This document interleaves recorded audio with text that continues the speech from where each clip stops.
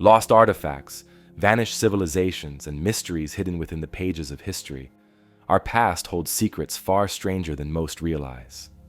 Tonight, we journey into the depths of time to explore real, factual, historical puzzles that remain unsolved, even today.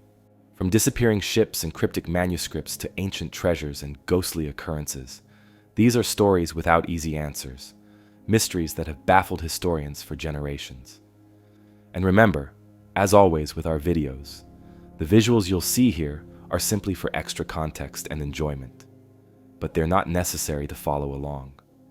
So whether you're studying, working, relaxing, or drifting off to sleep, treat this as your calming background companion.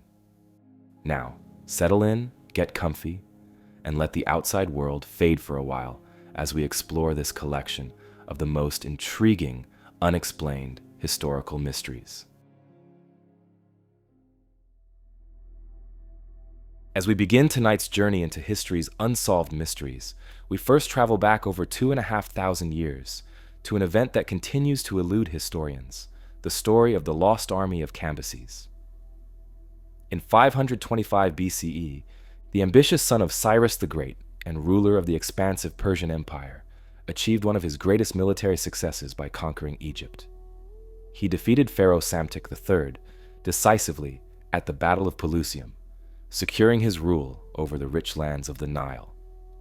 With Egypt firmly under Persian control, Cambyses sought to expand his influence even further, setting his sights on a destination shrouded in mystery, prestige, and religious significance. The Oracle of Amun, situated at the distant Siwa Oasis, deep in Egypt's forbidding western desert. The Oracle of Amun, already legendary in Cambyses' time, held extraordinary religious and political significance throughout the Mediterranean world. It was believed to be a sacred sanctuary capable of providing divine wisdom, guidance, and legitimacy to rulers who sought its counsel. Many famous figures from the ancient world would later visit this oracle, including Alexander the Great, who famously journeyed to Siwa centuries later seeking divine confirmation of his rule.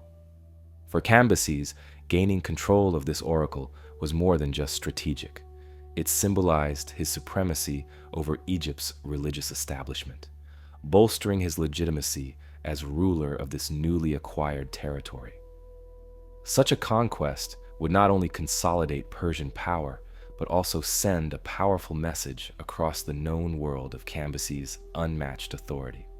Determined to subdue this symbolic target, Cambyses organized a massive expedition to conquer the remote oracle. According to the detailed but later historical accounts provided by the Greek historian Herodotus, Cambyses assembled a staggering force, approximately 50,000 soldiers, complete with horses, provisions, and necessary supplies. It was an enormous undertaking, a clear testament to Cambyses' ambition and willingness to marshal vast resources in pursuit of his goals. In Herodotus's writings, the scale and preparations of this army were portrayed as almost unprecedented, emphasizing the significance Cambyses attached to this mission. Setting off from the city of Thebes, present-day Luxor, the Persian army moved westward into the desert. The expedition was carefully planned, aiming to make use of a network of oases that dotted the Egyptian desert. After several grueling days, the army arrived at the Kharga Oasis, a key resting point along their route. Kharga offered essential supplies including fresh water, dates, and shelter from the harsh desert sun. Yet, from Kharga onward, the soldiers would face an even greater challenge. The vast, merciless expanse of desert, stretching nearly 200 kilometers, about 124 miles, to their ultimate destination, the Siwa Oasis. The region that lay ahead was, and remains, one of the most inhospitable environments on Earth. Known today as the Great Sand Sea, it is characterized by enormous sand dunes, intense heat during the day, freezing temperatures at night, and almost complete absence of reliable water sources. Crossing this terrain, even with modern technology, is incredibly challenging. In ancient times, it was a near impossible task. Yet Cambyses' generals pressed the army onward, undaunted by the desert's ferocity. Soldiers trudged forward, carrying their heavy equipment, weapons, and armor under the blistering Egyptian sun. Their journey through the harsh sands became more difficult with every passing hour as their provisions dwindled and exhaustion set in. Despite these hardships, their destination, the famed Oracle of Amun at Siwa, drove them relentlessly forward. What happened next remains one of history's greatest and most baffling mysteries. According to Herodotus, the entire army suddenly vanished without a trace, swallowed whole by a violent and terrifying sandstorm. He described how, as the army ventured deeper into the desert, an enormous windstorm erupted unexpectedly, kicking up walls of sand so dense and powerful that the soldiers had no chance of escape or survival. Within mere hours, the 50,000-strong force, men, animals, supplies, and weapons, had been completely buried beneath towering sand dunes. Not a single survivor was said to have emerged to recount what they had witnessed. Herodotus's vivid description has captivated historians, archaeologists, and explorers for centuries. However, the dramatic nature of his account has also sparked considerable debate among scholars. Some historians argue that Herodotus, writing centuries after the event, might have relied on second-hand accounts or exaggerated local folklore, which could have distorted the real events. Skeptics point out that, realistically, the total disappearance of such a large army, leaving no survivors or even a fragment of equipment, seems implausible. Despite these doubts, the legend has persisted, inspiring countless archaeological expeditions and explorations. Numerous searches have been conducted throughout the 20th century to locate physical evidence supporting Herodotus's narrative. Early explorers such as Ord Wingate and the Hungarian Count Laszlo Almasi undertook extensive searches, but found no conclusive evidence of Cambyses' army. Still, the desert is vast, the sands ever-shifting, and archaeologists remained hopeful that further exploration might uncover the missing army. Excitement surged again in 2009 when Italian archaeologists Angelo and Alfredo Castiglioni announced potentially groundbreaking discoveries near Siwa. Using advanced satellite imaging and ground-penetrating radar, the Castiglionis detected anomalies in the desert sands, unusual formations that appeared unnatural, possibly concealing human remains and Persian-style artifacts. Initial finds included scattered bones, bronze weapons, jewelry, and fragments of pottery, which they cautiously proposed could belong to the Persian expedition. Their findings quickly drew international attention, suggesting the long-lost army might finally have been uncovered. However, further analysis by the broader archaeological community raised significant doubts about their findings. Subsequent researchers argued that the bones and artifacts uncovered by the Castiglionis were not conclusively linked to Cambyses' army. They pointed out that the western desert was historically traversed by countless travelers, caravans, and nomadic groups, whose remains could easily have been mistaken for those of the Persian soldiers. Additionally, geological and archaeological studies suggested the desert sands would be unlikely to preserve an entire army in such pristine condition for so long without clearer evidence emerging. Another possibility considered by historians is that the army never encountered a single catastrophic sandstorm, but rather succumbed gradually to the harsh conditions.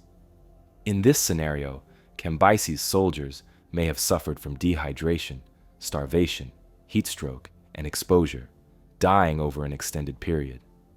Their remains, scattered across hundreds of kilometers, would be significantly harder to locate and identify, especially given shifting sands and the relentless erosion of the desert environment. Yet another theory argues that Herodotus' account might be metaphorical or exaggerated, reflecting Egyptian resistance or propaganda aimed at glorifying the divine protection of the Oracle of Amun.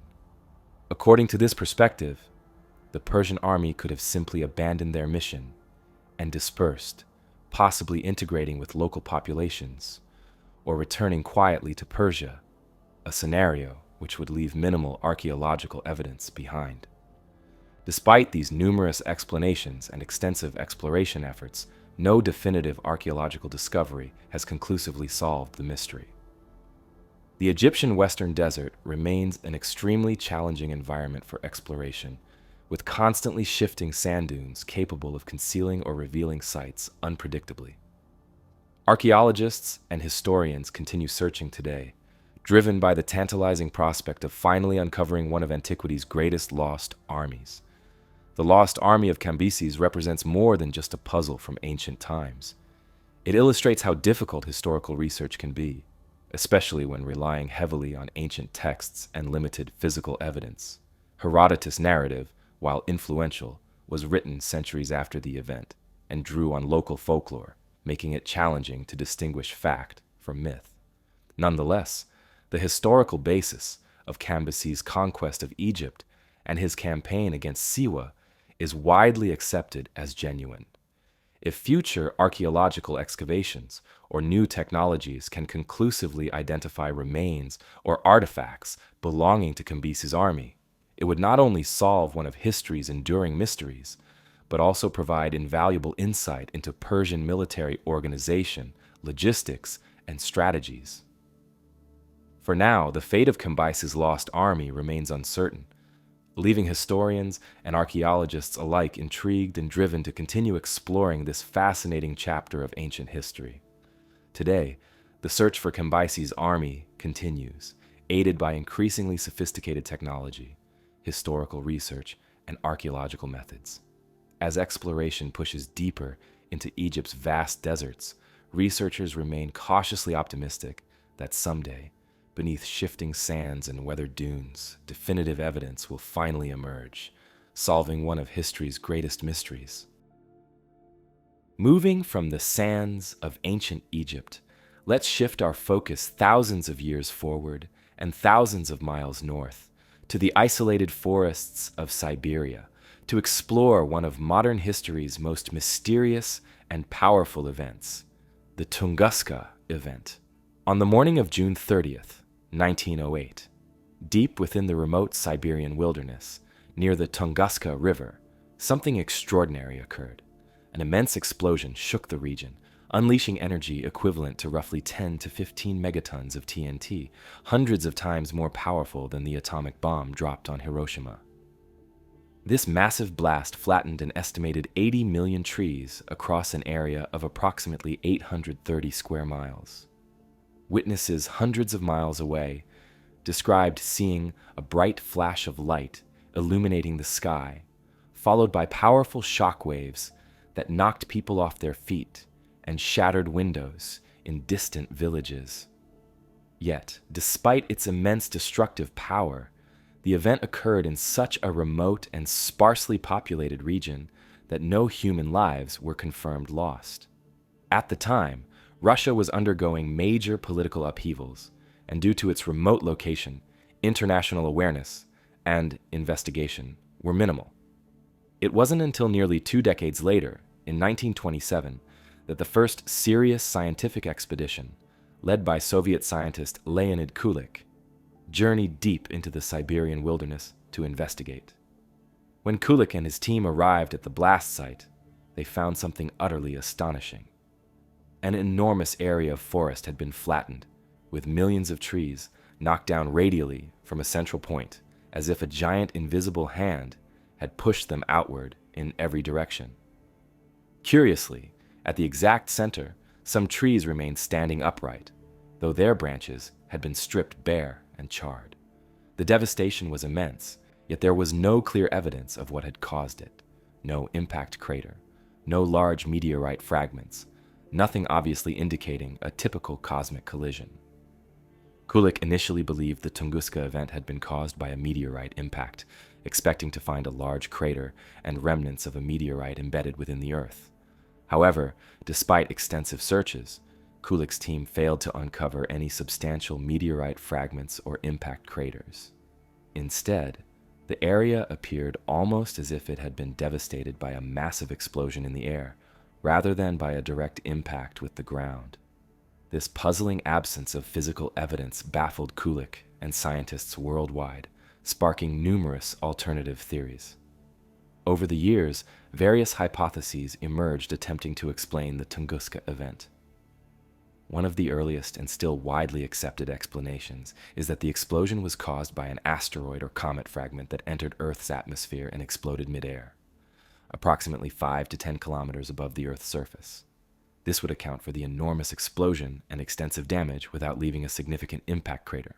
Modern scientists call this phenomenon an airburst, and similar, smaller-scale events have been documented elsewhere around the world, lending credibility to this explanation. In support of the asteroid or comet theory, microscopic spheres of silicate and magnetite were discovered in tree resin collected at Tunguska, suggesting extraterrestrial origin. Additionally, eyewitness reports from Siberian locals and distant observers describe seeing a fiery object streaking across the sky before the blast, consistent with a meteor or comet entering Earth's atmosphere.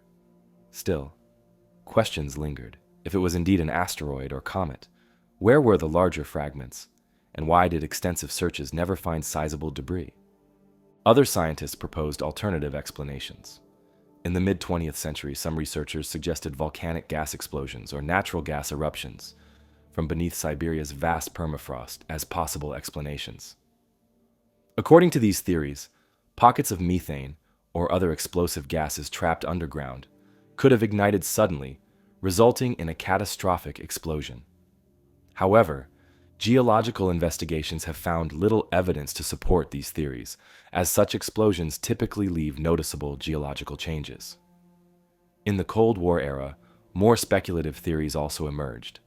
Some hypothesized that the Tunguska event might have been the result of early experimental technology, perhaps a secret weapon test gone wrong. Nikola Tesla, the famous inventor, was even briefly linked to the event through a theory suggesting he might have accidentally triggered the explosion during experiments with his death ray technology. Yet, historians and scientists largely dismissed these ideas due to a lack of credible evidence. More unusual theories also surfaced, involving extraterrestrial causes, such as a spaceship crash or antimatter collision. These more speculative explanations captured public imagination, but have been mostly disregarded by the scientific community due to their lack of solid supporting evidence. Still, the lack of definitive proof for more conventional explanations has allowed these theories to persist in popular culture, reinforcing the mysterious nature of Tunguska. In recent decades, advances in scientific methods, including computer simulations and modern astronomical research, have provided more detailed insights.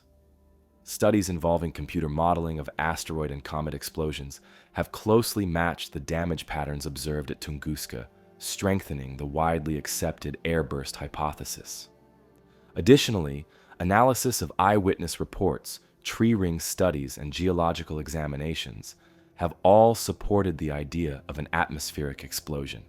In 2013, a strikingly similar event provided modern scientists with valuable context. In Chelyabinsk, Russia, a relatively small asteroid exploded high above the city, injuring over 1,000 people and causing extensive damage. The Chelyabinsk meteor, captured on numerous cameras, vividly demonstrated the destructive potential of atmospheric explosions caused by space objects. This event renewed scientific interest in Tunguska, confirming that such catastrophic airbursts can indeed occur and providing critical parallels for researchers to study. Yet, despite these advances, several mysteries persist. One significant puzzle remains the exact composition of the object that exploded over Tunguska. Was it a rocky asteroid or an icy comet fragment? Both possibilities have compelling arguments. Asteroids are common near-Earth objects and known for causing powerful explosions when entering Earth's atmosphere. But comets, composed largely of ice, might better explain the lack of large meteorite fragments. The intense heat and pressure from the atmospheric entry could have vaporized most of the material, leaving few physical traces behind. Additionally, some recent scientific expeditions continue to search for potential physical remnants of the Tunguska object in nearby lakes and bogs, where they hypothesize tiny fragments might still be buried deep below the surface. However, despite these efforts, no definitive fragments large enough to conclusively identify the cosmic body have yet been discovered, leaving the Tunguska event's exact nature open-ended. More than a century later, the Tunguska event remains a fascinating historical enigma. It serves as a powerful reminder of Earth's vulnerability to cosmic impacts and continues to inspire scientific study. Each year, astronomers and scientists track thousands of near-Earth objects, working tirelessly to prevent similar incidents in the future. Though the specific object and precise details of the Tunguska explosion may never be fully uncovered, the event itself continues to teach valuable lessons about our planet, its place within the cosmos, and the unexpected mysteries that occasionally emerge from the skies above. Leaving behind the quiet forests of Siberia and the mysteries hidden within its vast landscapes, we now journey southward across centuries to the sunlit shores of the ancient Mediterranean to explore one of history's greatest puzzles, the mysterious invasion of the Sea Peoples. Around 1200 BCE, a series of events unfolded that reshaped the ancient world. Powerful civilizations, including the Hittite Empire, Mycenaean Greece, and Egypt, faced sudden chaos, instability, and collapse. Historical records from this period are scarce and fragmented, but those that remain hint at a mysterious coalition of seaborne invaders who emerged from the sea, striking swiftly and unpredictably across coastal regions and inland settlements alike. Ancient Egyptians called them the Sea Peoples, and despite numerous references to their devastating raids, the true identity and origins of these invaders remain one of history's enduring mysteries.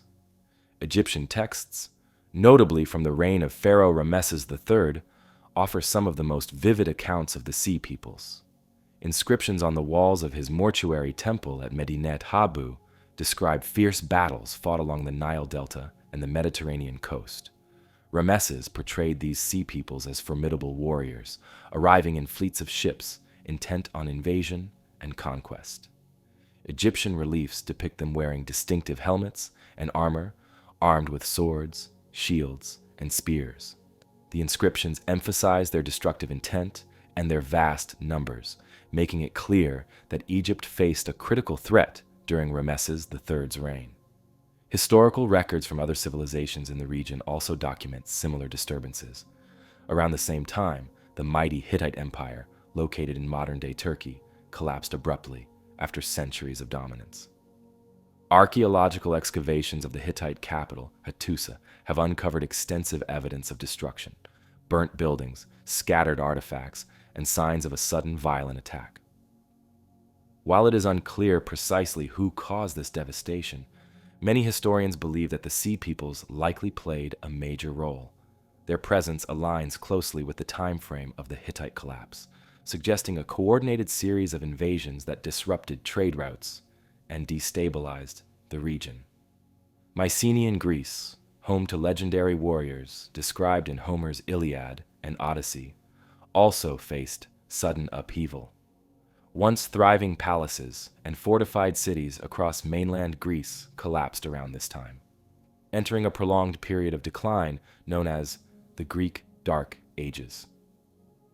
Ancient Greek historians left few written accounts from this era, making it difficult to pinpoint the exact reasons behind their downfall. Yet archaeological evidence indicates widespread destruction and abandonment, again strongly suggesting involvement by external invaders, possibly the elusive Sea Peoples. Who exactly were these mysterious invaders? The ancient Egyptians left behind a few tantalizing clues. Ramesses III's inscriptions list specific groups within the Sea Peoples coalition, using names such as the Peliset, Shekelesh, Denayan, Shurdan, and Luka. Modern scholars have tried connecting these ancient names to known historical peoples. For example, the Peliset are often identified with the Philistines, who later settled in what is today the Gaza Strip region. Similarly, the Shurdan may relate to ancient Sardinians, and the Luka to peoples from southwest Anatolia. However, these identifications remain speculative, as ancient sources do not provide conclusive details about their origins. Various theories have emerged to explain why the Sea Peoples invaded and how they caused such widespread devastation. Some historians believe they were refugees, displaced by drought, famine, or environmental crises in their homelands. As their traditional territories became unlivable, these groups could have banded together, seeking new lands along the Mediterranean coast. Others suggest the Sea Peoples were aggressive raiders or mercenaries driven by the prospect of wealth and conquest, capitalizing on the weakened state of established empires. Another popular hypothesis argues that the Sea Peoples were not a single unified group, but rather an assortment of different ethnic groups and tribes that shared a common goal of conquest and settlement. These separate peoples might have temporarily joined forces, forming loose alliances to mount large-scale attacks against powerful civilizations. Ancient artwork and inscriptions seem to support this theory, depicting sea peoples in varied styles of dress and armor, suggesting diverse backgrounds and cultures. Recent archaeological research has added depth to our understanding. Excavations across the eastern Mediterranean region have uncovered layers of destruction dating precisely to the period of the Sea Peoples' invasions. Charred ruins, toppled fortifications, and hastily abandoned cities provide vivid evidence of widespread conflict. Archaeologists studying these sites have found weapons, pottery, and artifacts belonging to unfamiliar cultural groups, possibly left behind by the invading armies. Interestingly, Egyptian records indicate that Rameses III successfully repelled the Sea Peoples in a decisive naval battle around 1177 BCE. Relief carvings at Medinet Habu depict Egyptian forces using arrows, spears, and grappling hooks to defeat the invaders' ships and warriors. Rameses described his victory as a monumental achievement, portraying himself as the defender of Egypt's stability. While this victory helped Egypt survive the immediate crisis, it did not fully protect the broader region from turmoil. Neighboring civilizations, lacking Egypt's defenses, succumbed to instability, invasion, or internal collapse. Following the invasions, the Mediterranean world experienced a significant transformation. Long-established trade networks and diplomatic relationships disintegrated, plunging the region into a period of isolation and economic disruption. This marked the end of the Late Bronze Age, a sophisticated era of international trade and diplomacy. The once prosperous cities and empires gradually fragmented, giving way to smaller, less centralized communities. It took centuries for new civilizations, such as classical Greece and Phoenicia, to rise from the ashes and rebuild stability and prosperity. Modern historians and archaeologists continue exploring new evidence, utilizing advanced scientific techniques such as genetic analysis, radiocarbon dating, and sophisticated mapping technology to gain further insights into the Sea Peoples and their impact. Ongoing excavations at coastal sites around the Mediterranean regularly uncover new artifacts, structures, and human remains linked to this mysterious era. Each discovery offers another puzzle piece in the quest to understand these ancient invaders and their motives. Yet, despite more than a century of dedicated research, the Sea Peoples remain one of history's most enigmatic groups. Their origins, identities, and motivations still provoke lively debates among historians and archaeologists alike. Some researchers remain optimistic that future discoveries will eventually provide clear answers. Others believe the full truth may never be completely revealed due to the scarcity and fragmentary nature of surviving ancient records. Nevertheless, the Sea Peoples continue to captivate historians and enthusiasts worldwide. Their sudden appearance, devastating invasions, and mysterious identities make them an enduring source of fascination. By disrupting powerful empires and reshaping the ancient world, these enigmatic raiders profoundly influenced the course of Mediterranean history, leaving behind intriguing clues and unanswered questions. Ancient shores of the Mediterranean and the elusive Sea Peoples aside, we now journey forward through time, into the heart of 19th century Europe, where a different kind of mystery captivated an entire continent: the strange and puzzling story of Kaspar Hauser. On May 26, 1828, a teenage boy appeared suddenly in the streets of Nuremberg, Germany. He seemed confused, disoriented, and could barely speak. Clutched in his hand was a mysterious letter addressed to Captain von Wessenig of the local cavalry regiment, requesting that the boy be taken into their care. The letter claimed the boy's name was Kaspar Hauser, that he was born on April 30th, 1812, and had never before left the house in which he was raised. The author of the note, who remained anonymous, claimed to have cared for the boy after receiving him from his unknown mother, but was no longer able to provide for him. Another shorter note, supposedly written by his mother, stated that Kaspar's father had been a cavalryman.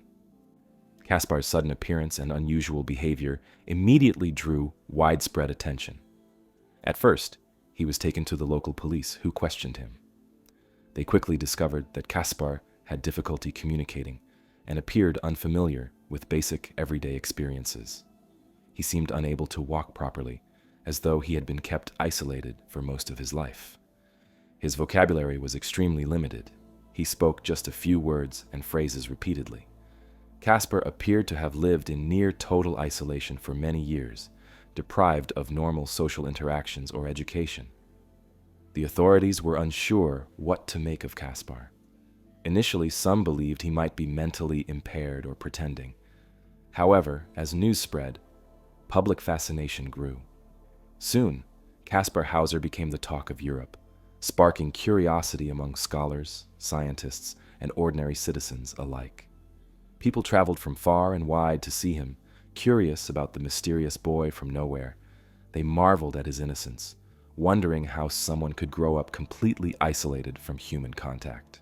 As interest intensified, so did speculation about Kaspar's origins. He eventually learned to speak and communicate more clearly, though with some difficulty. As his language skills improved, Kaspar described living most of his childhood in a small, dark cell without human contact, surviving only on bread and water. According to Kaspar, a mysterious caretaker periodically visited him, bringing him food and water, but rarely spoke to him or interacted in any meaningful way.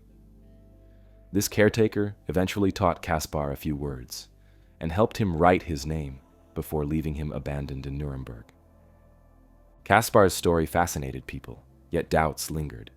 Some skeptics believed he fabricated his tale for attention or sympathy.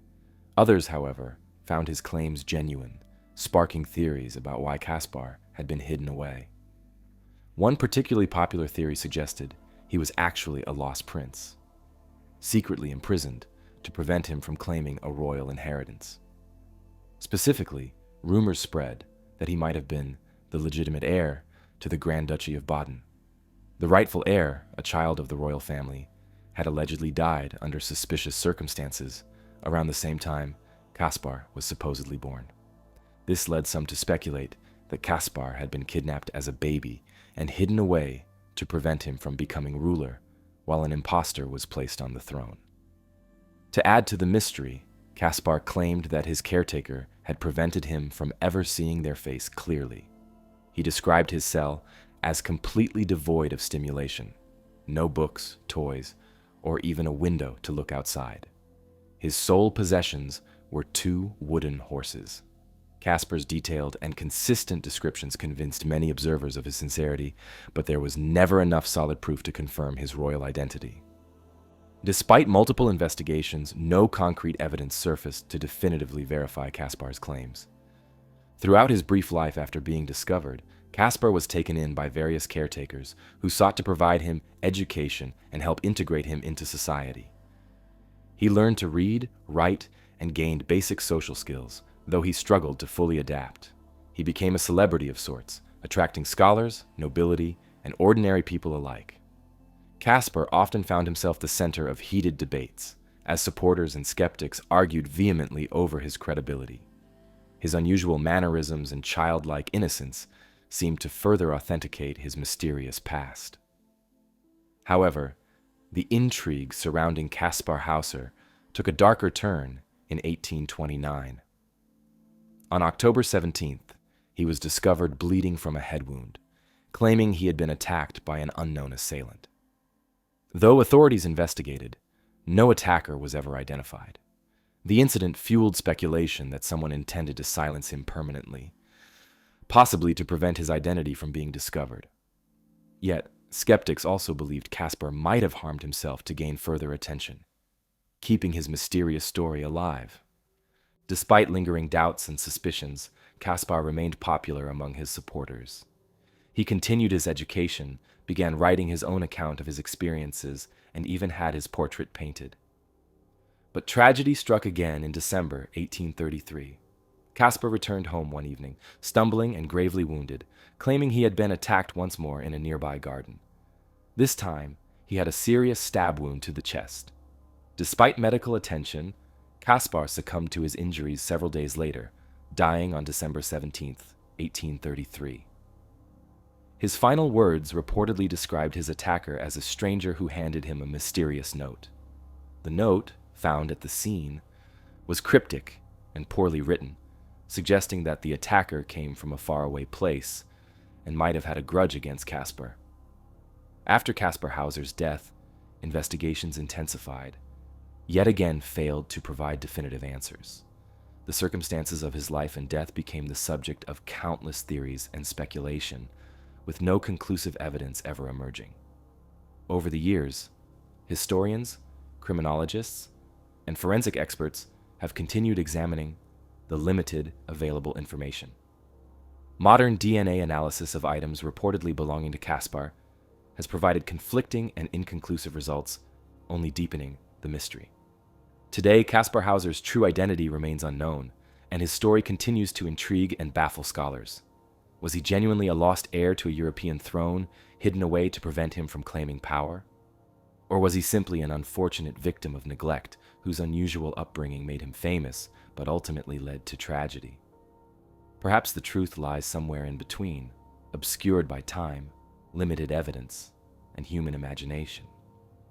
Kaspar's tale inspired countless works of literature, film, and art, highlighting society's ongoing fascination with unsolved mysteries. The enduring intrigue surrounding his life and mysterious origins has cemented his legacy as one of history's most puzzling figures. While the peculiar silence surrounding Kaspar Hauser hints at a singular, perplexing origin, the early shores of America bear witness to a far more expansive and unsettling void. The lost colony of Roanoke, an entire community swallowed by history's unanswered questions. This disappearance remains one of the earliest and most enduring puzzles in American history, leaving historians and archaeologists alike searching for answers to what exactly happened to an entire colony of settlers. The story begins in 1587, during the era of Elizabethan exploration. Under the patronage of Sir Walter Raleigh, a group of English settlers set out from England to establish a permanent colony in the New World. They sailed across the Atlantic, eventually landing on Roanoke Island, situated off the coast of what is now North Carolina. Led by Governor John White, the settlers aimed to build a thriving community that would secure England's claim to the Americas. It wasn't the first time Roanoke had been selected for colonization. An earlier attempt in 1585 ended abruptly when the settlers abandoned the settlement, returning to England after facing harsh conditions and strained relationships with local indigenous tribes.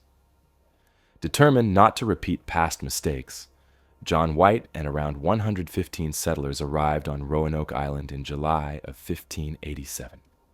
Initially, they worked to establish a sustainable community, building shelters, planting crops, and attempting to foster peaceful relations with nearby Native American groups.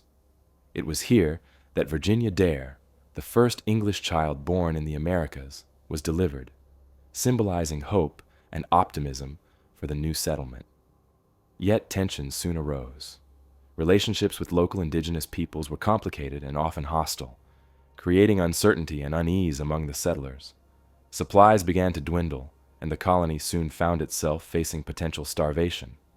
Governor John White, seeing the desperate need for provisions, reluctantly decided to return to England to secure additional supplies and support. Before departing, White instructed the colonists to leave a clear sign if they decided to relocate, and to carve the name of their new location on a tree or wooden post. If danger forced their departure, they were to carve a cross alongside the name. White's return to England was intended to be brief, but political turmoil intervened. At that time, England was locked in fierce rivalry with Spain, culminating in the arrival of the Spanish Armada in 1588. England's naval forces were entirely preoccupied with defending against this formidable invasion, delaying White's return. It took nearly 3 years before he was finally able to sail back to Roanoke in August of 1590. When White finally arrived at Roanoke Island, expecting a joyous reunion, he instead found a chilling silence. The entire colony had vanished without a trace.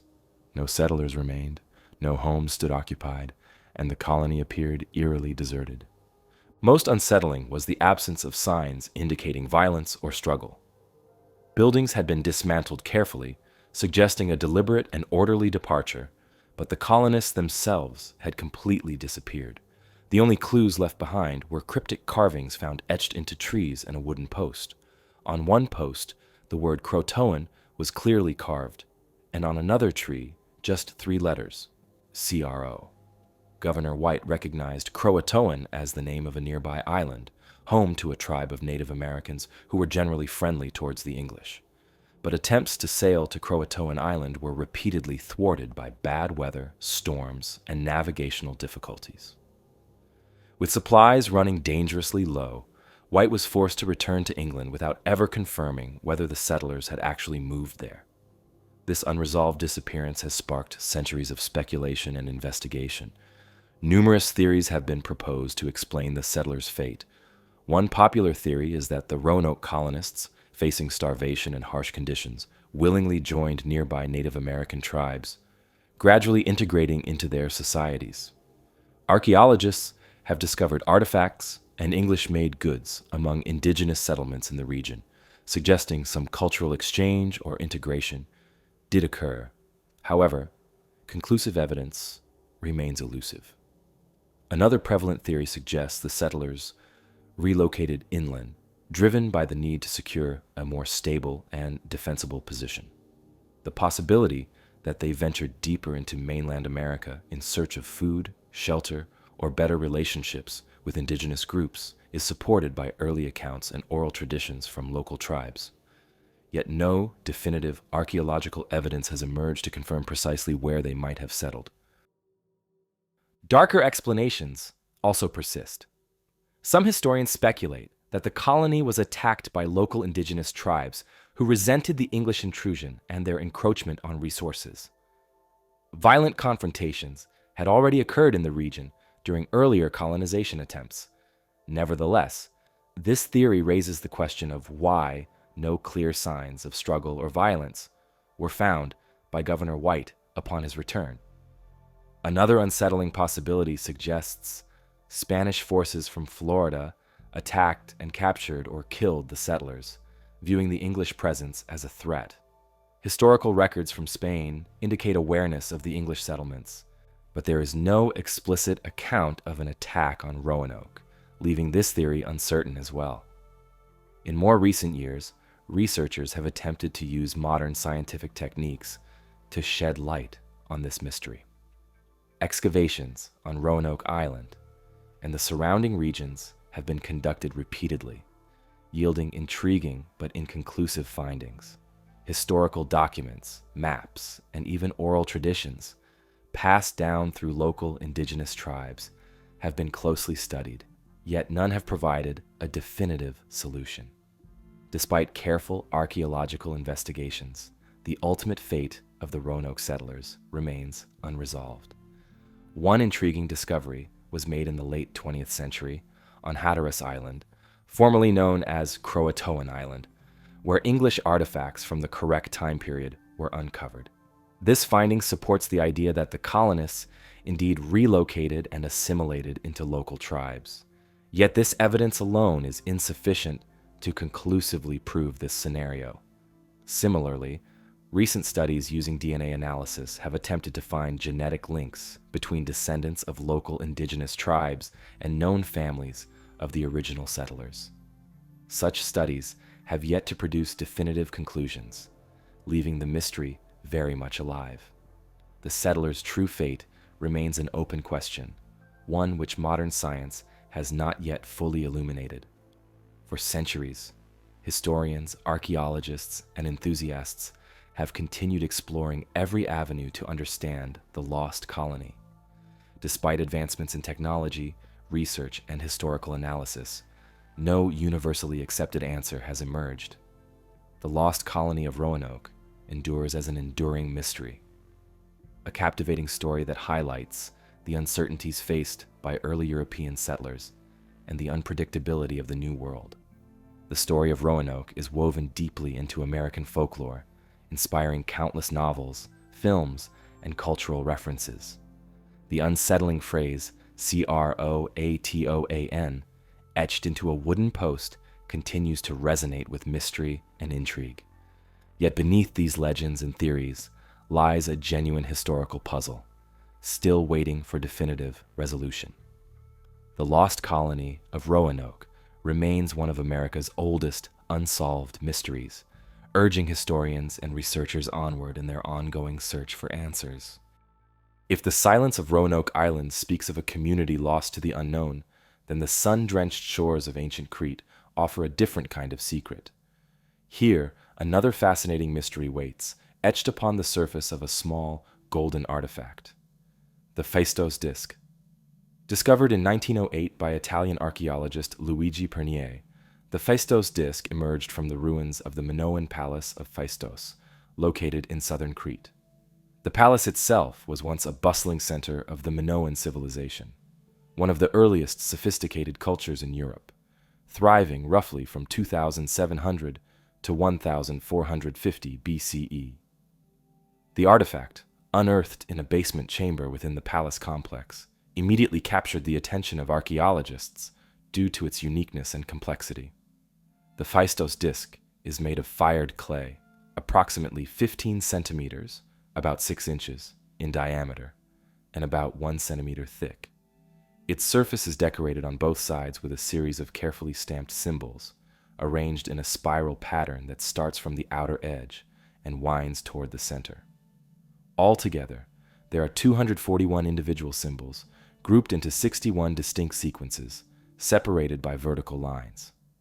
Researchers quickly noted that these symbols did not match any known written language from ancient Crete or any other civilization of the time, making the disk's message entirely unreadable, and its purpose a complete mystery. One of the most intriguing aspects of the Phaistos disk is how it was created. The symbols were not carved individually by hand. Instead, each character was impressed into the clay using specially crafted stamps.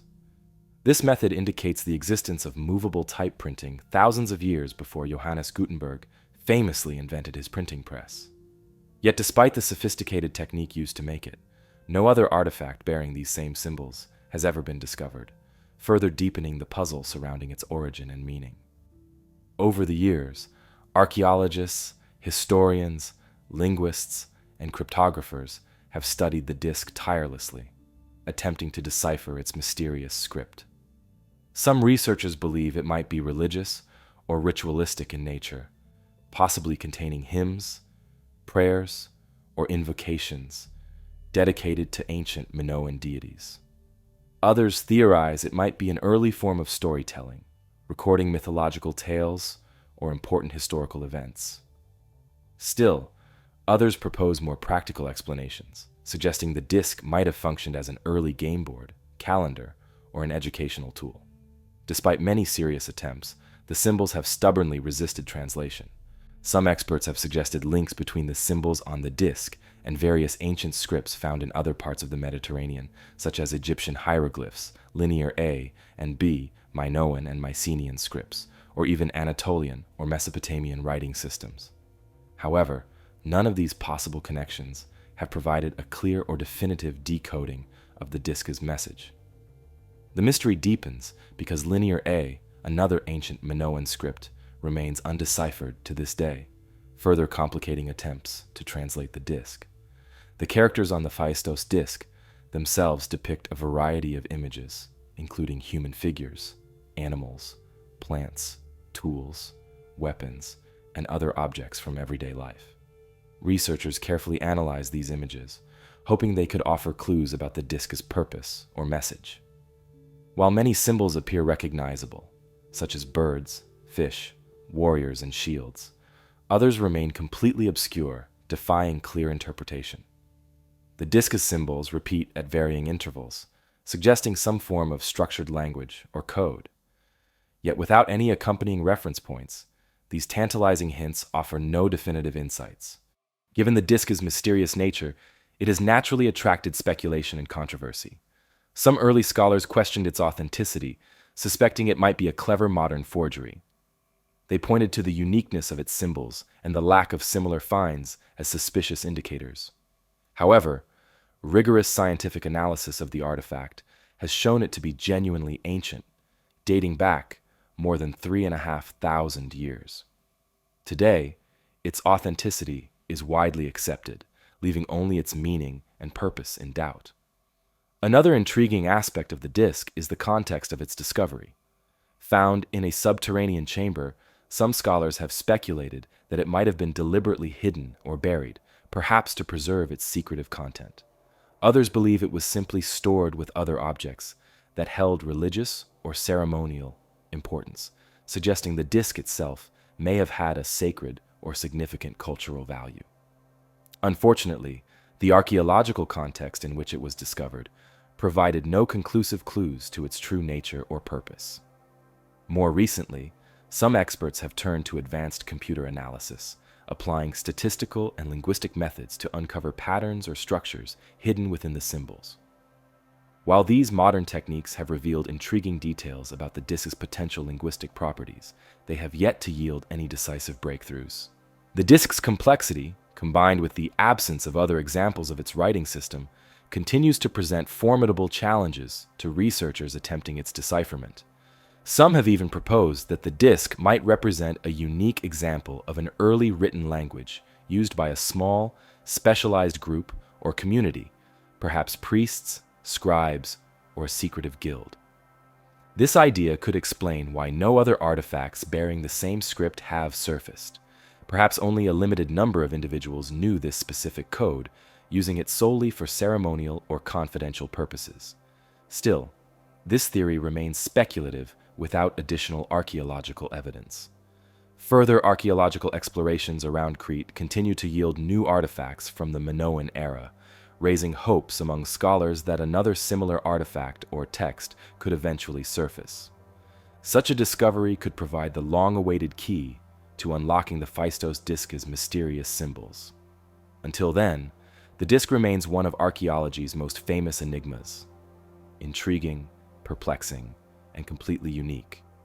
Today, the Phaistos disc is carefully preserved and displayed in the Heraklion Archaeological Museum in Crete, where visitors from around the world can marvel at its intricate symbols and ponder its secrets. Scholars continue to debate its significance, analyzing it from every possible angle. While its true meaning remains stubbornly elusive, the disc serves as a compelling reminder of how much remains unknown about ancient cultures, even those as extensively studied as the Minoans. In the absence of definitive answers, the Phaistos disc endures as a symbol of human curiosity and the persistent allure of historical mysteries. Each new generation of researchers approaches it with fresh eyes and new methodologies, hopeful that someday the disc's cryptic message might finally be revealed. Until then, it waits, an ancient puzzle etched in clay, patiently holding its secrets through the ages. If the undeciphered script of the Phaistos disc hints at a lost language, the medieval courts of England during the Wars of the Roses witnessed a different kind of silencing, the unexplained disappearance of young royalty. The fate of the princes in the Tower remains a poignant and enduring drama of power and vulnerability. In the spring of 1483, King Edward IV of England suddenly died, leaving behind two young sons. His eldest, Edward V, was only 12 years old, while his younger brother, Richard of Shrewsbury, Duke of York, was merely 9. As Edward IV's heir, the young Prince Edward V became king, though his reign would be brief and tragically overshadowed. Because he was still a minor, Edward V was placed under the guardianship of his uncle, Richard, Duke of Gloucester. Richard swiftly assumed the role of Lord Protector, entrusted with safeguarding the young king until he reached adulthood Initially, young King Edward and his brother Richard were lodged in the Tower of London, not then a prison but rather a royal residence commonly used by monarchs in preparation for coronation. However, as the weeks passed, the mood surrounding the boys grew increasingly tense. Rumors of political intrigue and power struggles rapidly spread throughout England. Suddenly, their uncle Richard made a startling claim. Edward IV's marriage to Elizabeth Woodville, the prince's mother, was illegitimate. Consequently, Richard declared the two young princes illegitimate heirs, and himself the rightful successor to the throne. In July 1483, Richard, Duke of Gloucester, became King Richard III. Following Richard III's coronation, sightings of Edward and Richard, the princes in the Tower, as they came to be called, began to diminish.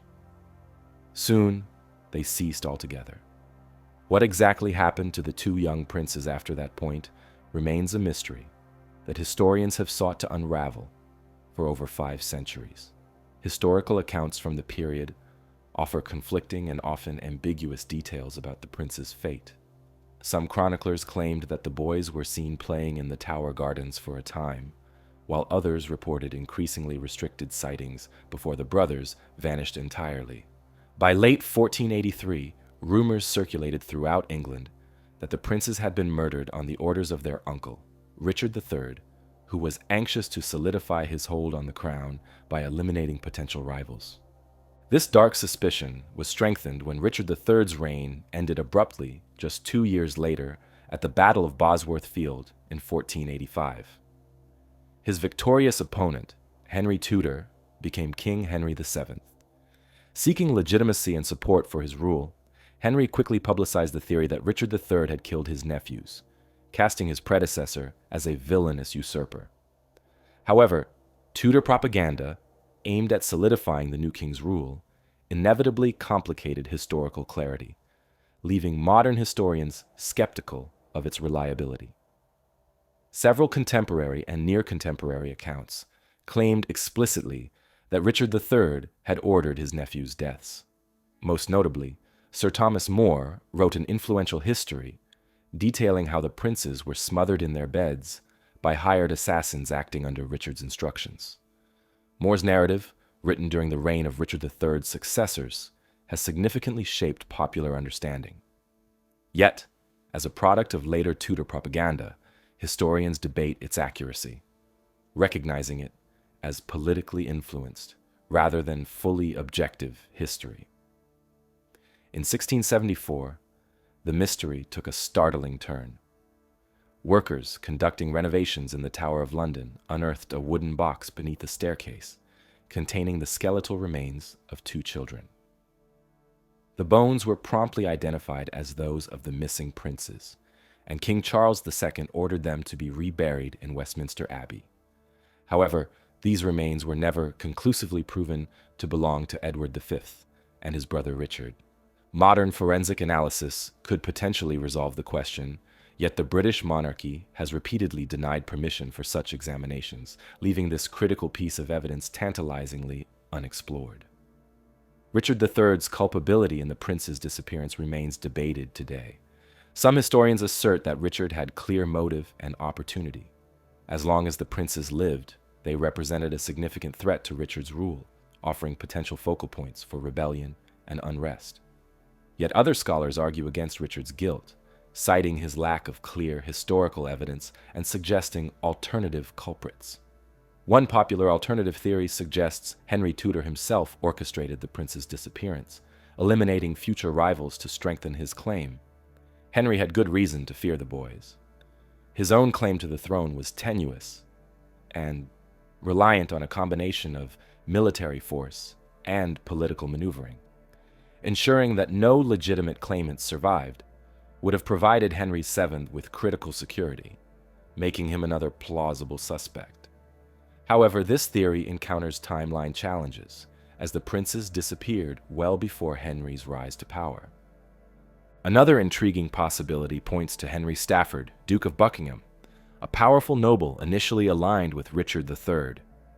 Buckingham possessed both ambition and the means to act independently, potentially plotting against Richard or seeking leverage in England's volatile political landscape. Historical records show that Buckingham eventually turned against Richard, leading a rebellion in late 1483. Some historians speculate that Buckingham might have secretly killed the princes, hoping to place blame on Richard and incite public outrage. Yet again, no concrete evidence supports this theory, leaving it speculative. Over the centuries, various claimants appeared, asserting that they were one of the missing princes miraculously escaped. The most famous impostor was Perkin Warbeck, who, in the 1490s, claimed to be Richard of Shrewsbury, Duke of York. His claim attracted significant European attention and support, causing considerable problems for Henry VII. Warbeck's eventual capture and execution ended this chapter of intrigue, yet his appearance highlighted the continued fascination and uncertainty surrounding the prince's fate. Modern forensic methods could potentially settle the mystery conclusively. But without royal approval for examining the remains, researchers can only hypothesize. DNA testing could determine if the bones belonged to Edward and Richard, and detailed forensic examination could even shed light on the manner of their deaths. Until such investigations are permitted, the mystery will persist. Historians continue piecing together details, carefully analyzing period documents, royal correspondences, and contemporary accounts. Each theory offered about the prince's disappearance illuminates new facets of a deeply complex historical landscape. The princes were vulnerable pawns, caught in an intense struggle for the English throne, a scenario sadly not uncommon in medieval Europe. Yet their disappearance uniquely captured public imagination, perhaps because of their youth, innocence, and the deeply unsettling nature of their presumed fate.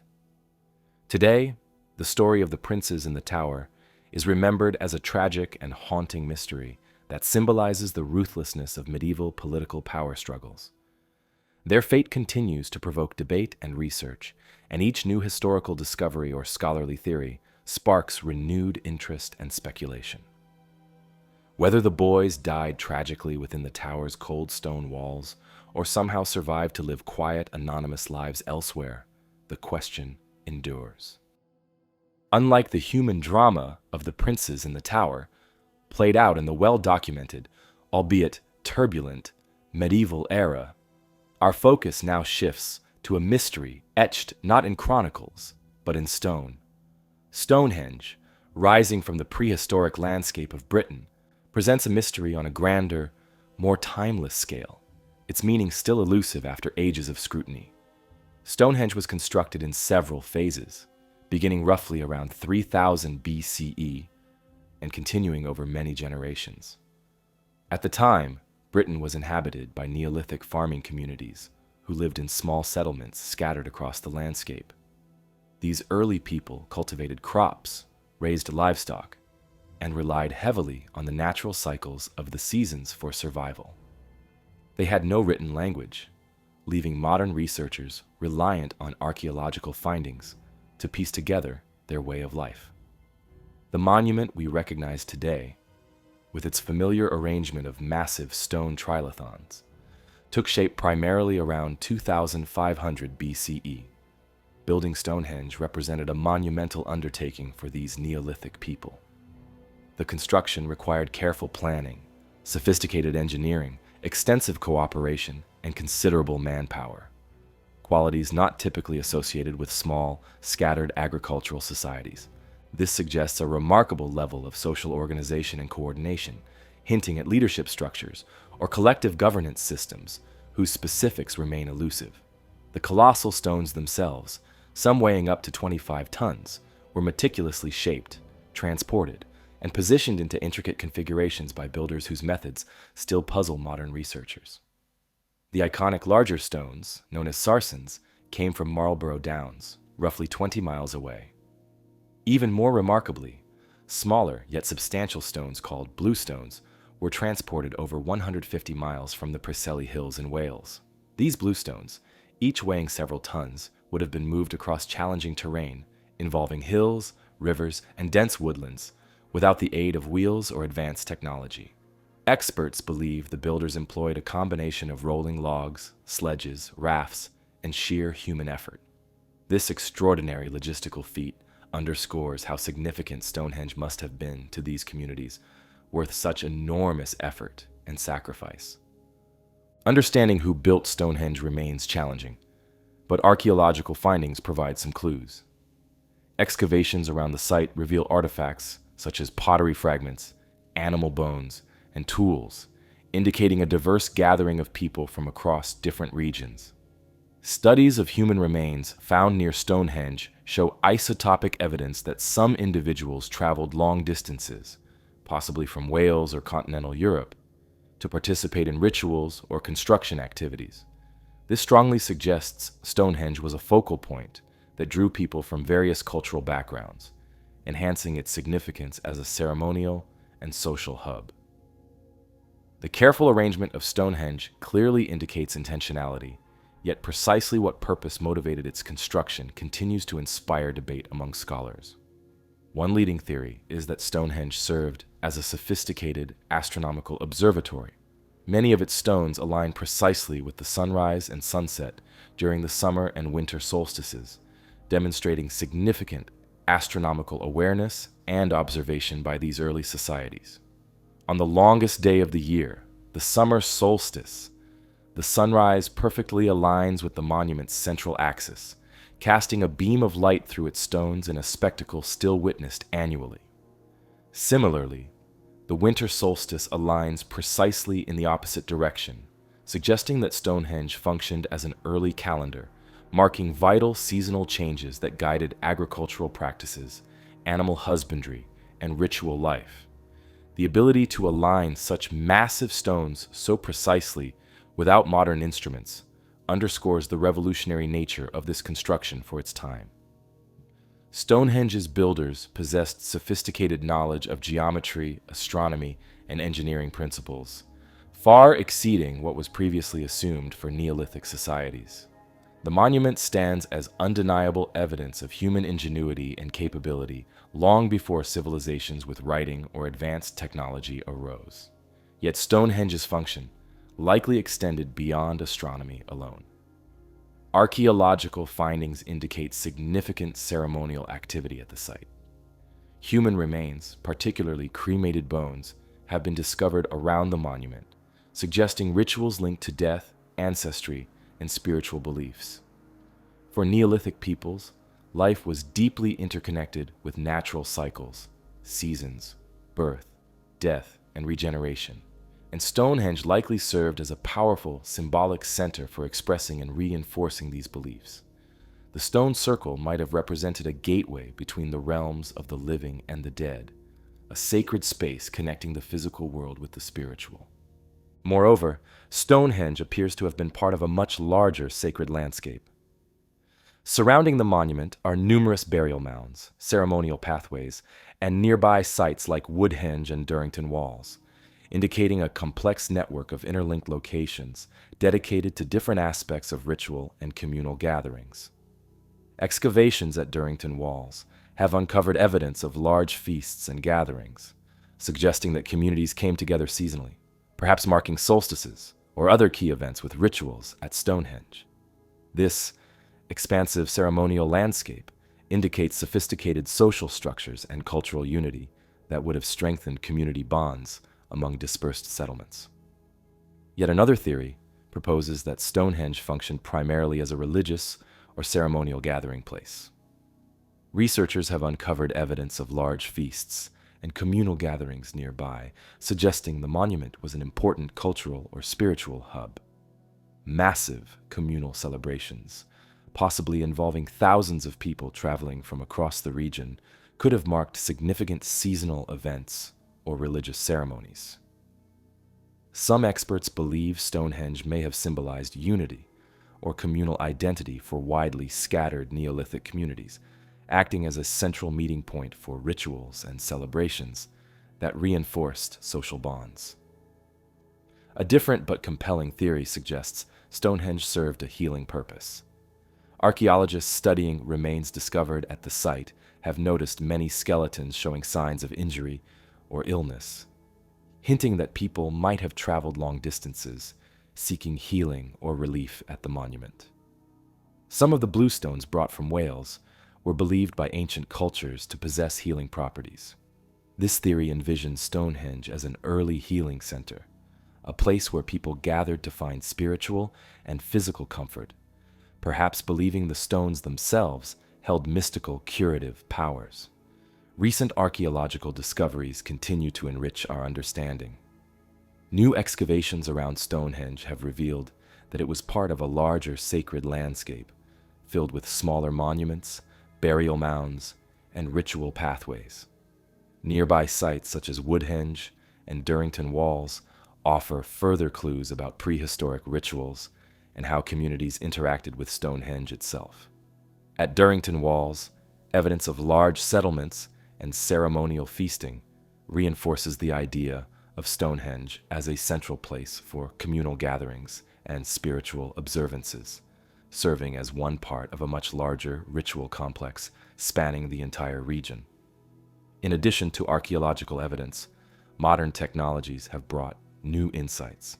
Advanced radar scans and ground-penetrating surveys of the surrounding area have revealed previously unknown structures buried beneath the landscape. These hidden features suggest the Stonehenge we see today was just the heart of a broader network of ceremonial sites, connected by carefully constructed pathways and earthworks. Such discoveries strongly suggest the monument had deep cultural, spiritual, and possibly political significance for its creators, far beyond simply marking the solstices or seasonal cycles. Yet despite these fascinating findings, Stonehenge refuses to yield all of its secrets. Even basic questions, such as exactly how the massive stones were transported or precisely who orchestrated their construction, remain stubbornly unanswered. The monument's construction spanned multiple generations, implying a level of organization, collaboration, and continuity across centuries. Yet the identities and motivations of those involved are lost to history. Throughout history, Stonehenge has inspired countless myths and legends, further complicating its historical understanding. Early medieval legends spoke of Merlin, the legendary wizard from Arthurian stories, magically transporting the stones from Ireland. Other folklore suggested giants were responsible for erecting the massive stones, reflecting the awe and confusion medieval observers felt towards this ancient marvel. These fantastical stories, though clearly fictional, demonstrate the enduring mystery Stonehenge held even in ancient and medieval imaginations. Attempts to interpret Stonehenge's purpose continue to generate debate among historians, archaeologists, astronomers, and anthropologists. Modern theories frequently combine elements of astronomy, religion, community gathering, and healing practices, acknowledging that Stonehenge likely served multiple purposes simultaneously. Yet without clear written records or definitive archaeological evidence, its precise meaning remains impossible to conclusively determine. The careful preservation of Stonehenge ensures ongoing archaeological study and continued public fascination. Each year, visitors from around the globe flock to the monument, captivated by its ancient stones and unresolved mysteries. English Heritage, the organization responsible for Stonehenge's preservation, balances conservation efforts with archaeological exploration, ensuring the site remains intact for future generations to ponder. Stonehenge represents more than just an ancient structure. It encapsulates humanity's timeless curiosity and desire to understand our past. As archaeologists continue excavations and apply increasingly sophisticated scientific techniques, we come incrementally closer to grasping its true purpose. Each new finding provides additional clues, deepening our appreciation of Stonehenge's complexity without ever fully revealing its secrets.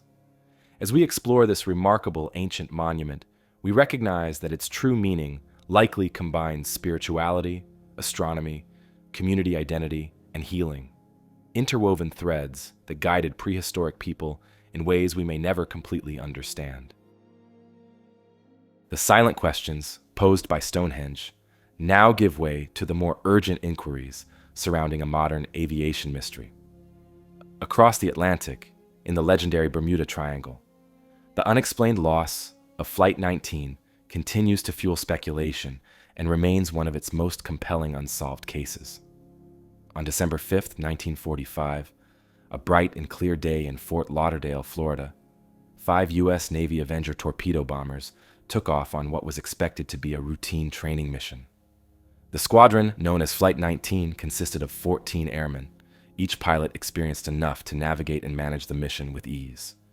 Commanded by Lieutenant Charles Carroll Taylor, an instructor with more than 2,500 flight hours, the pilots embarked on a simple navigation exercise. The plan was straightforward. Fly eastward from Fort Lauderdale, conduct a bombing practice at Hen and Chickens Shoals near the Bahamas, proceed east again before turning northward, then finally head back westward toward Florida. This triangular route was typical, familiar, and considered perfectly safe. The mission began smoothly. Radio transmissions indicate that Flight 19 successfully reached their practice area, carried out their bombing run, and then turned northeast, exactly as intended. Yet soon after, something inexplicable began to unfold. Around 3:45 p.m., the Fort Lauderdale Air Base received an unsettling radio transmission from Lieutenant Taylor. He reported confusion regarding his location, noting that both of his compasses were malfunctioning.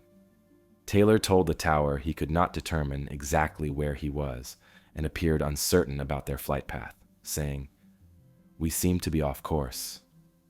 At first, ground control operators calmly instructed Taylor to head west toward the Florida coast, confident this would easily guide the flight home. However, Taylor, who appeared increasingly disoriented and anxious, believed they were somewhere over the Florida Keys. This confusion proved fateful. Believing himself south of Florida, Taylor made the critical decision to direct the squadron northeast, away from land, taking them deeper into the vast Atlantic Ocean. As the hours passed, conditions worsened. The once bright and clear sky began to darken as evening approached, and fuel levels gradually diminished, intensifying the urgency. Ground stations and other nearby aircraft attempted repeatedly to reach Flight 19 by radio, offering guidance and desperately trying to ascertain their exact position. Yet the radio transmissions grew weaker, becoming increasingly distorted and intermittent, adding to the anxiety gripping those listening below. One of the final radio messages, chilling in hindsight, came from one of the pilots who said, "All planes close up tight. We'll have to ditch unless landfall. When the first plane drops below 10 gallons, we all go down together." After this ominous message, the radio fell silent. As night descended, Flight 19 vanished into darkness, never to be seen again. Immediately after the planes disappeared from radar and radio contact, the U.S. Navy launched an intensive search and rescue operation. Hundreds of aircraft and dozens of ships combed the surrounding seas and skies in one of the most comprehensive searches in naval aviation history. Remarkably, the mystery deepened further when one of the rescue aircraft, a Martin Mariner flying boat with a crew of 13, also disappeared without a trace during the initial search efforts. Eyewitnesses later reported a distant explosion, suggesting the Mariner may have experienced a catastrophic accident. But the remains of this rescue plane, like Flight 19 itself, were never recovered. Despite extensive searching over thousands of square miles, no wreckage, no debris, and no signs of Flight 19 or its crew ever surfaced. This baffling disappearance quickly became one of the cornerstones of Bermuda Triangle legend, a region roughly bounded by Miami, Bermuda, and Puerto Rico, infamous for mysterious disappearances of ships and aircraft. Speculation began almost immediately, with theories ranging from rational explanations, such as navigational errors, fuel exhaustion, and mechanical failures, to more extraordinary claims involving magnetic anomalies, sudden rogue storms, and even theories involving extraterrestrial encounters or unexplained supernatural phenomena. One rational theory proposes that Taylor and his pilots simply became disoriented due to compass malfunctions combined with rapidly deteriorating visibility. Investigations suggest Taylor, unfamiliar with the region after transferring from Miami, mistakenly believed he was flying over the Florida Keys. His decision to fly northeast, thinking he would find land, tragically led the flight into open ocean. Without landmarks or functioning navigational equipment, the planes likely exhausted their fuel supply and crashed into the sea. This theory is logical, widely accepted, yet fails to answer why no trace of wreckage or crew was ever found. Another possible explanation centers on adverse weather conditions and unpredictable atmospheric phenomena common to the Bermuda Triangle region. Reports indicate sudden, powerful storms can develop rapidly, creating violent turbulence, waterspouts, and intense lightning, conditions more than capable of bringing down planes and obscuring wreckage from searchers. Still, no solid meteorological evidence conclusively supports this scenario for the day Flight 19 vanished. Over the decades, interest in Flight 19 has persisted, driven largely by its association with the Bermuda Triangle legend. Theories of magnetic anomalies interfering with navigation equipment remain popular, pointing to reports of abnormal compass behaviors, documented by mariners and pilots in the area.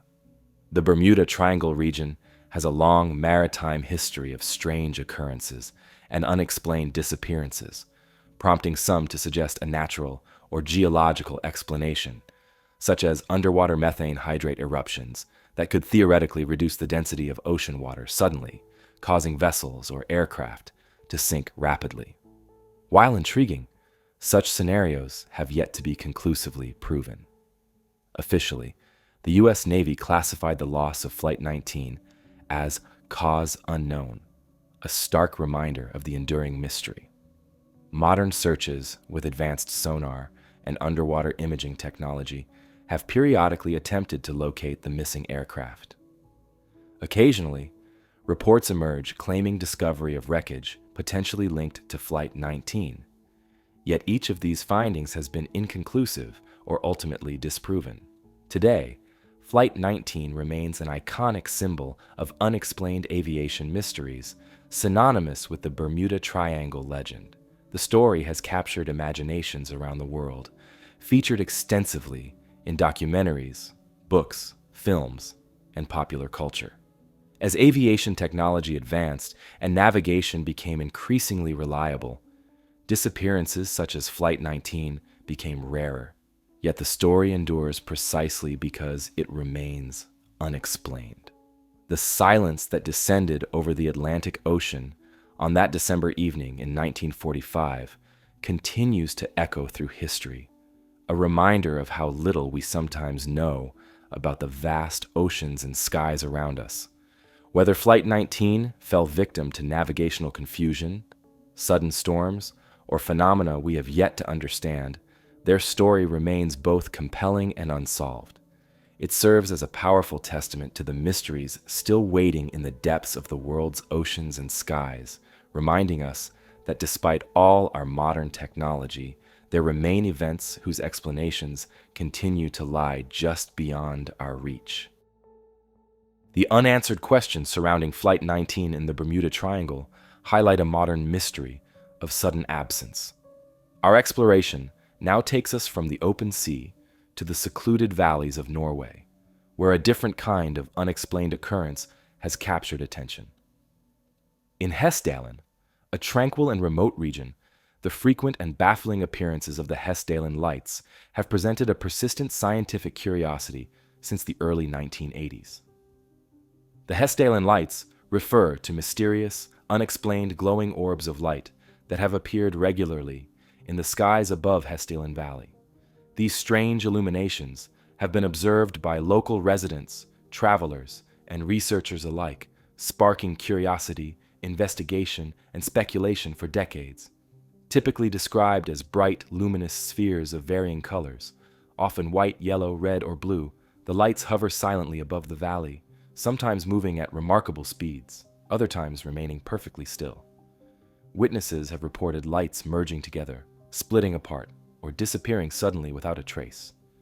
Their unpredictable nature and eerie silence have made the Hessdalen lights an ongoing subject of fascination and investigation. Reports of the lights first surfaced in significant numbers in December 1981. Initially, residents in the small community noticed bright, unexplained lights drifting silently above the valley and nearby mountains. Over the next several months, sightings dramatically increased, reaching a peak between 1981 and 1984, when lights were sometimes reported multiple times each week. Some nights, the lights appeared so frequently and vividly that residents became accustomed to their presence, despite having no clear explanation. The frequency of sightings drew attention from researchers and scientists around the world. Hoping to better understand the phenomenon, Norwegian researchers established Project Hessdalen in 1983, a dedicated scientific effort to observe, document, and analyze the lights using rigorous methods. This marked one of the first structured scientific attempts to study a recurring, unexplained phenomenon of this nature, bringing a new level of credibility and seriousness to the Hessdalen mystery.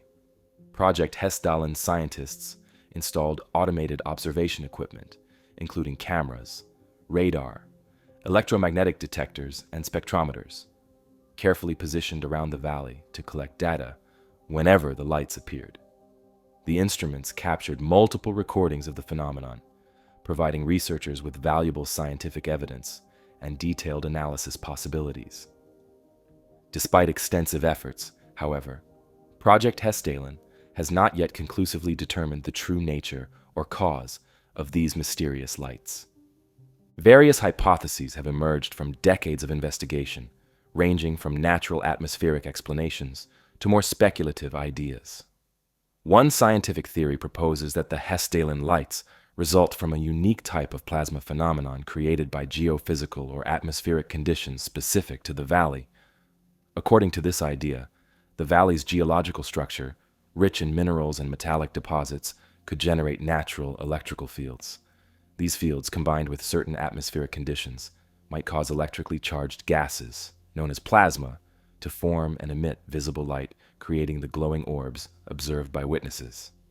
Another plausible theory relates to piezoelectricity, a natural electrical charge generated under pressure in certain minerals like quartz, abundant in the Hessdalen region. Some scientists suggest that subtle seismic activity or stress within underground rock formations could generate piezoelectric charges, which then manifest as visible glowing orbs when they reach the atmosphere. This geological and atmospheric explanation has gained some support, though it has not yet been definitively proven through experimental observation. Some researchers have suggested that the valley's topography, combined with atmospheric conditions, may lead to unusual reflections or optical illusions, causing observers to misinterpret normal lights from distant locations. However, this hypothesis struggles to explain cases where the lights move rapidly, change direction abruptly, or behave in ways inconsistent with simple reflections or optical phenomena. Eyewitnesses consistently describe lights displaying controlled, purposeful movements, adding further complexity and doubt to this theory. Speculation involving more unusual explanations has also surfaced, including theories suggesting extraterrestrial involvement or advanced military technology tests. These explanations have understandably drawn attention from UFO researchers and enthusiasts. While these theories add intrigue to the Hessdalen phenomenon, they lack strong scientific evidence or verifiable support.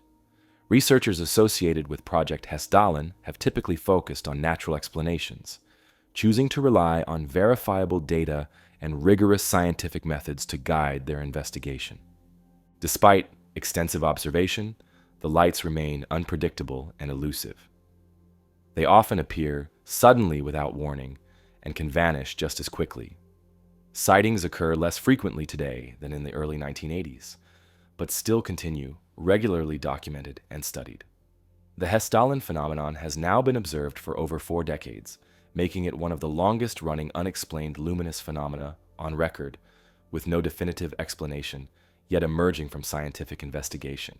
Recent advances in observational technology have allowed researchers to collect increasingly detailed and precise data about the Hessdalen lights. Modern scientific instruments, including high-resolution cameras, advanced spectroscopy equipment, and radar tracking, have provided valuable insights, confirming the lights as physical phenomena rather than illusions or misidentifications. Yet, despite improved observational capabilities, the underlying cause of the lights remains unclear, ensuring continued interest and ongoing research. Scientific efforts to understand the Hessdalen lights have significantly influenced studies of similar phenomena worldwide. Project Hessdalen has become an international example of how scientists can systematically approach unexplained aerial phenomena, demonstrating the importance of rigorous data collection and scientific methodology when investigating mysterious events. The project's findings have influenced research initiatives investigating similar phenomena in other regions, lending credibility and legitimacy to studies of unexplained lights around the globe. Local residents in Hessdalen have gradually become accustomed to the lights, considering them a unique feature of their home rather than a source of fear or superstition. The phenomenon has even become part of local identity, attracting tourists, researchers, and visitors interested in witnessing the mysterious lights themselves. Hessdalen has transformed into a popular destination for those fascinated by unexplained phenomena, bringing new attention and interest to this quiet valley. Ultimately, the Hessdalen lights phenomenon represents a unique scientific puzzle, continuously challenging researchers to expand their understanding of nature's mysteries. As observation and investigation continue, the lights maintain their ability to surprise and intrigue, floating above the darkened valley, visible but unexplained. With each passing year, scientists remain hopeful that further technological advancements, combined with careful observation, may eventually unlock the true explanation behind the Hessdalen lights, bringing clarity to a decades-long mystery shining in the Norwegian night sky. Leaving behind the atmospheric mystery of the Hessdalen lights in the tranquil Norwegian landscape, our journey now transports us to the bustling and ultimately bewildered city of Strasbourg in 1518. Here, a different kind of inexplicable event unfolded, not in the sky, but within the very fabric of the community. The bizarre and unsettling dancing plague, a historical anomaly that continues to defy definitive explanation. It began in the streets of Strasbourg, a bustling city within the Holy Roman Empire, located in what is today modern France. On a warm day in July of 1518, a woman named Frau Trophea stepped out of her home and began to dance. Without music or any apparent reason, she continued to dance persistently and uncontrollably through the day and into the night. Her neighbors watched in confusion as her movements continued tirelessly. What began as a peculiar incident quickly turned into something much more troubling. Within days, the inexplicable urge to dance spread rapidly among the city's residents. Soon, dozens, and then hundreds, joined the strange phenomenon, dancing without rest in streets, squares, and marketplaces. Witnesses described how the afflicted individuals moved their bodies compulsively, seemingly unable to stop. They danced to the point of complete exhaustion, collapsing only when their bodies could no longer withstand the effort. Alarmingly, many danced for days, some reportedly even for weeks, driven by an unknown force. Local authorities, bewildered and concerned by the sudden epidemic, attempted to understand and contain it. Medical professionals of the time offered theories based on prevailing ideas, attributing the dancing to hot blood or supernatural influences. Believing the condition might be alleviated by encouraging the dancers to continue until their energy was spent, city officials established dance halls, provided musicians, and even hired professional dancers to accompany the afflicted. Rather than helping, these measures unintentionally intensified the bizarre spectacle, attracting more participants and prolonging their frantic movements. As weeks passed, the city's situation grew increasingly dire. Records suggest that by August of 1518, approximately 400 people had joined the uncontrollable dancing. The physical toll was severe. Numerous dancers suffered injuries, heart attacks, strokes, and extreme fatigue. Historical accounts report deaths among the afflicted, though exact numbers remain unclear. Eventually, desperate authorities changed tactics, concluding that their initial approach was ineffective and possibly worsening the condition. They banned public dancing, closed music halls, and dispersed musicians from the city, hoping to quell the strange epidemic. Over time, the phenomenon began to subside. Gradually, participants ceased dancing, either exhausted, injured, or finally free of the strange compulsion. By early autumn, Strasbourg returned to a sense of normalcy, though residents remained unsettled and deeply perplexed by the bizarre events they had witnessed. Despite extensive historical documentation, the cause of the 1518 dancing plague remains unclear, and historians, psychologists, and medical researchers have offered various explanations over the centuries. Early theories leaned heavily towards supernatural or religious explanations, attributing the outbreak to demonic possession, curses, or divine punishment. Such interpretations aligned with widespread medieval beliefs, reflecting the cultural understanding of the time. In modern times, researchers have proposed more scientifically grounded theories. One suggestion is ergot poisoning, a condition caused by consuming rye contaminated with a fungus known as claviceps purpurea. Ergot contains chemicals similar to LSD, capable of inducing hallucinations, spasms, and bizarre behavior. Historical records confirm that ergot outbreaks occasionally affected medieval European communities.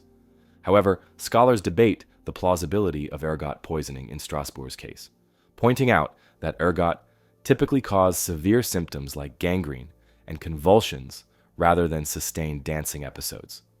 Another widely considered theory is mass hysteria, now more commonly referred to as mass psychogenic illness. This psychological phenomenon involves groups of people suddenly experiencing similar physical or psychological symptoms without an identifiable organic cause. The early 1500s were marked by widespread social unrest, economic hardships, and recurring epidemics, conditions that could have contributed significantly to collective stress and anxiety. Researchers argue that such intense communal pressure and fear might have triggered a collective psychogenic response, manifesting as uncontrollable dancing. Supporting this theory, historical documents from the era reveal heightened stress levels in Strasbourg around 1518. The city had recently endured famine, harsh winters, and outbreaks of disease, creating an atmosphere of persistent anxiety and hardship. Additionally, cultural beliefs at the time placed significant importance on saintly intercession and divine retribution. Historical records indicate that residents, overwhelmed by chronic stress, may have subconsciously turned their anxiety into physical expression, resulting in a mass dance phenomenon that provided temporary psychological relief or collective catharsis. Notably, the 1518 incident was not entirely unique in European history. Similar dancing outbreaks occurred sporadically in various towns and cities between the 14th and 17th centuries. Known broadly as dancing manias, these episodes consistently appeared during periods of intense social stress or upheaval. The Strasbourg event remains among the most famous and thoroughly documented examples, yet historical records from other regions reflect strikingly similar occurrences. Modern psychological studies into mass hysteria and collective psychological phenomena lend credence to these interpretations. Researchers have observed contemporary episodes of mass psychogenic illness, characterized by similar patterns of stress-induced physical symptoms rapidly spreading through closely knit communities or groups. Such modern cases reinforce the plausibility of a psychological explanation for historical dancing plagues like Strasbourg's. Despite the advances in understanding human psychology and historical research methods, the dancing plague of 1518 remains fascinating precisely because it resists a singular definitive explanation. The historical accounts of this bizarre event continue to intrigue scholars, inviting ongoing analysis and debate. For historians, psychologists, and casual observers alike, the Strasbourg dancing plague remains a compelling mystery that highlights the complex interplay between collective psychology, social stress, cultural beliefs, and physical symptoms. Today, the city of Strasbourg has embraced its unusual historical legacy, commemorating the event through cultural activities and historical markers. Tourists and historians alike visit the city, curious about the locations where hundreds of people once danced uncontrollably through the streets. The strange phenomenon of the dancing plague of 1518, like many historical mysteries, continues to challenge our understanding of human behavior. Even with modern psychology and medicine, the event remains partly unexplained, a puzzle preserved through historical records and eyewitness accounts. As researchers continue studying similar psychological phenomena, the mystery of why hundreds of people suddenly danced themselves into exhaustion 5 centuries ago still lingers, a curious chapter in human history that, despite extensive inquiry, still dances just beyond our complete understanding. If the dancing plague of Strasbourg presented a psychological and communal mystery played out in the streets, our focus now shifts to a specific archaeological site in Sweden that speaks of a sudden and brutal end. The remains uncovered at the Sandby Borg fortress on the island of Öland reveal a chilling scene. An entire community seemingly massacred and left unburied, posing profound questions about who, why, and the broader context of this violent event in early Scandinavian history. On the tranquil island of Öland, off Sweden's southeastern coast, archaeologists uncovered evidence of a tragic event that had been hidden beneath the soil for more than 1,500 years. In 2010, researchers made a discovery at Sandby Borg, an Iron Age ring fort dating back to approximately 400 to 500 CE. What they found beneath the grassy surface was an unexpected scene of devastation, a snapshot frozen in time, untouched and unnoticed for centuries. Sandby Borg was one of several fortified villages built during Sweden's Iron Age, designed for protection during a period marked by conflict and instability. Typically, these ring forts provided safety for local communities, enclosing their homes within strong stone walls. Inside Sandby Borg, dozens of houses formed a tightly knit community, suggesting a thriving settlement that housed farmers, traders, artisans, and families. However, the archaeological excavation quickly revealed that something had gone terribly wrong. Within the fort's walls, researchers uncovered skeletal remains scattered across the settlement, seemingly exactly where they had fallen. The placement of the bodies indicated a sudden and violent attack, catching the inhabitants off guard.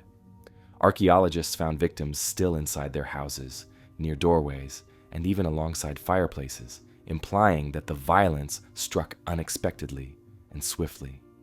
The bodies showed clear evidence of violent deaths, wounds caused by swords, knives, axes, and blunt force trauma. Yet even more puzzling was the condition in which these remains were found. Normally, ancient communities would bury their dead respectfully, observing ritual customs and ceremonies. But at Sandby Borg, the victims lay abandoned exactly as they fell, untouched and undisturbed. No attempts were made to move or bury them, indicating that no survivors returned to the fort after the attack to care for their loved ones.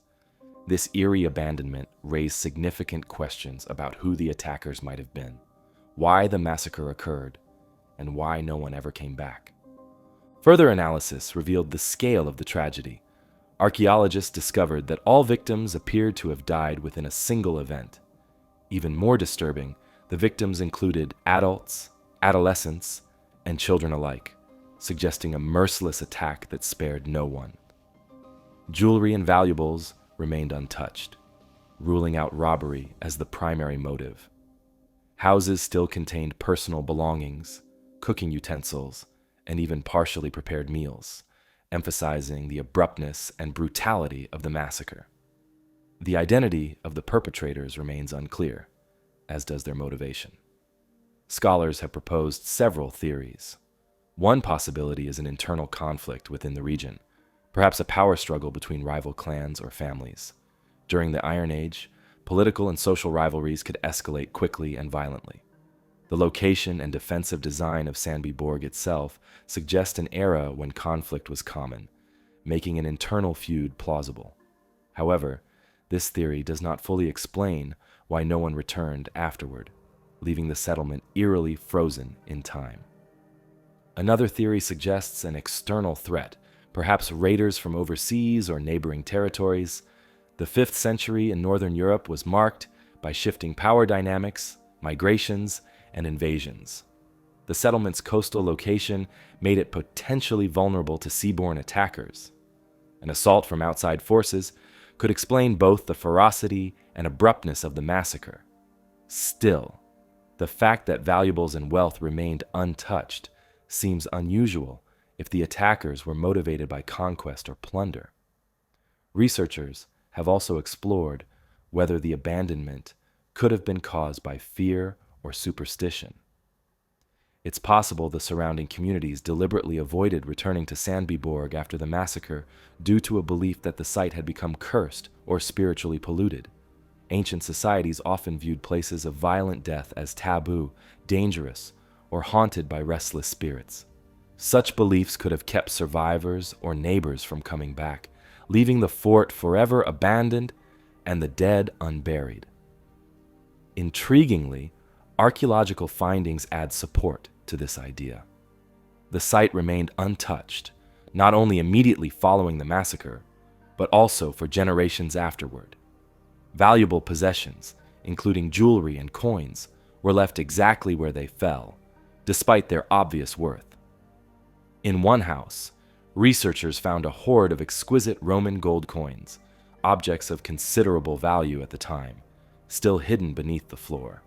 No one returned to recover this treasure, reinforcing the notion that Sandby Borg was considered cursed or forbidden.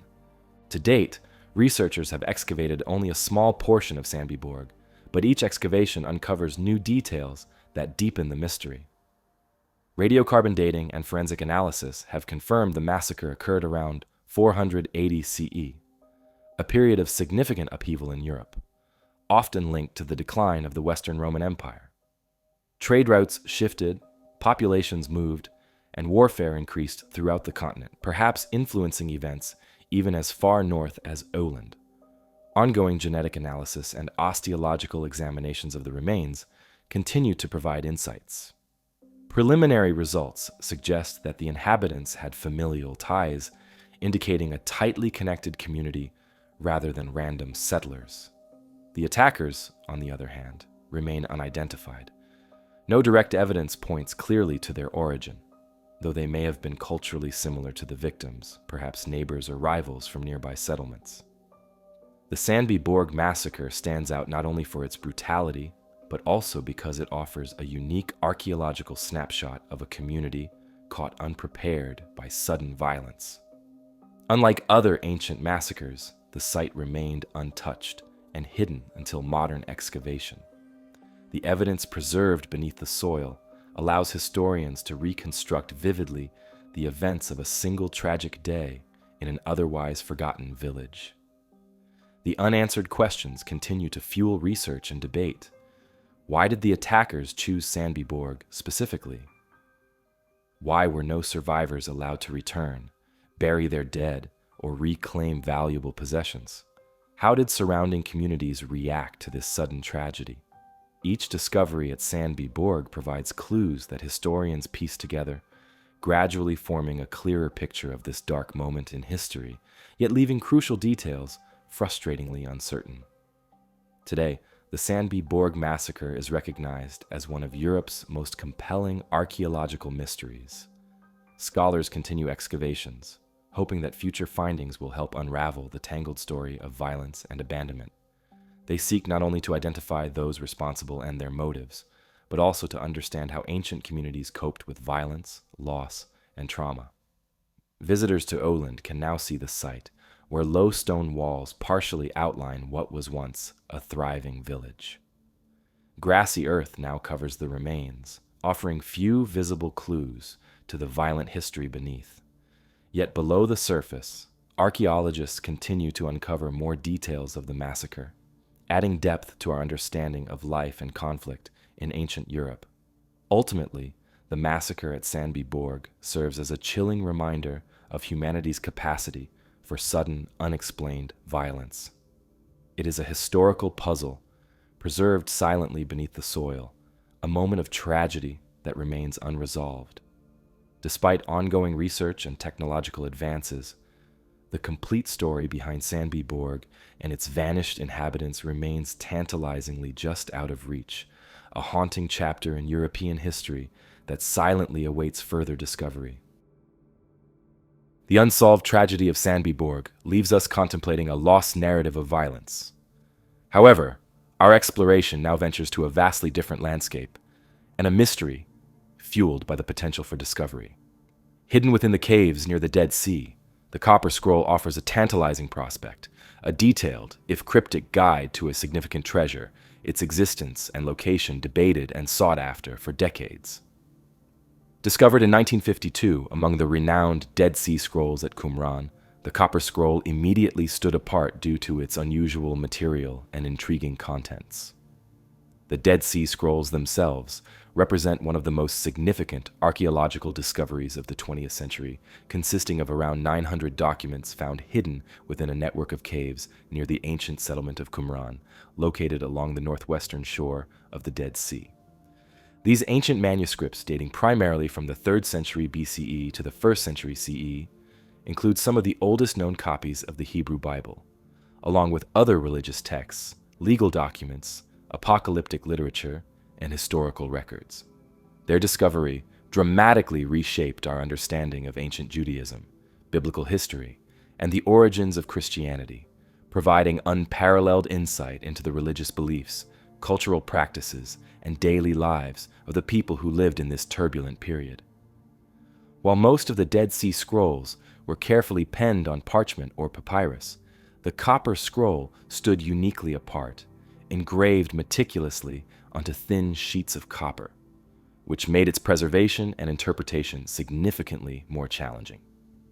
Heavily oxidized after nearly 2 millennia hidden within a desert cave, the scroll was fragile and brittle, demanding immense caution and ingenuity to carefully unroll and decipher without causing permanent damage to its delicate surface. Archaeologists had to employ specialized techniques, including precisely controlled cutting methods, to safely unravel the scroll and reveal its message to the world.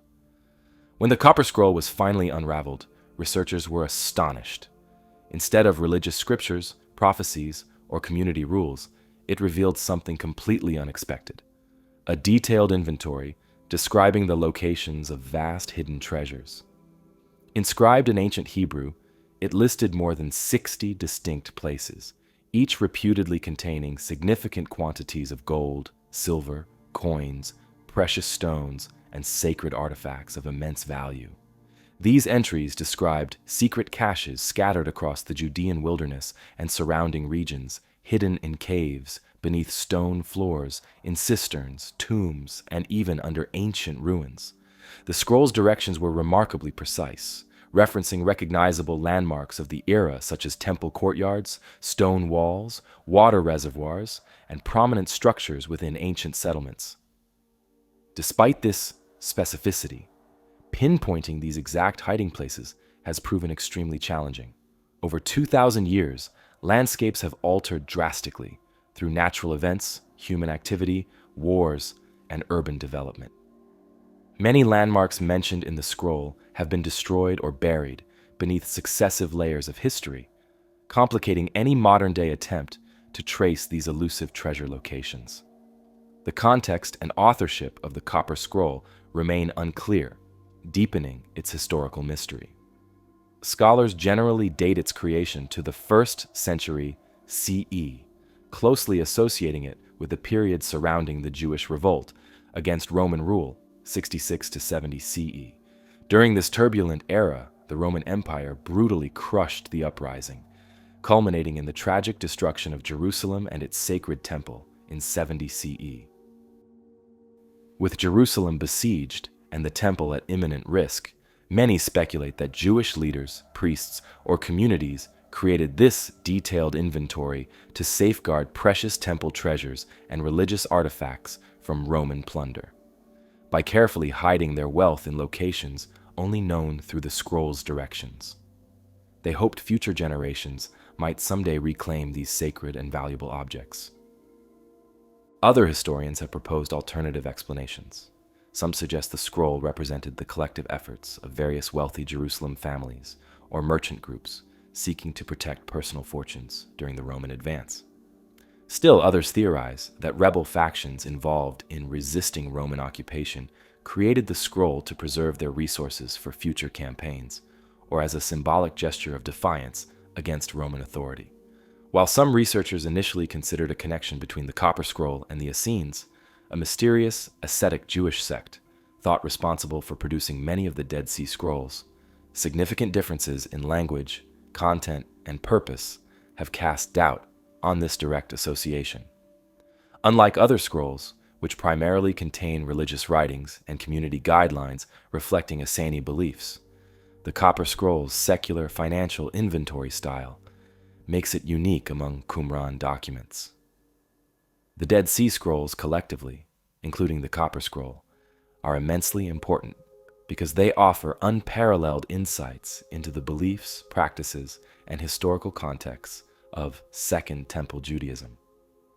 They represent the oldest surviving manuscripts of biblical texts, offering scholars crucial comparisons that help confirm or correct modern translations of the Hebrew Bible. They also provide glimpses into the diversity of religious thought and community life that existed during the time of Jesus, thus significantly informing our understanding of early Christianity's origins. The Copper Scroll itself, though distinct from the others, highlights a different dimension of the era. It reveals the practical and strategic concerns faced by people under extreme historical pressures, reflecting broader social anxieties about preserving wealth, culture, and religious identity during a period of profound upheaval. Regardless of authorship, the scroll captured imaginations immediately upon discovery. Almost instantly, adventurous individuals and archaeological teams set out to locate the treasures. Guided by translations and clues, researchers scoured the deserts and ruins around Jerusalem, the Dead Sea, and throughout the broader region. Yet each search ended in frustration, with nothing substantial ever found. This lack of discovery puzzled experts. Was the scroll a genuine inventory, or perhaps an elaborate hoax or symbolic narrative? One widely supported theory posits that the Romans likely discovered and seized many of these treasures during their conquest of Jerusalem in 70 CE. Ancient historians document the Romans' extensive looting of the Jerusalem temple, famously depicted in the Arch of Titus in Rome, where soldiers carry away the temple's golden menorah and other treasures.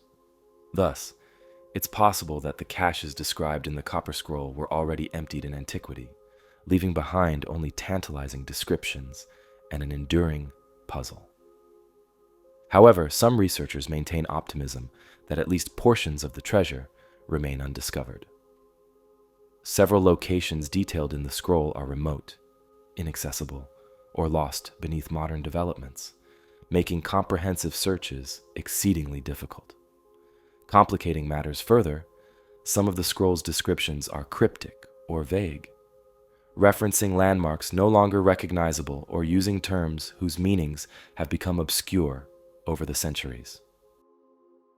In recent years, advancements in technology and archaeology have revived interest in the Copper Scroll. Ground-penetrating radar, satellite imaging, and drones now enable researchers to survey potential hiding spots in ways impossible in earlier searches. Detailed geological analyses and archaeological excavations around sites matching the scroll's descriptions continue to offer hope that hidden caches might eventually be uncovered.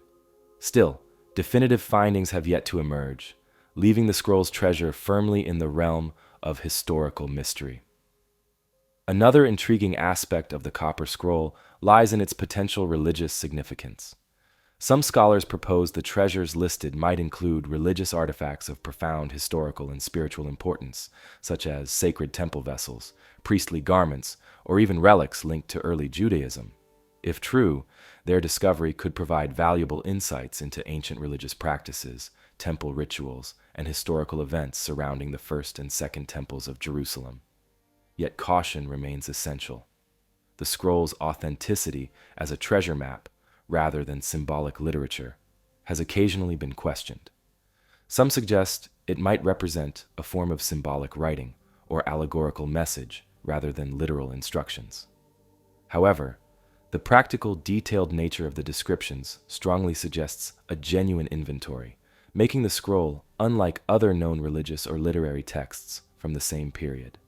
Throughout the decades, the Copper Scroll has inspired numerous books, documentaries, and speculative theories, feeding into the mystique surrounding it. Treasure hunters and enthusiasts continue to visit the Judean desert and surrounding regions, guided by translations and speculation, each hopeful that they might be the one to finally solve the scroll's puzzle. Despite these ongoing efforts, the Copper Scroll's treasure remains hidden, protected perhaps by the very sands and stones described within its ancient engravings. Each archaeological survey or exploration deepens our understanding of the scroll's historical context, but leaves its ultimate secrets frustratingly out of reach. Today, the Copper Scroll is securely preserved in a climate-controlled facility in Jordan, protected as one of humanity's most intriguing archaeological discoveries. Researchers continue to study its inscriptions meticulously, analyzing language, grammar, and historical references, hoping to glean new clues or perspectives. Each new translation or interpretation sparks renewed searches, reinforcing the scroll's ongoing allure. The mystery of the Copper Scroll captivates precisely because it lies somewhere between history, legend, and possibility. A genuine ancient inventory waiting to be solved, it invites speculation, yet resists easy answers. Whether or not its treasures are ever uncovered, the scroll offers profound insights into the turbulent period surrounding Jerusalem's destruction and the desperate measures taken by its inhabitants. As excavations and research continue, the scroll maintains its hold over imaginations worldwide. The possibility that ancient sacred treasures remain concealed, waiting beneath desert sands and hidden chambers, ensures the Copper Scroll's enduring fascination. For historians, archaeologists, and treasure hunters alike, it remains an enticing secret, a whisper from the distant past, inscribed in copper, patiently awaiting discovery. Leaving behind the dry desert caves of Qumran and the mysteries of ancient treasures etched in copper, our journey now takes us far eastward to the tranquil shores of early 19th century Japan. It was here, along the remote coastline of Hitachi Province, in what is now modern-day Ibaraki Prefecture, that a curious event unfolded, recorded by local fishermen and villagers, later captivating historians with its enduring mystery. Known as the Utsuro-bune incident, this puzzling story revolves around the unexpected arrival of a strange and beautifully crafted vessel and the obscure woman found aboard. In February of 1803, along the remote coastline near the village of Harashigahama, in Hitachi Province, present-day Ibaraki Prefecture, local fishermen spotted something strange drifting toward their shores. The day was clear, with calm waters stretching out across the horizon, making the appearance of this peculiar vessel all the more intriguing. Curious, the fishermen approached cautiously and discovered a rounded craft unlike anything they'd ever seen. Eyewitnesses described it as resembling a large hollow capsule, about 3 meters tall and roughly 5 meters wide. The vessel was skillfully crafted from polished reddish wood, reinforced with metallic plates intricately engraved with unfamiliar symbols, hinting at an origin beyond the fishermen's known world. Remarkably, the craft also had clear windows, possibly glass or crystal, a material that was exceedingly rare and expensive in Japan at the time, especially for maritime use. Inside the capsule, to their astonishment, villagers found a young woman. She was strikingly different from anyone they'd seen before. Long, flowing hair of an unusual reddish hue, styled meticulously and beautifully. Her garments were finely woven from fabrics unfamiliar to the villagers, rich in color and texture, suggesting either noble or foreign origins. She appeared composed, courteous, and gentle, yet attempts at communication quickly proved futile. Her language was completely unintelligible to the villagers, and no amount of gestures or signals bridged the gap. Most intriguingly, the mysterious woman carried with her a small, ornate box, exquisitely decorated yet sealed tightly. According to all recorded accounts, she refused to allow anyone to handle, open, or even closely inspect this box, holding it protectively at all times. This secretive behavior only deepened the villagers' curiosity and uncertainty. They speculated endlessly about its contents, perhaps valuable treasures, important documents, or sacred artifacts, but its true purpose remained unknown. Detailed records of this curious event survive in multiple contemporary Japanese texts, all written and circulated during the early 19th century. Each account is remarkably consistent, emphasizing both the peculiar craftsmanship of the vessel and the mysterious nature of the woman and her closely guarded box. This consistency across sources adds credibility to the historical authenticity of the incident. At the time of this encounter, Japan operated under the Sakoku policy, an isolationist approach enacted by the Tokugawa shogunate from 1639 until the mid-19th century. Foreign contact was strictly limited to tightly controlled interactions, primarily with the Dutch at Nagasaki. Any unexpected arrival, especially one from an unknown vessel with an unknown occupant, was regarded with intense suspicion. Local officials and village elders, mindful of potential threats, immediately convened to discuss how to handle this curious visitor. They carefully deliberated over several possible explanations. Was she a noblewoman or princess exiled from a foreign land? Could she perhaps be a spy sent to gather intelligence or destabilize the isolated nation? Or, most intriguingly, might she even represent a supernatural or mythical entity, perhaps from beneath the sea or distant legendary realms? Ultimately, the village elders decided that returning her safely to sea was the wisest and safest course of action. To ensure her well-being, the villagers stocked the capsule with fresh water, provisions, and other necessary supplies. Then, with gentle care, they towed the strange vessel back out onto the open ocean, releasing it to drift away toward the unknown horizon. As the capsule disappeared into the distance, the village returned to normalcy, though the incident left a lasting impression on everyone involved. Historians and folklorists who have since examined the Utsuro-bune incident remain fascinated, though divided, about its true origins. Early accounts carefully detailed the incident, providing remarkable consistency in descriptions, which lends credibility to its historicity. Yet, despite these meticulous records, the exact nature of the event remains elusive. Various theories have emerged over the years, each attempting to rationalize the mysterious visitor and her unusual vessel. Historians and folklorists have carefully analyzed this event, known today as the Utsuro-bune, hollow ship incident, yet no consensus has emerged regarding its true origins. Theories range widely, reflecting both practical historical interpretations and more imaginative speculations. One widely accepted theory suggests that the woman may have been a foreigner, possibly a castaway from a shipwreck. At the time, occasional foreign ships, Russian, Dutch, or British, did venture near Japanese waters, and shipwreck survivors sometimes washed ashore. Yet this explanation is complicated by several factors. First, the craft itself did not match typical maritime construction methods of known nations. The presence of clear glass-like windows and metallic reinforcements was extraordinarily rare for maritime vessels of that era. Furthermore, the symbols engraved upon the craft have never been definitively matched to any known language or culture, further deepening the puzzle.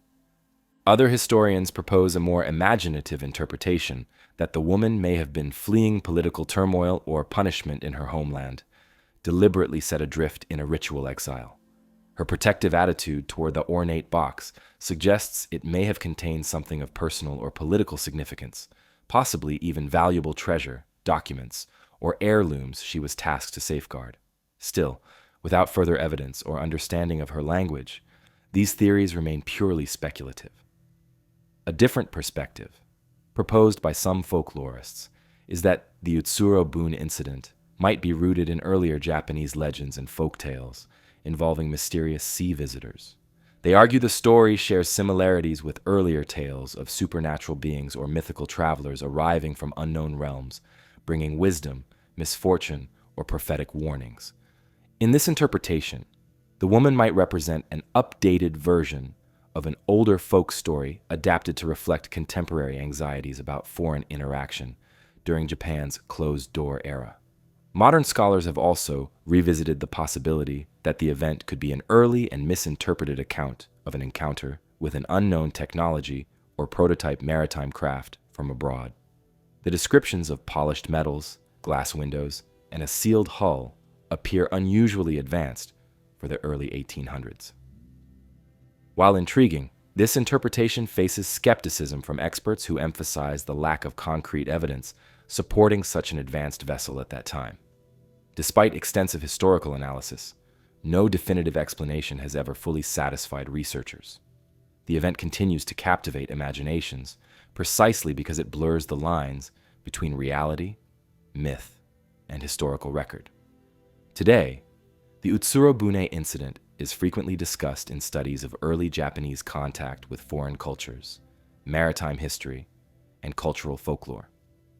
It also features prominently in popular culture and speculative literature, often cited as an early example of an unexplained historical phenomenon potentially involving lost travelers, early foreign contacts, or even, according to some enthusiasts, evidence of otherworldly visitation.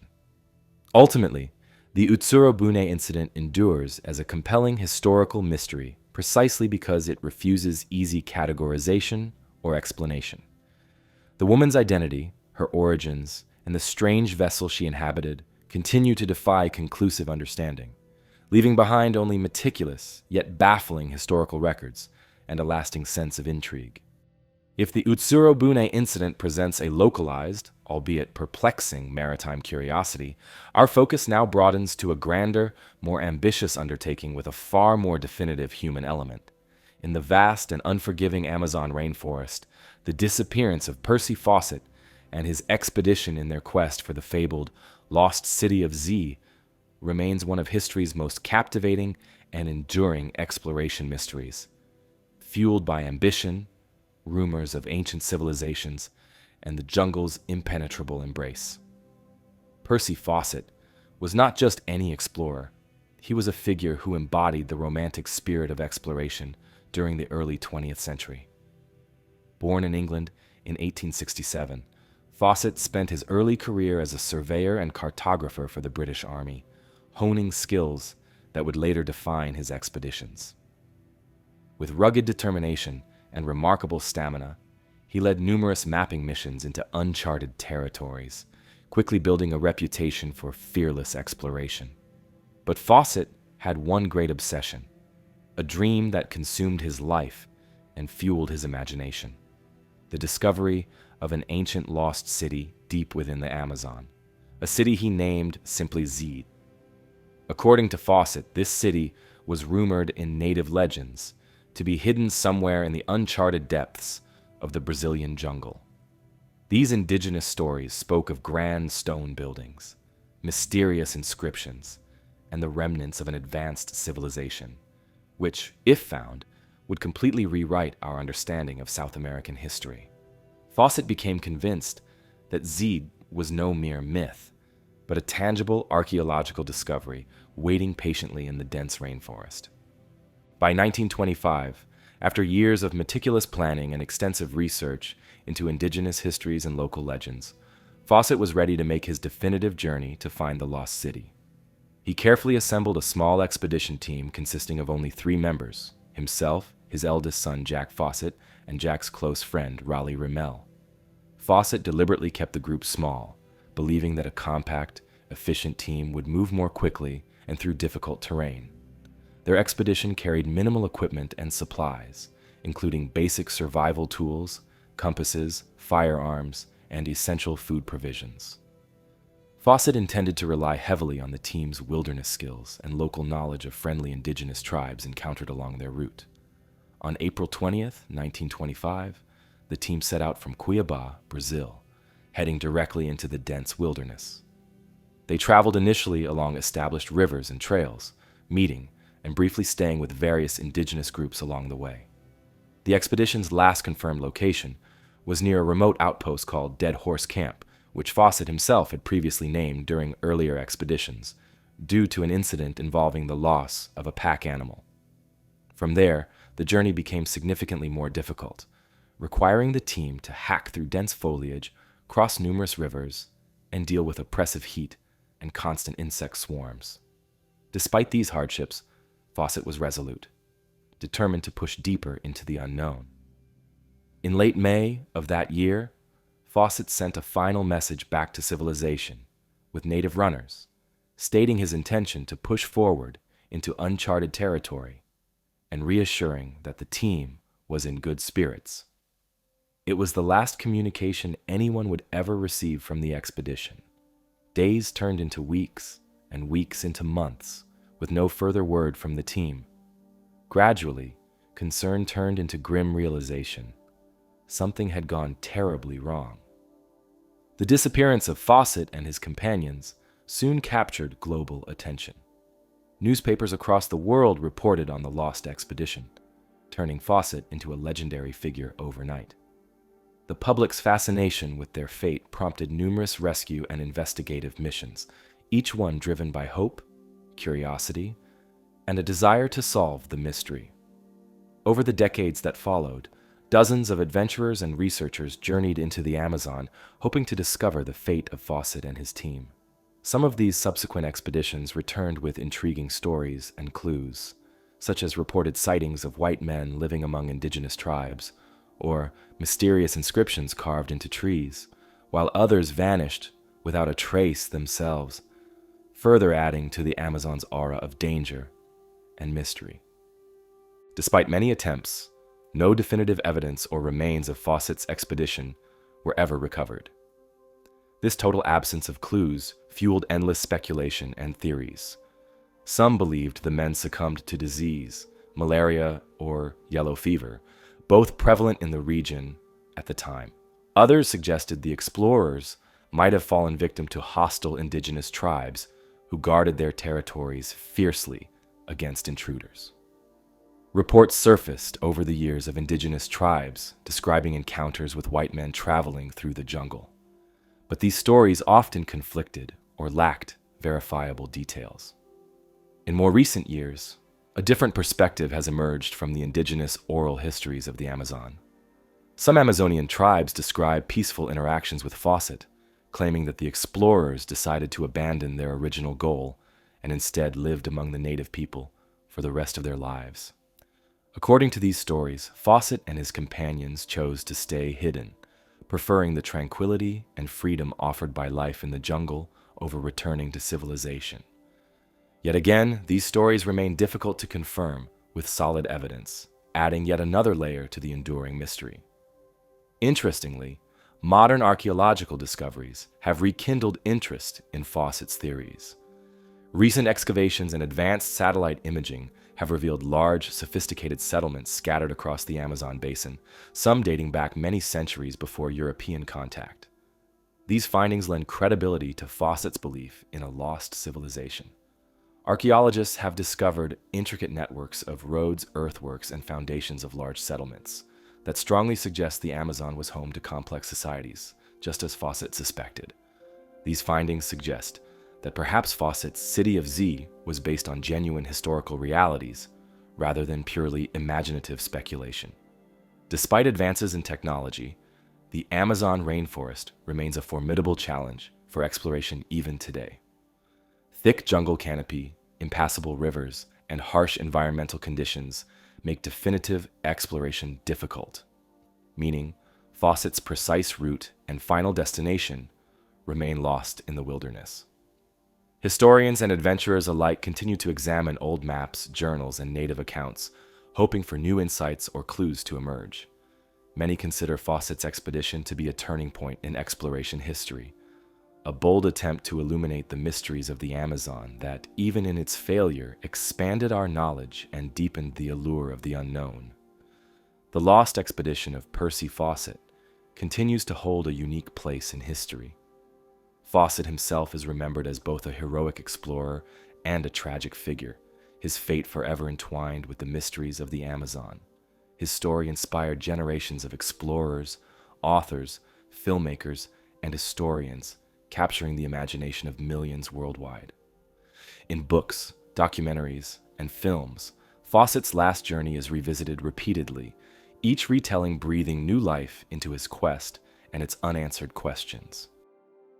As the dense jungles of the Amazon guard the secrets of Percy Fawcett's lost expedition, another mystery, perhaps even more famous, rests in the shadows of history, drawing millions with its presence. This is the Shroud of Turin, a simple linen cloth, yet one that has captured imaginations for centuries. At first glance, the shroud might appear unremarkable. a piece of fabric measuring approximately 14 feet long and 3.5 feet wide, bearing faint, ghostly impressions of a man's body. However, the implications of this particular cloth have stirred deep fascination, controversy, and debate across the globe.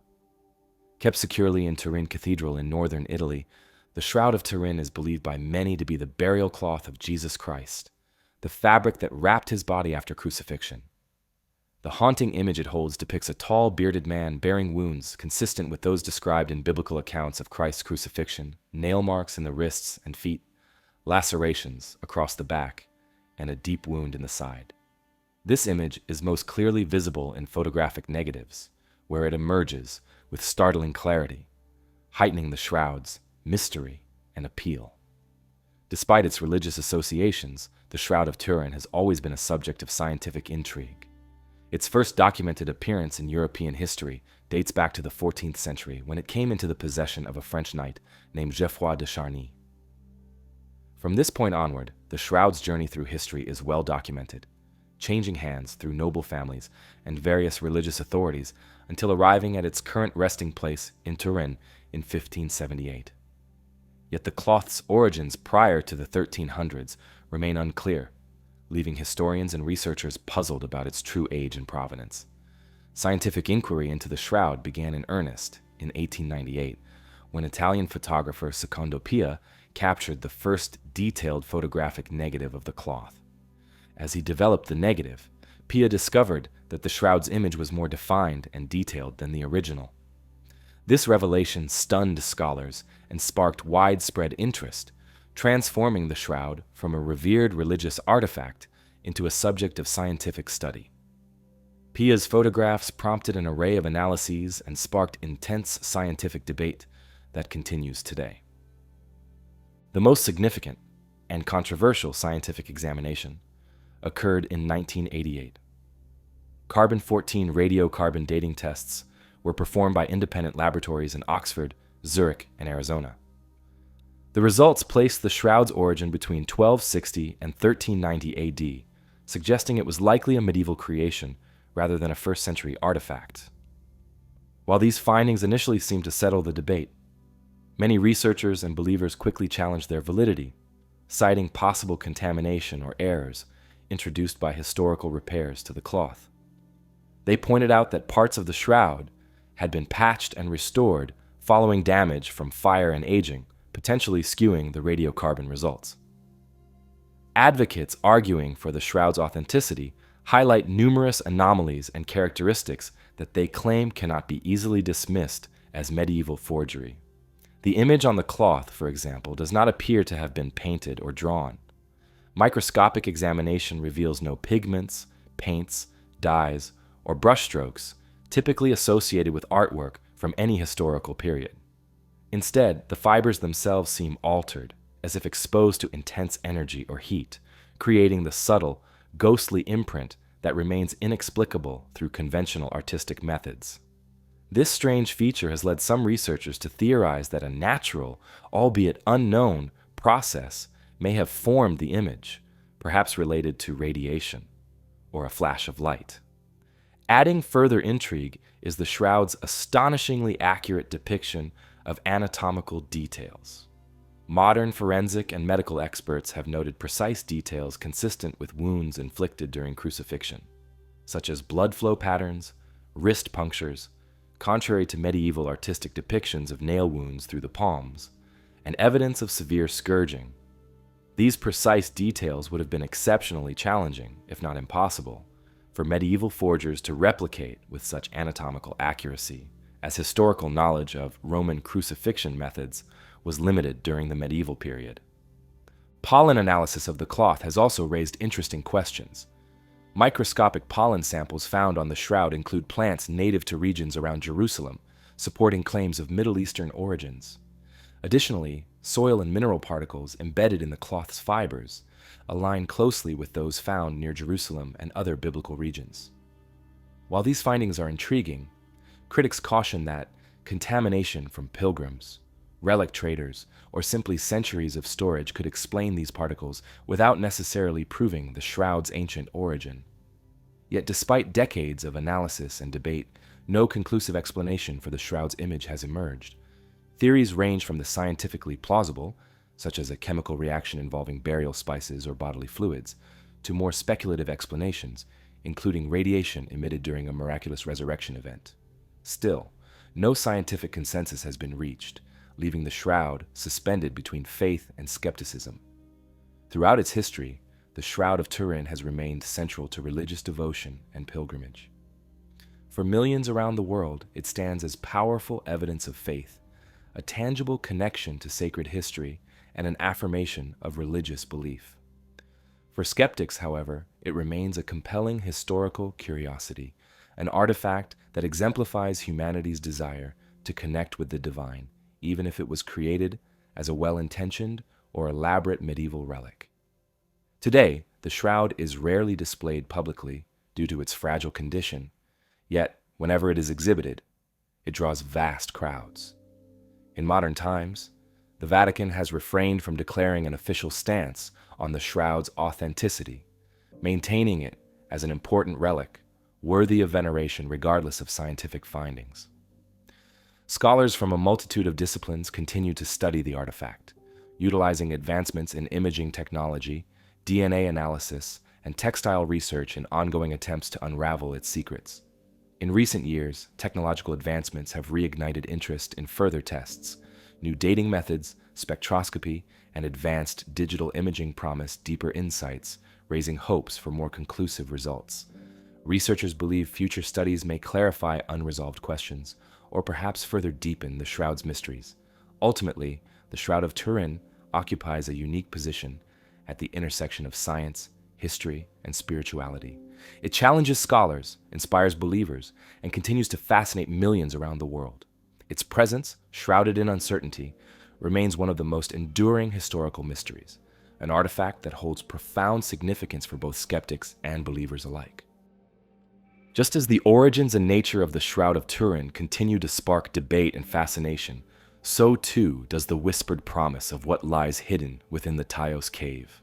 Nestled in the remote Ecuadorian rainforest, this cave system has captured the imagination of explorers and treasure seekers for decades, fueled by tales of lost civilizations and the potential for uncovering extraordinary artifacts. The cave is situated in an isolated region of the Amazon rainforest, an area characterized by dense vegetation, rugged terrain, and challenging environmental conditions that have protected it from casual exploration for centuries. The cave system itself is named after the nocturnal birds known as Tayos, or oil birds, which inhabit its extensive network of underground passages. These unique birds use echolocation to navigate in total darkness, adding to the cave's sense of intrigue and mystery. Named after these distinctive creatures, Tayos Cave is more than just a cave. It is a vast subterranean labyrinth of tunnels, passages, and enormous chambers extending deep beneath the jungle floor. Its main entrance lies hidden, accessible only through a dramatic vertical shaft approximately 200 feet deep, which requires descending by rope or ladder, a treacherous endeavor even for experienced explorers. Once inside, visitors discover an underground world unlike any other. Massive halls stretch out beneath the earth, with ceilings soaring more than 100 feet high, and walls that appear intentionally carved or polished as if shaped by human hands rather than natural geological processes. These distinctive features have prompted speculation and curiosity, fueling the cave's legendary reputation. The legend of Tayos Cave's hidden treasures first captured international imagination in the 1960s and 1970s, largely due to the extraordinary claims of Juan Moritz, a Hungarian-Argentine researcher and adventurer. Moritz had spent years exploring the remote regions of Ecuador, immersing himself in the customs, traditions, and oral histories of local indigenous communities, particularly the Shuar tribe, who revered the cave as sacred. According to Moritz, local indigenous knowledge hinted at secrets concealed deep within the cave, including historical records and valuable artifacts of ancient civilizations far older and more advanced than any previously known in South America. Moritz declared that within the innermost recesses of Tayos Cave existed an immense underground library constructed of metallic tablets, plates crafted from precious metals, covered in intricate hieroglyphic symbols and script, carefully stored and preserved over millennia. He asserted that these mysterious tablets contained extraordinary information, detailed historical accounts, astronomical observations, and advanced technological knowledge from an ancient civilization that predated known Andean cultures, potentially rewriting the narrative of human civilization in the Americas. His claims were bold and extraordinary, instantly captivating the attention of researchers, archaeologists, and explorers worldwide. Morich's descriptions of these metallic tablets indicated a level of sophistication and complexity previously unknown in pre-Columbian America, leading many scholars to approach his claims with skepticism and caution. However, his vivid and detailed accounts stirred considerable curiosity and debate within both popular and academic circles. Many wondered whether his discovery could represent tangible proof of a forgotten ancient society, possibly even evidence linking South America to other global civilizations, or at least illuminating a previously unknown chapter of indigenous history. While Morich initially shared only limited documentation and evidence supporting his assertions, fueling both excitement and skepticism, his claims attracted attention from influential figures and sparked extensive international interest. The allure of discovering an ancient library hidden beneath the rainforest, potentially containing records that could reshape historical understanding, quickly transformed Taos Cave into an archaeological legend, drawing expeditions from around the world eager to verify or debunk Morich's extraordinary story. His extraordinary claims quickly captured the imagination of people around the world, including Swiss author Erich von Däniken, famous for his book Chariots of the Gods, which popularized theories about extraterrestrial contact with ancient civilizations. Von Däniken visited Morich, toured the caves briefly, and later included descriptions of Taos Cave in his controversial works, suggesting a possible extraterrestrial connection to the metallic library. While his claims were met with significant skepticism from the academic community, they further fueled global curiosity and fascination with the cave. Intrigued by these remarkable stories, a significant and well-publicized British-Ecuadorian expedition was organized in 1976 to explore and thoroughly document Taos Cave. The expedition included a diverse and noteworthy team: British military personnel, archaeologists, speleologists, and even astronaut Neil Armstrong, who participated as honorary expedition leader. Armstrong's involvement generated considerable international media attention, increasing public fascination with the cave's potential mysteries. The 1976 expedition systematically explored and mapped extensive sections of the cave, taking detailed scientific measurements, collecting biological samples, and examining geological formations. Despite their thorough investigation and careful documentation, the expedition did not find the extraordinary metallic library or any definitive evidence of a lost civilization. However, they did discover intriguing archaeological evidence, including pottery fragments, bones, and stone carvings, indicating that ancient peoples had indeed occupied or visited these chambers centuries ago. Local indigenous peoples, including the Shuar community, who have lived in this region for countless generations, hold the caves as sacred and significant cultural sites. Their oral traditions speak of ancient ancestors and legendary figures who inhabited or visited the caves long before recorded history. According to Shuar mythology, the caves represent entrances to the underworld, places of spiritual importance, wisdom, and hidden knowledge. The Shuar's deep respect for these caves adds another dimension to the site's importance, underscoring its long-standing spiritual and cultural value. Further complicating the story, some researchers have suggested a possible connection between Taos Cave and ancient Inca gold, theorizing that the cave may have been used to hide precious metals from Spanish conquistadors. Although historical accounts and archaeological findings confirm the Inca habit of secreting treasures in remote locations during times of conquest, no definitive proof has yet linked Taos Cave specifically to such caches. Still, the idea persists. attracting ongoing interest from professional and amateur explorers alike. In recent decades, numerous smaller expeditions have ventured into the cave, attempting to uncover definitive evidence of Morich's claims or discover hidden treasures and ancient artifacts. While several teams have reported unusual findings, strange stone carvings, intricate passages, and signs of ancient human presence, no credible, conclusive evidence of the legendary metallic library or vast treasures has emerged. Yet, despite the lack of definitive proof, the fascination with Taos Cave remains strong. Researchers continue to debate the veracity of Morich's claims and their potential historical or archaeological merit.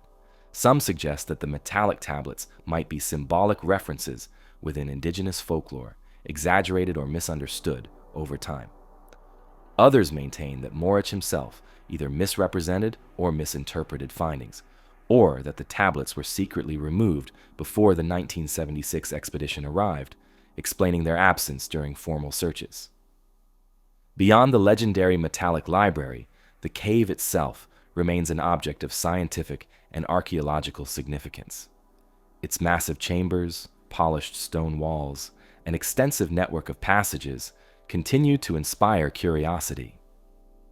Geologists are intrigued by the cave's unusual geological formations, suggesting a complex geological history. Biologists find the ecosystem fascinating, home to unique species adapted to life deep underground. Archaeologists consider the cave a valuable site for understanding the prehistoric movements, habits, and cultural practices of ancient Andean peoples. Advances in technology and scientific methods may yet reveal new insights into Taos Cave. Ground-penetrating radar, laser mapping, and advanced exploration tools offer potential for future expeditions to survey deeper and previously inaccessible sections. These technologies could uncover hidden passages, sealed chambers, or buried artifacts, providing answers to lingering questions or sparking fresh discoveries. To this day, Taos Cave continues to captivate those drawn to mysteries hidden beneath the Earth's surface. Each year, small teams of explorers, researchers, and adventurers venture into its depths, hoping to uncover something that will clarify its secretive legacy. While no metallic library has surfaced, the enduring possibility of uncovering tangible evidence keeps interest alive, transforming the cave into a lasting symbol of humanity's endless curiosity and desire for discovery. Whether or not Juan Morich's fantastic claims ever prove true, Taos Cave remains undeniably important, a place where ancient folklore, historical intrigue, archaeological interest, and modern scientific inquiry intersect. Deep within its hidden chambers, protected by darkness and the silence of millennia, it guards secrets that may yet rewrite chapters of our understanding of South America's past. Until such revelations come to light, the cave waits, shrouded in mystery and allure, inviting future generations to seek answers in its depths. Where the dense rainforests of Ecuador conceal the promise of ancient artifacts, the landscape of Brazil holds a more disquieting riddle: the inexplicable absence of an entire village. Hoer Verde, once a living community, vanished so completely that its disappearance remains a baffling historical anomaly, a stark contrast to the potential discoveries within the Taos Cave. In February of 1923, in the remote and rugged countryside of Brazil, a group of travelers, merchants, and local farmers embarked on a routine journey toward the small rural village of Hoer Verde. Located deep within a region characterized by dense forests, winding roads, and scattered settlements, Hoer Verde was known for its isolation and peaceful atmosphere, far removed from bustling cities and towns. Yet as this group of visitors made their way closer to the village that day, an unsettling sense of unease began to take hold. The travelers had expected to hear the familiar rhythms of rural life as they drew near, the sounds of villagers tending fields, cattle lowing, children laughing and playing. Instead, they were met with a haunting and profound silence. Concerned by the unexpected quietness, the group approached cautiously, increasingly uneasy as they came nearer. On entering the village outskirts, their anxiety only deepened. At first glance, Verde appeared completely normal. No signs of struggle or disturbance were immediately apparent. Houses stood silent, neatly arranged along dirt paths, smoke rising from some chimneys, as if daily life had been interrupted only moments before. Food was set on tables, freshly prepared meals that had yet to be touched, pots still warm on stoves, doors wide open as if residents had stepped out for a moment, intending to return quickly. Livestock remained tethered in their pens, grazing idly, clearly unfed and unattended for some time. Laundry hung limply on clotheslines, gently swaying in the breeze. Clothes that were still damp. The village school stood empty, with lessons and books carefully arranged, as if awaiting students who never arrived.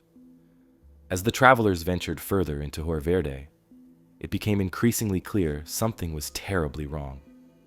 The silence felt heavy, oppressive, and deeply unnatural. Not only had the villagers vanished, but they had done so suddenly, leaving behind all their possessions and essentials, taking nothing with them, not even valuables, money, or personal belongings. There was no immediate evidence of violence or struggle, no broken windows, no signs of panic or chaos. The village seemed simply to have emptied in an instant, as though the entire community had abruptly decided to abandon their homes and lives without warning or preparation. Desperate to understand what had happened, the visitors quickly sent word to authorities in nearby towns, urging them to send help and investigators.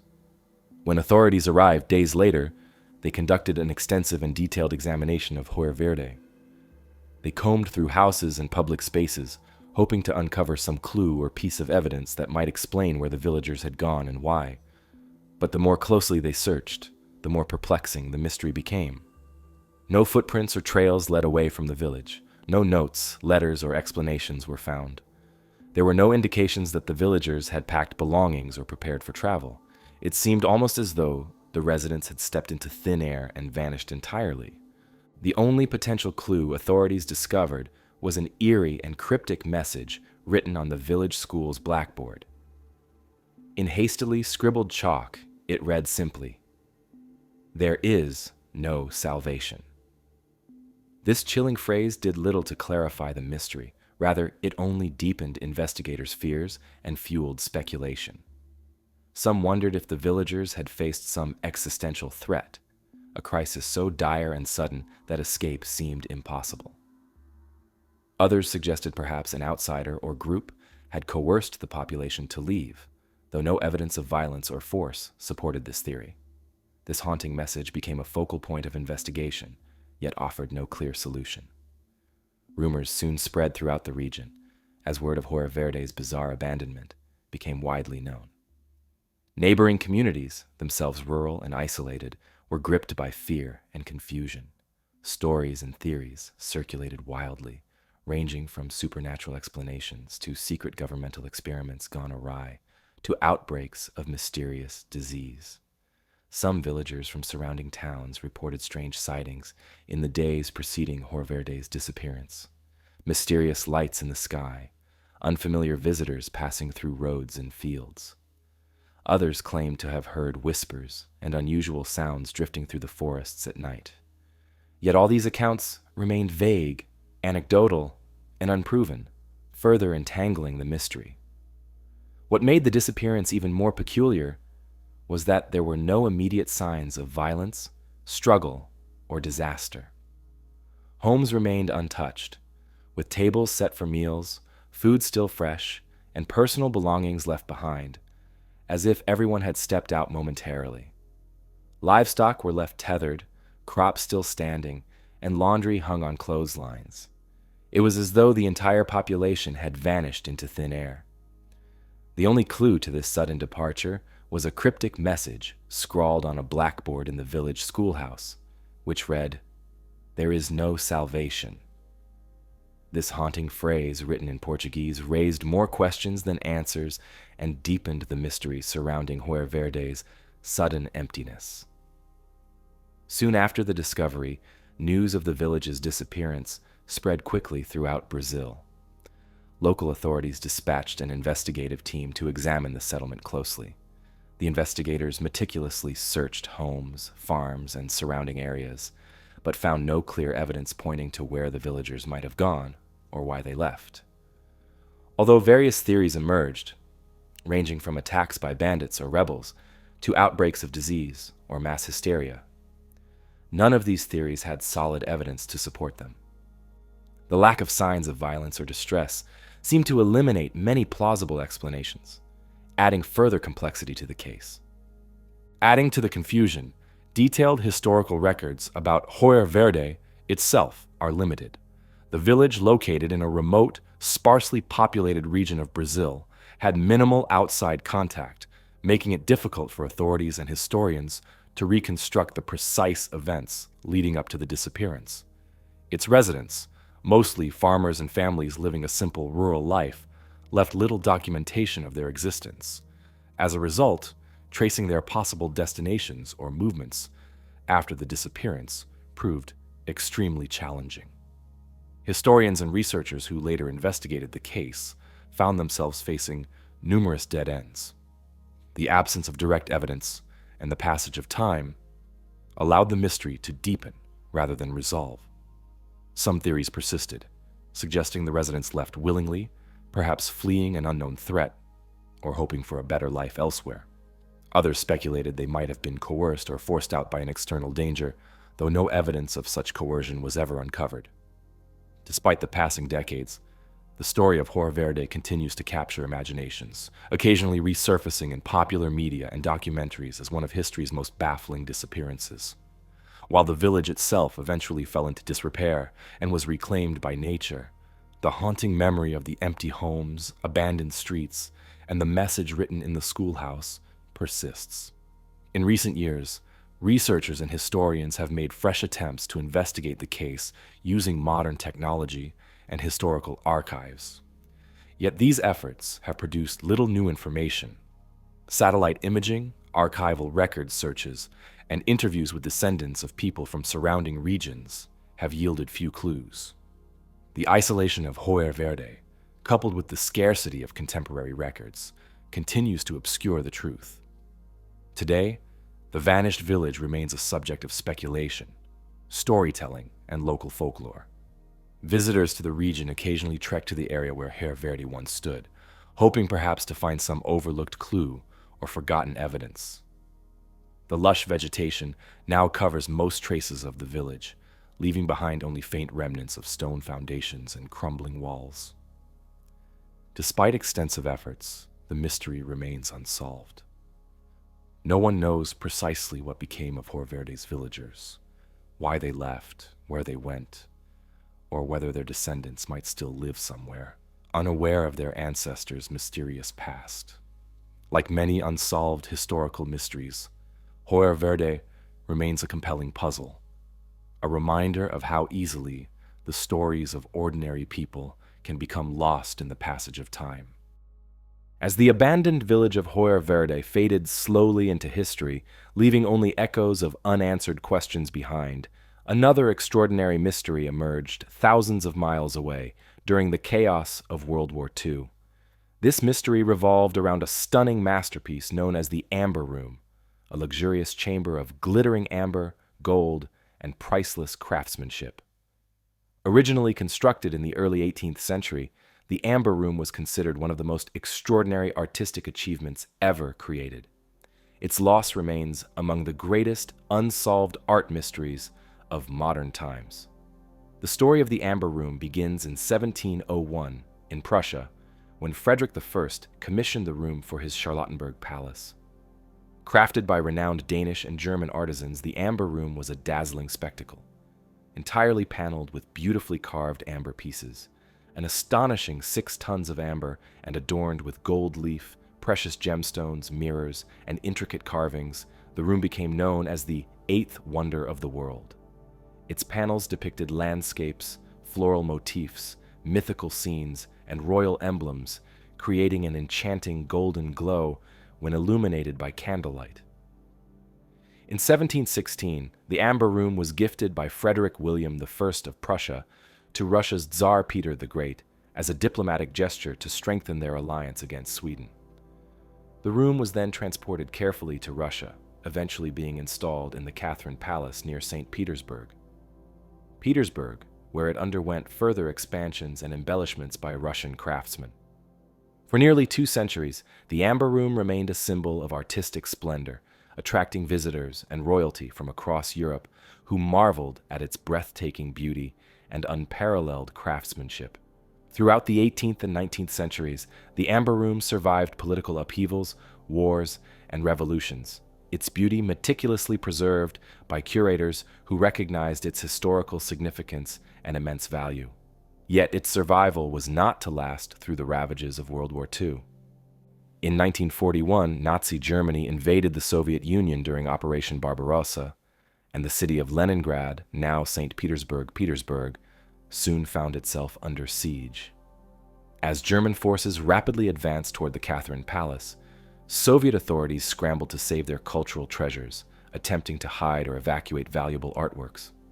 Unfortunately, the Amber Room was incredibly fragile, and curators feared it might crumble if hastily dismantled. With limited time and resources, they made the difficult decision to cover the precious panels with wallpaper, hoping the Nazis might overlook its value or fail to identify the room beneath. The ruse, however, was quickly discovered. German soldiers, following specific orders from Adolf Hitler himself, who admired and coveted the Amber Room, carefully dismantled the panels, packed them into crates, and transported them to Königsberg Castle in East Prussia, modern-day Kaliningrad. At Königsberg, the Amber Room was reassembled and put on display as a trophy of Nazi conquest. Yet as the war progressed, and the Allies began pushing German forces back, the Amber Room once again vanished from history. In 1945, as Allied forces bombarded Königsberg, the room disappeared entirely, this time without a trace. Initial Soviet investigations after the war yielded no clues. There were no clear records of its fate. Rumors abounded, each theory more tantalizing than the last. Some speculated the room had been destroyed by Allied bombings, while others believed it had been secretly moved by retreating German soldiers. Another theory suggested the Amber Room might still be hidden beneath the ruins of Königsberg Castle, buried beneath rubble and ruins, waiting to be rediscovered. Over subsequent decades, numerous investigations and searches were conducted, each driven by hope, curiosity, and occasionally greed. In the 1950s, Soviet and East German authorities extensively searched the ruins of Königsberg Castle, uncovering various tunnels, basements, and hidden chambers. Yet, despite exhaustive efforts, the Amber Room itself was never found. Rumors circulated that the treasure had been moved to secret Nazi bunkers or hidden in remote caves and mines throughout Europe.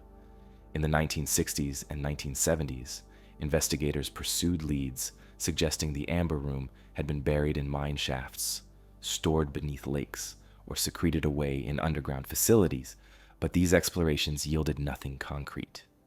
Occasionally, small fragments of amber, claimed to be from the original room, surfaced in the black market, fueling speculation that at least some pieces had survived. Authorities seized several genuine fragments from private collections, but these only deepened the mystery, providing tantalizing hints without concrete answers. In 1997, a detailed tip led German investigators to the town of Deutsch-Neudorf, where hidden compartments and tunnels beneath an old silver mine were carefully explored, yet again yielding no significant results. In recent years, new theories have emerged, including claims that the Amber Room was secretly taken by high-ranking Nazi officials, possibly even Hitler himself, to remote locations across Europe or South America. Historians have combed through recently declassified documents, hoping for fresh clues to the room's final location, yet the Amber Room continues to evade discovery. In 2003, a high-profile reconstruction was completed and unveiled in St. Petersburg. A meticulous reproduction of the original room, based on historical photographs and detailed records. While impressive, this reconstruction serves as a bittersweet reminder of what has been irrevocably lost. Today, the Amber Room remains among history's greatest missing art treasures, Its story has captivated generations of historians, treasure hunters, and art enthusiasts.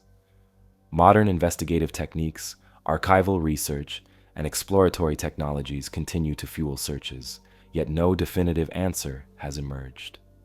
The fate of the Amber Room has transcended mere history, transforming into legend. Countless documentaries, books, and films explore its mysterious disappearance, perpetuating its allure. Scholars and experts maintain the possibility that someday, perhaps in a forgotten bunker, hidden cave, or secret vault, the shimmering panels of amber, gold, and gemstones may yet be discovered, waiting patiently for the day they can once again astonish the world. Until then, the missing Amber Room remains an enduring puzzle, an extraordinary masterpiece lost amidst the chaos of war, leaving behind an unsolved mystery as captivating and elusive as the golden glow of amber itself. With the search for the Amber Room fading into the background of history, another mystery from Europe's past emerges, equally captivating and shrouded in secrecy. This tale takes place within the cold stone walls of 17th century France, involving one of history's most infamous prisoners, the Man in the Iron Mask. The Man in the Iron Mask first appeared in historical records around 1669 during the reign of King Louis XIV, famously known as the Sun King. At this time, Louis XIV ruled with absolute authority, a period marked by power struggles, political intrigue, and secretive dealings within the French royal court. The prisoner was initially confined at the fortress of Pignerol, located in northern Italy, territory then under French control. Pignerol was already notorious for housing significant political prisoners, including disgraced ministers and high-ranking figures who had fallen from favor. Placing the unknown prisoner there underlined his perceived political importance from the very beginning. Under the strict and watchful custody of a trusted jailer named Bénigne d'Auvergne de Saint-Mars, the prisoner's life became subject to meticulous oversight and rigidly enforced secrecy. Saint-Mars himself was carefully selected for his unwavering loyalty and discretion, having previously overseen the imprisonment of other sensitive prisoners. Throughout his imprisonment, the mysterious prisoner was transferred carefully from fortress to fortress, initially from Pignerol to the fortress of Exilles in 1681, then to the island fortress of Sainte Marguerite in 1687, and finally, in 1698, to the infamous Bastille prison in Paris, where he would spend the remainder of his life until his death in 1703. What immediately drew attention from those involved, and later from historians, was the remarkably unusual and highly restrictive treatment of this particular prisoner. His identity was kept an absolute secret, deliberately concealed behind a velvet mask, a detail later romanticized by writers like Voltaire into the image of an iron mask. In reality, historical records indicate the mask was likely made of velvet or cloth, designed not for punishment, but purely to obscure his features and prevent any recognition. This peculiar and extraordinary measure was an indication of the prisoner's immense political sensitivity. His identity was apparently dangerous enough that even casual glimpses by guards or visitors had to be prevented. The strict secrecy surrounding his imprisonment was remarkable, even for a time known for political conspiracies, secretive negotiations, and clandestine alliances. Prison guards received explicit and unusual instructions. They were forbidden from speaking to him unless strictly necessary, never to mention anything related to external affairs or court politics, and to maintain his absolute isolation from other prisoners. Furthermore, his cell was carefully guarded and separated from those of other detainees, ensuring he never communicated or interacted with anyone else. Such extraordinary precautions were typically reserved only for prisoners of the highest political consequence, or those possessing sensitive knowledge that could threaten the stability of the monarchy itself. The first definitive mention of this mysterious prisoner comes from a carefully written letter in 1669 by François-Michel Le Tellier, the Marquis de Louvois, who was Louis XIV's influential minister of war and one of his closest advisors. This letter was addressed directly to Saint-Mars and outlined meticulous instructions regarding the handling and treatment of the prisoner. Louvois explicitly emphasized the necessity of absolute secrecy, stating that no person, regardless of rank or status, should be allowed to speak to the prisoner under any circumstances, nor should any correspondence, messages, or news be exchanged with the outside world. The instructions included provisions that only St. Mars himself should provide direct care or deliver meals to minimize any risk of information leaking out. Additionally, Louvois stipulated that the prisoner should be strictly confined, but treated with basic dignity, indicating the government's intention to keep him alive and healthy, yet invisible to the public eye. Over the centuries, numerous theories have emerged about the prisoner's true identity. The most famous and dramatic suggestion, popularized by writer Alexandre Dumas in his novel The Vicomte of Bragelonne, was that he was the king's twin brother, hidden away to prevent rival claims to the throne. While this theory is fascinating and filled with dramatic intrigue, historians have generally dismissed it due to lack of concrete evidence and historical records. Another popular candidate for the man in the Iron Mask's true identity was a nobleman named Eustache Dauger. Historians discovered that a man by this name was indeed imprisoned at Pignerol, and many historical documents reference Dauger explicitly in connection to St. Mars. However, his true crime and origins remain uncertain, and documents referring to him contain strange inconsistencies. Some historians argue Dauger was merely a valet involved in espionage or scandal at the French royal court. Others suggest Eustache Dauger was simply a pseudonym used to obscure the prisoner's real identity. Additional theories abound. Some scholars argue that the masked prisoner was an Italian diplomat or nobleman who discovered politically damaging information. Others suggest he was a French general or noble who fell out of favor due to some embarrassing scandal or betrayal. Another theory holds that he was Louis XIV's true father or illegitimate relative, imprisoned to prevent embarrassment or threats to royal legitimacy. Each theory possesses intriguing possibilities, yet each ultimately lacks definitive proof, fueling further speculation and debate. The prisoner lived under these conditions for over 3 decades until his death in the Bastille on November 19, 1703. Upon his death, the prison authorities went to extraordinary lengths to ensure his identity remained hidden. Official records were meticulously altered or destroyed, his belongings were burned, and he was hastily buried under a pseudonym, Marchioli, without ceremony in the nearby church of St. Paul. The deliberate effort to erase every trace of his existence suggests a profound level of secrecy, perhaps one directly linked to the security of the French crown or state secrets. Historians attempting to unravel this mystery rely on scattered contemporary accounts, letters, and official documents. Voltaire, the renowned Enlightenment philosopher, was among the first to publicize the prisoner's story widely in the 18th century. While Voltaire introduced the idea that the prisoner wore an iron mask, historians now believe this was likely an embellishment, with the original mask more probably being made of velvet or cloth to hide his identity comfortably yet securely. Still, Voltaire's dramatic retelling sparked public imagination, ensuring the prisoner's tale survived through centuries as a powerful legend. Efforts to conclusively identify the prisoner through archival research have continued into modern times, yet none have yielded definitive answers. A notable breakthrough occurred in the late 19th century when French historian Jules Lair discovered a cache of previously unknown letters referring to Eustache Dauger. Yet even these letters raised more questions than answers, as their ambiguous language and gaps in information provided few concrete conclusions. In recent decades, historians utilizing advanced research techniques, including archival analysis and modern forensic methods, have tried to settle the mystery. Researchers studying the handwriting and language used in letters about the prisoner have attempted to match them to other known documents, hoping to connect the prisoner's jailers and correspondents to other historical figures. Yet despite these efforts, the prisoner's true identity continues to elude historians, with each discovery simply fueling new questions rather than answers. Today, the man in the iron mask remains one of history's most enduring and enigmatic mysteries.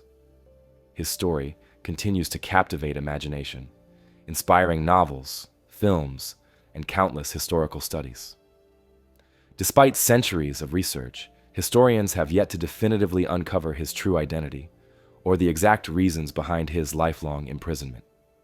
The extraordinary precautions taken to conceal this prisoner's identity, along with the deliberate destruction of nearly all evidence after his death, suggest he was undoubtedly someone of significant importance.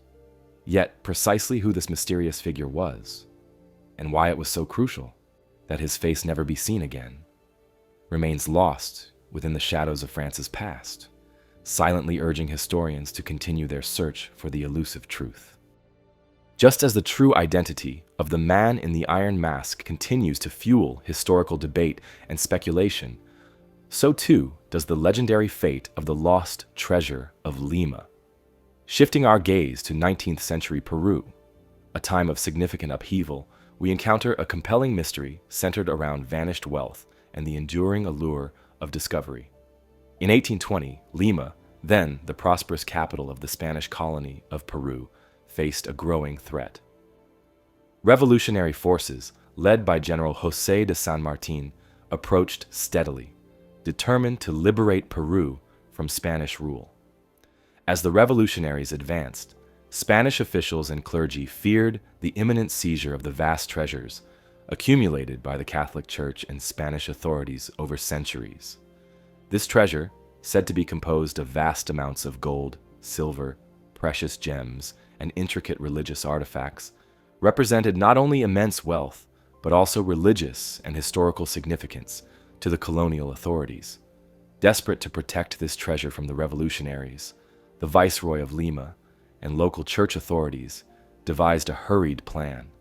They entrusted Captain William Thompson, a British sea captain known for his reliability and naval skill, with safely transporting the entire treasure aboard his vessel, the Mary Dear, and safeguarding it until political stability could be restored. Thompson and his crew were tasked specifically with sailing far enough from Lima's shores to evade detection and to keep the treasure hidden until Spanish control was reestablished. Confident in Thompson's reputation, Spanish officials believed the treasure would return safely into their hands after the revolutionaries were repelled. However, as the ship sailed from Lima and disappeared beyond the horizon, Thompson's loyalty quickly unraveled. Faced with an unimaginable fortune, the temptation proved too great. Captain Thompson and his crew turned to piracy, seizing the precious cargo for themselves. They reportedly navigated to the remote and uninhabited Cocos Island, located approximately 550 kilometers, 340 miles, off Costa Rica's Pacific coast. According to historical accounts and legends, the pirates concealed the treasure within deep caves, carefully burying and hiding the immense wealth so it could remain safe until their return. The treasure's magnitude is said to have been staggering, encompassing solid gold statues, intricately decorated crosses and chalices, hundreds of precious gemstones, chests of silver coins, and countless jewels, originally intended to adorn Spanish churches and palaces. But Captain Thompson and his crew's act of betrayal would quickly catch up with them. Spanish naval vessels soon discovered and captured the Mary Dear. Thompson and his crew were arrested, imprisoned, and interrogated fiercely about the whereabouts of the stolen treasure.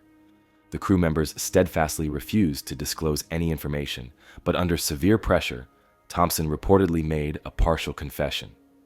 He agreed to lead authorities to the hidden treasure on Cocos Island. Hoping to recover the immense fortune, Spanish officials transported Thompson back to the island, confident he would fulfill his promise. Yet upon arrival, Thompson seized a desperate chance to escape into the dense jungle, vanishing without revealing the treasure's precise location.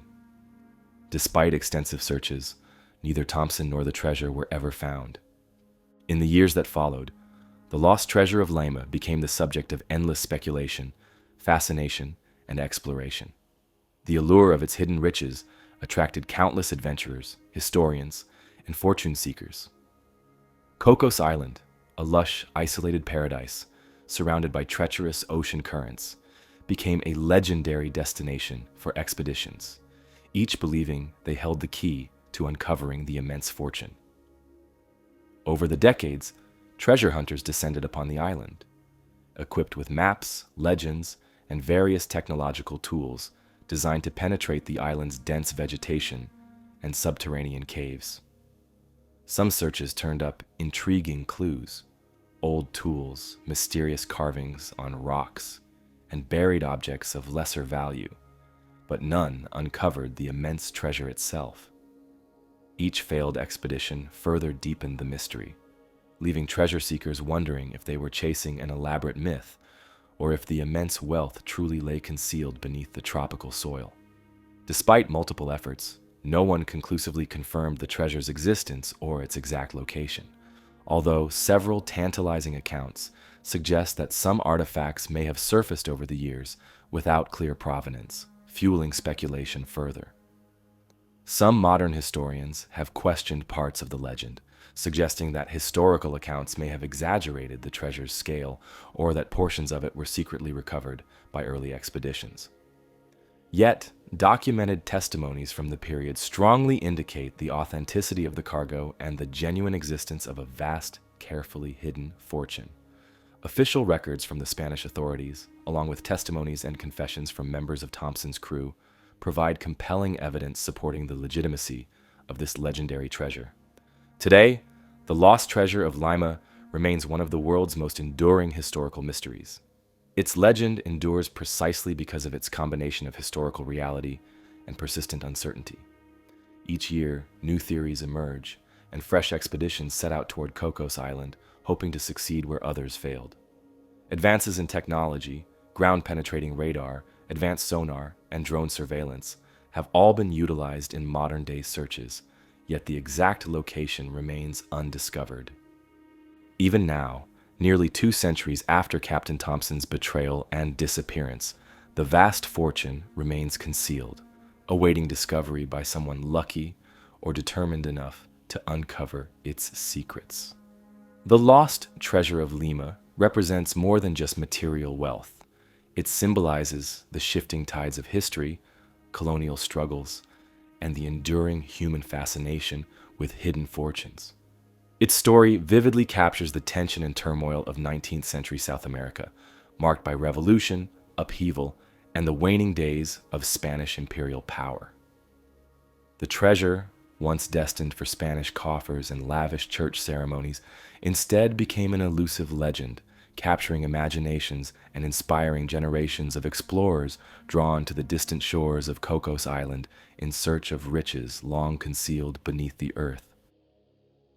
England holds its share of historical puzzles, and the tale of the Pollock sisters stands as a particularly compelling one, not for lost artifacts or grand historical events, but for the unsettling questions it raises about the human mind and the potential for phenomena that transcend typical understanding. This small-town story has resonated for decades, intriguing those who seek answers beyond the conventional boundaries of science. In the sleepy town of Hexham in Northumberland, England, John and Florence Pollock lived a seemingly typical family life. They were loving parents to their 2 young daughters, Joanna and Jacqueline. Life was happy and peaceful until tragedy abruptly struck in May 1957. On their way to church, the 2 girls, Joanna, aged 11, and Jacqueline, aged 6, were tragically killed when a car suddenly lost control, striking them on the sidewalk. The heartbreaking loss deeply impacted their parents, who grieved profoundly for their beloved daughters. Amazingly, despite the profound trauma, John Pollock maintained a persistent belief in reincarnation, convinced that somehow his daughters would return to him. Florence, his wife, remained skeptical, attributing John's belief to wishful thinking, born of grief. However, the following year, their lives took a turn that surprised both of them. Florence became pregnant again, and the couple learned they were expecting twins. While twins were not uncommon, the Pollocks had no known history of multiple births in their family, which made the arrival of twins especially surprising. Nonetheless, John remained confident in his belief that these twins were the reincarnations of Joanna and Jacqueline, returning to him once more. On October 4th, 1958, Gillian and Jennifer Pollock were born, identical twin girls who immediately became the focus of their parents' attention. From birth, the girls displayed peculiar physical marks that baffled their parents and doctors alike. Jennifer had a distinctive birthmark on her forehead, exactly matching a scar Jacqueline had sustained from a childhood accident. Another birthmark on her waist mirrored one that Jacqueline also bore.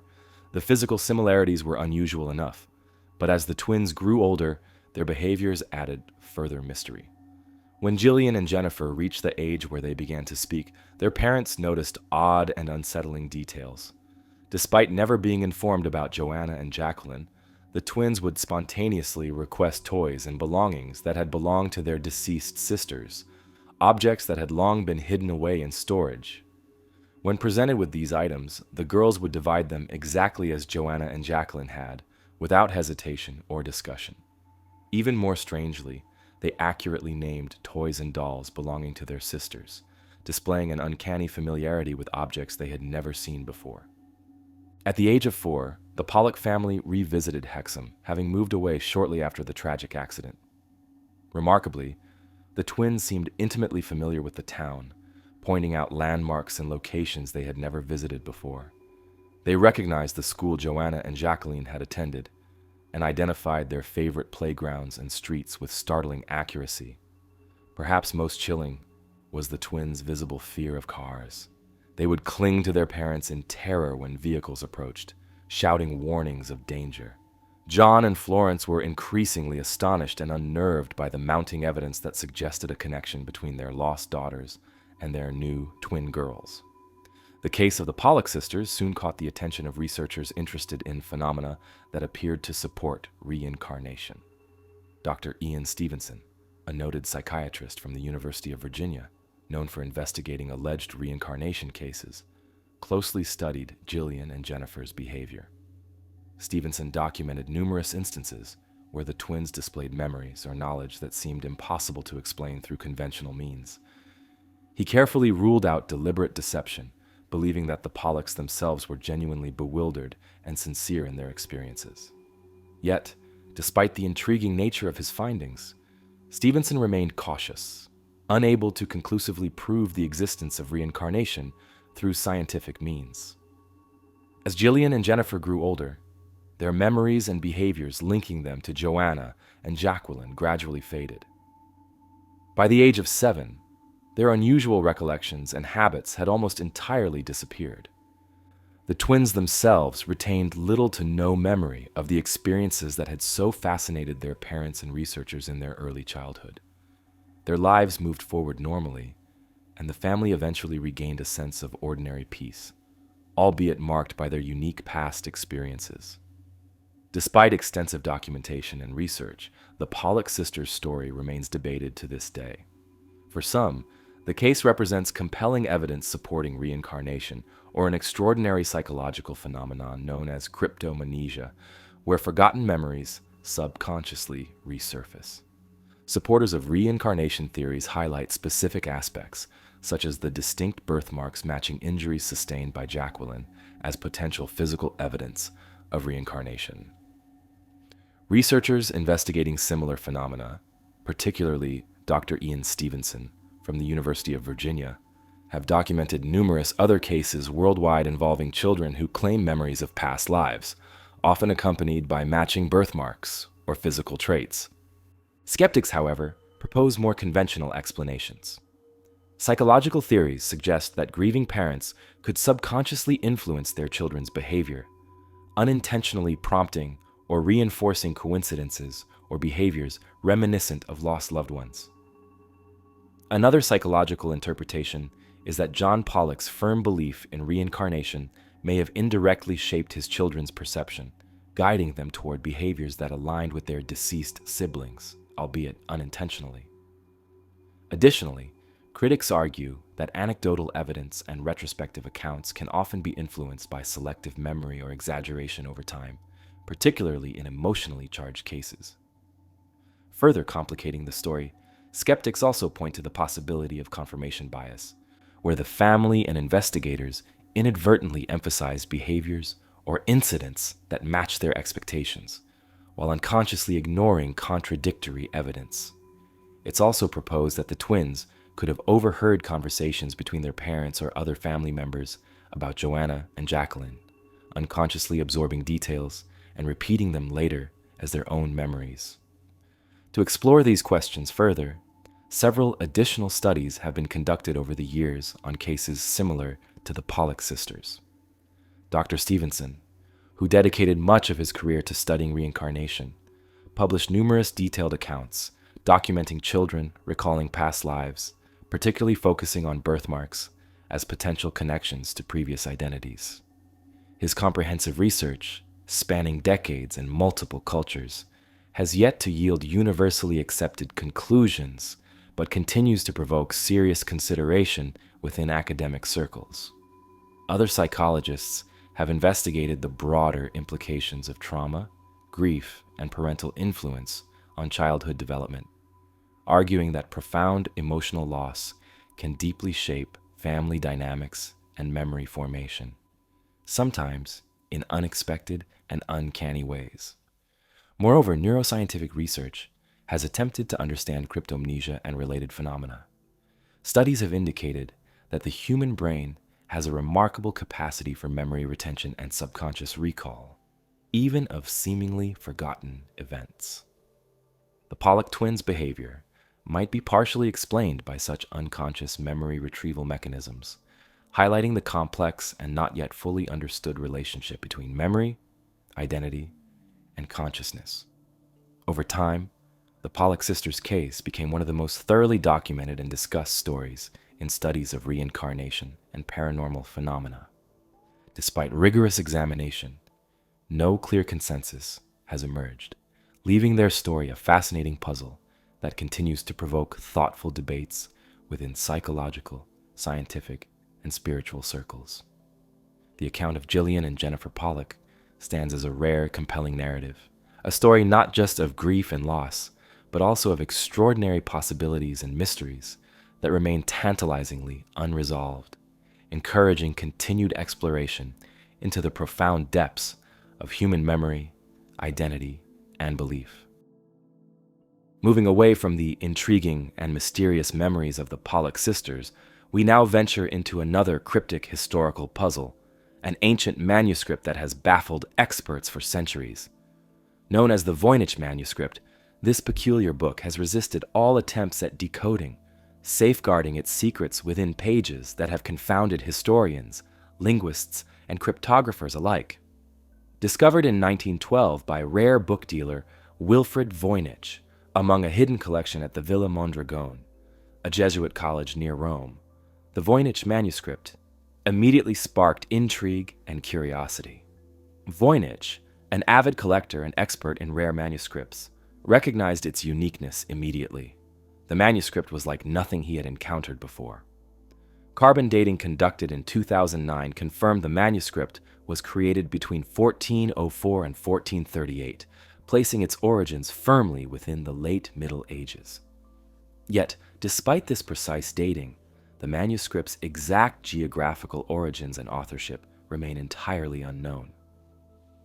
Comprising around 240 pages, crafted from fine-quality vellum, calfskin carefully prepared and smooth for writing, the Voynich manuscript is meticulously illustrated and intricately written. Its size is modest, approximately 23 by 16 centimeters, which would have made it portable and perhaps intended for personal use or private study. The manuscript's pages are beautifully preserved, though some evidence of handling, aging, and repairs indicate it was used, consulted, and cherished by successive owners over centuries. Perhaps most fascinating is its script, known to scholars as Voyniches. This writing is fluid and graceful, suggesting a practiced hand, yet the symbols and letters bear no resemblance to any known language or script from the period.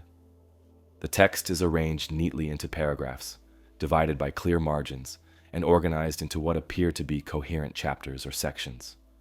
The meticulous layout indicates a deliberate and purposeful construction, suggesting the manuscript was not merely an artistic curiosity, but rather a document intended to communicate specific, if mysterious, information. Some letters repeat frequently, while others rarely appear, patterns typically found in natural languages, leading linguists and cryptographers alike to invest years in attempting to decode it, yet all to no avail. The Voynich manuscript's pages overflow with hundreds of remarkable illustrations, vividly painted in vibrant colors, using inks and pigments typical of medieval Europe. These illustrations, however, compound the manuscript's mystery rather than resolve it. Detailed botanical drawings fill many pages, depicting plants that seem at first glance familiar, yet defy positive identification upon closer examination.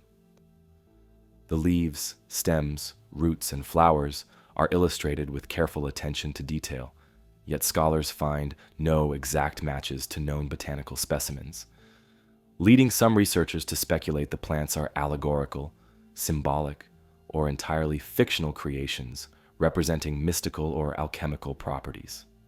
In addition to botanical imagery, the manuscript contains elaborate astronomical and astrological diagrams. Circular charts resembling zodiac wheels depict constellations, suns, moons, and intricate celestial arrangements, yet these diagrams do not align perfectly with any recognized astronomical traditions of the time, including those used by European, Arabic, or Asian astronomers. This has sparked theories that the manuscript might represent a unique, undocumented astrological tradition, or an attempt to convey cosmic or esoteric knowledge through symbolism known only to a small, secretive group. The manuscript also features bizarre human figures, often nude, bathing in elaborate interconnected pools or performing mysterious rituals, accompanied by strange pipes and water channels. These illustrations, often called the balneological section, appear to represent scenes of healing, spiritual cleansing, or mystical rites, but their precise meaning or purpose remains wholly speculative.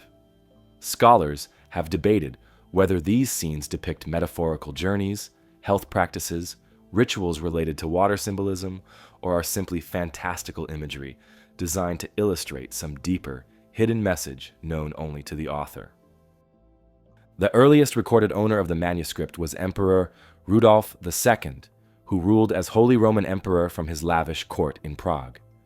Rudolf II was famous for his eccentric interests in alchemy, astrology, the occult, and mysterious artifacts, surrounding himself with Europe's leading scholars, alchemists, and astrologers. During his reign, 1576 to 1612, Rudolf amassed an extraordinary collection of curiosities, rare books, and manuscripts, hoping to unlock hidden knowledge or divine wisdom. The Voynich manuscript, with its unintelligible script and puzzling illustrations, fit perfectly within his esoteric interests. After Rudolf's death, his library and collection were dispersed, passing through the hands of numerous scholars, collectors, and noble families across Europe. Eventually, in the 17th century, the manuscript found its way into the collections of Athanasius Kircher, a prominent Jesuit scholar and polymath who was fascinated by ancient scripts and cryptography. Kircher himself attempted unsuccessfully to decode the manuscript, and after his death, it was stored among the Jesuits' extensive archives until Voynich uncovered it nearly 2 centuries later. Throughout the 20th century, the manuscript attracted numerous efforts at decoding. Professional cryptographers, linguistic experts, and even military codebreakers from both world wars attempted to solve the puzzle, employing every known method of linguistic and cryptographic analysis. Notably, William Friedman, one of America's leading cryptanalysts who successfully deciphered Japanese ciphers during World War II, dedicated years to the manuscript's study. Despite his skill and persistence, he was unable to unravel its secrets, concluding that it was one of the most complex and baffling puzzles he had ever encountered. Various theories have emerged regarding the manuscript's origins and content. Some suggest it might be a coded alchemical treatise, hiding formulas and recipes beneath layers of obscure symbolism. Others propose it could be an elaborate medieval herbal, created by a forgotten culture or an isolated scholarly community, describing unknown plants and their uses. Another popular theory is that the manuscript is a hoax, crafted centuries ago to deceive or amuse its intended audience, though the elaborate detail and complexity make this theory less widely accepted among serious scholars. In recent years, modern technology has provided new avenues of exploration. Advanced imaging techniques, multispectral analysis, and computer algorithms have been used to detect hidden layers or alterations within the manuscript's pages. Computer linguists have attempted statistical analyses of the text, looking for grammatical patterns or recurring linguistic structures. While these studies have revealed intriguing patterns suggesting the text is likely not random or meaningless, no definitive translation or interpretation has emerged from this high-tech approach. Efforts to understand the Voynich manuscript continue to this day, driven by curiosity, scholarly challenge, and the enduring allure of historical mysteries. Each new attempt, whether employing the latest technology or traditional scholarly methods, brings the possibility that the manuscript's secrets might finally be revealed. Until then, this ancient book remains silent, guarding its secrets carefully, a tantalizing testament to the depth and complexity of history's enduring mysteries. The undeciphered script of the Voynich manuscript presents a puzzle for the mind. Now, our exploration shifts to a more tangible, though equally elusive, historical target, the final resting place of a legendary warrior. Deep within the plains and forests of Eastern Europe lies the rumored, and as yet undiscovered, tomb of Attila the Hun, a mystery steeped in ancient secrecy. Known to the Romans as the Scourge of God, Attila the Hun emerged in the early 5th century CE as one of history's most formidable and feared leaders. Born around 406 CE, Attila and his brother Bleda inherited leadership of the Huns following the death of their uncle Rugila in 434 CE. Initially sharing power, the brothers embarked on a series of ruthless campaigns, raiding and subjugating tribes across Central and Eastern Europe. However, in 445 CE, under unclear circumstances, Bleda died. Many historians suggest he was assassinated on Attila's orders, though concrete proof remains elusive. With his brother's death, Attila became the sole and undisputed ruler of the Hunnic Empire. Under Attila's leadership, the Huns transformed into an exceptionally organized and feared fighting force, renowned for their speed, mobility, and devastating tactics. Their success hinged primarily on cavalry warfare, utilizing swift, horse-mounted archers who could quickly encircle enemies, deliver lethal attacks, and withdraw before opponents had the chance to respond effectively. These tactics proved devastating against traditional Roman legions and heavily fortified settlements. During Attila's reign, the Hun Empire stretched across an enormous territory, spanning from the Ural River in the east to the Rhine River in the west, and from the Baltic Sea in the north down to the Danube and Black Sea regions in the south.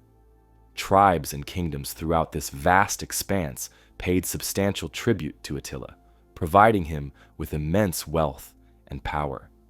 His reputation as a fierce warrior and unyielding leader spread rapidly, ensuring submission from many rivals without the need for prolonged conflict. Attila's campaigns against the Roman Empire are particularly notable in history. In 441 CE, seizing upon the Roman Empire's vulnerability due to internal strife and external threats, Attila launched major invasions into the Eastern Roman Empire, also known as the Byzantine Empire, devastating territories in the Balkans and laying siege to key cities such as Constantinople's suburbs. His relentless attacks forced the Roman Emperor Theodosius II into humiliating negotiations and costly payments of tribute. These invasions left the Eastern Roman Empire weakened and financially drained, highlighting Attila's dominance over Europe's most established powers. Perhaps Attila's most infamous campaign was his incursion into the Western Roman Empire in 451 CE. This invasion culminated in the legendary Battle of the Catalonian Plains near modern-day Châlons-en-Champagne, France. Attila faced a massive coalition army composed of Romans under General Flavius Aetius, alongside Visigoths, Franks, and various other tribes who temporarily united against the Huns. The battle was fierce, resulting in staggering casualties on both sides. yet it concluded without a definitive victory for either army. Attila withdrew to regroup, temporarily ending his advance into Western Europe. Undeterred by this stalemate, Attila soon turned southward, invading Italy directly in 452 CE. His forces swept through northern Italy, capturing and looting major cities like Aquileia, Milan, and Pavia. Rome itself appeared vulnerable, prompting widespread panic within the empire. According to historical accounts, Attila halted his advance toward Rome after an encounter with Pope Leo I, though whether this was due to diplomatic negotiation, supply problems, disease among troops, or superstition remains debated. Regardless, Attila returned eastward, sparing Rome and leaving behind a trail of devastation that profoundly impacted the Roman world. Aside from military campaigns, Attila's personal and political life was complex. Historical records suggest he maintained multiple wives and fathered numerous children, reflecting customary practices among powerful nomadic rulers. Diplomatically shrewd, Attila regularly negotiated with various kingdoms and empires, extracting tribute and forming strategic alliances when beneficial. His court was described as lavish yet militaristic, with envoys from distant lands bringing gifts, tributes, and diplomatic overtures.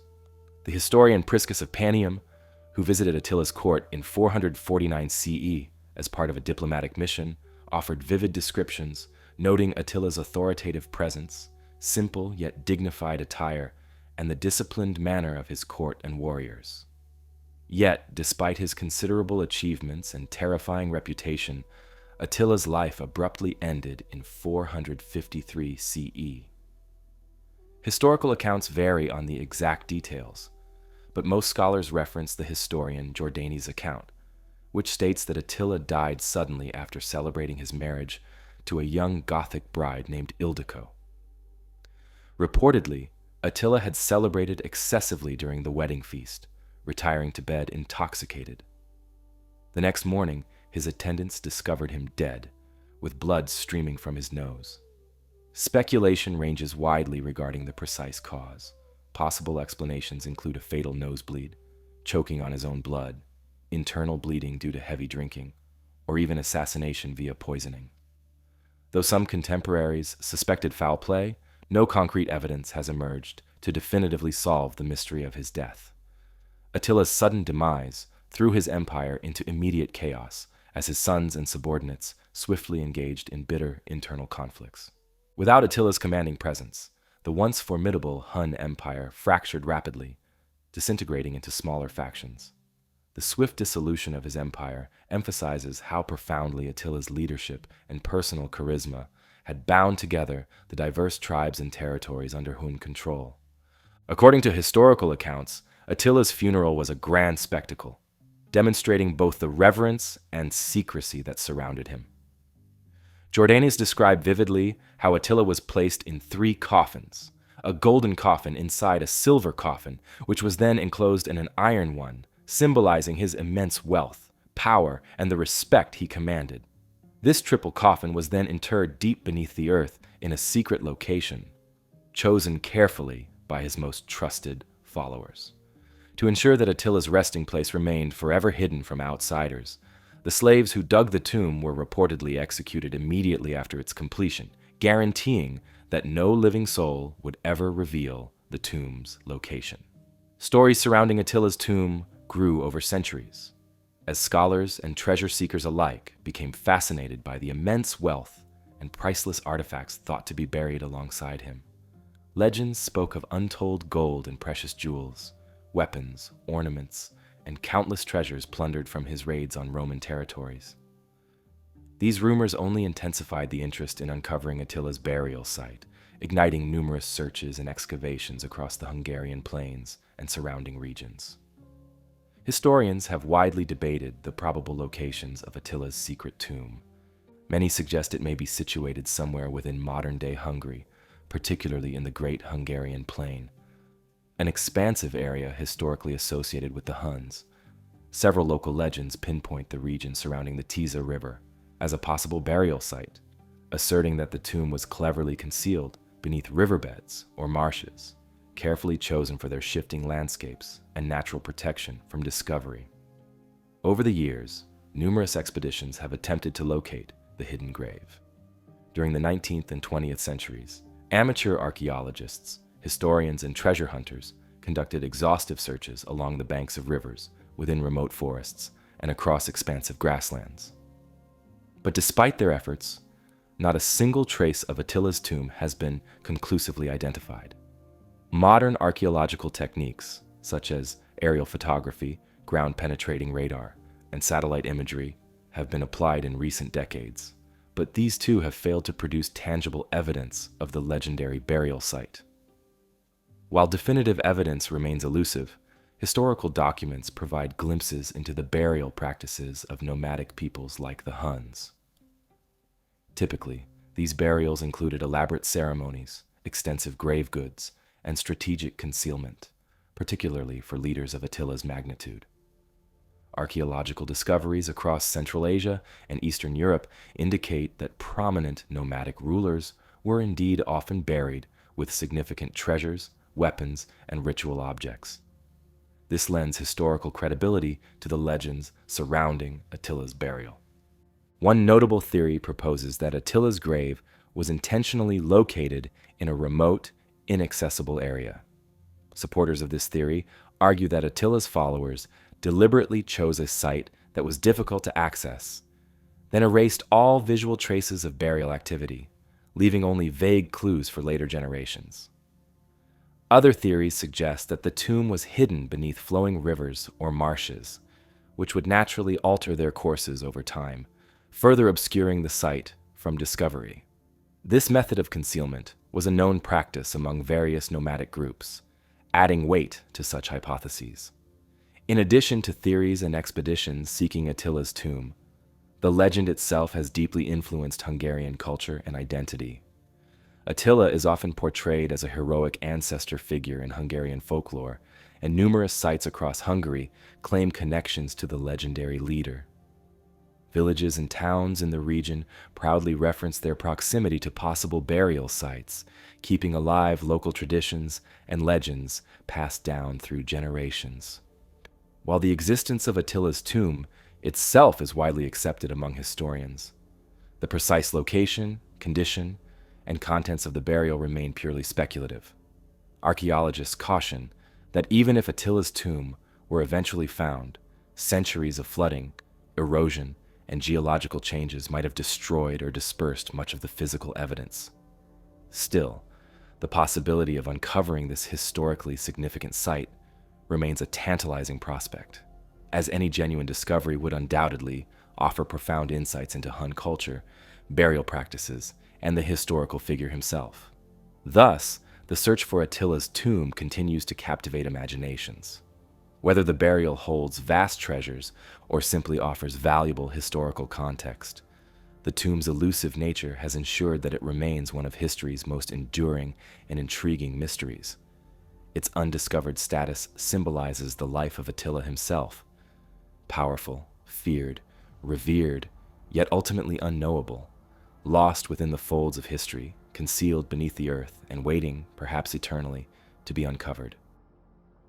Just as the secrecy surrounding Attila's burial continues to intrigue those who study ancient history, so too does the bizarre tale that unfolded in the rural English village of Woolpit during the 12th century. This medieval case, documented by contemporary chroniclers, offers a glimpse into a world where the unusual was often intertwined with the everyday, creating a mystery that still resists definitive explanation. According to historical accounts by chroniclers such as Ralph of Coggeshall and William of Newburgh, the strange tale began on an ordinary day during the harvest season. As villagers went about their routine work, two children suddenly emerged from the surrounding woods, appearing confused, frightened, and most startlingly, completely green in color. Their skin had a distinct greenish hue, unlike anything the villagers had ever seen before. Both children, a boy and a girl, wore clothing made of unfamiliar material and spoke a language completely unknown to the villagers. Bewildered by their sudden appearance, the villagers brought them into town, where their strange appearance and unfamiliar speech quickly drew curiosity and concern from the entire community. At first, the children refused all food offered to them, seemingly bewildered by the villagers' simple diet. Eventually, after several attempts, they discovered and eagerly consumed raw, broad beans. Gradually, over weeks and months, the children adapted to local food, which slowly diminished the unnatural green tint of their skin. Unfortunately, despite improving in health and diet, the boy grew weaker and eventually passed away, leaving only his sister alive. With time, the surviving girl gradually learned enough English to communicate with the villagers. When she was finally able to speak coherently, she told them an incredible story that puzzled the villagers even further. According to her account, she and her brother came from a land called Saint Martin's Land, a strange realm where the sun never fully shone and everything appeared bathed in perpetual twilight. In this place, she explained, all people shared their distinctive green color. She described how she and her brother had been tending livestock when they heard the distant sound of bells coming from an unknown direction. Drawn by curiosity, they had followed the enchanting sounds through a cavern or passageway, eventually emerging near Woolpit, where the villagers first discovered them. Over time, the girl adjusted to life in Woolpit, losing her green complexion entirely, and eventually adopting local customs and culture. She was baptized, given the name Agnes, and later married a man from a neighboring town, reportedly living a normal life afterward. Despite integrating fully into society, the mystery of her origin never fully faded. Historians and scholars continued to grapple with the strange details she described, details too specific and consistent to dismiss as mere fantasy or childhood imagination. Researchers over the centuries have proposed several theories attempting to explain the Green Children's origins. One prominent explanation suggests that they were Flemish immigrants or orphans who had become separated from their parents, wandering through unfamiliar terrain and eventually stumbling upon Woolpit. This theory notes that Flemish immigrants, fleeing conflicts or persecution, were known to have settled in the region around that time. The children's strange clothing, unfamiliar speech, and confusion might thus be explained as simply the result of cultural differences and their stressful journey. Their initial green complexion could be attributed to a condition called chlorosis, historically associated with malnutrition and anemia, common among impoverished or displaced children of the era. Another theory proposes that the children were from a remote and isolated village nearby, perhaps one situated underground or in a secluded valley, giving rise to the idea of a dimly lit land of perpetual twilight. According to this perspective, the bells they followed might have been those of Woolpit's own church or another nearby settlement.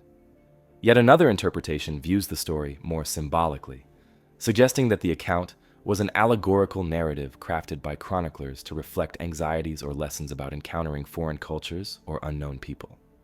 However, no single theory has managed to completely resolve the contradictions and mysteries within the historical accounts. The village of Woolpit itself has preserved the story as an important part of its cultural heritage.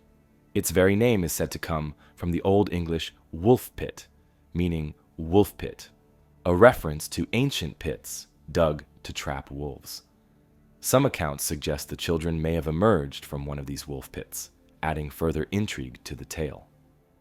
Even today, the village church still bears symbols and decorations commemorating the appearance of the Green Children, preserving their memory and intriguing visitors who learn about the remarkable event. In modern times, the story of the Green Children of Woolpit remains a unique medieval story. Scholars continue examining medieval documents, linguistic evidence, folklore, and historical context, hoping to unravel the tale. Some have proposed more speculative theories, including the possibility that the children were survivors of poisoning, environmental contamination, or even deliberate experimentation. Yet despite modern science and historical research efforts, no definitive explanation has emerged, leaving the story just as puzzling now as it was when the villagers first encountered these strange, green-skinned siblings.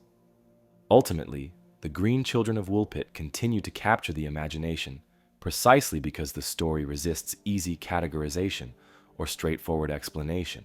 Whether viewed as historical fact, an exaggerated allegory, or a piece of enduring folklore, the tale stands as a striking example of medieval Europe's complicated relationship with outsiders, mysteries, and the unknown.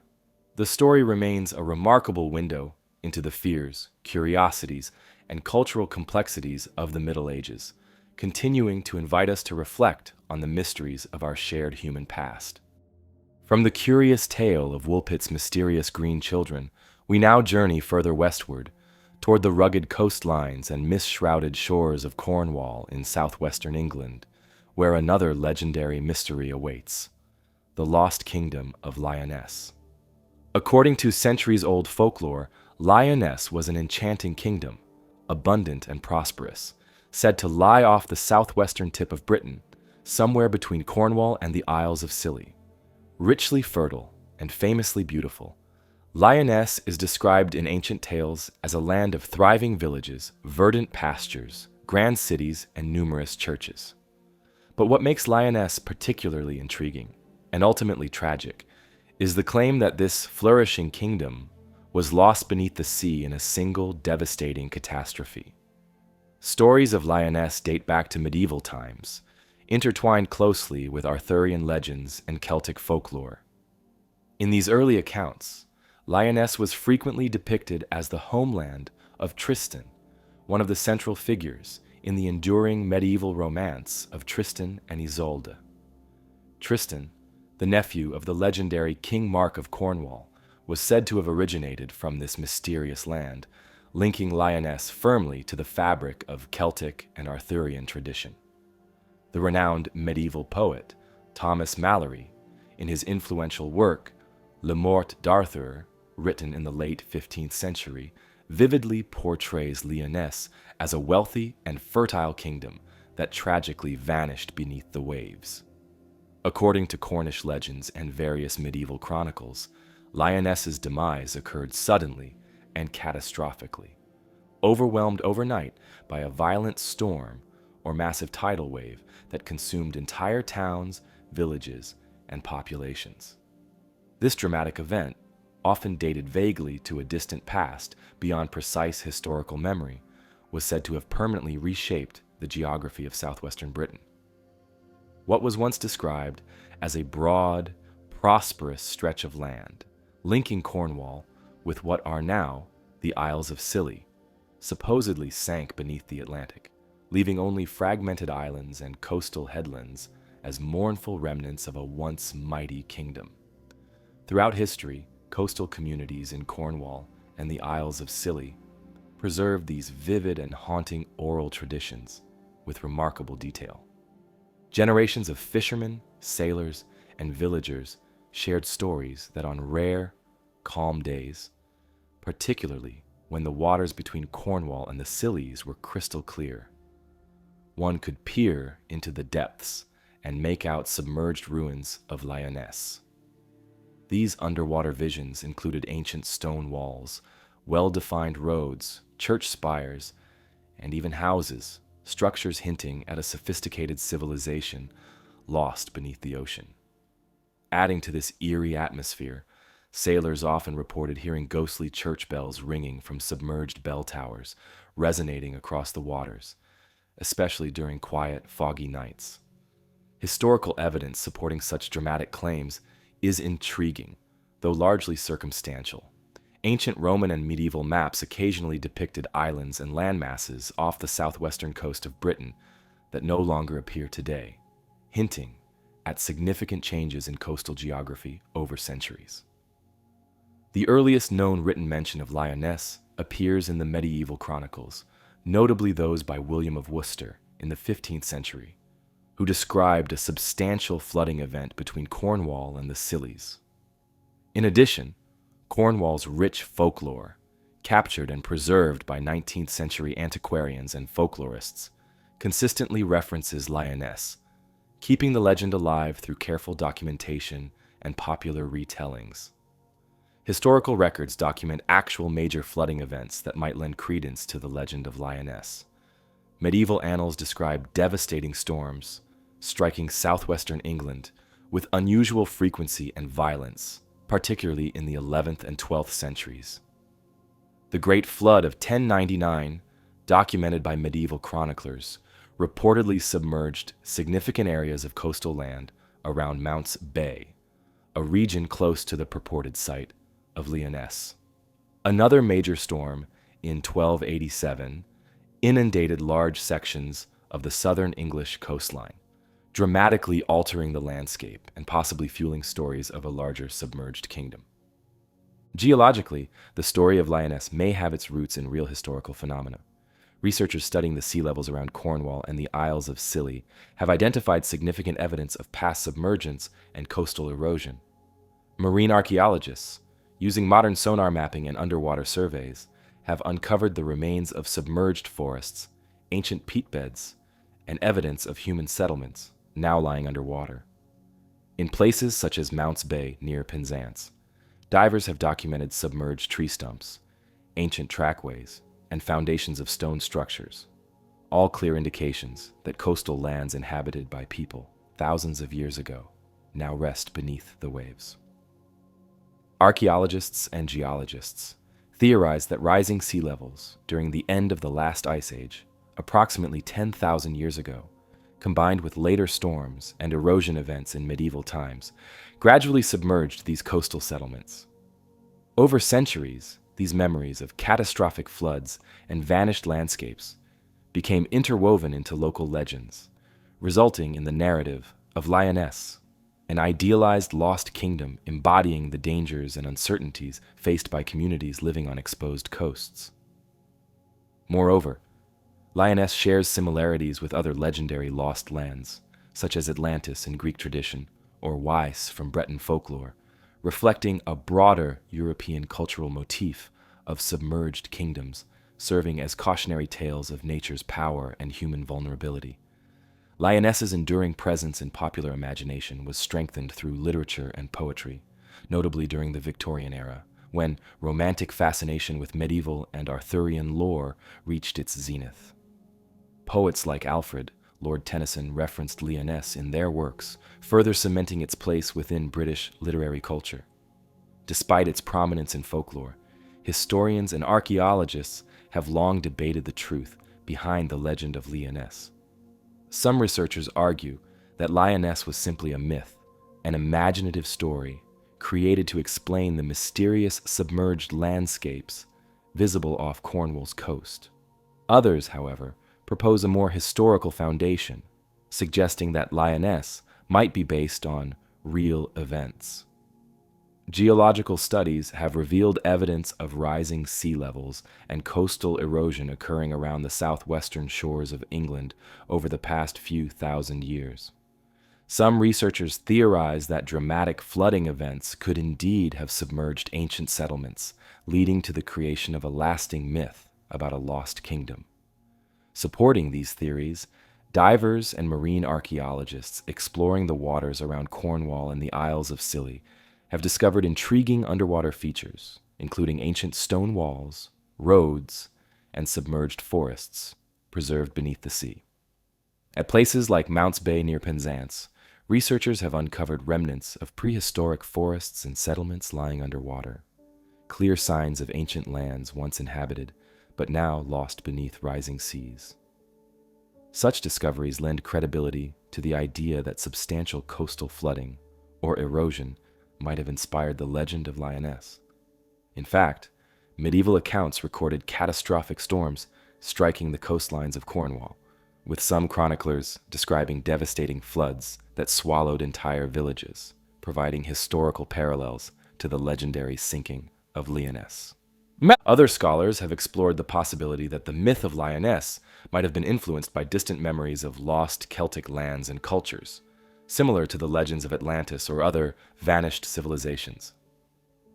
Some historians suggest that stories of Lyonesse represent a symbolic narrative, reflecting ancient people's anxieties about changing coastlines, unpredictable seas, and lost territories.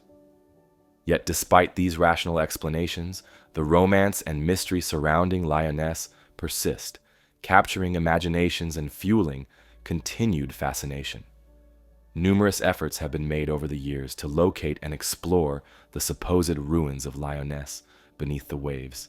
Maritime explorers, historians, and divers have searched the seabed for definitive evidence, hoping to confirm once and for all whether Lyonesse was a historical kingdom or simply a myth. These expeditions have yielded intriguing finds: stone formations, submerged woodlands, ancient paths leading into the sea, but no unequivocal proof of a lost kingdom. The ocean remains reluctant to yield its secrets, preserving the mystery of Lyonesse beneath its depths. Today, the story of Lyonesse continues to thrive in literature, poetry, music, and popular imagination. It remains an essential part of Cornish heritage, celebrated in local festivals and remembered in place names and cultural traditions. Writers and artists have drawn inspiration from the tale, producing works that romanticize its lost cities and the tragic fate of its inhabitants.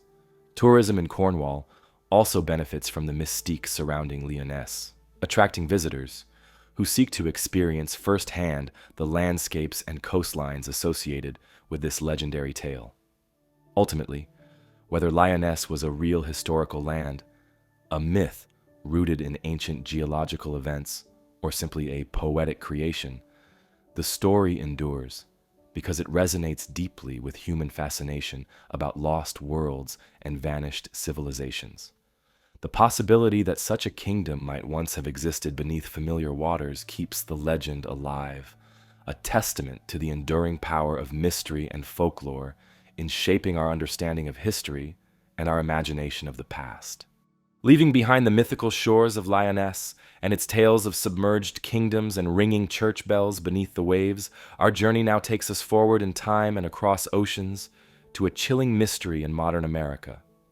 A puzzling and unsettling case often referred to as the Yuba County Five. On the night of February 24th, 1978, 5 friends from Yuba City, California, vanished under circumstances so peculiar they continue to puzzle investigators and captivate those who stumble across their story. The group consisted of 5 young men: Bill Sterling, Jack Hewitt, Ted Wire, Jack Madruga, and Gary Mathias. Each had either mild intellectual disabilities or psychiatric conditions, and all were close friends who bonded through their shared enthusiasm for basketball. Together, they made plans to attend a college basketball game in Chico, California, and were last seen driving away from the event, reportedly in high spirits after a satisfying victory for their team.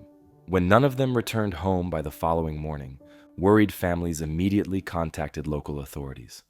Police soon located Jack Madruga's car, a turquoise and white 1969 Mercury Montego, abandoned and stuck on a snow-covered mountain road in the remote Plumas National Forest, approximately 70 miles off the group's intended route home. This discovery bewildered investigators, as the men had no known reason to travel into such treacherous and unfamiliar territory, especially late at night during severe winter conditions. Even more perplexing, the car was in good working condition, with ample fuel and no sign of mechanical trouble. The tires spun helplessly in the snow, indicating the car had become stuck, but investigators noted that with minimal effort, 5 strong young men could have easily freed the vehicle. Yet they inexplicably left the safety and warmth of the car, venturing out into freezing temperatures and deep snow, apparently ill-prepared for the harsh conditions they would encounter. Initially, search efforts were hampered by severe winter weather, heavy snowfall, and poor visibility. The thickly wooded terrain proved difficult, and despite extensive searches involving helicopters, search dogs, and teams of volunteers, no trace of the men surfaced. Months passed without answers, intensifying the community's confusion and despair. Then, as the snow thawed in June of 1978, the mystery deepened dramatically. Hikers stumbled upon a deserted Forest Service trailer, roughly 19 miles from where Madruga's car had been abandoned. Inside, they discovered the remains of Ted Wire. The scene was deeply unsettling. Wire appeared to have survived for weeks after their initial disappearance, wrapped in layers of blankets on a makeshift bed. Strangely, despite ample provisions stored inside the trailer, including a propane heater, matches, and enough canned food to have fed all 5 men for a year, these resources had barely been touched. Instead, Vire had suffered from starvation and exposure, losing nearly half his body weight before succumbing. Outside the trailer, searchers soon found the remains of 2 more men, Jack Madruga and Bill Sterling, located roughly 11 miles away, their bodies partially scattered along a trail, indicating they had attempted and failed to reach the trailer or return to their abandoned vehicle. Jack Hewitt's skeletal remains were discovered shortly after, located farther from the trailer, deep in the wilderness. Only Gary Mathias remained missing entirely, with authorities finding no trace of him, despite intensive searches. His glasses, essential due to his poor eyesight, were later found inside the trailer, further compounding the mystery. Investigators struggled to piece together the events leading to the tragedy. Numerous theories emerged attempting to explain the bizarre behavior exhibited by the Yuba County Five, but each scenario seemed incomplete or inconclusive. Some speculated that they had become disoriented or frightened, perhaps encountering something or someone in the wilderness that drove them deeper into the snow-covered mountains. Others wondered if Matthias, who had a history of schizophrenia and had previously gone missing, experienced a psychiatric episode, inadvertently leading his friends into danger. However, no conclusive evidence emerged to support these theories, leaving more questions than answers. Witness reports added another perplexing layer to the story. Joseph Shans, a man driving on the same road that night, claimed he had experienced car trouble and suffered a mild heart attack. While stranded, Shans reported seeing headlights and hearing strange sounds, including whistling and voices nearby. He attempted to call for help, but the lights and noises soon disappeared, leaving him alone in the frigid darkness. Later, Shans stated he saw people moving around a vehicle matching the description of Madruga's Mercury Montego. Yet, when questioned further, details of Shans's story changed or became uncertain, and investigators were unable to determine precisely what Shans had seen or if it was connected directly to the 5 friends. Decades later, the Yuba County Five remain an enduring mystery. Gary Mathias's fate remains unknown, and despite numerous appeals for information, no new leads have surfaced. The tragic and perplexing circumstances surrounding their disappearance continue to resonate, haunting the families left behind and puzzling investigators, amateur sleuths, and researchers alike. The Yuba County Five's story has often been compared to the equally baffling Dyatlov Pass incident due to its similarly inexplicable elements: abandoned safety, mysterious choices, and tragic consequences in an unforgiving environment. Today, the case endures as an unsettling narrative of human behavior in extreme circumstances. The harshness of the mountains, the unexplained decisions made by the men, and the baffling outcome defy conventional understanding. Authorities have revisited the case numerous times, hoping new technologies or fresh eyes could finally unravel its secrets. Yet, despite advances in forensic science, psychological analysis, and investigative methods, the ultimate truth behind the fate of the Yuba County Five remains beyond reach. What remains certain is the profound impact their disappearance left on their families and community. The unexplained choices they made on that cold February night continue to challenge those seeking understanding. The case of the Yuba County Five is not merely a tragedy, it is a profound puzzle that reminds us how fragile our understanding can be and how quickly ordinary circumstances can become extraordinary. The vast and unforgiving landscapes that swallowed the Yuba County Five now give way to a more localized and intensely personal tragedy discovered on the edge of a major American city. Eastward, near Philadelphia, Pennsylvania, the silent discovery of a young boy's body ignited a decades-long quest for identity and justice, a case known by the poignant moniker, The Boy in the Box. It was February 25th, 1957, when a young hunter, checking muskrat traps in a wooded area near the neighborhood of Fox Chase, stumbled upon a large cardboard box. Initially dismissing it, he moved on. But days later, disturbed by what he'd seen, the hunter returned to inspect the box more carefully. Inside, he discovered something deeply unsettling: the body of a young boy wrapped in a worn plaid blanket.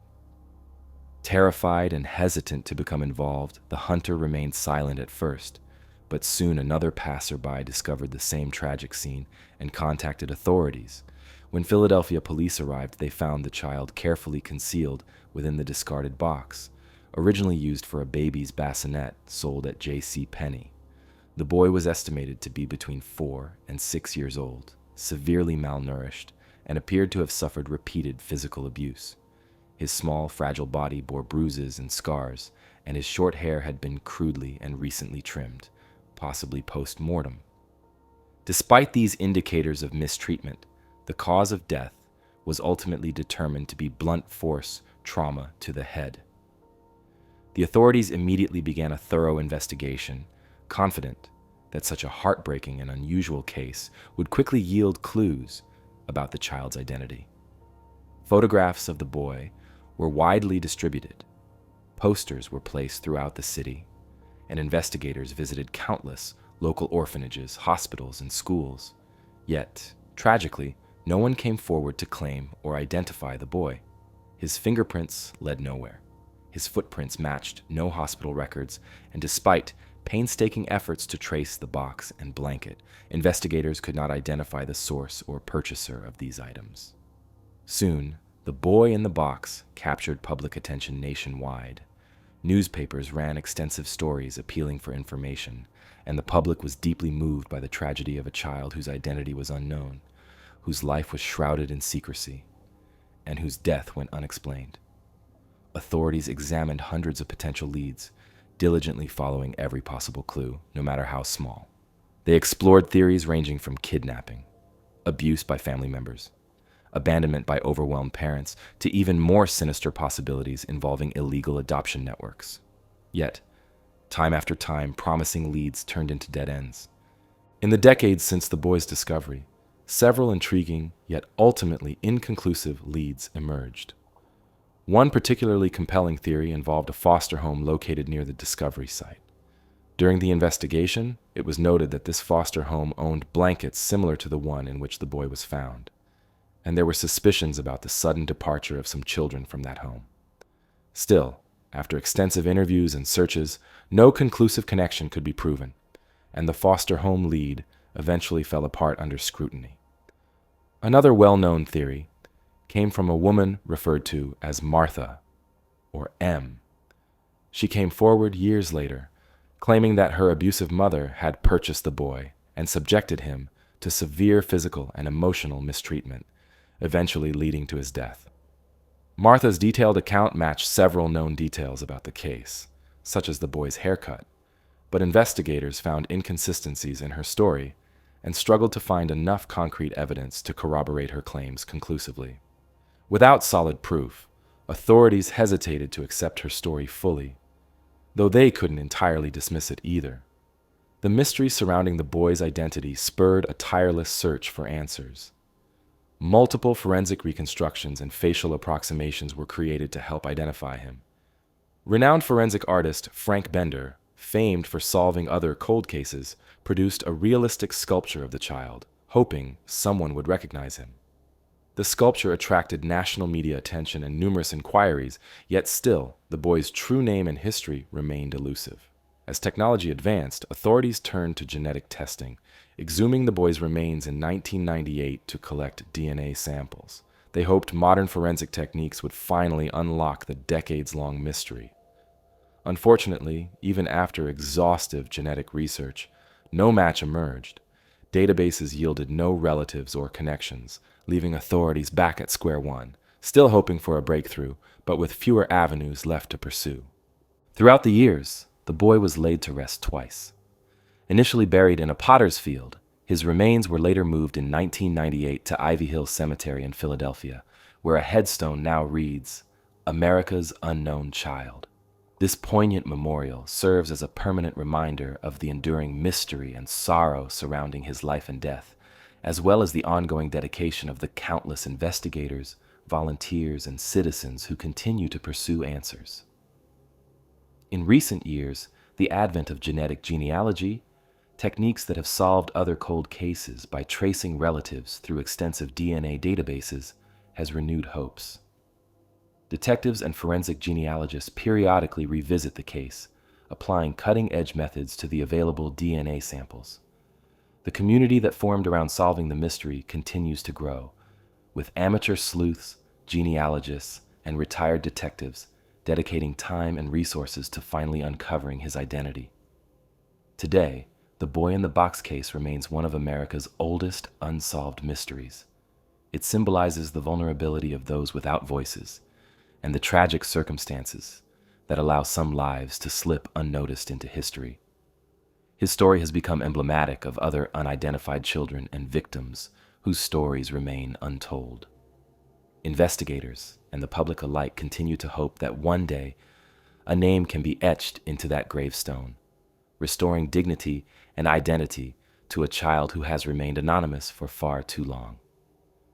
As we move forward through other mysteries, the haunting memory of this unknown child continues to resonate, reminding us of the importance of persistence, compassion, and the enduring hope that even the oldest and most perplexing cases may one day find resolution. The vast and unforgiving landscapes that swallowed the Yuba County Five now give way to a more localized and intensely personal tragedy discovered on the edge of a major American city. Eastward, near Philadelphia, Pennsylvania, the silent discovery of a young boy's body ignited a decades-long quest for identity and justice, a case known by the poignant moniker, the boy in the box. In May 1845, Captain Sir John Franklin, an experienced Royal Navy officer and seasoned explorer, embarked on what would become one of the most infamous and tragic expeditions in the history of Arctic exploration.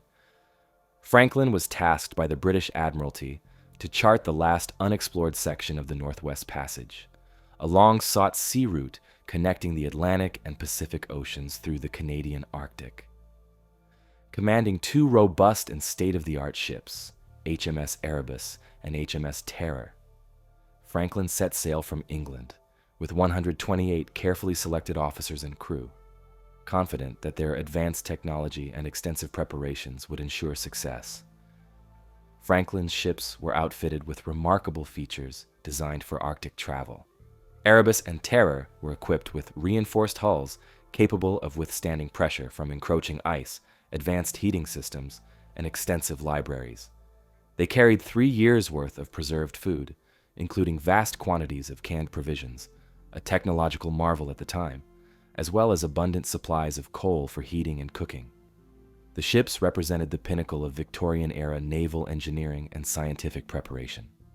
After departing from England, Franklin's expedition made a brief stop in Greenland, then sailed onward toward Lancaster Sound, an entry point into the complex labyrinth of Arctic waterways. They were last seen by European whalers in late July 1845, confidently heading into the treacherous, ice-choked waters. At that point, Franklin's ships and their crews vanished completely from known records. Over the following years, the silence from the expedition grew increasingly ominous, leading the British Admiralty to launch one of the largest and most desperate rescue operations in naval history. From 1847 onward, search parties scoured the Arctic, driven by a mix of hope, concern, and fascination. Both naval and private expeditions combed the northern seas, interviewing local Inuit populations and carefully examining coastlines, islands, and ice sheets for any trace of Franklin's ships or crew. Yet initially, their efforts yielded frustratingly few clues. It wasn't until 1850, on remote Beechy Island, that searchers discovered the first grim signs of what had happened. There they found a hastily abandoned campsite, complete with remnants of food supplies, abandoned equipment, and, most tragically, the graves of 3 crewmen who had perished during the first winter of the expedition. Despite the clues found at Beechy Island, the main fate of Erebus, Terror, and their remaining crews remained unknown, prompting further extensive searches. In 1854, explorer John Ray brought troubling news from Inuit communities. He reported hearing stories describing desperate European sailors who, facing starvation and exposure, resorted to cannibalism in their final months. Ray's reports caused scandal and disbelief in Victorian Britain, where the very idea of British naval officers descending into such desperation was considered unthinkable. However, subsequent expeditions and evidence would later confirm Ray's troubling accounts. In 1859, a significant discovery was made by Francis Leopold McClintock, who recovered a chilling note from King William Island. Written by Franklin's second-in-command, Captain Francis Crozier, the message revealed devastating information. Dated April 1848, it explained that both Erebus and Terror had become irretrievably trapped in thick-pack ice since September 1846. The note confirmed that Sir John Franklin had died on June 11, 1847, along with 23 other men. The remaining survivors, now numbering around 105, had abandoned their ships and were attempting a desperate trek southward across the frozen Arctic landscape, hoping to reach a distant mainland outpost nearly 1,000 miles away. Subsequent archaeological evidence gathered over decades supported this heartbreaking account. Inuit testimony, confirmed by artifacts and human remains discovered along the Canadian Arctic coastlines, revealed the grim fate of the expedition. The men, inadequately dressed for extreme Arctic conditions and suffering severely from malnutrition, lead poisoning from defective canned provisions, and scurvy, had struggled desperately against unimaginable hardships. Relics such as discarded clothing, abandoned sledges, cooking utensils, and human remains scattered along their route indicated that the survivors attempted to make their way south, on foot, but one by one succumbed to exposure, illness, and starvation. Despite these discoveries, the locations of Erebus and Terror themselves remained one of maritime history's greatest unsolved mysteries until very recently. Over a century passed before, remarkably, modern search efforts finally yielded results. In September 2014, a Canadian expedition using advanced sonar technology discovered the wreck of HMS Erebus lying intact in relatively shallow waters near King William Island. 2 years later, in 2016, the remarkably preserved wreck of HMS Terror was found further north, also near King William Island, at the bottom of Terror Bay. These extraordinary discoveries finally provided tangible, poignant evidence of the expedition's tragic conclusion and confirmed Inuit accounts passed down through generations. Modern archaeological research on the wrecks continues to reveal details about life aboard Erebus and Terror in their final, desperate months. Researchers recovered objects that brought vivid glimpses into the sailors' daily lives: boots, navigation tools, plates, and even personal items like combs and eyeglasses. However, despite these recent discoveries, many aspects of the tragedy still remain unclear, including exactly how long some crew members survived aboard the ships after abandonment, and precisely when and how each vessel sank. Today, the Franklin expedition remains one of history's most compelling mysteries and cautionary tales, symbolizing human bravery and ingenuity confronted by the overwhelming power of nature. Sir John Franklin and his crew, driven by the optimistic Victorian spirit of exploration and conquest, ultimately faced conditions beyond their experience and control, highlighting the limits of even the most advanced technology and careful planning.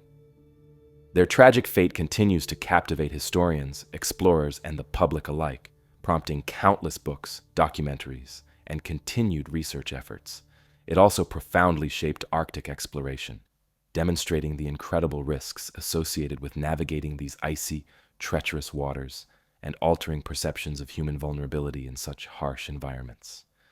As the ice continues to reveal its secrets, the legacy of the Franklin expedition lives on as a haunting reminder of courage, tragedy, and humanity's enduring fascination with the unknown, its final chapters still being uncovered beneath the silent Arctic ice. The frozen silence that shrouds the fate of the Franklin expedition now gives way to a warmer, yet equally perplexing, mystery nestled in the American South. Journeying to the rolling hills of rural Virginia, near Bedford, we encounter the enduring mystery of the Beale ciphers, a coded promise of hidden treasure that has captivated and frustrated seekers for generations. The story of the Beale ciphers begins in 1885, when a small pamphlet was published by an anonymous author using the pseudonym J.B. Ward. According to Ward, he had inherited a mysterious collection of documents from a friend named Robert Morris, an innkeeper from Lynchburg, Virginia. Morris claimed to have received these documents decades earlier from a guest named Thomas J. Beale, who had stayed at his inn during the early 1820s. Beale had been an enigmatic figure, charismatic, adventurous, and secretive. Before leaving Lynchburg for the last time in 1822, Beale had entrusted Morris with a locked iron box containing several sealed letters and a strict instruction. If Beale had not returned within 10 years, Morris was to open the box and attempt to decode its contents. As promised, Morris waited patiently, but Beale never returned. After more than 20 years passed, curiosity finally overcame him, and he carefully opened the box, revealing 3 sheets of paper densely covered in a series of seemingly random numbers. Alongside these cryptic documents was a letter from Beale, explaining that the ciphers contained detailed instructions for locating a hidden treasure, gold, silver, and precious jewels, buried somewhere in Bedford County, Virginia. The combined value of this treasure, according to Beale's letter, was immense, enough to make the finder unimaginably wealthy. The letter also described how Beale and his companions had discovered the treasure during an expedition to the American West around 1818. They had stumbled upon an exceptionally rich gold and silver mine and spent months mining and amassing a significant fortune.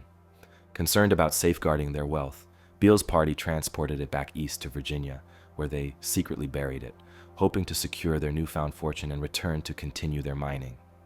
The 3 ciphers, according to Beale, would reveal the exact location of the treasure, its contents, and the identities of those entitled to shares of the fortune.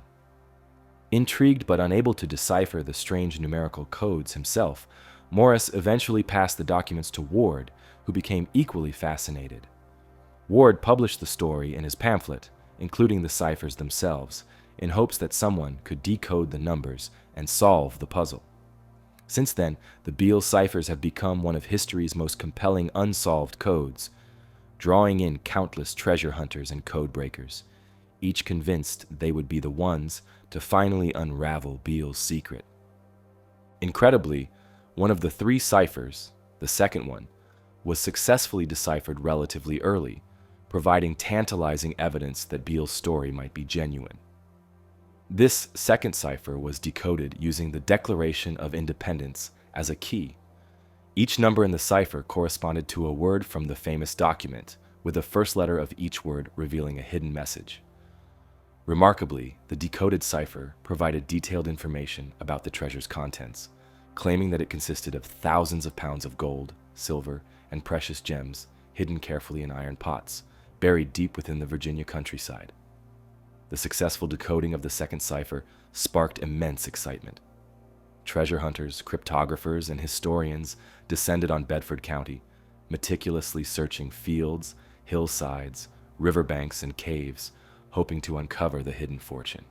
Yet despite tireless efforts, no trace of the treasure was ever found.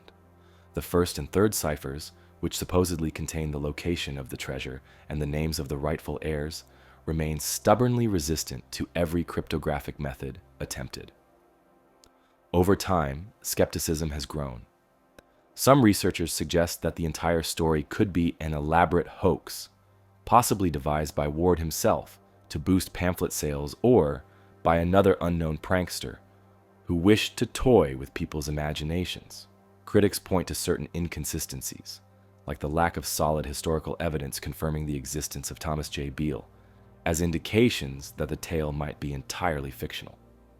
Nevertheless, proponents argue that the complexity and sophistication of the ciphers themselves lend credibility to the story. They point out that creating such an intricate code, especially one partly solved using a real historical text like the Declaration of Independence, would have been highly unusual and overly complex for a simple practical joke. To this day, professional and amateur cryptographers alike continue their attempts to solve the first and third ciphers, applying increasingly advanced computer algorithms and cryptographic techniques. Historians and researchers have also diligently scoured records, seeking evidence of Beale's supposed mining expedition and verifying historical details from his narrative. Though some promising leads have been uncovered, no definitive proof has ever emerged either to confirm or decisively disprove the authenticity of Beale's claims. This ambiguity, combined with the intriguing partial success in decoding the second cipher, continues to fuel persistent fascination with the Beale ciphers. Beyond cryptography and historical investigation, the Beale treasure has inspired a rich tapestry of legends and speculation throughout Virginia. Local folklore maintains vivid stories of strange lights, ghostly figures, and mysterious digging noises reportedly seen and heard near rumored hiding spots. Occasionally, individuals still arrive in Bedford County armed with shovels, metal detectors, and maps, driven by dreams of uncovering unimaginable wealth. Yet each expedition, thus far, has ended in disappointment, with the treasure, if it truly exists, remaining just beyond reach. Today, the Beale ciphers are considered among the greatest cryptographic mysteries of American history, ranking alongside famous cases such as the Zodiac Killer's ciphers and the coded messages of wartime spies. Though time has eroded much of the historical context surrounding Thomas J. Beale, his tale and the elusive treasure he promised remain vividly alive in public imagination. Whether the Beale treasure is genuine or a clever hoax, it remains a captivating puzzle that continues to challenge and fascinate. The unsolved ciphers are a testament to human ingenuity, curiosity, and hope, drawing people from all walks of life into an ongoing search for answers.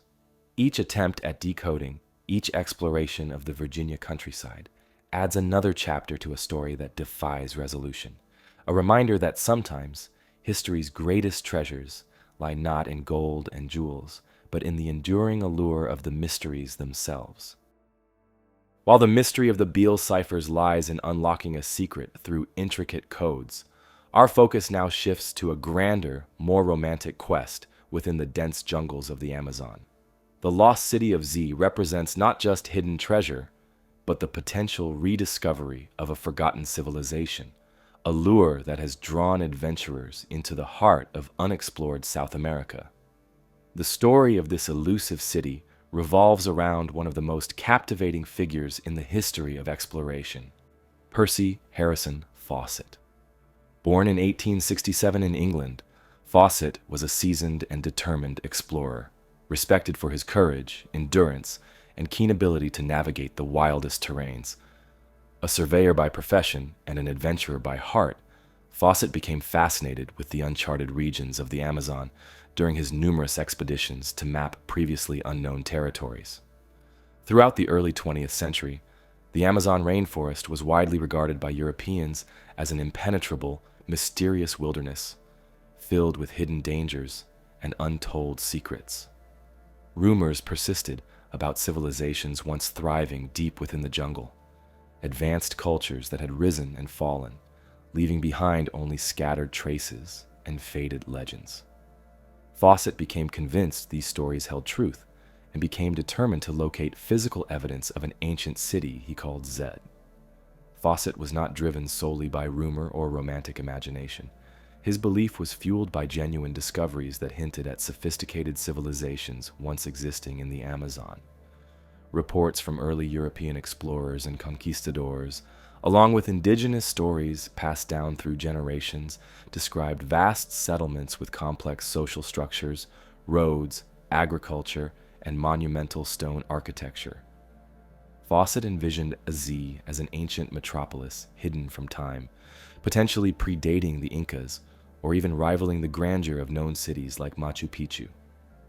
Over the years, Fawcett meticulously compiled evidence, studied historical accounts, and interviewed indigenous tribes. By 1925, he believed he had pinpointed the likely location of the lost city within the unexplored depths of Brazil's Mato Grosso region. With characteristic confidence, he organized what would become his final and most famous expedition, taking along his eldest son, Jack, and Jack's close friend, Raleigh Rymel.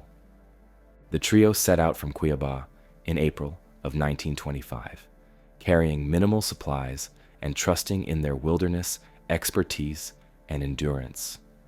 Fawcett deliberately kept his team small, believing that fewer people would minimize risk and increase their chances of success in the harsh, uncharted Amazon interior. They were last heard from a month later at a location known ominously as Dead Horse Camp, a site previously named by Fawcett himself during earlier journeys. Afterward, silence descended. Weeks passed with no further communication, and soon it became painfully clear that something had gone terribly wrong.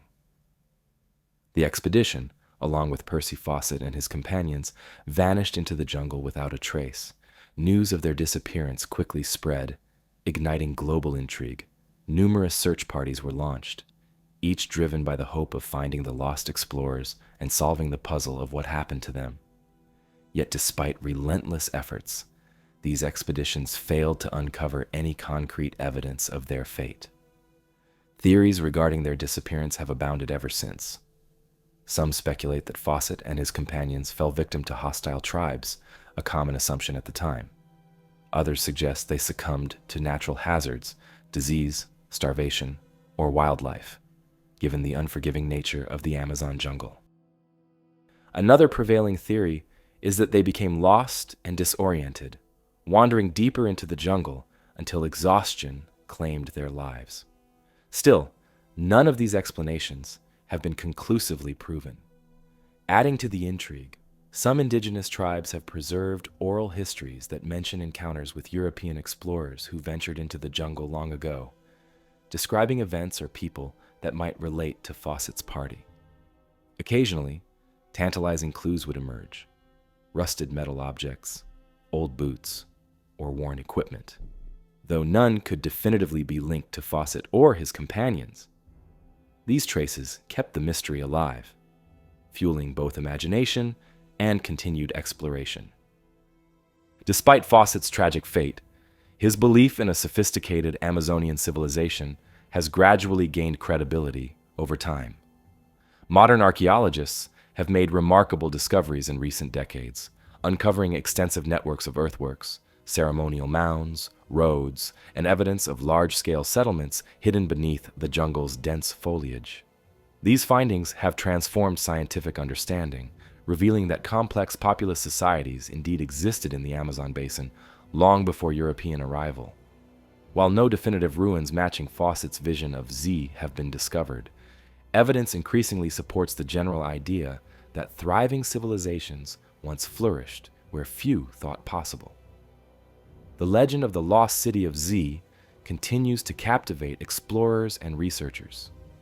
In the late 20th and early 21st centuries, new expeditions employing modern technology, such as satellite imaging, ground-penetrating radar, and advanced mapping, have rekindled the search for ancient Amazonian cities. Yet the dense jungle continues to guard its secrets closely, and no city matching Fawcett's descriptions has yet emerged. Fawcett's compelling story also inspired countless literary and cinematic adaptations, capturing public imagination. David Grann's acclaimed book, The Lost City of Z, and its subsequent film adaptation introduced new generations to Fawcett's daring spirit and the enduring allure of his quest. These accounts revived fascination with both the explorer himself and the tantalizing possibility that an undiscovered ancient city might still await discovery in the heart of the Amazon.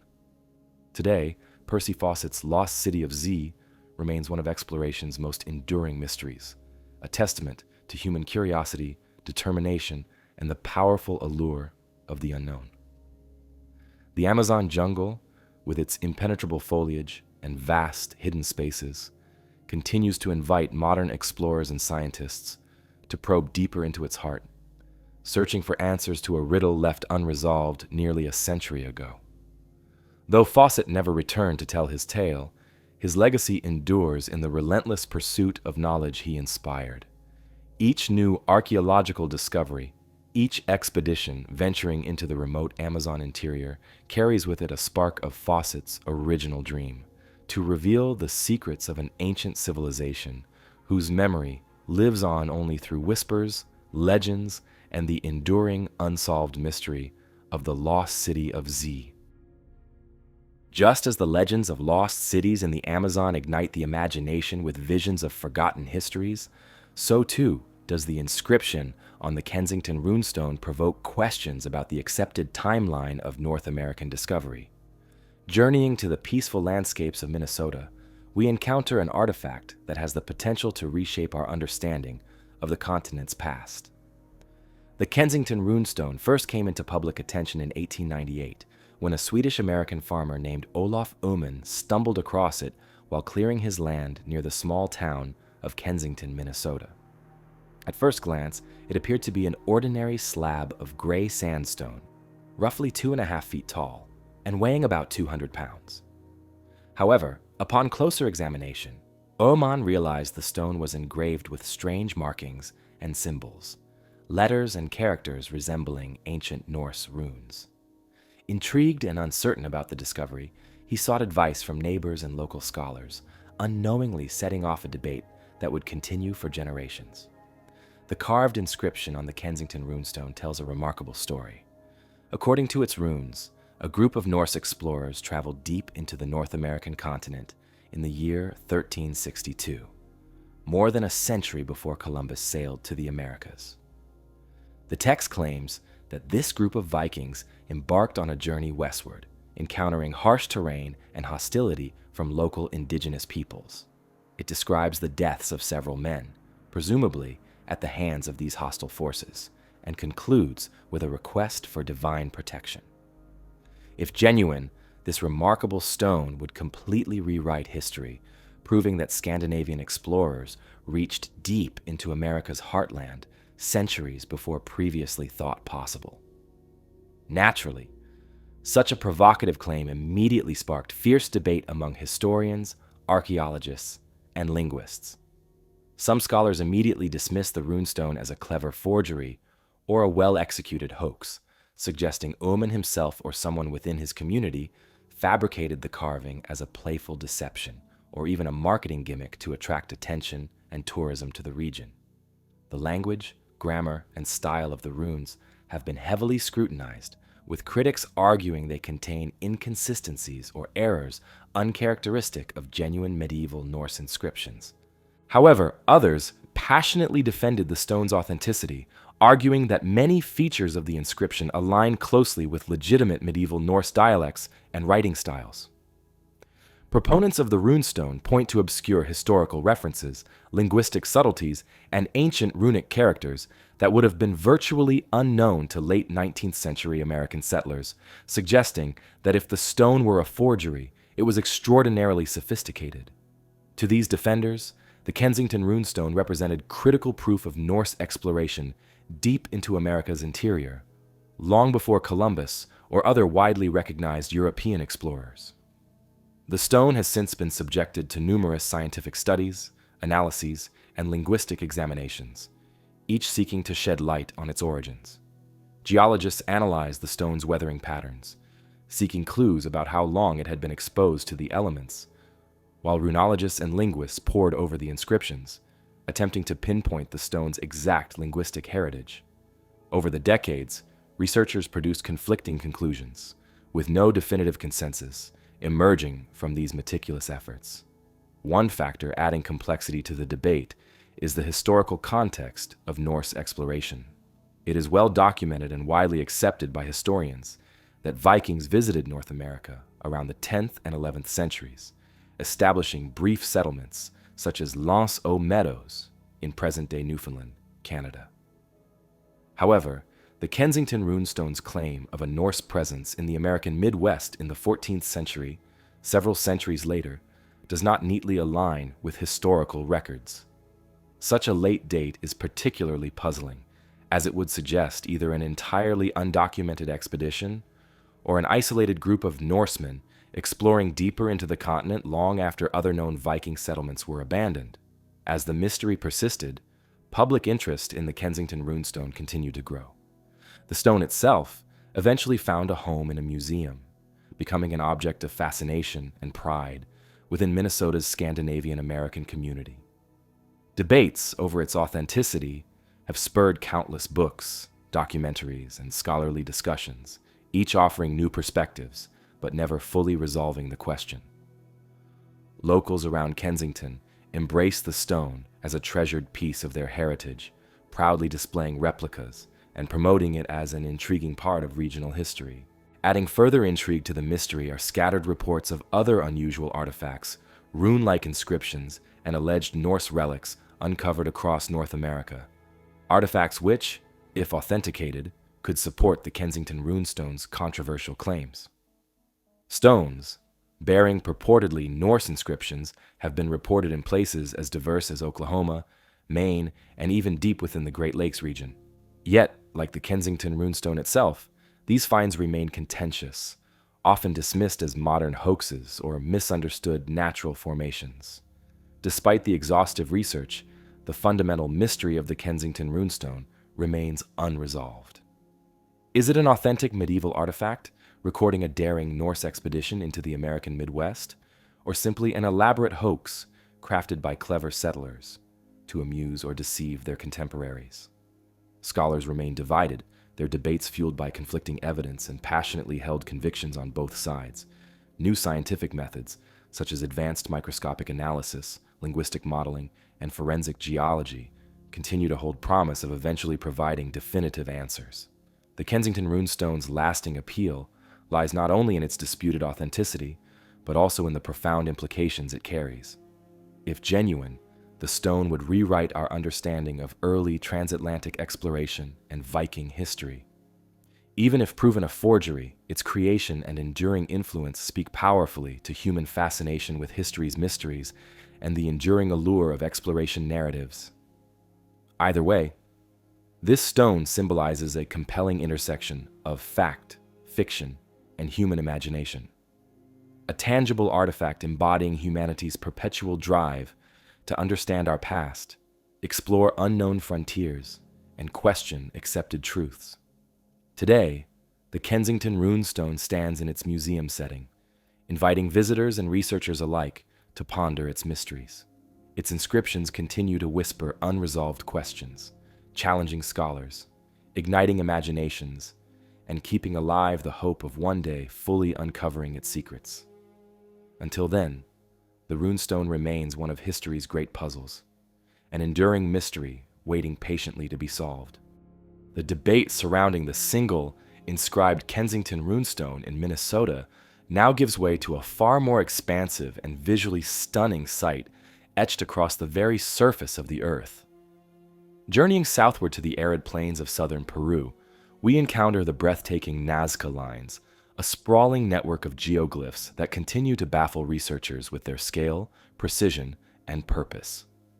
Etched into the arid desert sands and clearly visible only from high above, these immense geoglyphs have intrigued explorers, historians, and archaeologists for nearly a century. Composed of hundreds of immense figures and patterns, including animals, plants, geometric shapes, and humanoid forms, these lines have silently endured for centuries, their true purpose and origins still puzzling scholars today. The Nazca Lines were first recognized in the modern era in the late 1920s and early 1930s, with the advent of commercial flights over the Peruvian desert. Pilots traversing the region began noticing strange, sprawling shapes etched into the ground below. These shapes, too vast to be discerned from the Earth's surface, quickly drew attention from the scientific community. From above, it became clear these geoglyphs were not random markings, but purposeful designs, crafted with incredible precision. They included depictions of hummingbirds, spiders, monkeys, fish, llamas, and various plants, and intricate geometric forms stretching for miles across the desert floor. The creation of these remarkable lines is attributed to the ancient Nazca culture, which thrived in the arid plains and valleys of southern Peru from roughly 100 BCE to 700 CE. The Nazca people are known to have been skilled artisans, engineers, and astronomers, leaving behind beautifully crafted pottery, textiles, and complex irrigation systems that allowed their civilization to flourish despite harsh environmental conditions. Yet, their most astonishing legacy remains these geoglyphs, drawings carved directly into the Earth's surface, achieved by removing the reddish-brown iron oxide-coated pebbles to expose the lighter soil beneath. How exactly the Nazca culture managed to produce such precise figures without the benefit of modern technology remains one of the key mysteries surrounding the lines. The sheer scale of the designs, some spanning several football fields in length, suggests an advanced understanding of mathematics, surveying, and planning. Researchers believe that the Nazca artists used simple tools and surveying techniques, carefully measuring and plotting their massive designs using stakes and ropes. Their remarkable precision, despite limited technological resources, highlights the sophisticated skills possessed by this ancient civilization. Yet beyond the impressive engineering and artistic achievement of creating these lines lies an even deeper mystery. Why were they made? The purpose behind these immense ground-based drawings remains a subject of ongoing debate among archaeologists and historians. Numerous theories have been proposed to explain the significance of the Nazca Lines, yet none have been definitively proven. One prominent early theory, proposed by German mathematician and archaeologist Maria Reiche in the mid-20th century, suggested that the lines were part of a vast astronomical calendar. According to Reiche, the designs may have aligned with the positions of stars and planets, helping the Nazca people track celestial movements for agricultural purposes, ceremonial rituals, or seasonal events. Reiche dedicated her life to studying and preserving the Nazca Lines, meticulously documenting their positions and potential astronomical correlations. Her dedication brought global attention to the lines and spurred international efforts for their preservation, though subsequent research has questioned some of her astronomical interpretations. Another influential hypothesis proposes that the Nazca Lines served as sacred pathways used in ceremonial processions. According to this theory, the Nazca people might have walked along these large figures during religious rituals or pilgrimage ceremonies, possibly believing that tracing these paths would bring spiritual benefits, fertility, or prosperity. The presence of pottery shards, offerings, and small altars found at some line intersections lends credibility to this perspective, suggesting that certain areas had a religious or ritualistic function. Additionally, some researchers suggest a connection between the Nazca Lines and water, an invaluable resource in the arid Nazca region. Several geoglyphs closely resemble aquatic creatures, such as whales, sharks, and fish, despite the Nazca Desert's inland location. Scholars propose these lines may have symbolically represented prayers or offerings intended to invoke rain, fertility, and agricultural abundance in a desert where water was essential for survival. Supporting this theory, excavations near certain Nazca sites have uncovered evidence of ancient water management systems, irrigation channels, and storage reservoirs, suggesting a culture deeply connected to water preservation and ritual. However, the most controversial explanation surrounding the Nazca Lines involves speculation about extraterrestrial influences, popularized in the late 20th century by authors such as Erich von Däniken. Proponents of this hypothesis argue that the lines served as landing strips or communication signals meant for alien visitors, asserting that their immense scale and visibility from the sky implies an extraterrestrial purpose. While this explanation remains popular in public imagination and media, the scientific community largely dismisses these claims due to lack of credible evidence and considers them speculative. Despite numerous theories and countless hours of research, the definitive purpose of the Nazca Lines remains elusive. Researchers today continue to investigate this fascinating mystery, applying new technologies such as satellite imagery, remote sensing, and drone mapping to better understand the scope and significance of these designs. Recent technological advances have even revealed previously undiscovered geoglyphs, suggesting the Nazca culture's creations extend further across the desert landscape than previously thought. These discoveries continuously reshape our understanding of this ancient civilization and their motivations. In recent decades, increased attention to the Nazca Lines has also heightened concerns about their preservation. The fragile desert environment makes the geoglyphs vulnerable to erosion, vandalism, and accidental damage from modern vehicles, tourism, and climate factors. Recognizing their global significance, UNESCO designated the Nazca Lines as a World Heritage Site in 1994, providing international protection and funding for ongoing preservation efforts. Preservationists now strive to balance archaeological research, tourism, and local economic interests, ensuring these designs remain intact for future generations. Today, the Nazca Lines remain a testament to human creativity, ingenuity, and cultural complexity. They continue to fascinate scholars, visitors, and armchair adventurers alike, inviting endless speculation and exploration. As research advances, new findings may eventually provide clearer answers to the mystery surrounding their purpose and meaning. Until then, these ancient desert drawings endure, visible only from above, silent witnesses to a civilization whose intentions remain tantalizingly hidden beneath the sands of history. While the mystery of the Tartaria tablets centers on the meaning of ancient symbols, our focus now turns to the physical presence of a long-vanished urban landscape. Deep within the Colombian jungle, Ciudad Perdida offers not a written mystery, but a tangible link to a past culture, its stone structures whispering secrets of a civilization lost to time. Hidden deep in the dense greenery of the Sierra Nevada mountains lies a forgotten city, its secrets concealed by thick foliage and tangled roots for centuries. Known locally as Ciudad Perdida, or Lost City, this remarkable site is often overshadowed by other famed ruins like Machu Picchu, yet it possesses a unique story and an aura of mystery all its own. Ciudad Perdida was built by the Tairona civilization, an indigenous culture thriving in northern Colombia for hundreds of years, long before the arrival of Europeans. Historians estimate its construction began around the year 800 AD, making it nearly 650 years older than the famous Inca site of Machu Picchu. Yet unlike Machu Picchu, Ciudad Perdida remained unknown to the outside world until relatively recent times.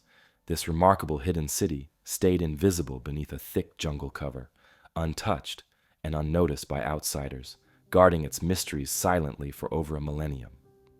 The city itself is a fascinating collection of terraces, stone stairways, plazas, and circular platforms, intricately designed and masterfully constructed from stone slabs. At its heart lies a series of ascending terraces, carved meticulously into the mountainside, interconnected by paths and staircases that climb steadily upwards into the lush landscape. Each stone platform once served as the foundation for wooden structures that have long since decayed, leaving behind only the stone bases that remain to silently tell their story. Ciudad Perdida was more than just a simple settlement.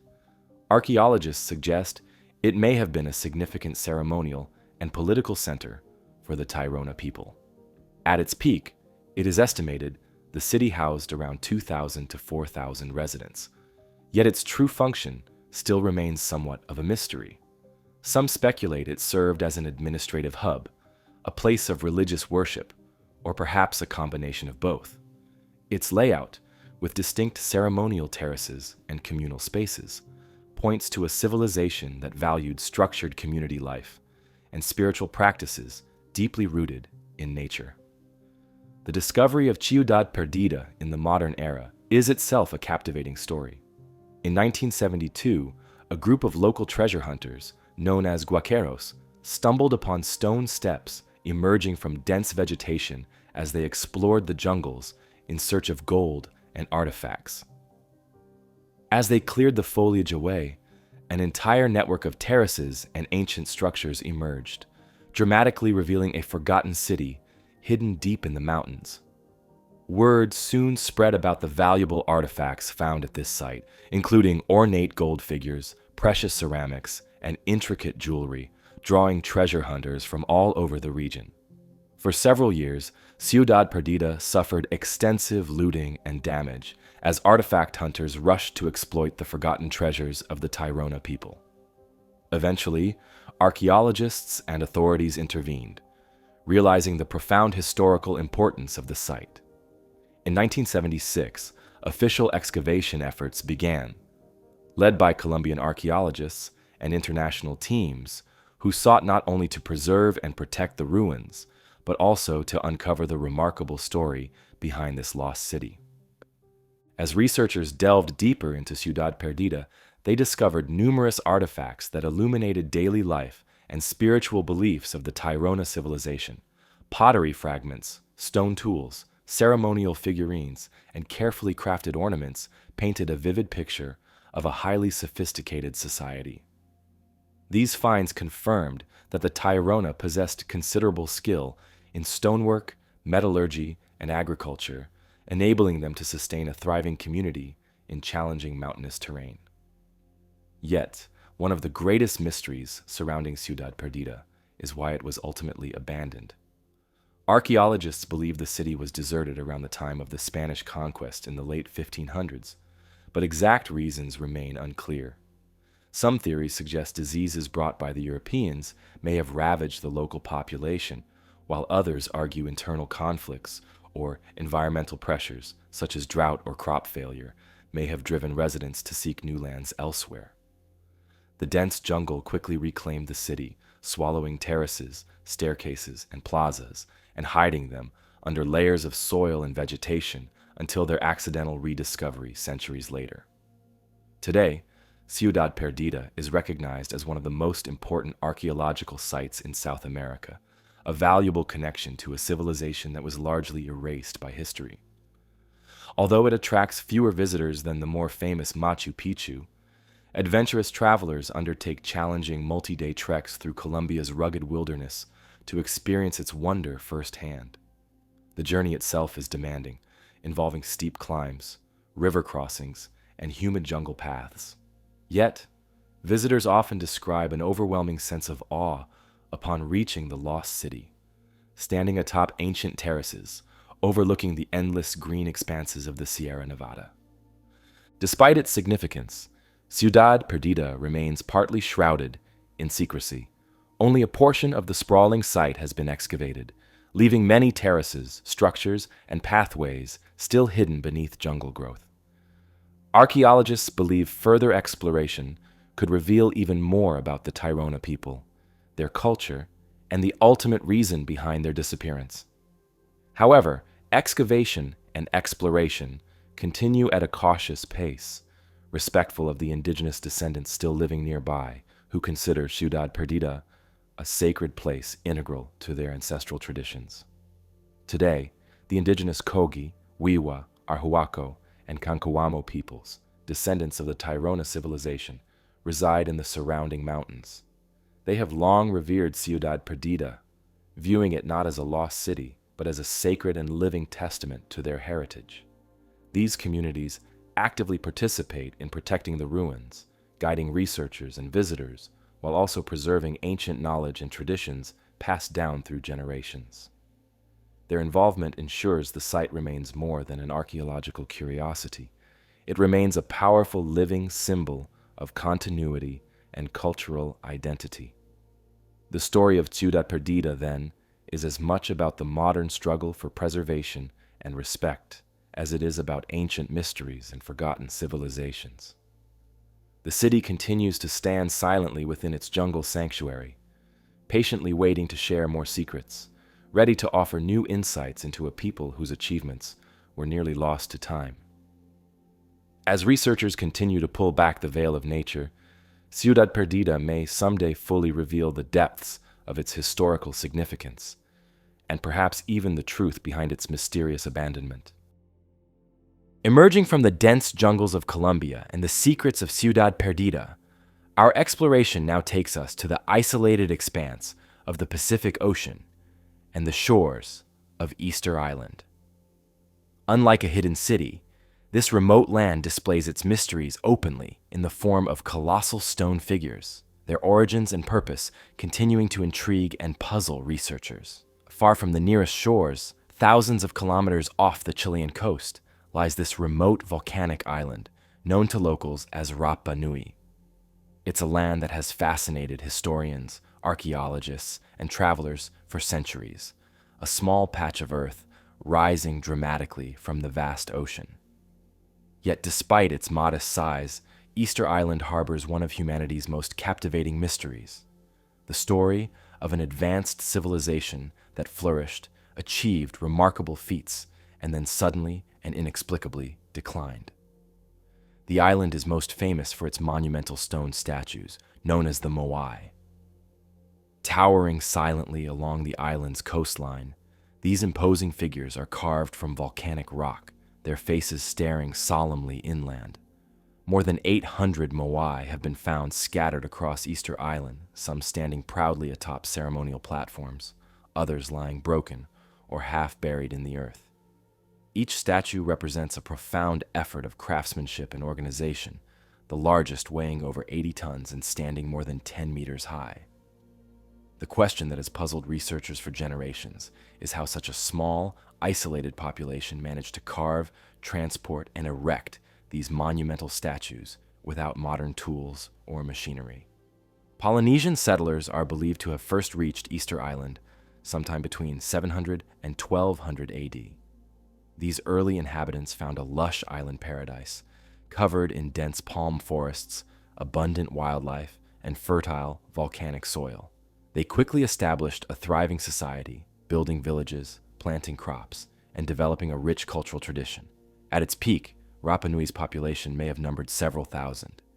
Its people lived comfortably, their society stable and prosperous enough to devote significant resources to constructing the impressive Moai statues. For centuries, this island culture thrived, isolated from the rest of the world, undisturbed by outside influence, with its population steadily growing and villages spreading across the island. Yet, by the time Europeans arrived in the 18th century, the island presented a drastically different picture. Dutch explorer Jacob Roggeveen, the first European visitor in 1722, described an island landscape marked by sparse vegetation, few animals, and a population in apparent decline. Subsequent visitors found that many of the Moai statues had been deliberately toppled and damaged, left scattered and broken on the ground. The once prosperous society had seemingly descended into conflict and hardship. How could an advanced civilization that had accomplished such incredible engineering and artistic achievements fall into such sudden collapse and chaos? Historians and scientists have debated numerous theories to explain Easter Island's sudden decline. The most widely accepted explanation points toward environmental collapse. Researchers studying pollen samples and other archaeological evidence have found that the island was once covered by dense forests of palm trees, which would have provided essential resources: timber for boats, shelter, fuel, and tools. Over centuries, as the population expanded and demands grew, islanders began clearing these forests at an increasingly rapid pace, unaware of the long-term consequences. Gradually, deforestation changed the island's landscape, leading to soil erosion, reduced crop yields, and declining wildlife populations. As resources dwindled, life on the island became increasingly difficult. Communities that once cooperated peacefully might have started competing fiercely for remaining supplies, leading to internal strife and even violence. A striking sign of this societal breakdown was the widespread toppling of Moai statues. Archaeologists believe rival groups deliberately knocked down their neighbors' statues as acts of revenge or demonstration of dominance. These acts symbolize not only a physical loss, but also a profound cultural and spiritual crisis. For the Rapa Nui people, the Moai represented ancestral figures, sacred beings who protected and guided the community. Their destruction thus reflected a dramatic shift in values, priorities, and power dynamics, marking the loss of unity and stability that had once defined the island society. Recent research also suggests that the collapse of Easter Island was not solely due to environmental factors, but involved more complex social dynamics. For example, Some researchers argue that the island's isolation played a critical role. Without external trade or contact with neighboring islands, the population lacked opportunities to replenish essential resources or gain new knowledge and technologies. Over generations, the island's finite resources became increasingly strained, creating an environment where even small disruptions could lead to catastrophic outcomes. Another factor contributing to the decline was the introduction of new species, possibly rats, brought unintentionally by Polynesian settlers. These rats multiplied rapidly in an environment without natural predators, feeding on palm tree seeds and preventing the forests from regenerating. Over generations, the slow destruction of the forests by these rodents, combined with human deforestation, severely compromised the island's ecology. The gradual decline of the forests eventually reached a tipping point, beyond which recovery became impossible. Without their once abundant forests, islanders lost their primary resources for boat building and fishing, trapping them on the island, isolated and vulnerable. Yet, despite clear evidence of environmental destruction and societal decline, some researchers propose alternative explanations, suggesting that European contact may have accelerated the island's collapse. They argue that European diseases, introduced during initial visits, might have rapidly diminished the population. Slave raids in the 1800s further devastated the Rapa Nui people, capturing many islanders and forcibly transporting them to distant lands. These external events would have drastically disrupted traditional social structures, pushing an already fragile community into further chaos. Still, archaeological evidence clearly indicates significant deforestation and resource depletion long before European explorers arrived. Radiocarbon dating and other studies suggest that the population decline and societal struggles began centuries earlier. While external factors undoubtedly contributed to the eventual downfall, the roots of Easter Island's collapse appear to be primarily internal. An isolated civilization, growing beyond its means, and inadvertently harming the very resources that sustained its existence. Today, Easter Island serves as a powerful reminder of the delicate balance between human societies and their environments. Visitors traveling to the island find themselves amidst reminders of past glories and ancient hardships. Restored moai stand solemnly along the coastline, silently gazing inward as if keeping watch over their island home. Other statues remain fallen and broken, scattered across the island, poignant symbols of a culture lost to time. For archaeologists and historians, the island remains a place of ongoing research and discovery, with each new finding shedding more light on its complex history. Local descendants of the original Rapa Nui inhabitants continue to live on the island, carefully preserving their heritage and maintaining connections to their ancestral past. Cultural revival efforts have reinvigorated traditional practices such as carving, dance, and music, strengthening bonds between past and present. These communities today engage actively in protecting the island's fragile ecology, promoting sustainable practices to avoid repeating the mistakes of their ancestors. Despite centuries of study and analysis, Easter Island continues to hold secrets. Researchers still grapple with unanswered questions, from precise timelines and exact population numbers to detailed motivations behind the islanders' actions. Further archaeological exploration might reveal additional clues, yet much of the island's history will always remain partially obscured, hidden beneath layers of soil, rock, and time. Easter Island's story, therefore, is not simply one of caution or tragedy. It is a deeply human narrative, illustrating our capacity for both remarkable achievement and profound error. It provides historians and future generations alike with invaluable insights into the complexity of human societies, the consequences of environmental neglect, and the profound importance of respecting nature's delicate balance. Stepping away from the wind-swept cliffs and fallen statues of Easter Island, our journey now leads us across oceans and continents, settling in the quiet hills of northern Laos. Here, far from the busy cities and crowded markets, rests an open landscape dotted with peculiar stone jars, a place known simply as the Plain of Jars. Stretching across miles of rolling hills and grassy plains, hundreds of massive stone vessels lie scattered, their origins and purpose wrapped in an enduring mystery. Unlike the carefully arranged ruins and sculptures of civilizations we've explored previously, these jars offer a silent, unexplained presence. They stand firm, hinting at a forgotten story that remains largely untold. The Plain of Jars is located primarily in Xiangkhouang Province, in central northern Laos, a region defined by gentle hills, wide valleys, and vast expanses of farmland. At first glance, it appears as any rural landscape, calm, quiet, and pastoral. But then, amidst the waving grasses, giant stone jars appear abruptly, some solitary, and others grouped closely together. These enormous vessels vary widely in size, some standing as tall as 10 feet and weighing several tons, carved painstakingly from solid stone. They give the entire plain a surreal, almost otherworldly feeling.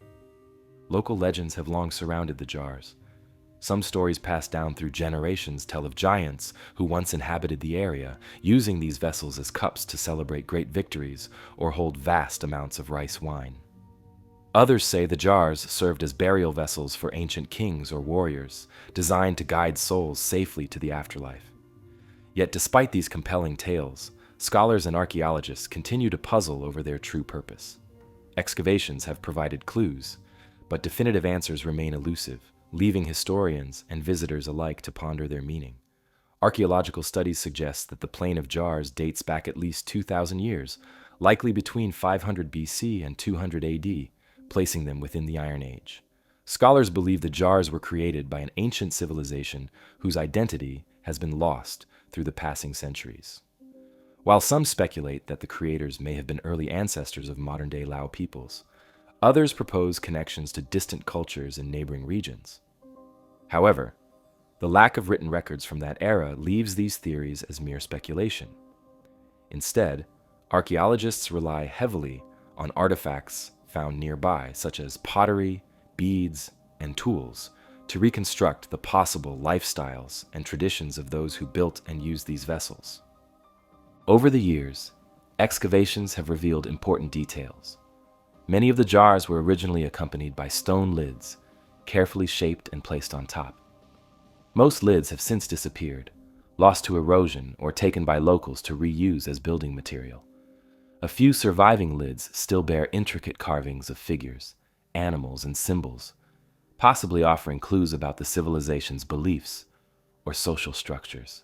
Inside and around the jars, researchers have discovered fragments of bones, pottery, and charcoal, indicating that at least some of these jars likely served as burial urns or ceremonial vessels associated with death and funeral rites.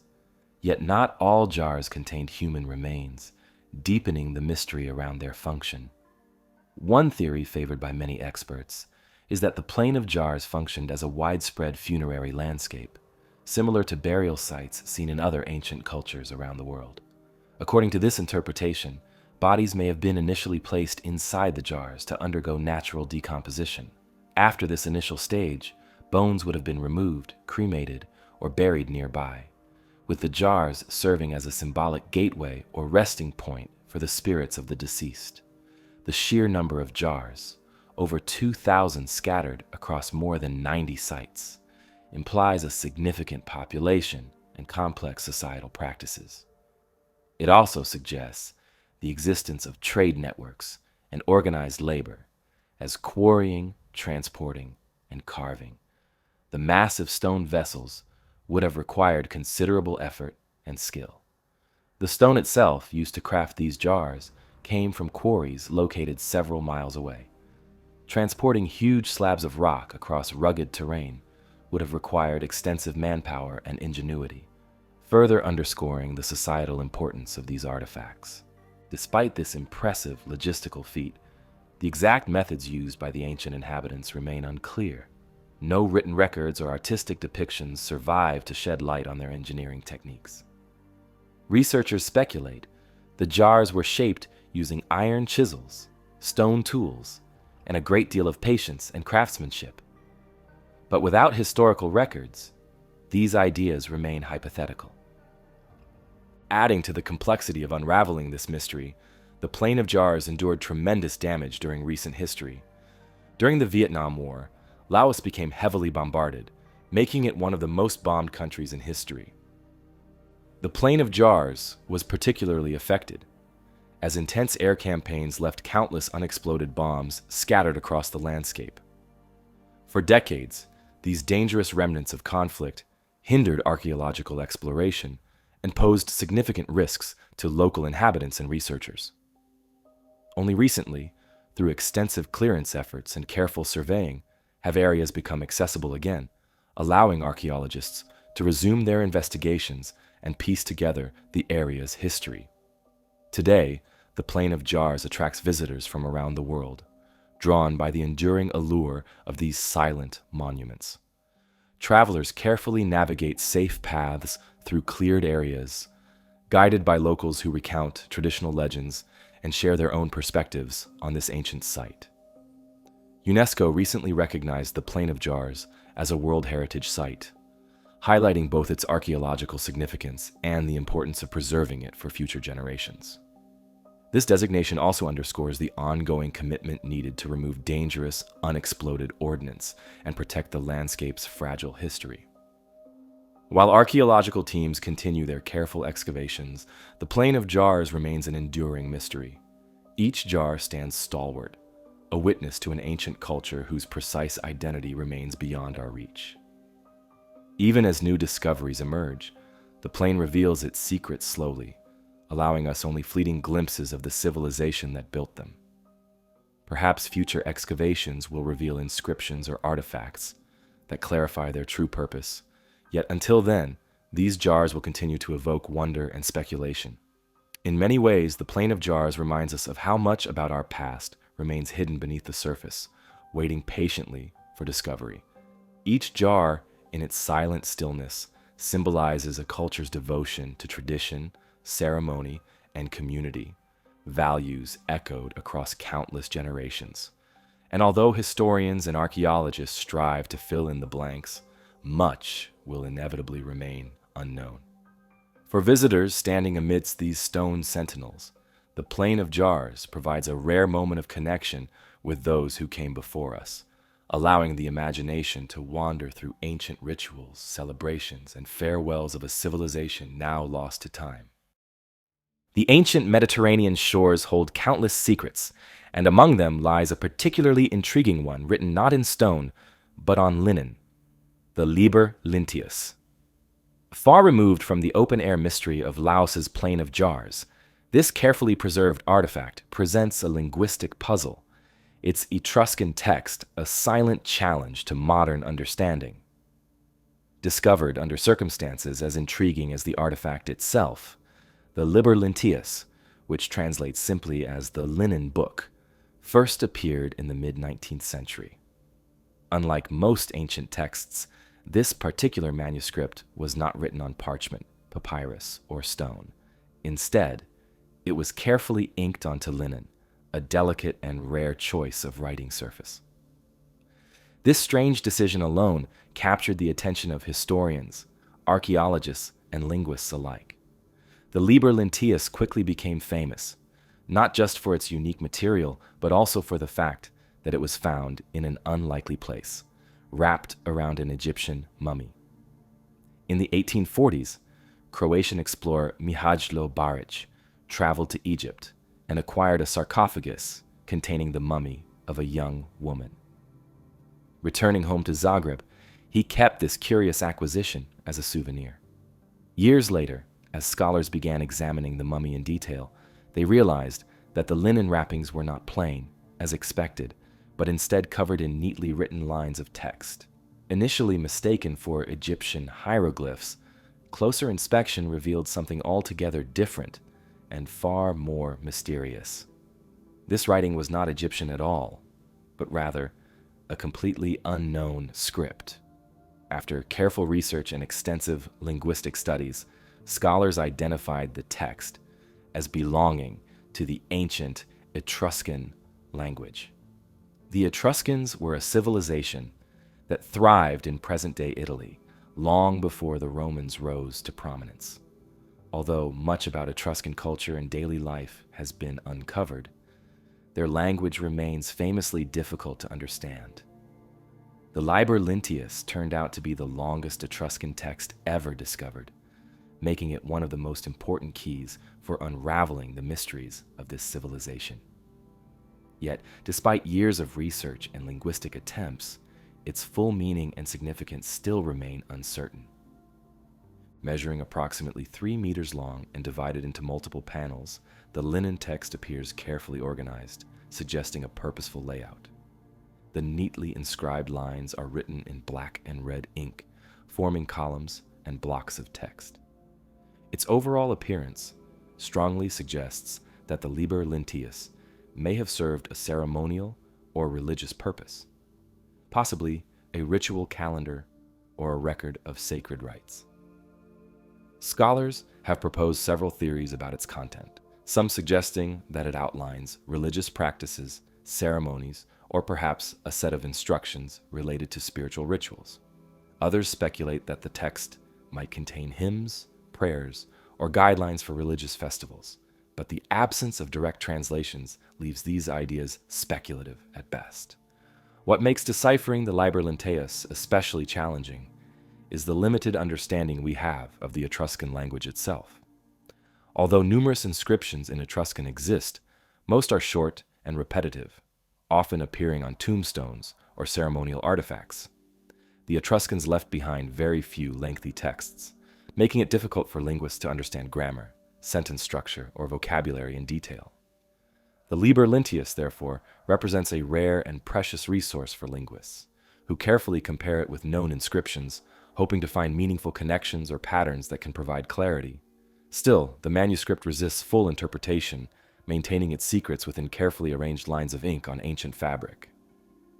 One fascinating question surrounding the Liber Linteus is how an Etruscan manuscript found its way to Egypt, ultimately wrapping the mummy of a young Egyptian woman. Historical records offer few clear answers. It is generally assumed that the linen manuscript reached Egypt during the height of ancient Mediterranean trade and cultural exchange. The Etruscans, known for their expansive trade networks and interactions with Greek, Egyptian, and Phoenician civilizations, may have carried or traded the manuscript along these bustling routes. Once in Egypt, the text's original meaning may have been forgotten or overlooked, leading it to be repurposed simply as linen cloth for mummification. Some scholars have suggested that this reuse of the Liber Linteus may have been deliberate and symbolic, implying a deeper connection between Egyptian and Etruscan religious beliefs or cultural practices. Yet no direct evidence of such intentional cross-cultural rituals exists. More likely, the linen's reuse was practical. Its quality and size made it ideal as wrapping material, regardless of the original text's significance. In fact, other examples of ancient manuscripts being reused as wrappings or containers have been documented throughout history, particularly when the text's meanings had become lost or irrelevant. The woman wrapped in the Liber Linteus remains a mysterious figure herself. Little is known about her identity, though studies suggest she lived during Egypt's Ptolemaic period, roughly between 300 and 100 BC. Her remains indicate she was relatively young, perhaps in her early 20s. The manner in which she was preserved indicates she was likely of high social status, but no personal inscriptions accompany her to offer further clues.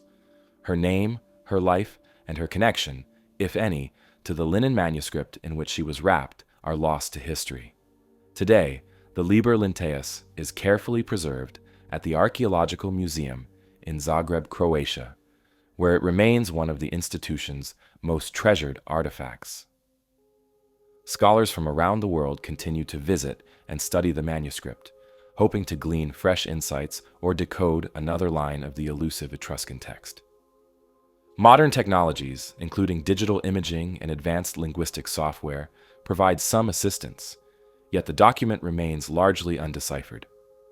Its silent text continues to challenge linguists, historians, and archaeologists alike, holding its meaning just beyond reach. Efforts to better understand the Liber Lenteus continue actively. Researchers collaborate internationally, comparing it with other known Etruscan inscriptions and searching archaeological records for potential new discoveries that might offer clarity. Occasionally, small breakthroughs emerge, offering glimpses into Etruscan life, religion, or cultural practices.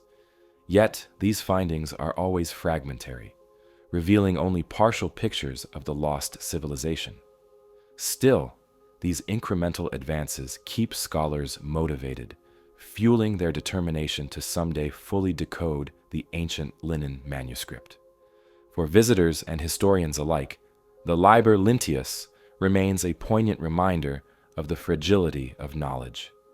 A language once widely spoken, a civilization once thriving, reduced to quiet lines of text on faded linen. The manuscript symbolizes the mysterious nature of history itself, where entire cultures can flourish, create elaborate texts, and vanish, leaving behind just fragments that defy complete understanding. Its presence in a modern museum reminds us how closely connected we are to distant eras and cultures, even as our ability to fully comprehend their lives remains elusive. The sun-warmed shores of Greece hold many tales, but none perhaps as evocative of sudden loss as the legend of Helike. Unlike the quiet, textual mystery of the Liber Lenteus, this puzzle lies beneath the Mediterranean waves. A once thriving city swallowed by the sea, its disappearance a captivating blend of historical fact and enduring mystery. Located near the Corinthian Gulf in the northern Peloponnese, Helike was an important city-state in ancient Greece, flourishing in power and prominence around 400 BC. At its height, Helike held great religious and political significance, famed as a center of worship dedicated to Poseidon, the powerful god of the sea. Its citizens built impressive temples and held elaborate ceremonies celebrating their patron deity and enjoying a prosperous life by the coast. Helike's influence stretched far across ancient Greece, admired for its art, trade, and culture, rivaling other famous cities of its time. Yet despite its prosperity, Helike would soon face an unexpected and catastrophic end. Ancient historians recount that on a winter night in 373 BC, a powerful earthquake shook the earth violently, swiftly followed by a devastating tsunami. Within moments, Helike vanished beneath the waves, completely submerged, leaving behind no survivors. The sudden and complete destruction of this prominent city stunned the ancient Greek world, becoming a lasting example of nature's unpredictable power. Poets and philosophers wrote about the tragedy, turning Helike's fate into a cautionary tale for generations to come. In the aftermath, the location of Helike became an enduring mystery. Its sudden disappearance beneath the sea sparked stories and legends, many believing it to have been swallowed whole, permanently hidden beneath the waters of the Gulf. Over time, travelers reported glimpses of submerged ruins beneath calm seas, marble columns visible through clear waters, hinting that Helike rested just out of reach, forever preserved in its watery tomb. These glimpses only added to the city's mystique, fueling speculation about its precise whereabouts. But the passage of centuries gradually blurred memories, and eventually, Helike became little more than legend, its exact location lost to history. For hundreds of years, historians searched in vain for the submerged city, guided only by vague descriptions from ancient writings. Some researchers began to doubt Helike's existence altogether, dismissing it as merely a cautionary myth invented by ancient writers. Yet others persisted, convinced that Helike's story held truth, determined to uncover real evidence of this legendary disaster. It was not until modern times, after centuries of speculation, that archaeologists finally began to unravel the puzzle of Helike's fate. In the late 20th century, Greek archaeologist Dora Katsonopoulou began dedicated excavations, working tirelessly to pinpoint Helike's location. Combining clues from ancient texts with modern geological surveys, researchers identified a promising area inland rather than beneath the waters of the Gulf itself. Remarkably, Extensive digging revealed clear evidence of ancient buildings and streets hidden beneath layers of silt and soil. The city of Helike had not sunk deep into the sea, but had instead become submerged beneath land, buried gradually by mud and sediment washed inland by the tsunami. Over centuries, the sea retreated, leaving the city hidden beneath fertile farmland, silently holding on to its history. These excavations gradually unveiled fascinating insights into Helik's final moments and daily life. Archaeologists uncovered evidence of organized city planning, broad streets lined with houses, workshops, and impressive public spaces. Pottery fragments, coins, statues, and even remnants of intricate mosaics spoke to a wealthy and sophisticated society. Religious artifacts, including small sculptures and pottery dedicated to Poseidon, confirmed the city's importance as a spiritual center. Layer upon layer of carefully excavated ruins provided glimpses into a once thriving community abruptly frozen in time by disaster. Geologists studying the site discovered clear signs of seismic activity consistent with historical accounts. Layers of sediment and the positioning of artifacts confirmed the presence of a tsunami, supporting ancient descriptions of Helike's tragic end. The city's rapid burial beneath layers of earth also explained why its ruins had remained undiscovered for so long. Protected by thick mud, the structures remained remarkably intact, hidden beneath fields that local farmers had unknowingly worked for generations. As excavations progressed, researchers realized Helik's disappearance was more complex than originally thought. Rather than simply sinking beneath the sea, the earthquake dramatically reshaped the landscape, lifting some areas and submerging others. This violent shifting of land created temporary lagoons, flooding the city and burying it beneath silt. Within days, the waters receded, leaving the city submerged beneath a dense layer of mud and sand. The tragedy thus occurred not through a permanent submersion beneath the sea, but through rapid flooding and burial beneath sediment. Over generations, memories of the city's exact location faded, transforming the reality of Helike's fate into the legend known to history. Today, ongoing excavations continue at the site, uncovering further evidence of Helike's past. Archaeologists carefully piece together fragments of pottery, tools, and artworks, reconstructing a clearer image of daily life in this lost city. Each discovery offers fresh insights, helping historians better understand ancient Greek society, urban planning, and religious practices. The city's artifacts, preserved beneath layers of mud, provide an extraordinary snapshot of a society abruptly halted by disaster, offering unique historical perspectives not available for more gradually abandoned settlements. Despite decades of excavation, the site continues to yield surprises. Researchers remain hopeful that future discoveries will reveal even more about Helike's inhabitants, including details about their economy, trade networks, and cultural exchanges with other Greek city-states. Every new layer explored contributes valuable information, steadily bringing the city's distant past into sharper focus. Yet while many aspects of Helike have become clearer through modern research, some mysteries persist. For example, the exact scale of the city remains uncertain. Archaeologists speculate it was much larger than the areas currently uncovered, potentially extending across significant portions of the region. The full extent of Helike's influence, trade, and cultural interactions also remains somewhat unclear, inviting further exploration and analysis. As research progresses, modern communities around the site increasingly recognize the historical significance of Helike, actively supporting ongoing excavations and preservation efforts. Local museums display artifacts discovered from the city, allowing visitors to experience firsthand the history buried beneath their feet. Educational programs share the city's compelling story, connecting modern residents with their ancient predecessors and highlighting the powerful impact natural disasters can have on human settlements. Thus, Helike today stands as both historical lesson and archaeological treasure, revealing insights about ancient Greek society and the profound impacts of natural events. Its rediscovery represents the remarkable power of persistence and curiosity, reminding us that even cities seemingly lost forever can eventually reveal their secrets.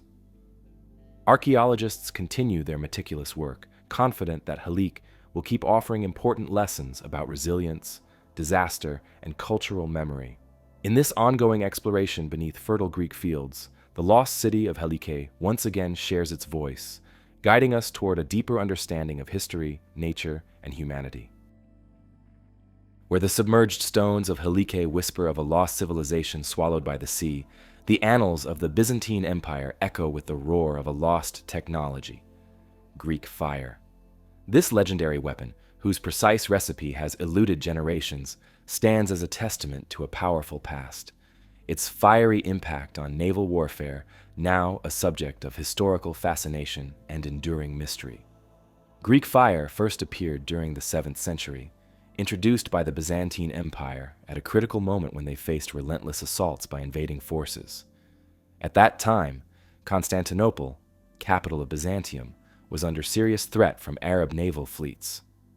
It was at this desperate moment that Greek fire emerged, credited to a Byzantine architect and engineer named Kallinikos, who hailed from the region of Syria.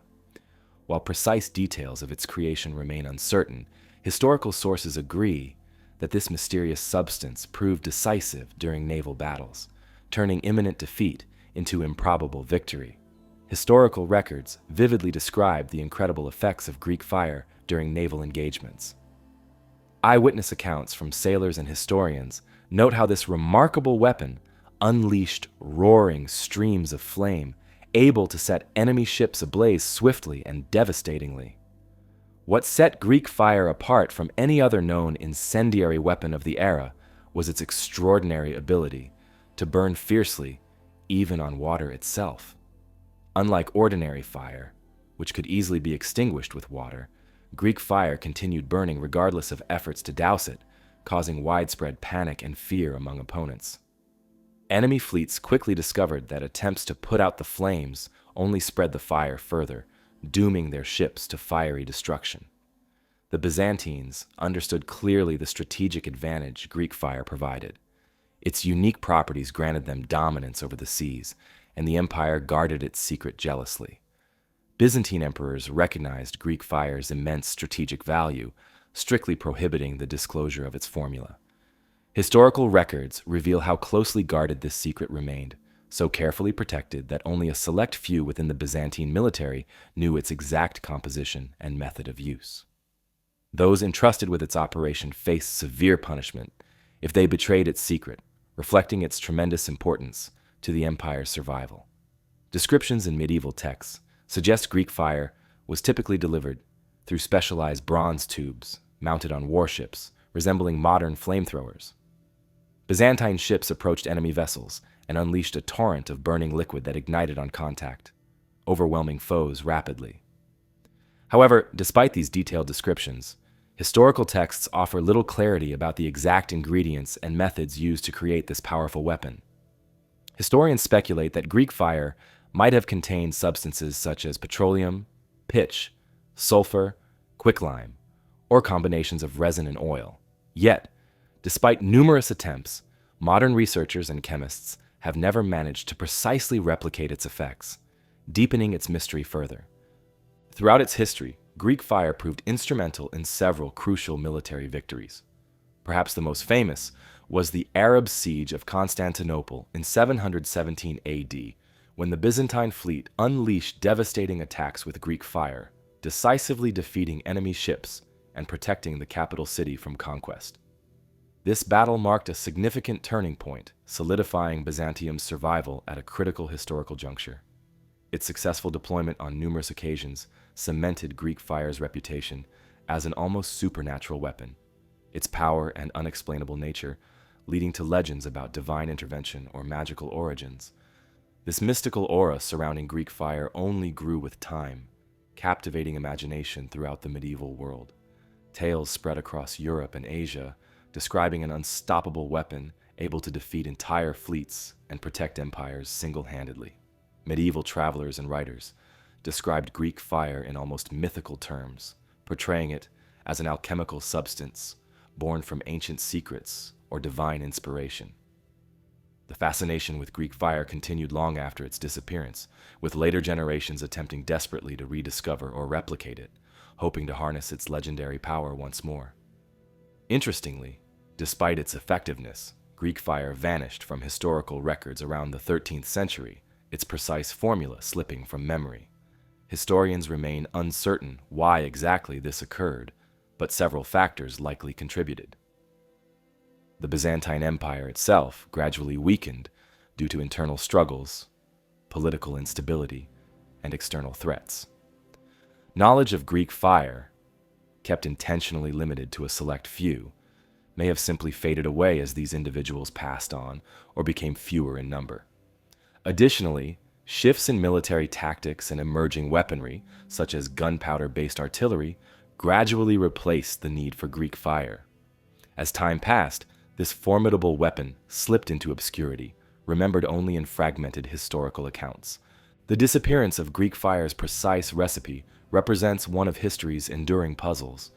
Despite numerous historical descriptions and repeated modern attempts to recreate it, no exact replication has ever succeeded. Modern scientists and historians remain fascinated by Greek fire's properties, carefully studying ancient texts and conducting experiments in search of its elusive secrets. Even contemporary methods, using modern chemical knowledge and resources, fail to achieve the distinctive characteristics that historical accounts describe. These efforts underscore the sophistication and complexity of ancient Byzantine science, highlighting how advanced their technological knowledge truly was. Today, Greek fire remains one of the most fascinating and enigmatic chapters of military and technological history. Historians still debate vigorously about its possible ingredients, methods of production, and reasons for its eventual disappearance. Scholars pore carefully over ancient documents, seeking overlooked clues or hidden hints that might finally unlock its secret. Although some ancient texts mention potential ingredients, no definitive source provides a complete or accurate recipe. Each historical reference adds another layer of intrigue, deepening the mystery rather than solving it. In many ways, Greek fire symbolizes the broader ingenuity and creativity of ancient civilizations.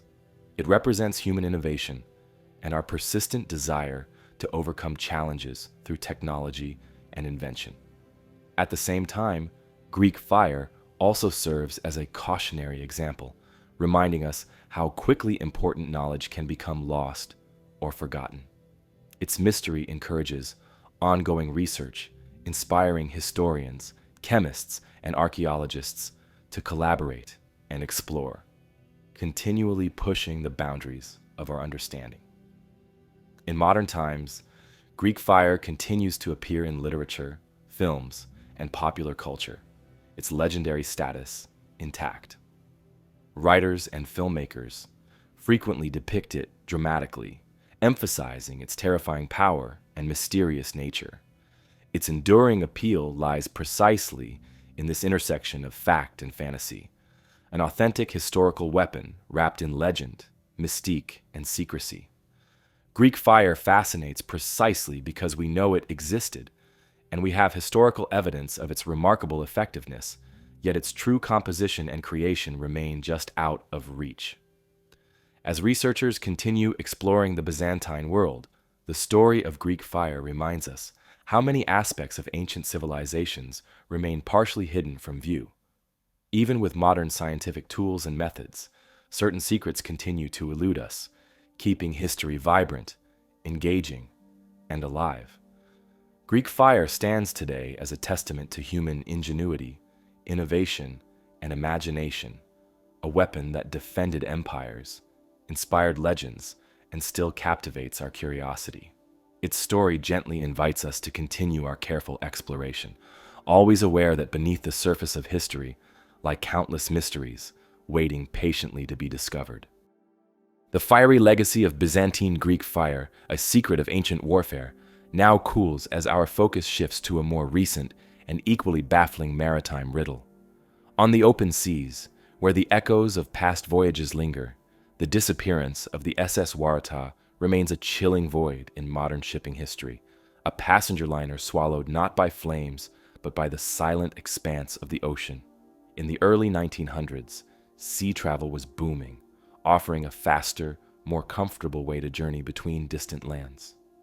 The SS Waratah, built by Barclay Curle and Company of Glasgow and operated by the Blue Anchor Line, was one such vessel. She was a grand, powerful steamship designed for long-distance voyages between Britain and Australia, carrying passengers and cargo across oceans.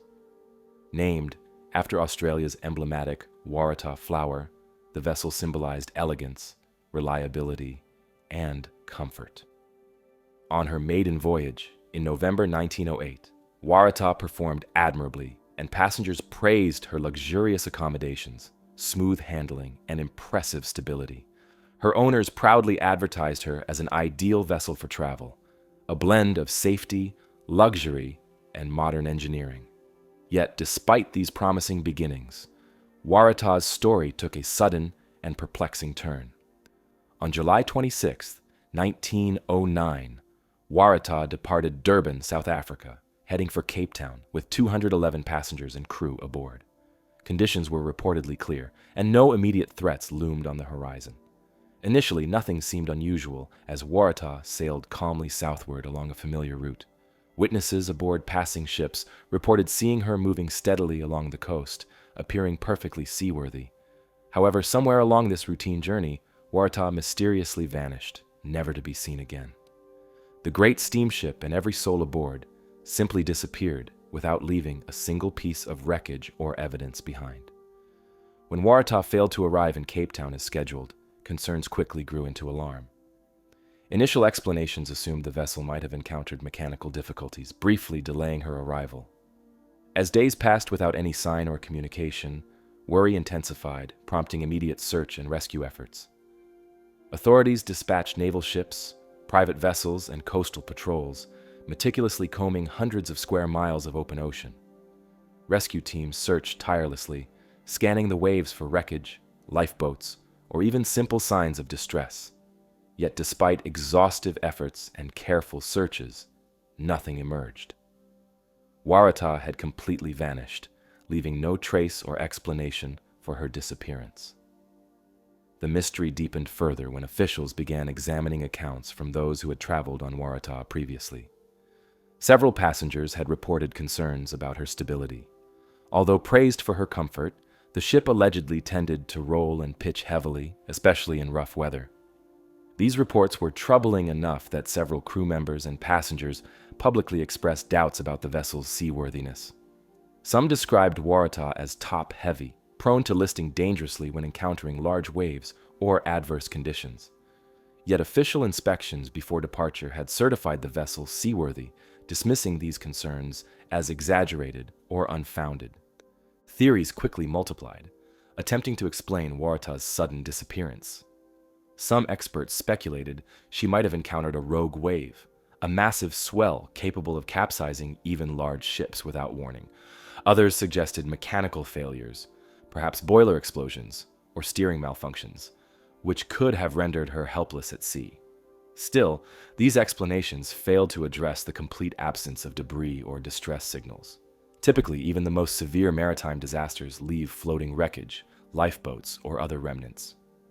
Waratah's absolute disappearance defied conventional explanations, fueling speculation of more unusual fates.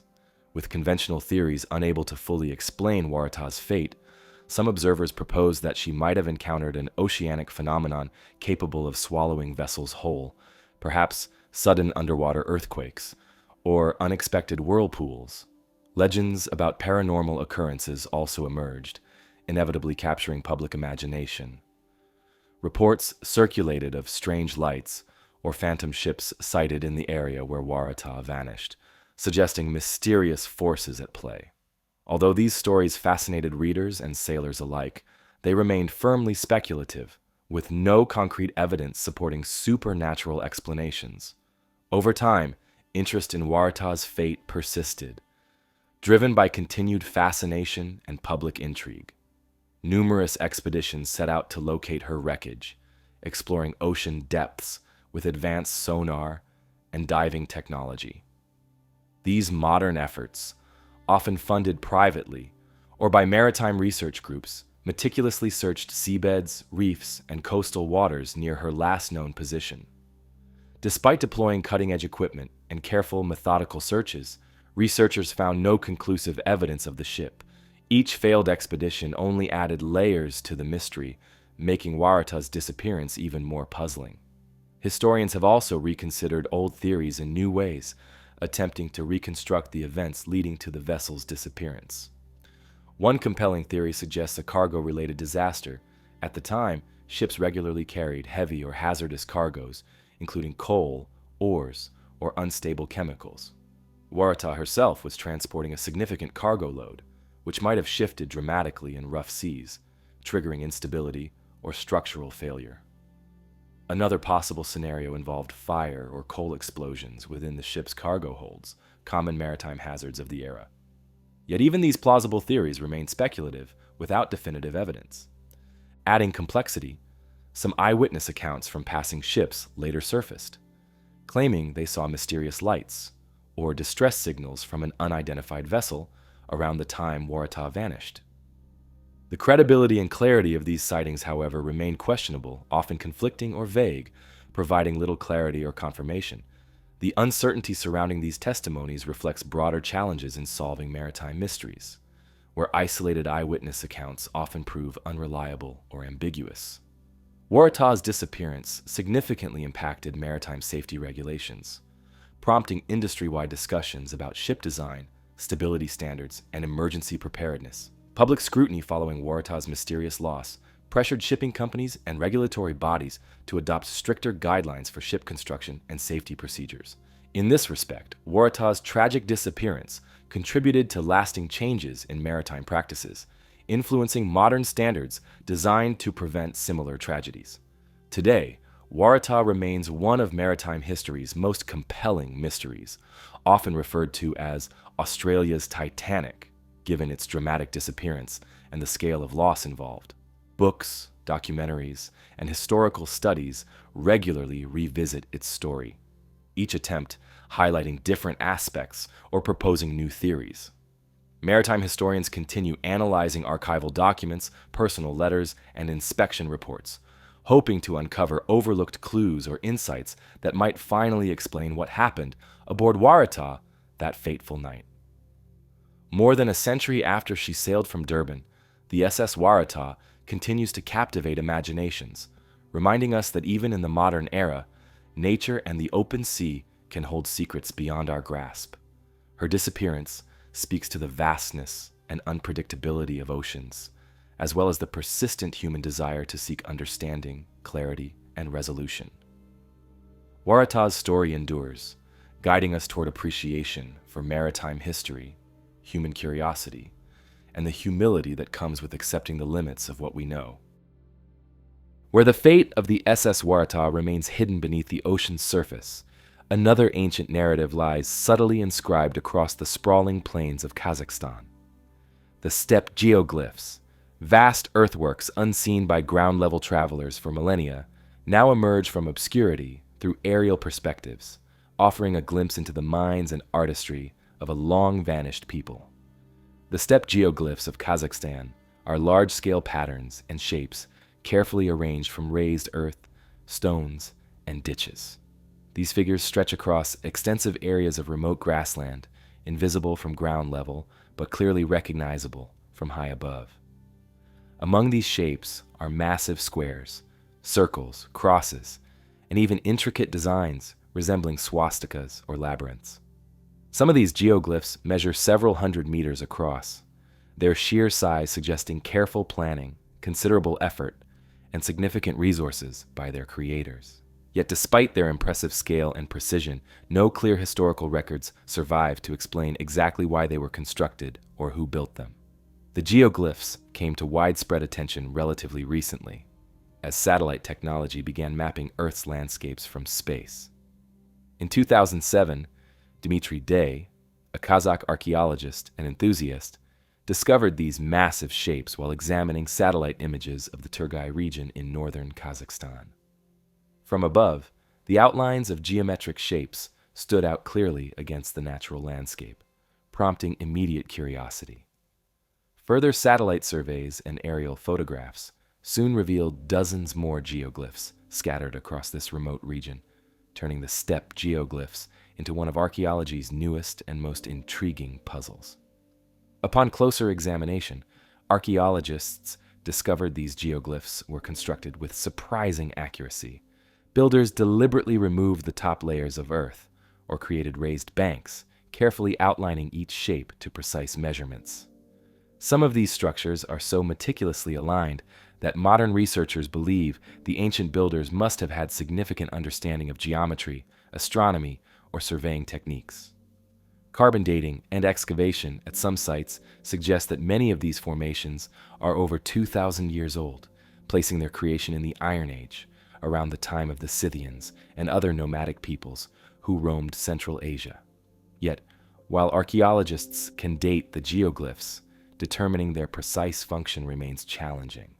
Without written records or direct historical references, researchers rely on careful interpretation and comparison with other ancient sites. Some archaeologists speculate that the geoglyphs served ceremonial purposes, perhaps used for rituals or celebrations observed from high vantage points. Their deliberate design and immense scale suggest that they may have had symbolic or religious meanings, possibly connecting the earthly realm with celestial patterns. Several of these formations align intriguingly with the sun, moon, or stars, suggesting potential astronomical significance. Such alignment might have marked seasonal events, religious ceremonies, or served as calendars for ancient communities. Another theory proposes that these geoglyphs served as territorial markers or signals visible from considerable distances. In the vast steppes of ancient Kazakhstan, nomadic tribes frequently move between grazing lands, making clear territorial boundaries or recognizable landmarks especially important.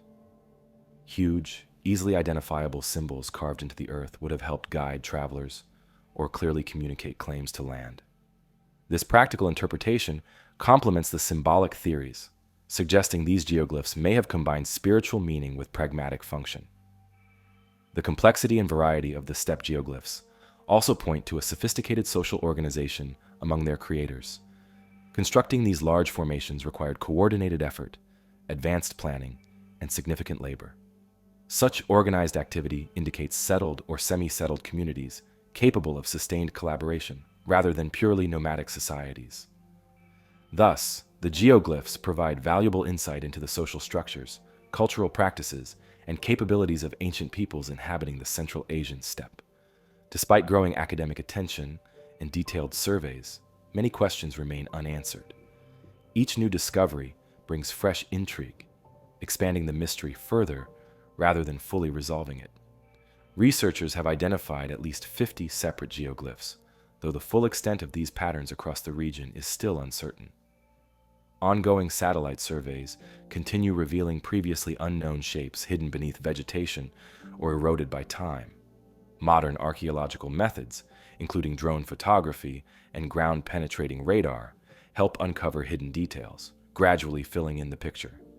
Yet even these sophisticated tools cannot entirely solve the questions surrounding these immense ancient symbols. Particularly fascinating is the question of how these enormous shapes went unnoticed for so long. The answer lies partly in their remote locations and subtle appearance from ground level. Visitors standing directly atop a geoglyph would see only shallow ditches or low earthen ridges, easily mistaken for natural landscape variations. Their true form becomes clear only from above, an elevated perspective unavailable to their ancient builders. The fact that ancient people could create such precise designs without modern aerial views adds significantly to their mystery, highlighting remarkable ingenuity and understanding of their environment. Today, the steppe geoglyphs attract researchers from around the world, eager to uncover new details and piece together the historical context of these ancient monuments. Archaeologists collaborate closely with historians, astronomers, and local Kazakh experts, carefully documenting each discovery. Efforts to preserve and protect these delicate structures have become essential as international awareness grows. Kazakhstan's government and local communities recognize their significance, providing resources for ongoing research, excavation, and preservation projects. These collaborations highlight the value of cultural heritage as modern people connect more deeply with their ancient ancestors.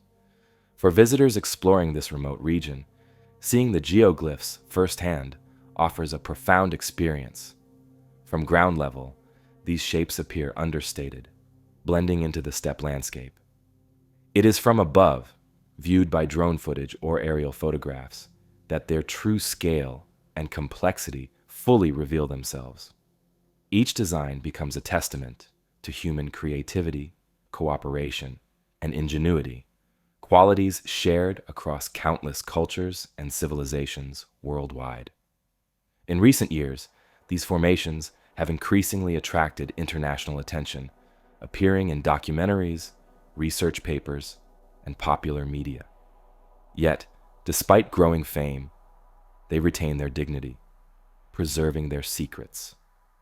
The steppe geoglyphs do not loudly proclaim their presence, but rather invite us to contemplate the unknown lives, beliefs, and practices of their creators. Their gentle mystery reminds us how many aspects of our shared human past remain hidden or partially understood, encouraging continued exploration and curiosity. As archaeologists continue uncovering these ancient symbols etched into Kazakhstan's expansive grasslands, they steadily reveal important lessons about ancient human societies, about their beliefs, their skills, and their connections to the natural world.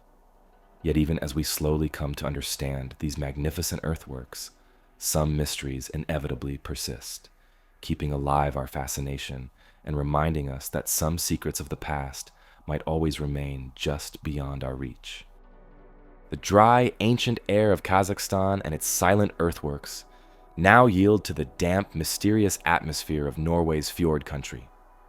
Within the shadowed beauty of Hessdalen, close to Bergen, a tragic and perplexing story unfolded in 1970, the identity and fate of the Ice Valley woman remaining a haunting unknown. On the morning of November 29, 1970, a local man and his daughters were hiking through Hessdalen, a secluded valley popular among nature enthusiasts but known locally for its eerie silence and dense woodland. As they moved carefully along the rocky terrain, they discovered something disturbing: a partially burned body lying concealed among scattered rocks. Immediately, authorities were called to the scene. Investigators found a young woman whose identity was not clear. Her belongings had been meticulously stripped of labels and identifying marks. Her fingerprints appeared to have been carefully removed, making identification nearly impossible. Thus began one of Norway's most baffling and enduring investigations. Initial investigations revealed curious details.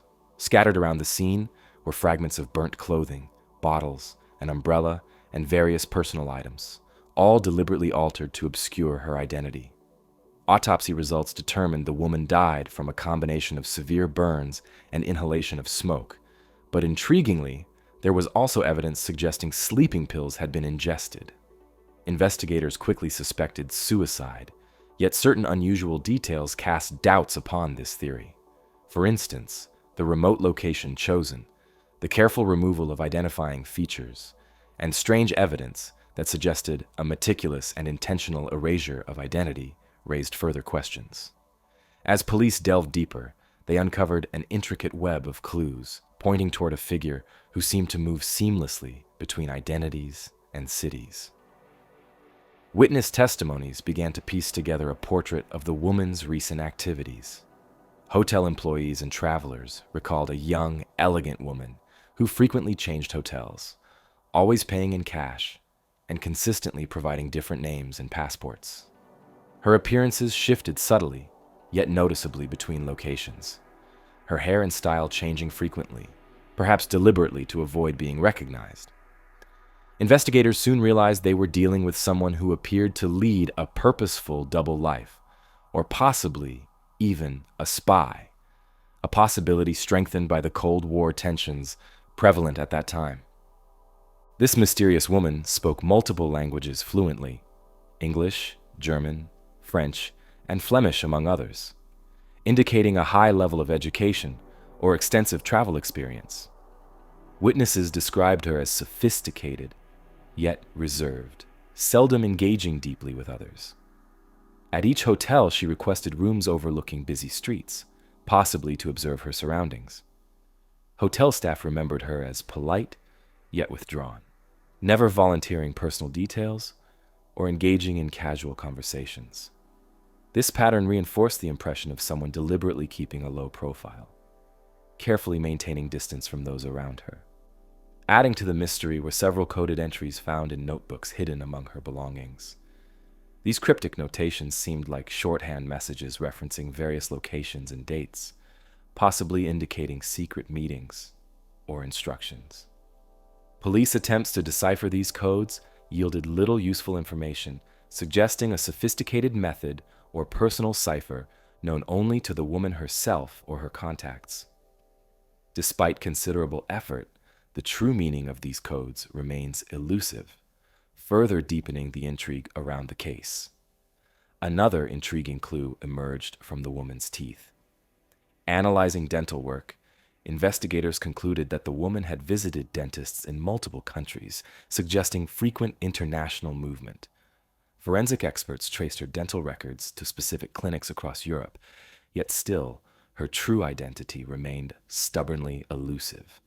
This confirmed she had access to considerable resources, as frequent international travel and sophisticated dental care implied either substantial wealth or official backing from a governmental or intelligence organization. Speculations about espionage gained traction, given the historical context. During the 1960s and 1970s, Europe was a hotbed of clandestine activities, espionage operations, and secret intelligence work. Bergen itself, with its strategic location and military significance during the Cold War, would have attracted considerable attention from international spies and intelligence agencies. The precise, deliberate removal of identifying features strongly indicated professional spycraft, measures designed specifically to obscure identity and prevent recognition. Yet despite substantial investigative resources and cooperation from international agencies, no definitive proof of espionage activity surfaced, leaving the theory plausible but unproven. Further efforts were made to identify the mysterious woman through international appeals, media coverage, and collaboration with foreign police agencies. Photos of her belongings, clothing, and reconstructed portraits circulated widely, eliciting responses and potential identifications from several countries. However, each promising lead eventually fizzled out, leaving police no closer to understanding her true identity.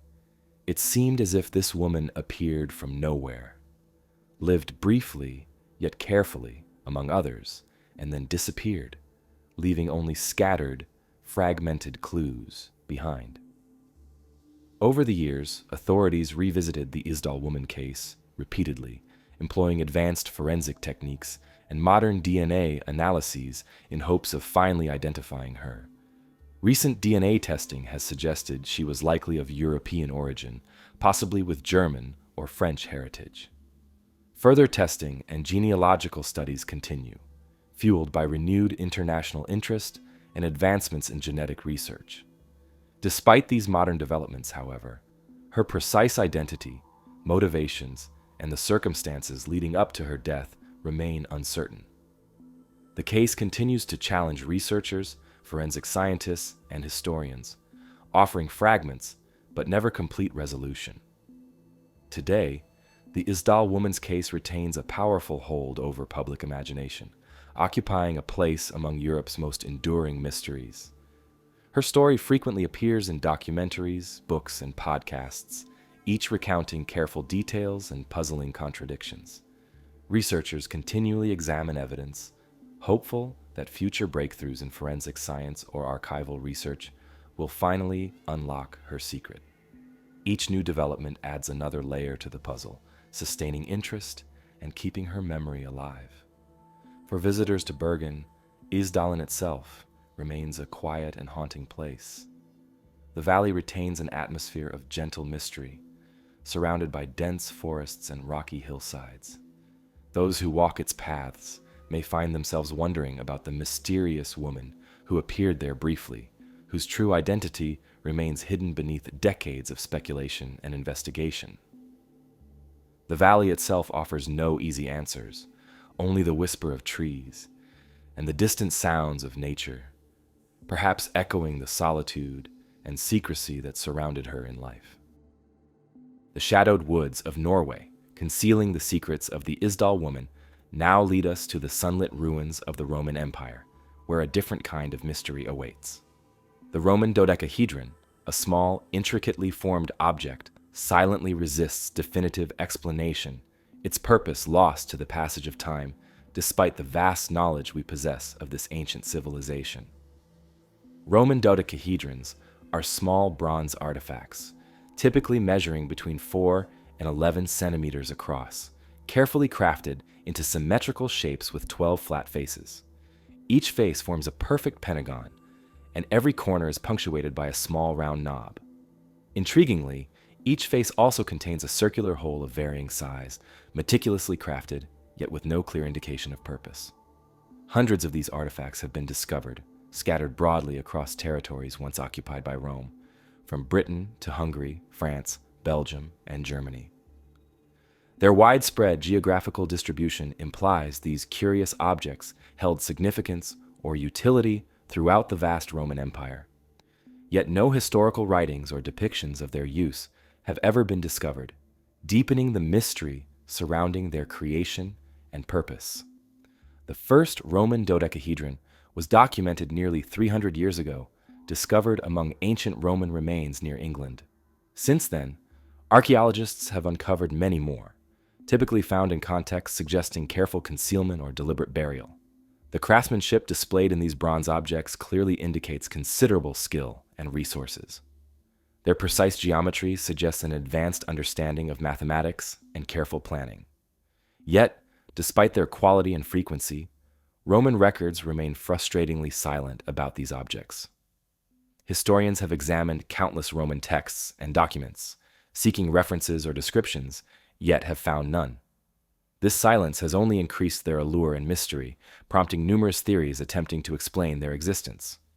One theory suggests Roman dodecahedrons served as measuring instruments.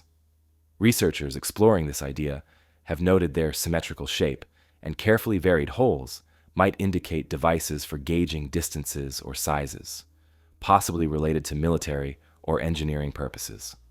Soldiers and surveyors in ancient Rome frequently required precision measurements for roads, buildings, and fortifications. The dodecahedrons, in theory, could have been sophisticated measurement tools used by engineers or craftsmen to standardize distances or calibrate equipment.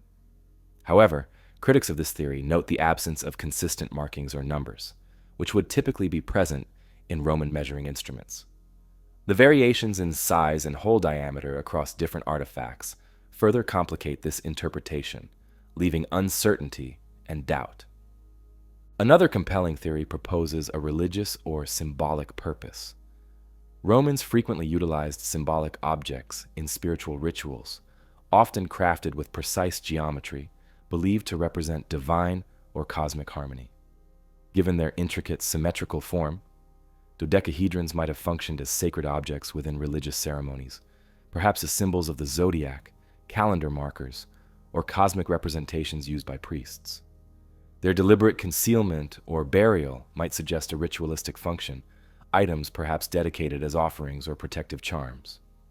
Yet again, this theory lacks direct archaeological evidence, and no confirmed depictions or descriptions of their religious use exist in surviving Roman texts. The dodecahedron's unusual structure has also inspired a more practical hypothesis, that they were specialized tools used for knitting or glove making. Some enthusiasts experimented practically, recreating similar bronze objects to test their effectiveness.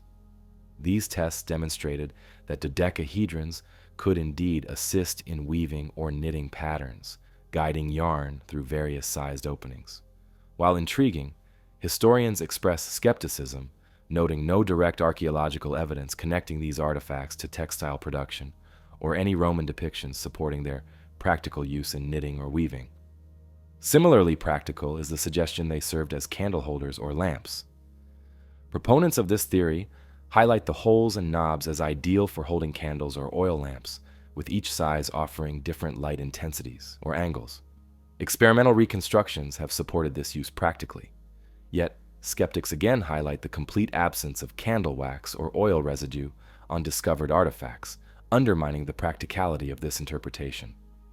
Given the lack of definitive evidence, some scholars consider the possibility that Roman dodecahedrons served multiple or flexible purposes, depending on local customs or needs. Ancient Roman society, known for its pragmatic adaptability, often repurposed tools and objects based on immediate circumstances. Perhaps the artifacts functioned simultaneously as measuring instruments, symbolic items, or even decorative objects, their versatility reflected by their careful design and widespread distribution. While plausible, this explanation provides little concrete clarity, further underscoring how elusive definitive conclusions remain. In recent times, the enduring mystery of Roman dodecahedrons has drawn significant interest from historians, archaeologists, and enthusiasts. Modern technological tools, including digital reconstruction and 3D modeling, allow detailed examinations of their construction, exploring subtle design details previously unnoticed. Archaeologists continue uncovering more artifacts during excavations, expanding geographical distributions and adding fresh data to ongoing debates. Each discovery nudges forward understanding, though no single breakthrough has yet emerged to resolve their true purpose definitively. Museums across Europe showcase Roman dodecahedrons prominently among their exhibits, highlighting their mystery and encouraging public curiosity. Visitors encountering these small, intricate bronze objects often find themselves intrigued, captivated by their presence and unanswered questions. Their subtlety and beauty capture attention, inviting contemplation without easy resolution. Visitors often leave exhibitions considering possibilities, tools, sacred objects, decorative symbols, yet without firm answers. It is precisely this unresolved quality that maintains their enduring appeal, connecting modern observers directly with ancient Roman lives, struggles, and mysteries. Ultimately, the Roman dodecahedrons remind us how much we still have to learn about even well-documented civilizations. They highlight the gaps in historical knowledge, underscoring the limitations of surviving records and artifacts. Their silence speaks volumes about the hidden details of daily life, spirituality, and technology in ancient times.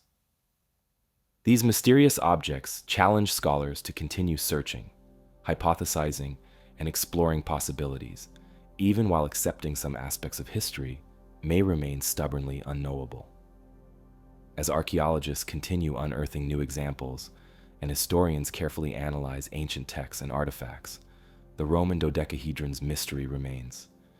Each discovery deepens our understanding, yet leaves fundamental questions unanswered, whether used practically, symbolically, or ritually, or perhaps none of these. Their presence serves as a gentle reminder of history's complexities and hidden layers. They silently encourage careful exploration, thoughtful interpretation, and continued curiosity, guiding our journey through the vast tapestry of human history, revealing small details while holding their deepest secrets just beyond our reach. The intricate handheld mystery of the Roman dodecahedrons now expands into a landscape scale along the Breton coast of France. Journeying westward, we encounter the silent grandeur of the Carnac stones, a sprawling arrangement of ancient monoliths whose purpose, unlike the dodecahedra, is writ large across the fields, yet remains equally elusive.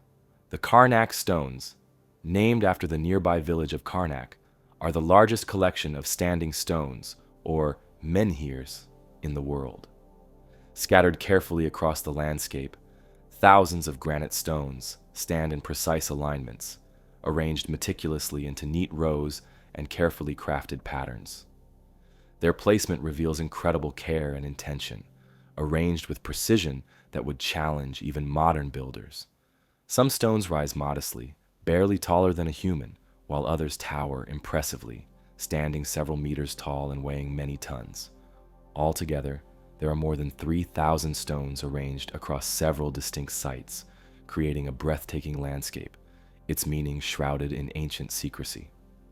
These massive stone alignments date back roughly 6,000 years, constructed during the late Neolithic period, around 4,500 to 3,300 BC.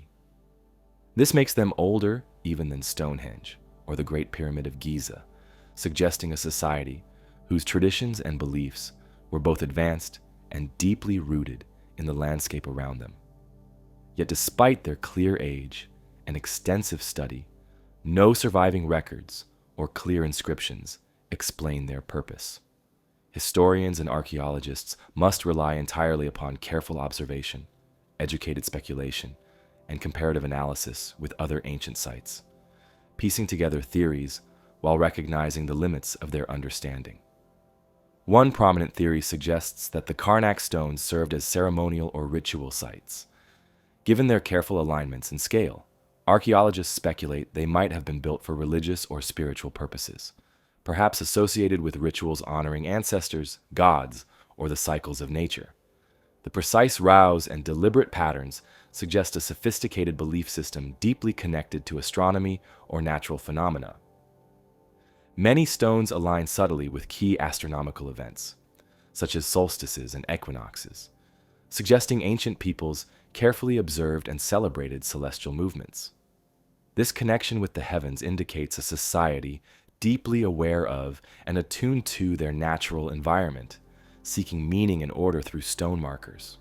Others propose a practical explanation, theorizing the stones may have functioned as ancient calendars or seasonal markers. By observing shadows and alignments with the sun, communities could accurately predict crucial agricultural events, helping them plan planting and harvest cycles. In a time long before written records or sophisticated tools, such monumental stone markers would have been invaluable. Carefully placed stones could indicate precisely when crops should be planted, when animals should be moved, or when seasonal migrations might begin. This interpretation offers insight into how ancient societies might have used monumental stone construction to regulate daily life, maintaining order and stability across generations. A third theory views the stones as symbolic monuments, perhaps marking significant events, victories, or memorializing important figures from the past. Ancient cultures frequently commemorated important events or leaders with large-scale constructions, leaving lasting reminders for future generations. The sheer scale and impressive workmanship of the Karnak stones might suggest monuments built to honor significant leaders, battles, or historical moments now forgotten. Yet again, the absence of inscriptions or detailed historical records means this theory remains speculative, supported more by comparative analysis with other cultures than by direct evidence from the site itself. Despite extensive archaeological research, the original builders of the Karnak stones remain unknown. They left behind no written language or direct historical accounts to clearly reveal their culture, beliefs, or motivations. Excavations around the stones have uncovered only limited artifacts, including pottery fragments, flint tools, and occasional burials, offering subtle clues about daily life, yet providing no direct answers about their monumental stone alignments. This absence of direct evidence creates a gentle tension, clear proof of their sophisticated skills, organization, and efforts, yet quiet uncertainty regarding their deeper purposes. Modern archaeological studies use advanced technology, including radar mapping, digital reconstruction, and aerial photography, to better understand these curious stones. Such techniques allow researchers to analyze subtle details, uncovering hidden alignments or previously unnoticed patterns. Recent studies have suggested even more complex astronomical alignments, indicating the stone's creators possessed considerable knowledge of celestial movements. Yet, despite increasingly sophisticated methods, the central mysteries surrounding the Karnak stones remain unresolved, encouraging continued exploration and investigation. In recent decades, protective measures have increased to safeguard these delicate structures from erosion, vandalism, or accidental damage. Access to some areas is carefully controlled, ensuring visitors experience the stones respectfully, maintaining their quiet dignity.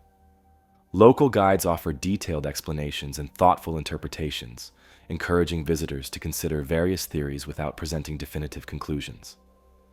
This balanced approach respects the complexity and uncertainty surrounding their history, preserving their mystique. Where the Karnak stones stand as monumental testaments to the engineering and perhaps spiritual beliefs of a prehistoric people, the Quimbaya civilization of Colombia left behind a more delicate, yet equally thought-provoking legacy in gold. Among their exquisite craftsmanship, the Quimbaya airplanes offer a unique puzzle. Their aerodynamic forms hinting at knowledge or artistic vision that continues to intrigue. Discovered during archaeological excavations in the late 19th and early 20th centuries in Colombia's Quindío region, these artifacts are small, delicate, and intricately crafted. Made from solid gold, they date from around 500 to 800 AD, a time when the Quimbaya civilization flourished, known widely for their exceptional metalworking skills. The Quimbaya culture was sophisticated, thriving on agriculture, trade, and elaborate craftsmanship, producing beautiful gold jewelry, ornaments, ceremonial objects, and ritualistic artifacts. Yet among their richly detailed creations, these peculiar golden figurines stood out immediately due to their intriguing appearance. Carefully shaped, aerodynamic forms with symmetrical wings and tail-like features reminiscent of airplanes. Each of the Quimbaya airplanes measures only a few centimeters in length, crafted with precision and care. At first glance, many appear bird-like or insect-like, typical motifs often employed in pre-Columbian art to represent natural forms. But upon closer inspection, several figurines have characteristics notably unusual for natural representations. Their wings are rigid and clearly positioned horizontally, while their tails appear vertical and symmetrical, strongly resembling stabilizers or rudders found on modern aircraft. Some have distinctly aerodynamic designs, carefully sculpted with what look like cockpits or fuselages, entirely unlike typical depictions of animals or insects commonly represented by the Quimbaya artisans. This unexpected resemblance to modern aircraft has led to extensive speculation and interpretation among historians, archaeologists, and aviation enthusiasts. One notable interpretation emerged during the 20th century when aircraft engineers and historians observed these artifacts more closely. They noted the remarkable similarity between these ancient figurines and certain principles of modern aerodynamics. These observers hypothesized that perhaps the Quimbaya civilization possessed a basic understanding of flight, aerodynamics, or at least the ability to conceptualize such structures. Although there is no clear archaeological evidence of flight or experimentation with aerodynamics among the Quimbaya, the precision and deliberate design of these artifacts suggest an advanced understanding of form and possibly even aerodynamics principles. Intrigued by this theory, researchers conducted practical experiments to test the potential aerodynamic capabilities of scaled-up replicas of the Quimbaya figurines. In 1994, German aeronautical engineers created larger models based precisely on the dimensions and proportions of the original artifacts. Remarkably, these scaled-up models proved capable of stable and controlled flight when equipped with modern engines and propellers. This practical demonstration further fueled speculation that the original figurines might indeed represent ancient concepts or symbolic ideas of flight, or at least an awareness of aerodynamic principles. Yet, despite these intriguing experiments, no clear historical records or archaeological evidence has yet been uncovered to confirm actual flight experimentation among the ancient Quimbaya. An alternative perspective suggests that these figurines may not depict aircraft at all, but rather stylized representations of birds, fish, insects, or other animals that the artisans observed in their natural environment. Many experts maintain that the Quimbaya were skilled artists who interpreted and stylized animals creatively, possibly combining features from multiple creatures to form symbolic or ritualistic representations. According to this viewpoint, the airplane-like features are coincidental, reflecting artistic imagination rather than intentional aerodynamic design. Indeed, many other Quimbaya gold artifacts depict highly stylized animals and mythical creatures, indicating a cultural tendency towards imaginative interpretation and symbolic expression. Yet the precise nature of these figurines remains uncertain, largely because the Quimbaya civilization itself remains somewhat mysterious. Though clearly advanced in their artistic and metallurgical techniques, they left behind few written records or detailed depictions of their daily lives and cultural practices. Much of what we understand about the Quimbaya comes from archaeological evidence, gold artifacts, pottery fragments, tools, and burial sites, providing only partial glimpses into their complex society. This absence of direct historical documentation leaves room for multiple interpretations and continued speculation about their precise intentions, symbolism, and inspirations. Today, the Quimbaya airplanes are displayed in various museums worldwide, drawing steady interest from historians, archaeologists, aviation experts, and curious visitors alike. Their intriguing appearance and compelling mystery have captured public imagination, leading to popular discussions and numerous theories, including speculative ones suggesting possible ancient alien interactions or advanced lost technologies. While these theories generally lack direct evidence and remain controversial, their persistence reflects the strong fascination these small golden figurines hold within popular culture. Academically, researchers continue exploring these artifacts through detailed examinations, comparative analyses with similar objects from other cultures, and broader studies into pre-Columbian symbolism and metallurgy. Some experts emphasize the importance of understanding these figurines within their broader cultural context, encouraging consideration of symbolic interpretations rooted in Quimbaya, spiritual beliefs, mythology, or ritual practices. Understanding the figurines in context, they argue, may reveal deeper insights into how the Quimbaya viewed their world, nature, and perhaps the concept of flight as metaphorical or spiritual, rather than literal. Ultimately, despite careful analysis and extensive scholarly debate, the Quimbaya airplanes remain a compelling puzzle. Whether intentional depictions of aerodynamic structures, imaginative representations of natural creatures, or symbolic objects infused with spiritual meaning, they continue to intrigue and provoke thoughtful investigation. Scholars strive to understand these artifacts within the context of ancient Quimbaya life, culture, and beliefs, always acknowledging the limits of available evidence and the potential for new discoveries. Museums and researchers treat these artifacts with great care, recognizing their historical value and cultural significance. Exhibitions showcasing the Quimbaya airplanes offer visitors an opportunity to view them closely, to marvel at the artisanship involved, and to engage with the enduring mystery they represent.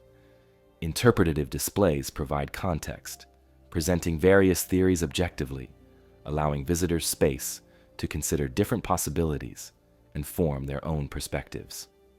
In the broader narrative of human history, the Quimbaya airplanes highlight our enduring fascination with ancient ingenuity and our curiosity about the unexplained. They encourage continued investigation, interpretation, and respectful appreciation of the remarkable skills of ancient civilizations. These artifacts stand powerfully as reminders that human creativity and imagination have long stretched beyond practical limits, exploring complex ideas and concepts, whether symbolic, spiritual, or rooted in careful observation of the natural world.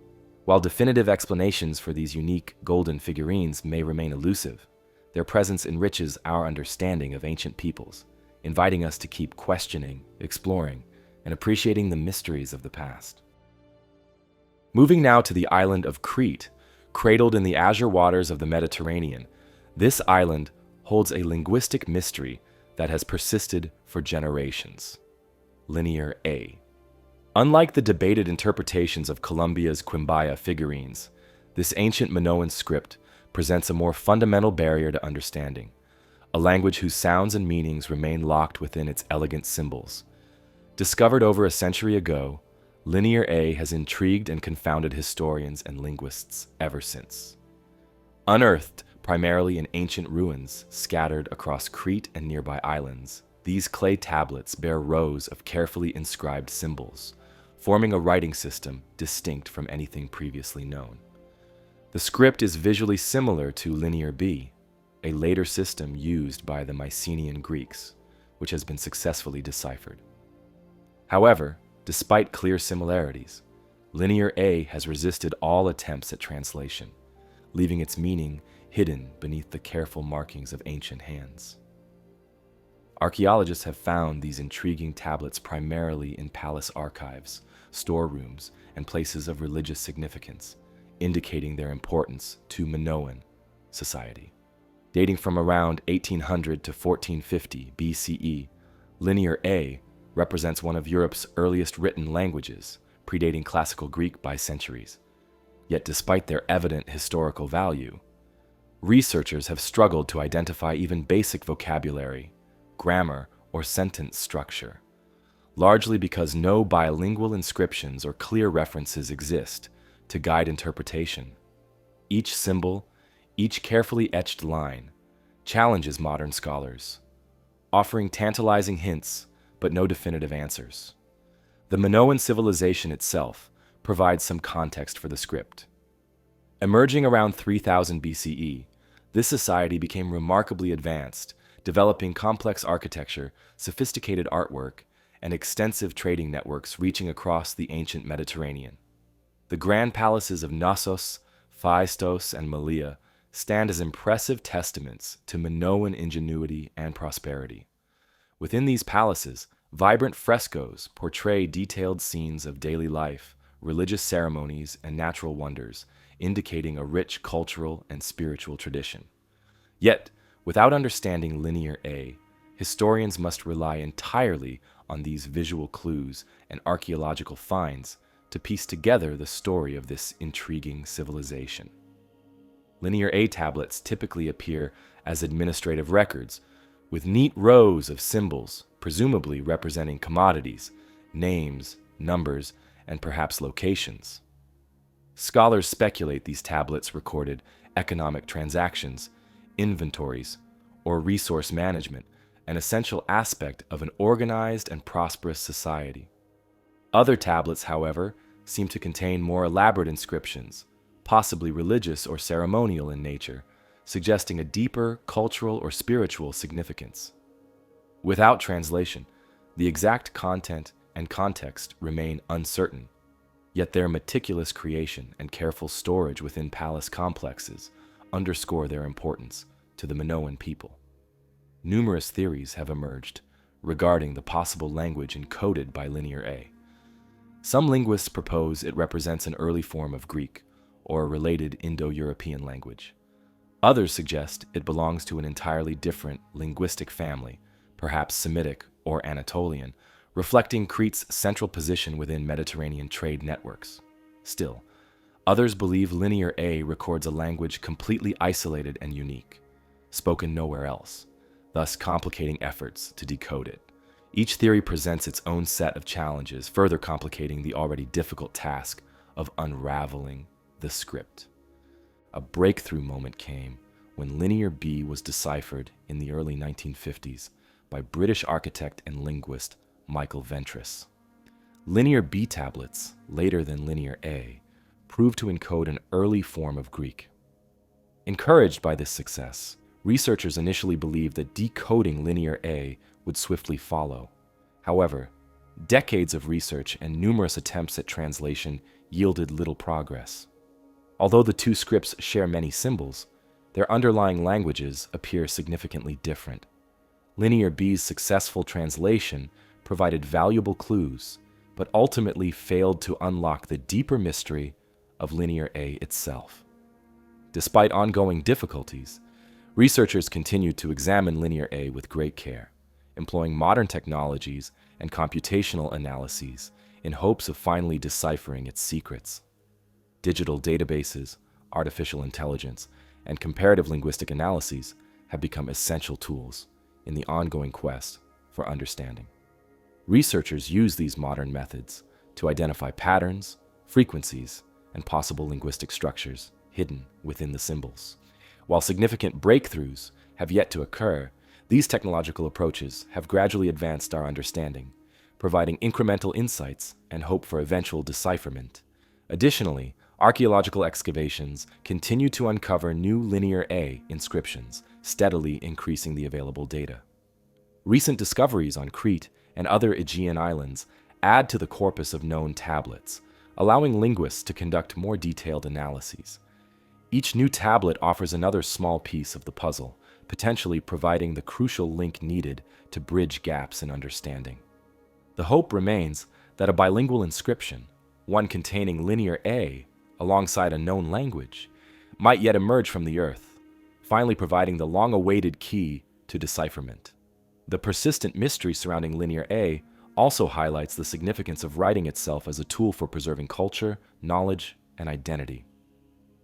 While its precise meaning remains hidden, Linear A's very existence underscores the advanced capabilities of the Minoans, demonstrating their ability to record and manage complex societal activities through written language. These tablets stand as tangible evidence of intellectual achievement, showcasing the ingenuity and sophistication of an ancient civilization whose words remain silent to us today. Researchers and historians maintain cautious optimism about future decipherment efforts, recognizing the possibility that ongoing studies or future discoveries could eventually unlock the script. Each tablet, carefully cataloged and analyzed, holds potential clues waiting to be discovered. Through meticulous scholarship, patient analysis, and technological innovation, researchers remain committed to solving this long-standing historical puzzle. The decoding of Linear A would profoundly impact our understanding of ancient Mediterranean cultures, revealing insights into the daily lives, beliefs, economic systems, and interactions of one of history's most fascinating civilizations. Now transforms into a visual and tactile curiosity as we arrive in the sun-drenched lands of Egypt. The Disc of Sabu, a peculiar artifact resting in the silence of an ancient tomb, invites a different kind of investigation, one that seeks to understand its purpose, not through language or numbers, but through its unique and one-of-a-kind design. Discovered in 1936 by Egyptologist Walter Bryan Emery in the tomb of Prince Sabu, a high-ranking official from the early days of ancient Egypt's first dynasty around 3000 BCE, this disc immediately stood out among typical funerary artifacts. Crafted from a single piece of schist, a fragile, carefully worked stone, the Disc of Sabu resembles no other object from the Egyptian archaeological record. With its 3 symmetrically curved lobes radiating from a central hub, the disc exhibits an appearance strikingly modern, almost machine-like, as though it belonged in a technological context far beyond its ancient origins. Measuring roughly 61 centimeters in diameter, the disc displays a precision in craftsmanship that suggests considerable skill, patience, and intention. Each lobe is thin, evenly shaped, and carefully smoothed, demonstrating technical mastery uncommon for its historical period. The central hub of the disc includes a neatly bored circular hole, indicating it might have been mounted onto another object, perhaps spinning or turning around an axis. Yet, despite clear evidence of thoughtful engineering and meticulous care, the disc provides no obvious clues about its intended function. No inscriptions, hieroglyphs, or pictorial representations accompany the artifact, leaving its purpose entirely open to interpretation and speculation. Since its discovery, historians and archaeologists have proposed numerous theories attempting to explain the disc's unusual form and function. Some suggest it might have served a ceremonial or symbolic purpose, possibly connected with ancient Egyptian religious rituals or funerary practices. Given its discovery within the tomb of an important figure, it could have represented status, prestige, or spiritual significance, possibly symbolizing the cyclical nature of life and death, or serving as a symbolic representation of cosmic order. Yet, despite extensive consideration, no clear parallels exist within known Egyptian symbolism, and the disk's precise role in any religious ceremony remains speculative at best. Another theory, proposed by researchers intrigued by its strikingly mechanical appearance, suggests the disk could have been part of an early technological device or mechanical apparatus.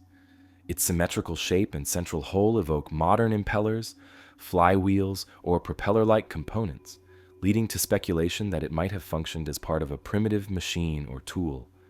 Some researchers have considered the possibility that the disk belonged to an early water pump or irrigation mechanism, potentially designed to channel water or assist in agricultural practices crucial to ancient Egyptian life.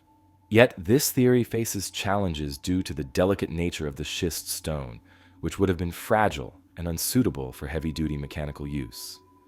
The fragility and precise crafting of the disk further fuel curiosity.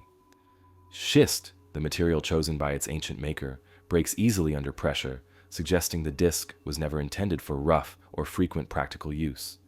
Its creators clearly invested significant effort, skill, and resources in crafting this delicate object, indicating the disk held special value, perhaps ceremonial or symbolic, rather than strictly practical. This tension between the disk's practical shape and impractical material deepens the mystery surrounding its creation, purpose, and ultimate significance to the society that made it. Adding complexity, archaeological context offers little clarity. Prince Sabu's tomb contained numerous artifacts, traditionally associated with burial, pottery, jewelry, ritual objects, each easily identified and understood within their historical context. In contrast, the disk of Sabu appears entirely isolated, unrelated to these familiar objects, distinct in its appearance and form.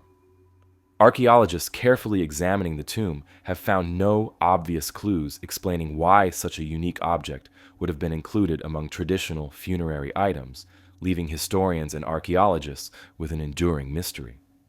In recent decades, alternative and speculative theories have emerged, reflecting the disk's intriguing appearance and unanswered questions surrounding it. Some theories, reaching far beyond conventional archaeology, suggest the disk of Sabu may represent evidence of advanced or lost ancient technologies.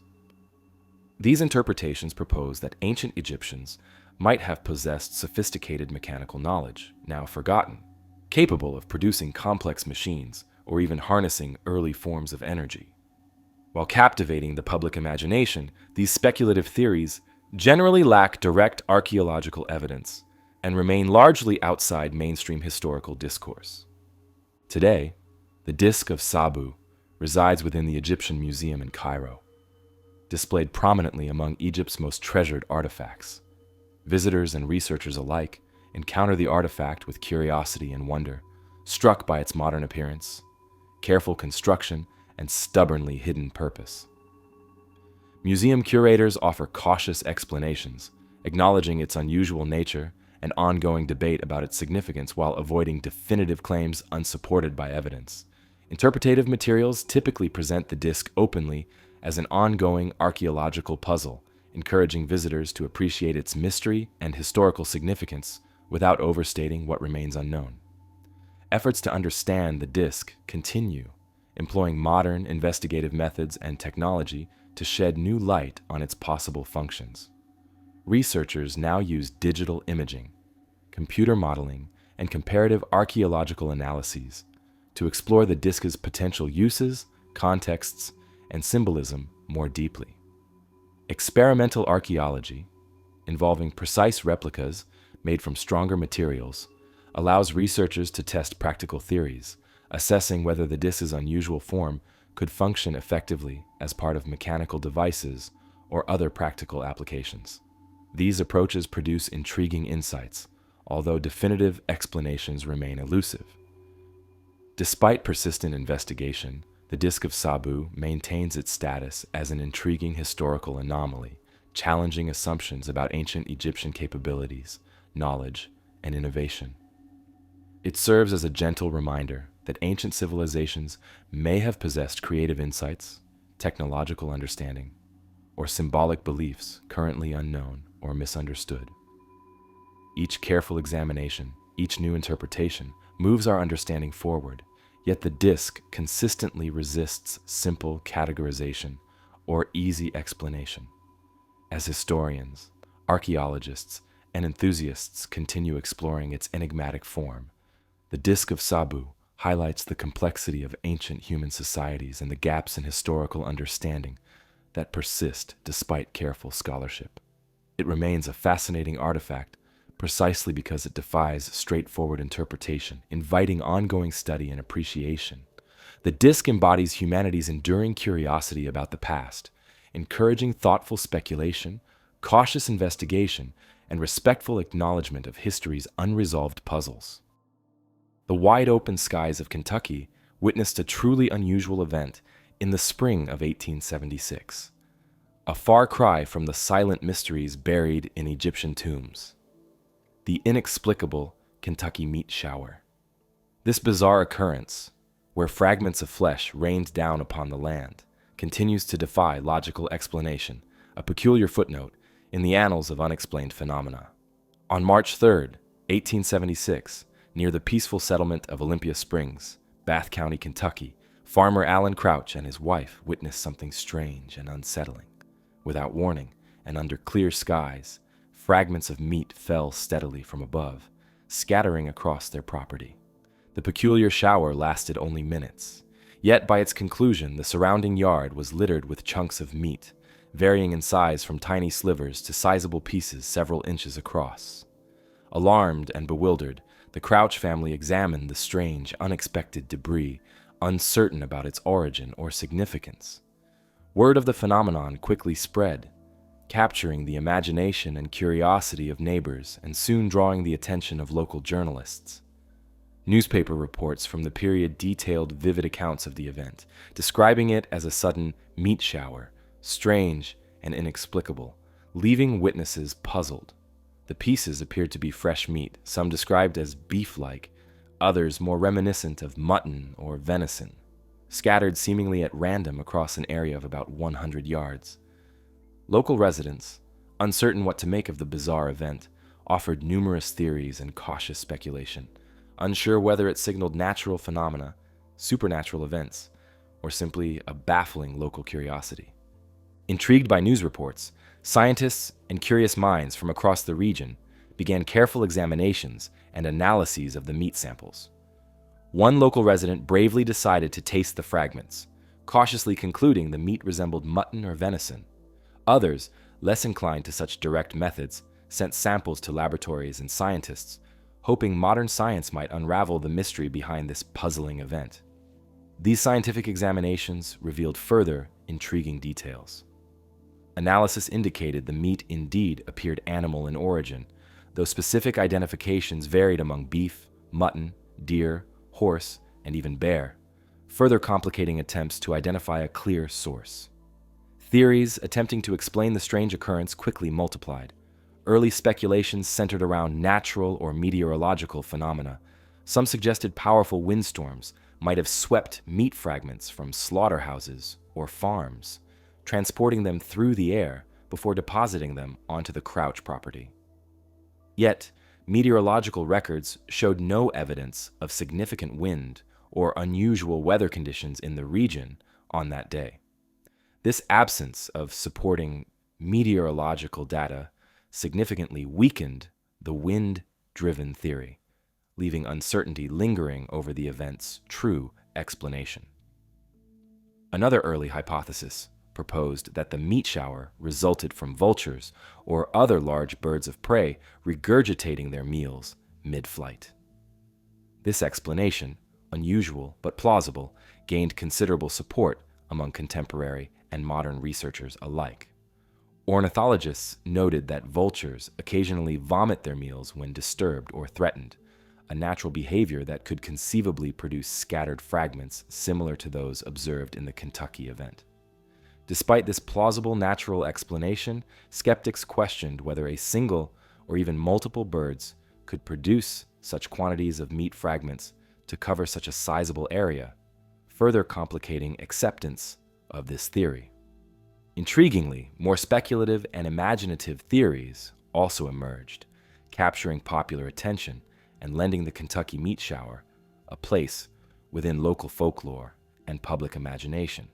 Some suggested supernatural explanations, interpreting the event as divine intervention, omens, or signs from higher powers. While these interpretations lacked scientific credibility, they reflected broader cultural attitudes and superstitions prevalent in rural communities of the period. The idea of a sudden, inexplicable event from the sky naturally lent itself to interpretations beyond straightforward science, fueling imaginative tales and speculations. Despite ongoing fascination, scientific interest in the event gradually diminished after initial analyses failed to yield clear or definitive explanations. Over time, the Kentucky meat shower settled into the realm of historical curiosity, an odd and intriguing anecdote preserved within folklore, historical records, and local storytelling traditions. The incident resurfaced occasionally in popular culture, referenced by writers, journalists, and curious minds, fascinated by the unexplained, but without fresh evidence or compelling theories. The event receded into the background of history. In recent decades, however, the Kentucky meat shower has experienced renewed interest among historians, researchers, and enthusiasts of unusual historical phenomena. Modern investigative techniques, including digital analysis of historical records and advanced biological testing of preserved meat samples, offer potential avenues for deeper understanding. Yet, the scarcity of original samples and reliable documentation from the 19th century presents significant obstacles, limiting contemporary efforts at definitive scientific resolution. Nevertheless, the Kentucky meat shower continues to capture imaginations, highlighting human curiosity about unexplained phenomena and historical mysteries. The event represents a fascinating intersection between history, folklore, and science, embodying the persistent human desire to understand unusual or unexpected occurrences. While the true explanation might forever elude definitive confirmation, the story itself provides valuable historical insight into how communities respond to unexplained phenomena, weaving folklore, science, and speculation into the fabric of local and national culture. The story's persistence within American folklore demonstrates the lasting appeal of unexplained mysteries, reflecting broader cultural fascinations with events that challenge conventional understanding. The Kentucky meat shower serves as a gentle reminder of history's capacity to surprise, confound, and inspire thoughtful curiosity, reminding us that even in a world increasingly understood through science and technology, mysteries persist, inviting continued exploration and imagination. As time progresses, ongoing interest in the event ensures the Kentucky meat shower remains part of broader cultural conversations about unexplained historical phenomena. Academic studies, historical analyses, and popular accounts revisit the event periodically, exploring theories, speculations, and cultural interpretations. The fleeting, unsettling image of meat falling from the Kentucky sky now fades as we turn our attention to the enduring allure of ancient cartography. The antediluvian maps, with their hints of lost coastlines and forgotten lands, whisper tales of a world perceived differently by those who came long before us, prompting a reassessment of our historical assumptions. Among the most famous of these remarkable maps is the Piri Reis map, crafted in 1513 by the Ottoman admiral and cartographer Piri Reis. Rediscovered in the early 20th century within the archives of Istanbul's Topkapi Palace, this astonishing map depicts the coastlines of South America and the southernmost regions resembling Antarctica, a continent officially discovered centuries later. The map's surprising accuracy has sparked extensive debate and intrigue, raising fundamental questions about how such precise details could have been charted at a time when European explorers had scarcely ventured that far south. Piri Reis himself noted that he based his map upon earlier source materials, some ancient, others contemporary, compiled from multiple regions suggesting a vast network of geographical knowledge predating his era. Scholars have long debated what these earlier sources might have been. Some propose ancient maritime civilizations, possibly Phoenician, Egyptian, or even older, who navigated distant seas long before traditionally documented voyages. Others hypothesize lost civilizations whose extensive travels and sophisticated surveying methods vanished beneath history's shifting sands, leaving only fragmented traces in obscure manuscripts and carefully guarded archives. The remarkable precision found in antediluvian maps does not end with the work of Piri Reis. Other maps from different times and places also reveal unexpected geographic detail. The Orontius Phineas map of 1531, for instance, includes a depiction remarkably similar to the coastline of Antarctica, seemingly ice-free, showing rivers and mountain ranges now hidden beneath thick layers of ice. The accuracy of such detail, unobservable since the continent has been locked beneath ice for millennia, suggests that its original creators must have had access to sources of information far older than the known voyages of exploration. Further intrigue comes from the Mercator map of 1569, crafted by renowned Flemish cartographer Gerardus Mercator. His influential map, which laid foundations for modern cartography, appears to draw upon ancient sources, depicting features that conventional history states were still unknown at the time. Mercator himself referenced older, obscure documents, maps and accounts from sailors and scholars, hinting at hidden stores of geographic knowledge held by secretive societies or lost archives now inaccessible. The existence of these detailed and mysteriously accurate maps fuels speculation about ancient advanced civilizations whose knowledge of geography surpassed historical expectations. Some theories propose that early mariners explored far beyond their traditional boundaries, charting distant coasts and continents with methods and tools sophisticated enough to record intricate geographic details. Others suggest that advanced surveying techniques, possibly astronomical navigation or mathematics, allowed these unknown map makers to measure and chart the Earth's surface accurately, preserving their knowledge in maps carefully handed down through generations, slowly fading into obscurity as cultures changed and empires fell. Another intriguing hypothesis suggests the presence of an ancient global civilization, one possessing extensive maritime capabilities and advanced geographical knowledge, that might have thrived before recorded history began. Such a civilization, proponents argue, could have passed down detailed maps and navigational secrets through successive cultures, influencing historical cartographers and leaving traces in maps like those of Piri Reis or Orontius Phineas. Although compelling and imaginative, this hypothesis remains controversial, lacking conclusive archaeological evidence to support its bold claims.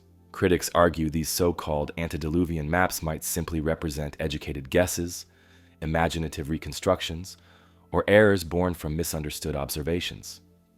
Early cartographers regularly combined verified exploration with rumors, legends, and speculative geography.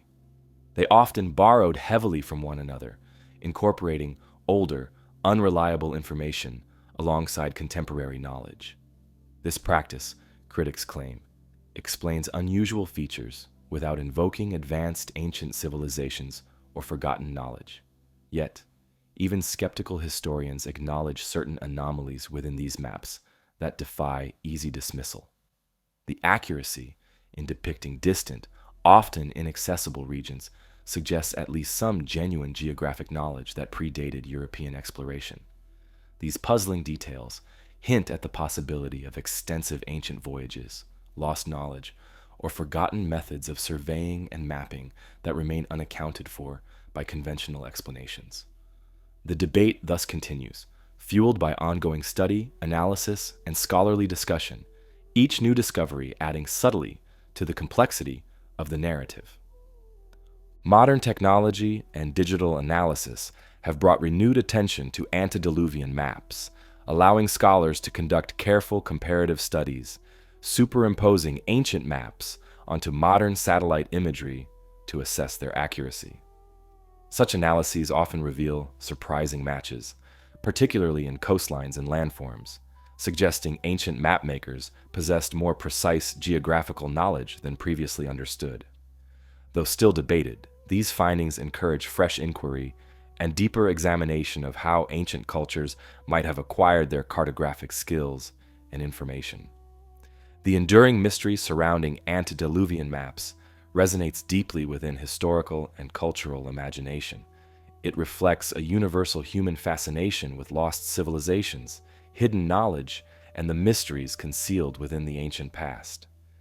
These maps symbolize humanity's enduring curiosity about our world, our desire to explore beyond known horizons, and the persistent question of how much knowledge once held by ancient cultures might have vanished, leaving only faint traces in cryptic documents and carefully preserved maps. Historians, cartographers, and adventurers alike continue to explore the significance of these ancient maps, recognizing their importance as historical documents, cultural artifacts, and sources of potential insight into human history and exploration.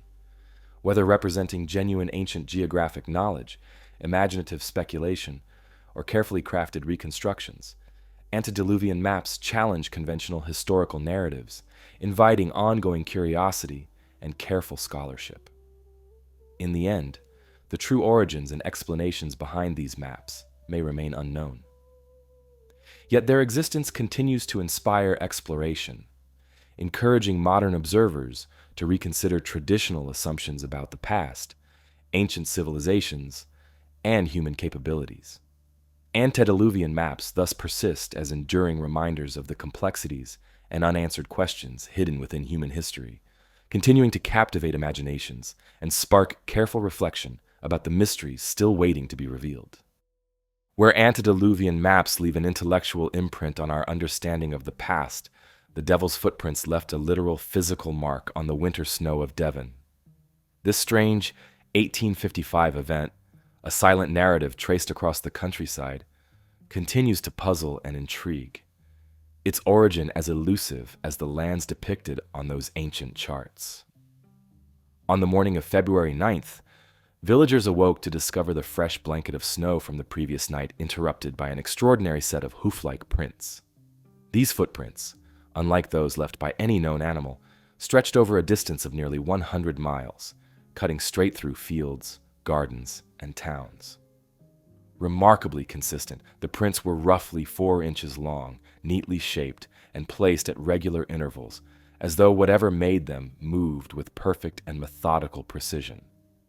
Their mysterious appearance was made stranger still by their path. The footprints passed easily over walls and fences, scaled rooftops, and crossed the frozen rivers as though no obstacle existed. As news spread, a sense of fear and anxious curiosity quickly settled over the communities affected. People gathered around the prints, cautiously examining their peculiar shape and the remarkable distances they covered without deviation. The uniformity of the tracks suggested they had been left by something walking upright, placing one foot neatly before the other, yet no human prints or other traces accompanied them. Observers noted how these mysterious prints often moved in perfectly straight lines, demonstrating a strange disregard for obstacles, buildings, or other natural barriers. Whatever created these marks had moved silently, purposefully, and unseen through the night, leaving behind only these peculiar tracks in the snow. With no clear explanation, theories began to circulate. Given their hoof-like shape and inexplicable behavior, the prints soon took on a sinister reputation, quickly earning the chilling nickname, the Devil's Footprints. This interpretation resonated deeply within local folklore and superstition, sparking fears of a supernatural visitation. Tales spread that the footprints were evidence of the devil himself, walking among the living under the cover of night, marking homes, villages, and communities with unsettling intention. Churches held special services, residents whispered prayers, and a tense watchfulness spread throughout Devon, its villages gripped by apprehension. Amid growing unease, investigators began examining the phenomenon carefully. Naturalists, clergymen, and curious amateurs alike offered cautious assessments, each proposing rational explanations to calm the mounting fears. Some suggested animals, such as kangaroos escaped from traveling menageries, might have left the tracks. Others proposed birds hopping along the snow, their footprints distorted by melting or refreezing, could account for the unusual markings. A few believed weather phenomena, perhaps hailstones or atmospheric conditions, had produced the strange prints. However, each of these explanations encountered serious difficulties upon closer inspection. No animals fitting the descriptions had been reported missing, no bird tracks matched the uniform consistency and distance, and no known weather condition could replicate the footprints' precise and methodical nature. Despite careful attempts to explain away the unsettling prints, no single theory emerged definitively convincing. The footprints remained stubbornly mysterious, their persistence fueling further speculation. Newspapers documented each new theory and discovery with keen interest, further amplifying public intrigue and concern. Letters flooded local publications, each writer proposing solutions or sharing personal accounts, yet each explanation unraveled under scrutiny. As weeks passed without resolution, interest gradually faded, though the prints lingered in memory, their mystery unresolved, yet carefully preserved within folklore and local history. In the decades following the strange events of 1855, occasional sightings of similar footprints emerged in other regions, reigniting debate and speculation. Reports surfaced sporadically, describing comparable tracks discovered under similar conditions. Snow-covered landscapes marked by inexplicable hoofprints appearing overnight. Yet none achieved the notoriety or extensive documentation of the original Devon incident, reinforcing its status as a unique historical mystery. Investigators and historians have since revisited the incident periodically, examining original accounts and records, hoping new insights or evidence might finally unlock its secrets. Modern researchers have applied scientific methods and technological tools unavailable to earlier investigators, analyzing historical weather records, animal migration patterns, and local geography to develop rational explanations. Yet despite these efforts, definitive answers remain elusive. Each potential theory, escaped animals, birds, weather phenomena, continues encountering skepticism, as no single explanation comprehensively addresses all the peculiar aspects of the footprints. Their ability to pass seamlessly over obstacles, their precise consistency, and their sheer length across varied terrain continue to challenge rational interpretation, reinforcing their enduring mystery. Today, the Devil's Footprints occupy a unique place within historical curiosity, studied as a phenomenon where folklore, superstition, and genuine historical inquiry intersect. The incident remains carefully documented within local archives, historical texts, and folklore collections, its ambiguity fueling ongoing interest. Historians, folklorists, and paranormal enthusiasts alike continue exploring this event, appreciating its historical context, cultural impact, and quiet resistance to definitive resolution. Exhibitions and local heritage sites in Devon occasionally commemorate the event, engaging visitors through storytelling and historical displays, each presentation acknowledging the lingering mystery surrounding the phenomenon. The Devil's Footprints serve as a fascinating example of historical anomalies that resist conventional explanations, inspiring thoughtful exploration without offering easy solutions. The incident illustrates how communities interpret unexplained phenomena, blending cultural beliefs, folklore, rational inquiry, and genuine uncertainty into a compelling narrative. Modern scholars study these footprints carefully, respecting their place within cultural history while acknowledging that definitive answers might remain elusive, preserving the event's enduring intrigue and subtle historical significance. Ultimately, the mysterious footprints discovered across Devon in 1855 continue captivating imaginations, symbolizing the persistent human fascination with the unexplained. Though the precise truth behind their appearance remains hidden, the story itself reminds us of history's capacity to surprise and confound, encouraging thoughtful reflection and continued exploration of the mysteries that remain patiently waiting in history's shadowed corners. Shifting from the mysterious footprints that appeared under Devon's moonlit skies, our path leads us now to another strange and unexplained phenomenon, one often noticed under open fields, forests, and secluded places around the world. This curious substance, known simply as star jelly, emerges suddenly, appearing as translucent gelatinous blobs scattered upon grass, tree branches, and moss-covered stones, seemingly from nowhere. Descriptions of star jelly vary slightly, yet witnesses consistently describe a clear, jelly-like substance, often colorless or faintly translucent, appearing spontaneously in natural settings. Usually found in modest quantities, small clumps scattered irregularly. This mysterious gel sometimes appears immediately following meteor showers, thunderstorms, or unusual atmospheric conditions. Eyewitness accounts dating back centuries note its seemingly spontaneous appearance, frequently linked in folklore and local traditions to falling stars or celestial events. Despite detailed descriptions and numerous sightings, the exact origins and nature of star jelly remain elusive. Historical records offer fascinating glimpses of star jelly's persistence within folklore and natural history. Medieval texts mention it as a strange substance appearing mysteriously after meteors or meteorological events, linking it symbolically to celestial occurrences. The substance was commonly believed to be star residue, pieces of stars fallen gently to Earth, leaving behind a gelatinous trace of their heavenly passage. Early naturalists carefully documented sightings, cautiously noting its properties without definitive explanations, acknowledging its peculiar and uncertain origins. Scientific attempts to identify and explain star jelly have produced mixed results, complicating straightforward explanations. Naturalists and biologists propose numerous rational theories, each carefully considered, yet encountering challenges when tested rigorously. One frequently proposed explanation suggests star jelly might result from natural biological sources, possibly slime molds, algae blooms, or even reproductive materials from amphibians. These biological sources can produce gelatinous substances resembling descriptions of star jelly, yet careful laboratory analyses often reveal inconsistencies, leaving the question partially unresolved. Another common explanation points toward atmospheric conditions, suggesting star jelly might result from chemical reactions or unusual combinations of moisture, fungi, and bacteria occurring naturally.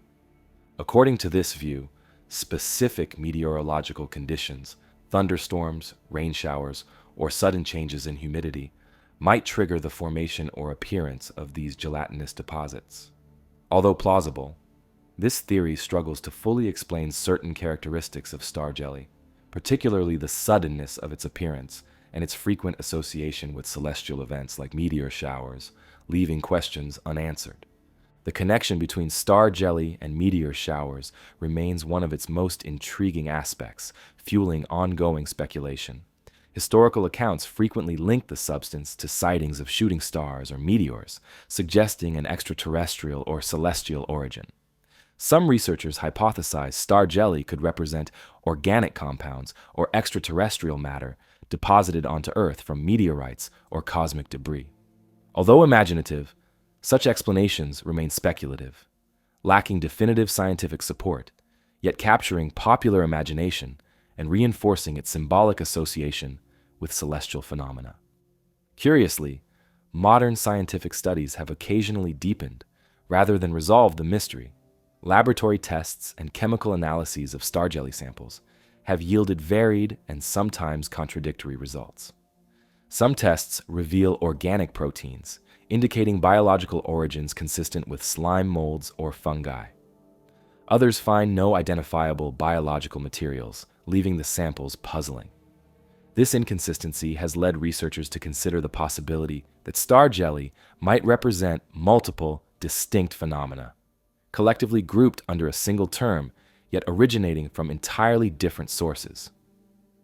Local folklore and traditional interpretations continue to shape public perceptions of star jelly, maintaining its presence within cultural narratives. Communities around the world preserve stories connecting the substance with supernatural phenomena, fairy legends, or spiritual manifestations. In Scottish folklore, It was sometimes known as star slime, believed to possess magical or healing properties due to its supposed celestial origins. Similar traditions exist across diverse cultures, reflecting a universal human curiosity about unusual natural occurrences, each interpretation shaped by cultural context and traditional beliefs. Contemporary sightings of star jelly continue regularly, reported yet consistently across various locations worldwide. Witness accounts appear frequently in local newspapers, scientific journals, and popular media, each carefully describing the substance's mysterious appearance and characteristics. Photographs and samples submitted to scientific institutions maintain the ongoing investigation, reinforcing the phenomenon's persistent relevance and scientific intrigue.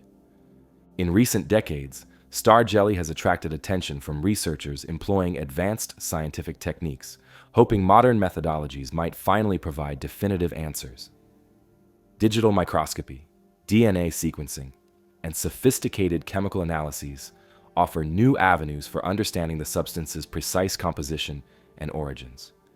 These techniques occasionally yield promising insights, yet results remain cautious and inconclusive, maintaining the phenomenon's ambiguity and ensuring its continued fascination. Amateur naturalists and citizen scientists increasingly contribute valuable data and observations, reporting sightings and carefully documenting conditions surrounding its appearance. Online databases, collaborative research networks, and global observation projects encourage public involvement, reinforcing community interest and promoting scientific engagement.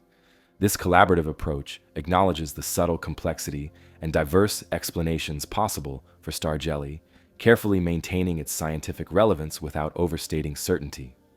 Within popular culture, star jelly appears occasionally in literature, film, and artistic interpretations, symbolizing nature's subtle mysteries and unexplained phenomena. Its gentle persistence as an unresolved natural occurrence resonates deeply, encouraging thoughtful curiosity, creative imagination, and respectful exploration of the unknown. Whether depicted metaphorically or literally, star jelly's presence in cultural narratives reinforces humanity's enduring fascination with mysteries hidden within everyday experiences. As future research progresses, star jelly will undoubtedly maintain its curious allure, challenging assumptions and inspiring thoughtful reflection. Its subtle persistence within natural and cultural history reminds us that the world around us continues holding mysteries, waiting to be observed, documented, and perhaps one day understood. Star jelly thus symbolizes the gentle beauty inherent in nature's quiet complexities, inviting careful observation, respectful curiosity, and ongoing scientific exploration. Forget the ephemeral puzzle of star jelly. Here, in the sun-baked earth of Peru, lies a discovery that resonates with the weight of millennia. Corral, a city unveiled from beneath the desert's embrace, stands as a stark and silent challenge to our understanding of human origins, its ancient pyramids along the Super River Valley whispering a different story of societal emergence, one predating the familiar narratives of Egypt. Discovered in the early 20th century, yet largely overlooked for decades, Corral gained global attention only in recent times. Archaeologists now understand that this city flourished around 2600 BCE, placing it among the earliest known civilizations in the Americas. The age and complexity of Corral reshapes historical assumptions, revealing an advanced society that thrived independently from other early cultures around the world. This ancient city carefully maintained an intricate social structure, advanced architecture, and impressive urban planning, all existing in peaceful isolation, without evidence of warfare or fortifications. The most striking feature of Corral is its array of massive pyramids, monumental platforms, and carefully aligned ceremonial plazas, arranged harmoniously within the valley landscape. Dominating the site are 6 large pyramidal structures built from stone and earth, each carefully shaped and meticulously constructed. The largest pyramid, known as the Great Pyramid or Pyramid Mayor, stands impressively at the center of the city, its presence asserting authority and significance within the ancient community. Archaeologists estimate it originally reached over 18 meters high and covered a vast area, constructed with immense effort and deliberate design. These impressive pyramids differ distinctly from their Egyptian counterparts. Rather than being burial tombs for rulers, the pyramids at Caral likely served ceremonial or communal purposes. Excavations reveal large plazas in front of each pyramid, suggesting public gatherings, rituals, or communal activities occurred regularly in these carefully designed spaces. The precise alignment of the pyramids with astronomical phenomena, such as solstices and equinoxes, highlights a sophisticated understanding of astronomy and calendar systems, integral to Caral's spiritual and practical life. These alignments would have guided agricultural cycles, ceremonial activities, and the daily rhythms of life, anchoring the community within a carefully structured cosmic order.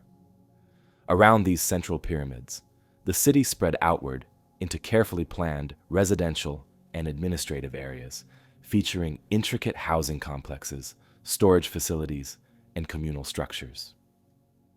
Archaeologists have uncovered remains of housing areas with clearly defined rooms and layouts, reflecting organized planning and social stratification within the community. Public structures such as amphitheaters, carefully shaped plazas, and communal storage buildings indicate centralized authority and cooperative social systems, essential for sustaining large-scale construction projects and the city's overall stability. Remarkably, despite extensive excavations and thorough study, archaeologists have found no evidence of warfare or military activities at Caral. Unlike many other ancient civilizations, Caral existed peacefully, with no defensive walls, weapon caches, or signs of violent conflict discovered thus far. Instead, evidence suggests the community relied on trade, agriculture, and cooperation to sustain itself, maintaining peaceful relations both within the city and among neighboring settlements. This unique characteristic makes Caral particularly significant, offering insights into alternative pathways to civilization, emphasizing collaboration and commerce rather than conquest and conflict. One enduring mystery surrounding Caral involves its abrupt abandonment around 1800 BCE. Archaeological evidence indicates the city gradually emptied, its residents dispersing and leaving behind carefully constructed pyramids and plazas, now reclaimed by desert sands. The exact reasons behind this departure remain unclear. Some researchers speculate environmental changes, such as droughts or shifts in climate, disrupted agricultural productivity, forcing residents to relocate. Others suggest changes in regional trade routes or social structures may have influenced the community's dissolution. Despite careful analysis, however, no definitive explanation emerges, preserving this aspect of Caral's story as an enduring historical mystery. Modern archaeological work at Caral continues yet steadily, uncovering new discoveries that further illuminate its cultural sophistication.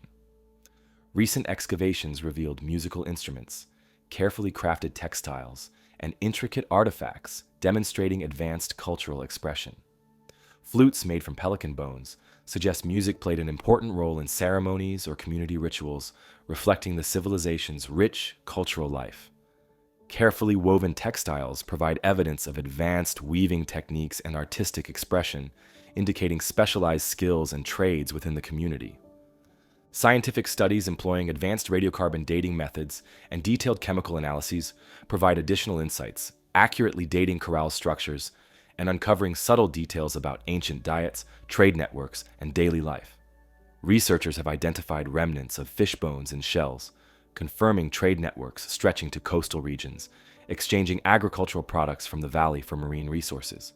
This network of commerce further underscores Caral's peaceful interactions with neighboring communities, revealing the strength and sophistication of their social relationships. Today, Caral attracts researchers and visitors alike, drawn by its beauty, historical significance, and unresolved questions. Guided tours, archaeological exhibits, and educational programs engage visitors thoughtfully, carefully presenting the site's mysteries, historical context, and cultural importance. Preservation efforts focus, yet diligently, on protecting these ancient structures from environmental threats, ensuring Caral's legacy endures for future generations.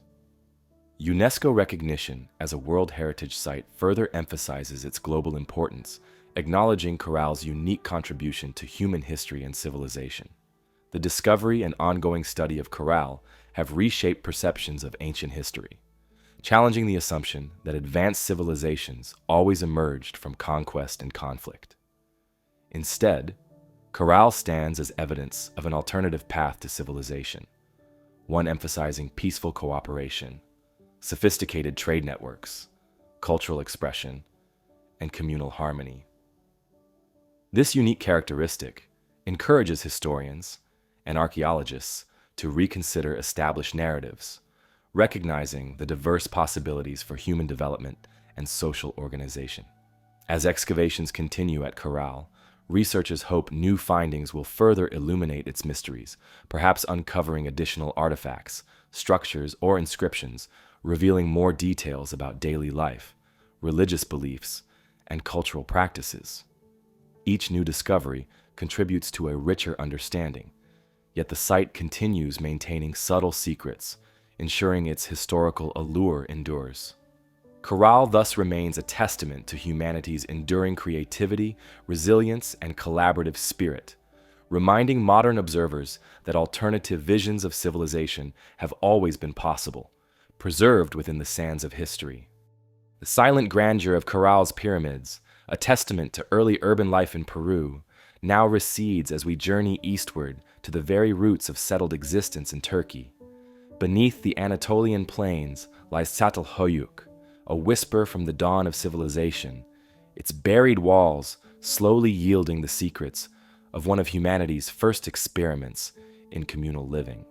Discovered in the 1950s by British archaeologist James Mellart, Çatalhöyük quickly captured the imagination of historians, scientists, and archaeologists worldwide.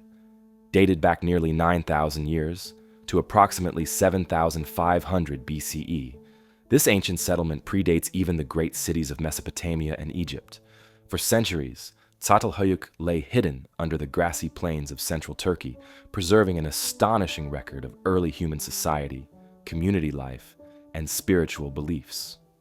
Its discovery rewrote the story of human civilization, challenging our understanding of how early societies formed, organized themselves, and expressed their identities.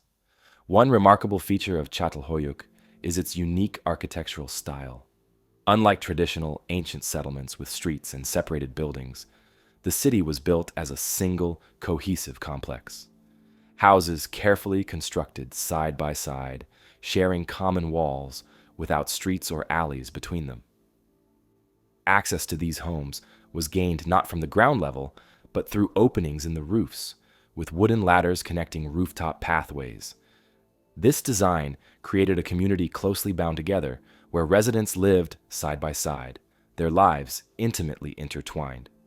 Beneath these homes lay carefully crafted burial sites, revealing a culture that closely integrated life and death, domestic space, and sacred rituals. Within these homes, archaeologists have uncovered astonishingly well-preserved artifacts, paintings, sculptures, and symbolic objects, offering glimpses into the beliefs, rituals, and daily lives of Çatalhöyük's inhabitants.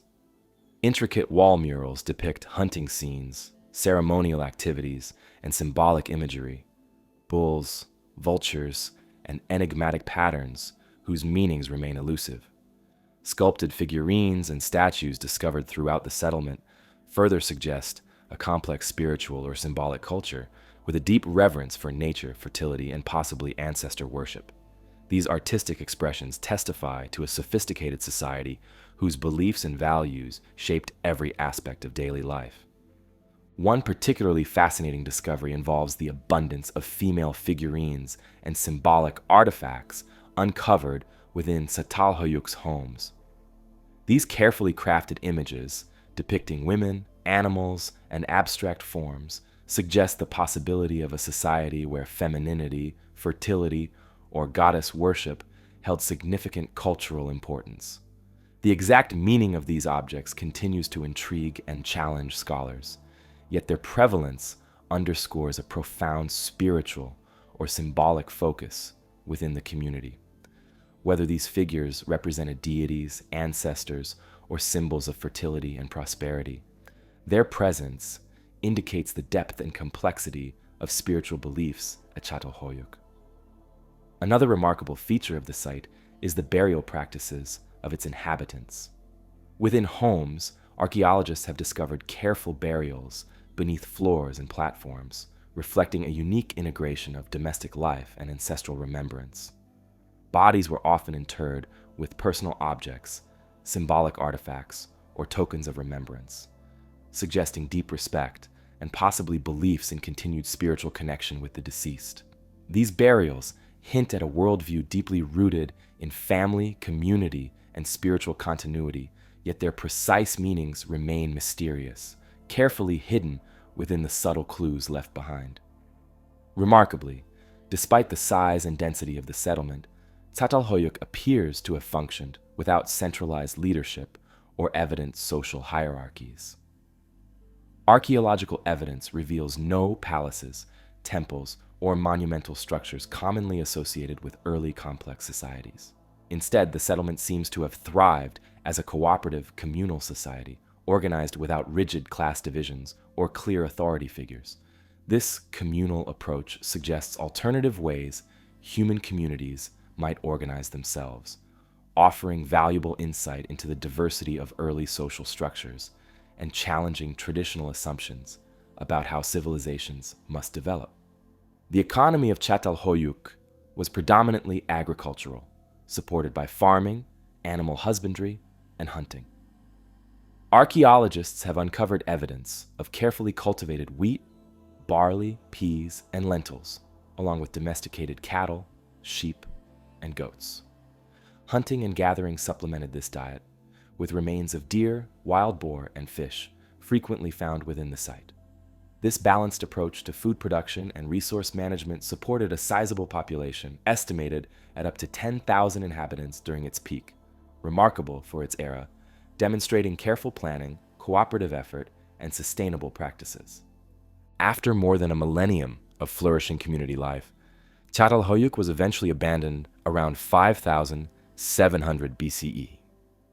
The reasons for its disappearance remain uncertain, though climate changes, resource depletion, or shifting trade networks might have contributed to its gradual decline.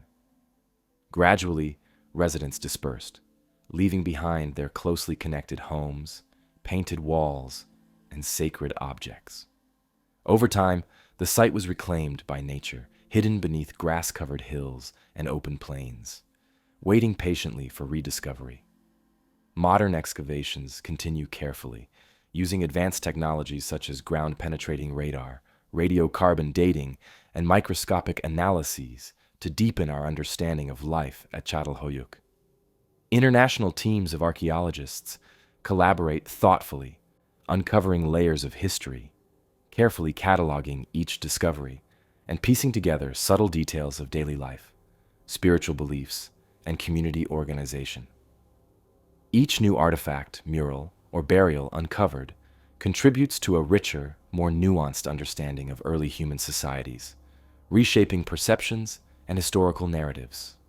Today, Çatalhöyük is recognized internationally as a UNESCO World Heritage Site, drawing visitors, historians, and researchers eager to explore its mysteries. Carefully managed tours, interpretative exhibits, and educational resources offer respectful insights into the site's significance, cultural history, and archaeological discoveries. Preservation efforts ensure ongoing protection of the fragile structures, murals, and artifacts, maintaining their gentle beauty and historical value for future generations. The ongoing study and careful exploration of Çatalhöyük continue challenging traditional assumptions about human history, civilization, and social organization. By revealing a sophisticated society organized cooperatively, integrating daily life, spirituality, and community without evident hierarchies, Çatalhöyük suggests alternative models for early civilization. These insights encourage historians and archaeologists to reconsider established narratives, recognizing the diverse possibilities for human communities and social organization. As future research progresses, Çatalhöyük promises additional revelations, uncovering new artifacts, murals, and insights into early human life.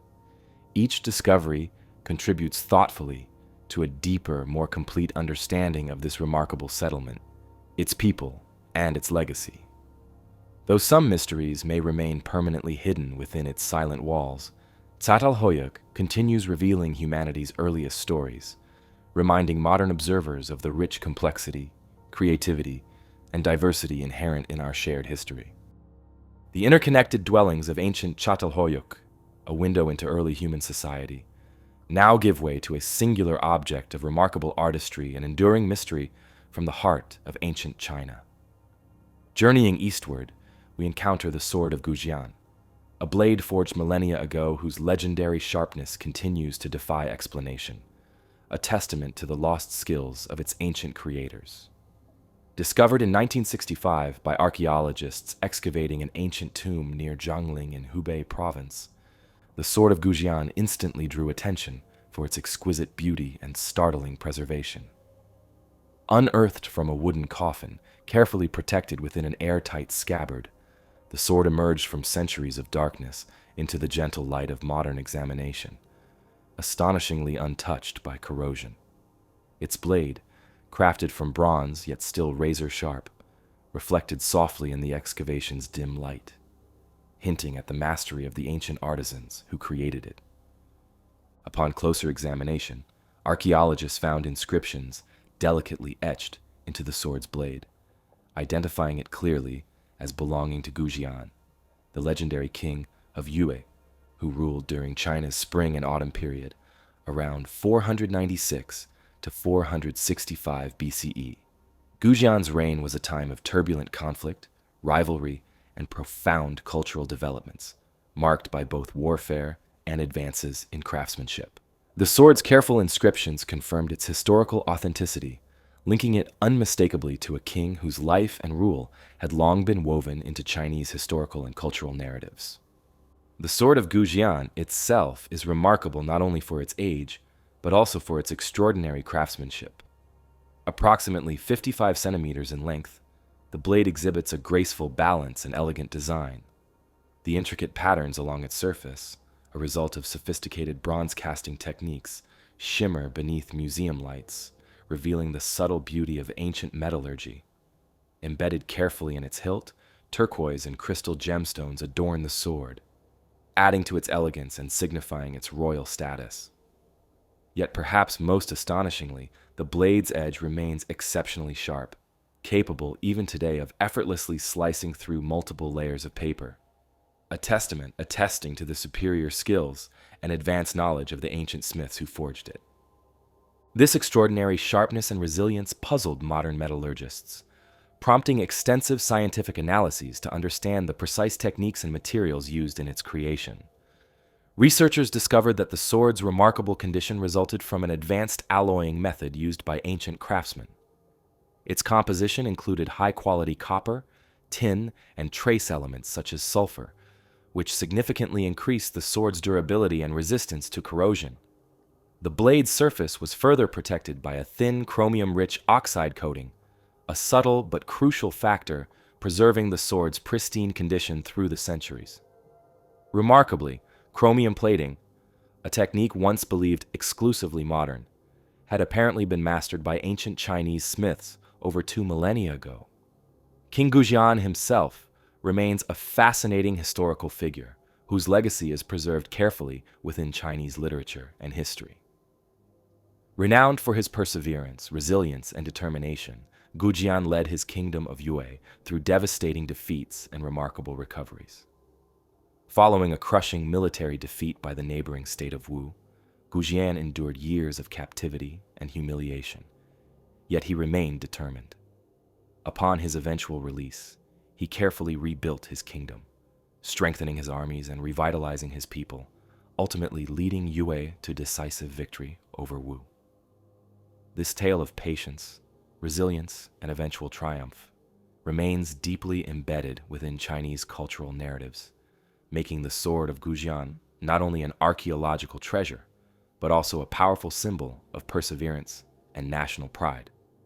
Yet, beyond its historical significance, the sword evokes deeper mysteries surrounding ancient knowledge and technological capabilities. Its astonishing preservation and advanced metallurgy hint at skills and understanding once thought beyond the capabilities of its time.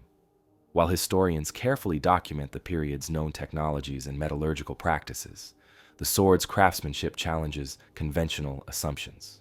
It suggests the possibility of lost techniques, forgotten skills, or specialized knowledge possessed by ancient Chinese smiths whose secrets faded into history, leaving only subtle traces within artifacts like the Sword of Gujian. The discovery of this remarkable sword sparked renewed interest among historians, metallurgists, and archaeologists, inspiring ongoing research into ancient Chinese metallurgy, craftsmanship, and technological capabilities. Modern analytical methods, including microscopic analysis, chemical testing, and X-ray diffraction, continue uncovering subtle insights into its composition, creation, and preservation. These studies have illuminated important details, deepening our understanding of ancient alloying techniques. Yet the sword continues holding some secrets, its complete story remaining elusive.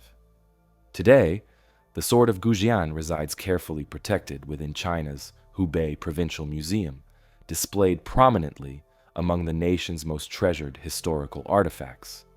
Visitors from around the world approach, drawn by its legendary sharpness, historical significance, and extraordinary preservation.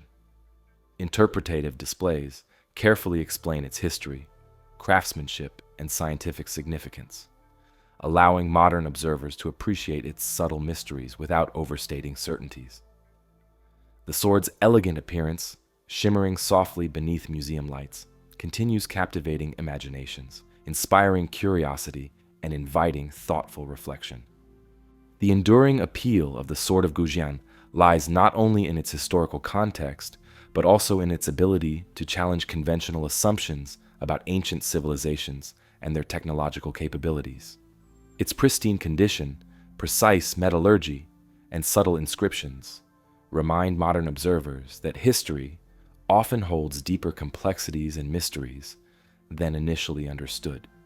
Historians and scientists continue thoughtfully investigating its origins, craftsmanship, and cultural significance, expanding our appreciation of ancient Chinese civilization and technological mastery. As future research continues unraveling its mysteries, the Sword of Gujian remains a timeless artifact bridging past and present, symbolizing humanity's enduring fascination with history, innovation, and craftsmanship. While certain details about its creation and preservation may forever remain hidden, the sword continues inviting respectful curiosity, careful investigation, and thoughtful appreciation, enriching our understanding of history's subtle complexities and the extraordinary achievements waiting to be rediscovered. Where the Sword of Gujian stands as a singular example of ancient metallurgical skill, Damascus steel represents a broader tradition whose secrets have vanished more completely into the past. The blades forged in ancient Damascus astonished the medieval world, their unique properties fueling admiration and a persistent quest to rediscover their lost recipe. Damascus steel first appeared prominently during the medieval era, becoming famous not only for its exceptional sharpness, but also for its distinctive appearance, rippling patterns that flowed along each blade, evoking images of flowing water or delicate silk. These subtle, beautiful designs captured the imagination, setting Damascus blades apart from ordinary weapons, imbuing them with an aura of mystique. Warriors and rulers across Europe, Asia, and the Middle East treasured Damascus blades, believing they conferred superiority in battle and status among peers. Yet, despite widespread fame and demand, the precise techniques used to produce true Damascus steel were known only to a select few master smiths, whose secrets disappeared centuries ago. Historical records suggest Damascus steel originated from ingots of high-quality steel called wuts, produced initially in India before traveling along trade routes to workshops in Syria, especially Damascus. Here, Skilled smiths meticulously forged blades using closely guarded methods, involving precise heating, folding, and forging processes. Each step was performed with careful timing and controlled temperatures, the smiths relying on experience, intuition, and secretive knowledge passed through generations. The steel's legendary characteristics emerged gradually through these intricate methods, dependent on subtle variables that remain partially mysterious even today. Throughout the Middle Ages, Damascus steel swords became symbols of prestige, often appearing in historical accounts, legends, and cultural traditions. Crusaders returning from the Holy Land spoke in hushed tones about blades that could slice effortlessly through chainmail, maintaining their sharpness despite repeated use in fierce combat. Middle Eastern warriors wielded these blades proudly, their weapons reflecting the refined craftsmanship and profound technological knowledge embedded within each carefully forged sword.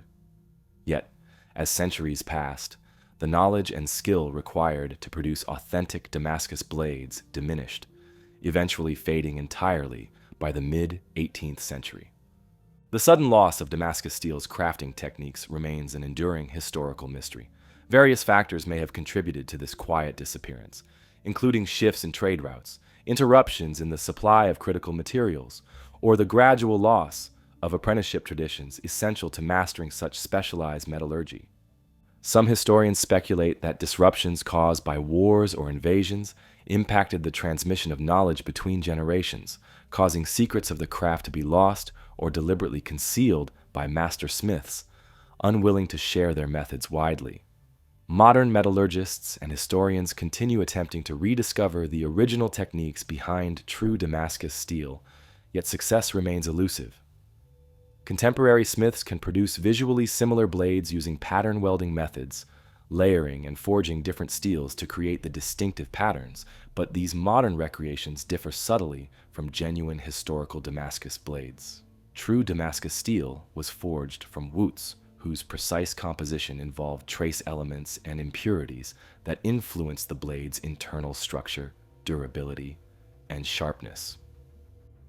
Despite intensive modern research and experimentation, recreating exact conditions and ingredients necessary to replicate genuine Wootz steel consistently remains challenging.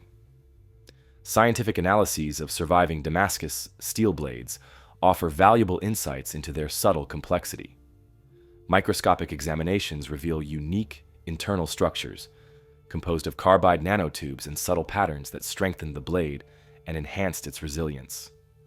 These discoveries confirm ancient smiths unknowingly harnessed techniques and materials, resulting in sophisticated molecular structures only understood through modern science. The intricate balance of temperature, alloy composition, and forging techniques necessary to create these molecular patterns underscores the genius embedded within historical Damascus blades, deepening respect for ancient metallurgy and craftsmanship. Legends and folklore surrounding Damascus steel further enhance its mystique.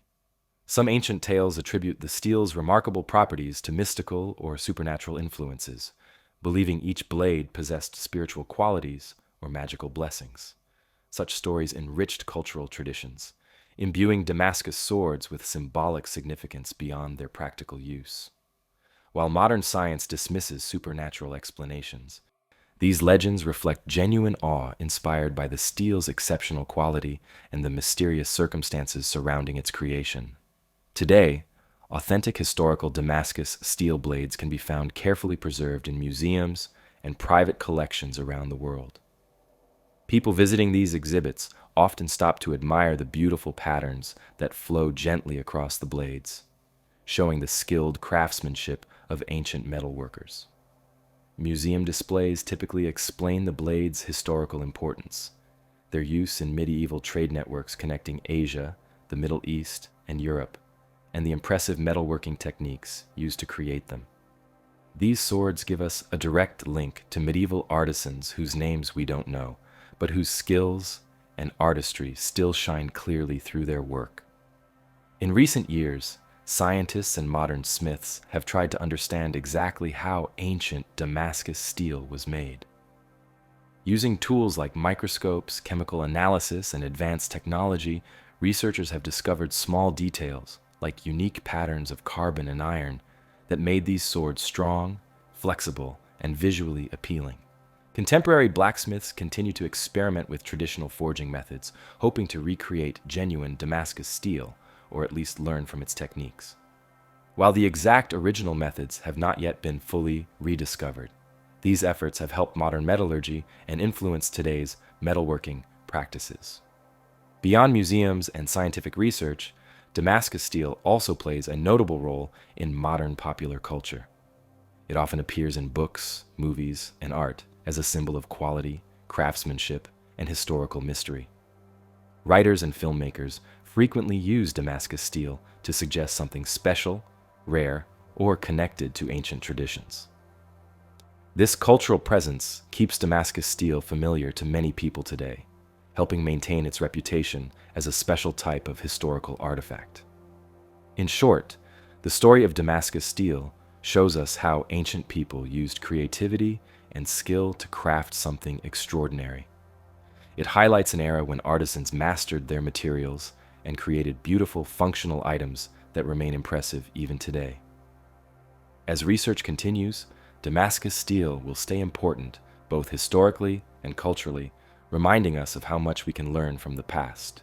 The heat of the Damascus forges and the mystery of their lost techniques now fade as we arrive under the vast, silent skies of the Egyptian Sahara.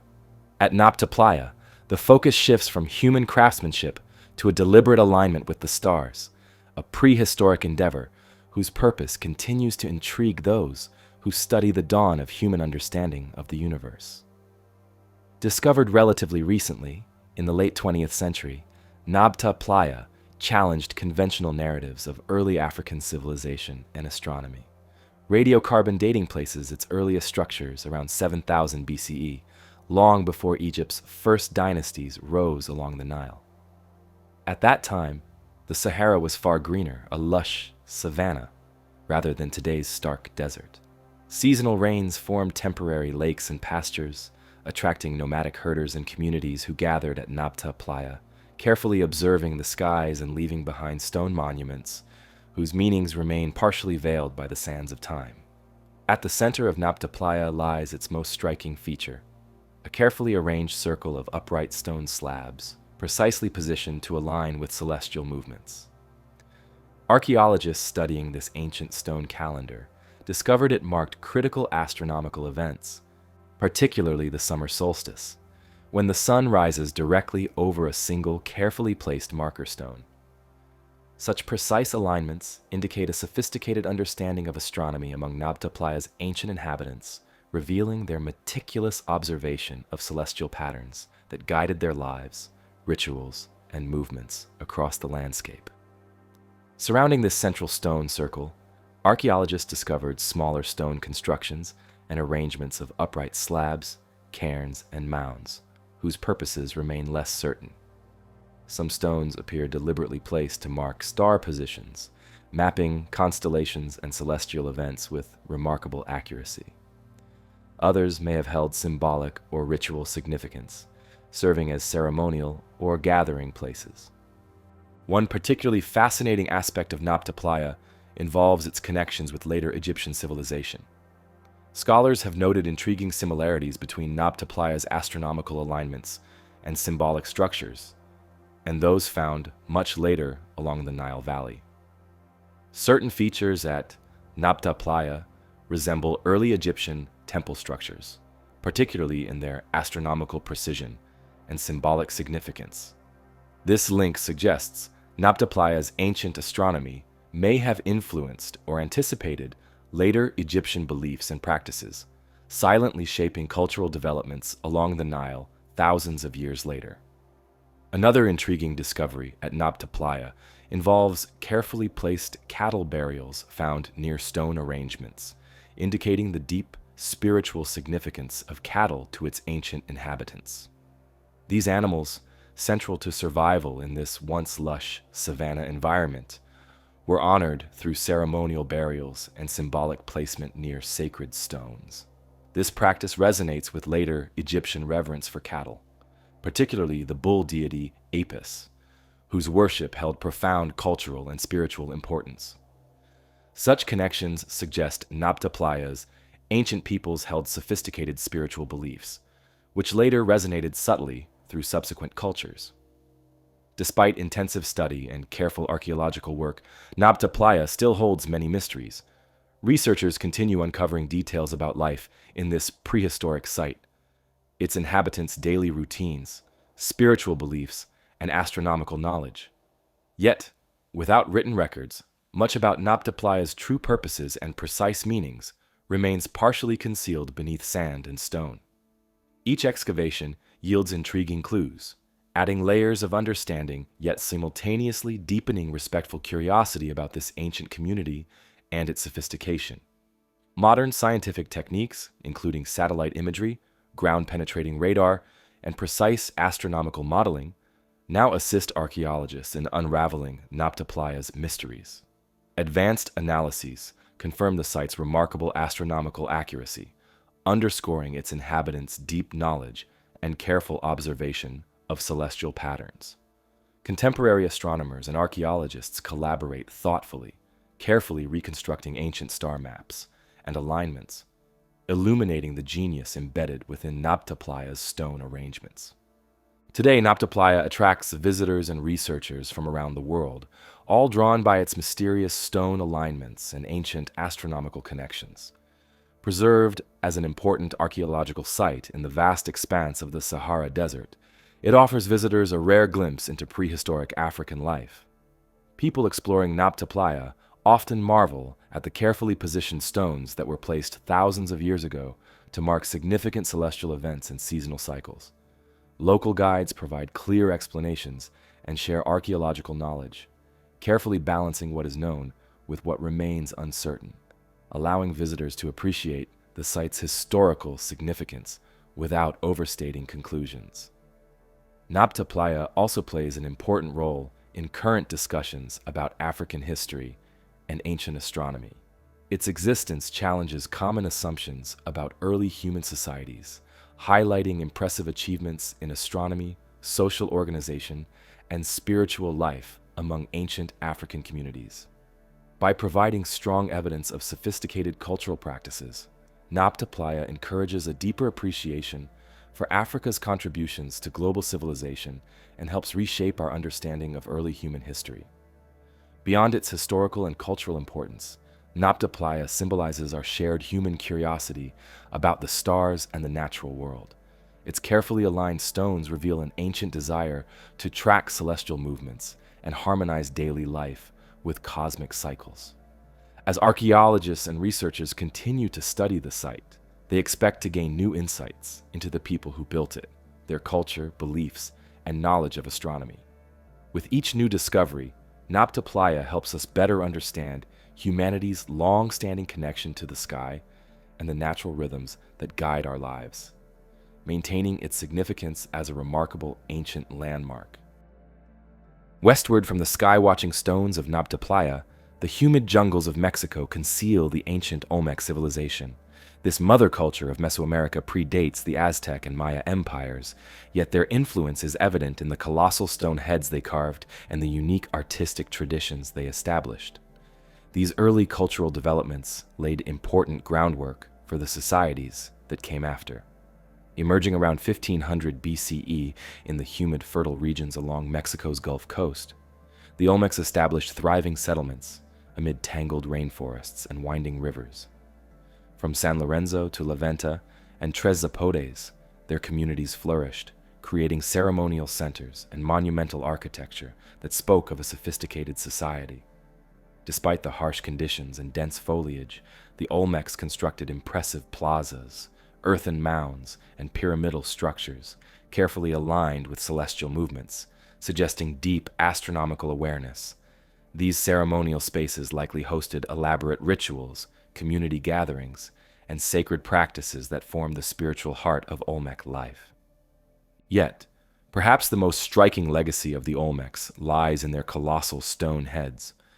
Massive basalt sculptures weighing several tons, each carved from a single volcanic stone transported over long distances through jungle paths and river channels. Each head depicts a distinct face, marked by carefully detailed expressions, powerful jaws, thick lips, and helmet-like headdresses, hinting at individual identities, rulers, or revered figures. Scholars speculate these immense portraits represented powerful Olmec leaders or ancestral figures, embodying their strength and authority in stone. Precisely how these enormous stones were transported and sculpted remains an ongoing mystery, as the Olmecs possessed no metal tools or draft animals, relying instead on stone tools, ingenuity, and tremendous human effort. Alongside these giant sculptures, Olmec artisans produced smaller but equally captivating artifacts, jade figurines, ceramic vessels, and finely detailed masks that highlight their artistic excellence and complex symbolism. The Olmecs held jade in particularly high esteem, meticulously shaping it into figurines, masks, and ritual ornaments. These jade artifacts often depicted humans, animals, or hybrid creatures, embodying both realistic detail and symbolic significance. This reverence for jade reflects deeper spiritual beliefs and cultural values, suggesting the material's symbolic connection to life, fertility, or the supernatural. The Olmecs also displayed remarkable skill in ceramics, crafting delicate vessels decorated with intricate designs, patterns, and motifs that subtly reflect their worldview. Images of jaguars, serpents, birds, and mythical creatures recur frequently, symbolizing aspects of power, transformation, or spirituality in Olmec mythology. The jaguar in particular held deep significance, appearing prominently in Olmec art and iconography as a symbol of strength, authority, and spiritual transformation. These carefully rendered motifs provide vital clues into Olmec beliefs, cosmology, and their intricate relationship with the natural and supernatural worlds. Despite their clear artistic achievements and cultural sophistication, much about the Olmecs remains unknown. One particularly compelling mystery surrounds their writing system, an early form of hieroglyphic symbols appearing on monuments, pottery, and small artifacts. Scholars agree the Olmecs developed one of the earliest known forms of written language in the Americas, yet despite dedicated study, their script remains largely undeciphered. Occasional glyphs and symbolic motifs appear repeatedly, suggesting a coherent system for recording information, history, or rituals. Still, without a clear translation, their meanings remain tantalizingly out of reach, leaving only hints about the stories, rituals, or histories they once conveyed. Another remarkable, yet elusive aspect of Olmec civilization involves their widespread influence. Artifacts and architectural styles, reflecting Olmec motifs and techniques, appear throughout the broader Mesoamerican region, from present-day Mexico to Central America, indicating extensive trade networks and cultural interactions. Olmec-style artifacts, jade ornaments, ceramic vessels, symbolic figurines, found far beyond their heartland, suggest the civilization's far-reaching impact, shaping traditions, beliefs, and artistic practices across diverse communities. Yet, exactly how this influence spread and was maintained remains unclear, with researchers exploring whether it resulted from peaceful trade relationships, shared religious beliefs, or more complex interactions still not fully understood. The eventual decline and disappearance of the Olmec civilization around 400 BCE presents yet another intriguing puzzle. Archaeological evidence indicates that their major ceremonial centers, once bustling hubs of cultural and spiritual life, gradually fell into abandonment and decay. Possible explanations include environmental factors such as changing climates, disrupted agricultural practices, or natural disasters. Alternatively, shifts in trade routes, internal social conflicts, or cultural transformations may have contributed to their civilization's gradual dispersal. While researchers carefully examine these possibilities, no single explanation conclusively explains the Olmec's mysterious retreat into history. Modern archaeological efforts continue shedding new light on Olmec society, Excavations at La Venta, San Lorenzo, and Tres Zapotes reveal complex social structures, sophisticated urban planning, and intricate religious practices.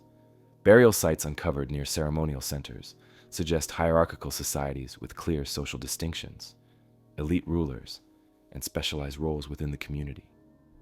Analysis of remains and artifacts provides valuable insights into Olmec diet, agricultural practices, and daily life, helping reconstruct a more comprehensive image of this influential, yet still confusing civilization. Today, Olmec sites attract visitors and researchers from around the world, drawn by the fascinating artifacts and mysteries left behind by this ancient civilization. Museums across Mexico proudly display Olmec sculptures, including the famous giant stone heads, intricately carved jade figures, and detailed ceramic pottery, helping visitors appreciate the remarkable artistic achievements of the Olmec people.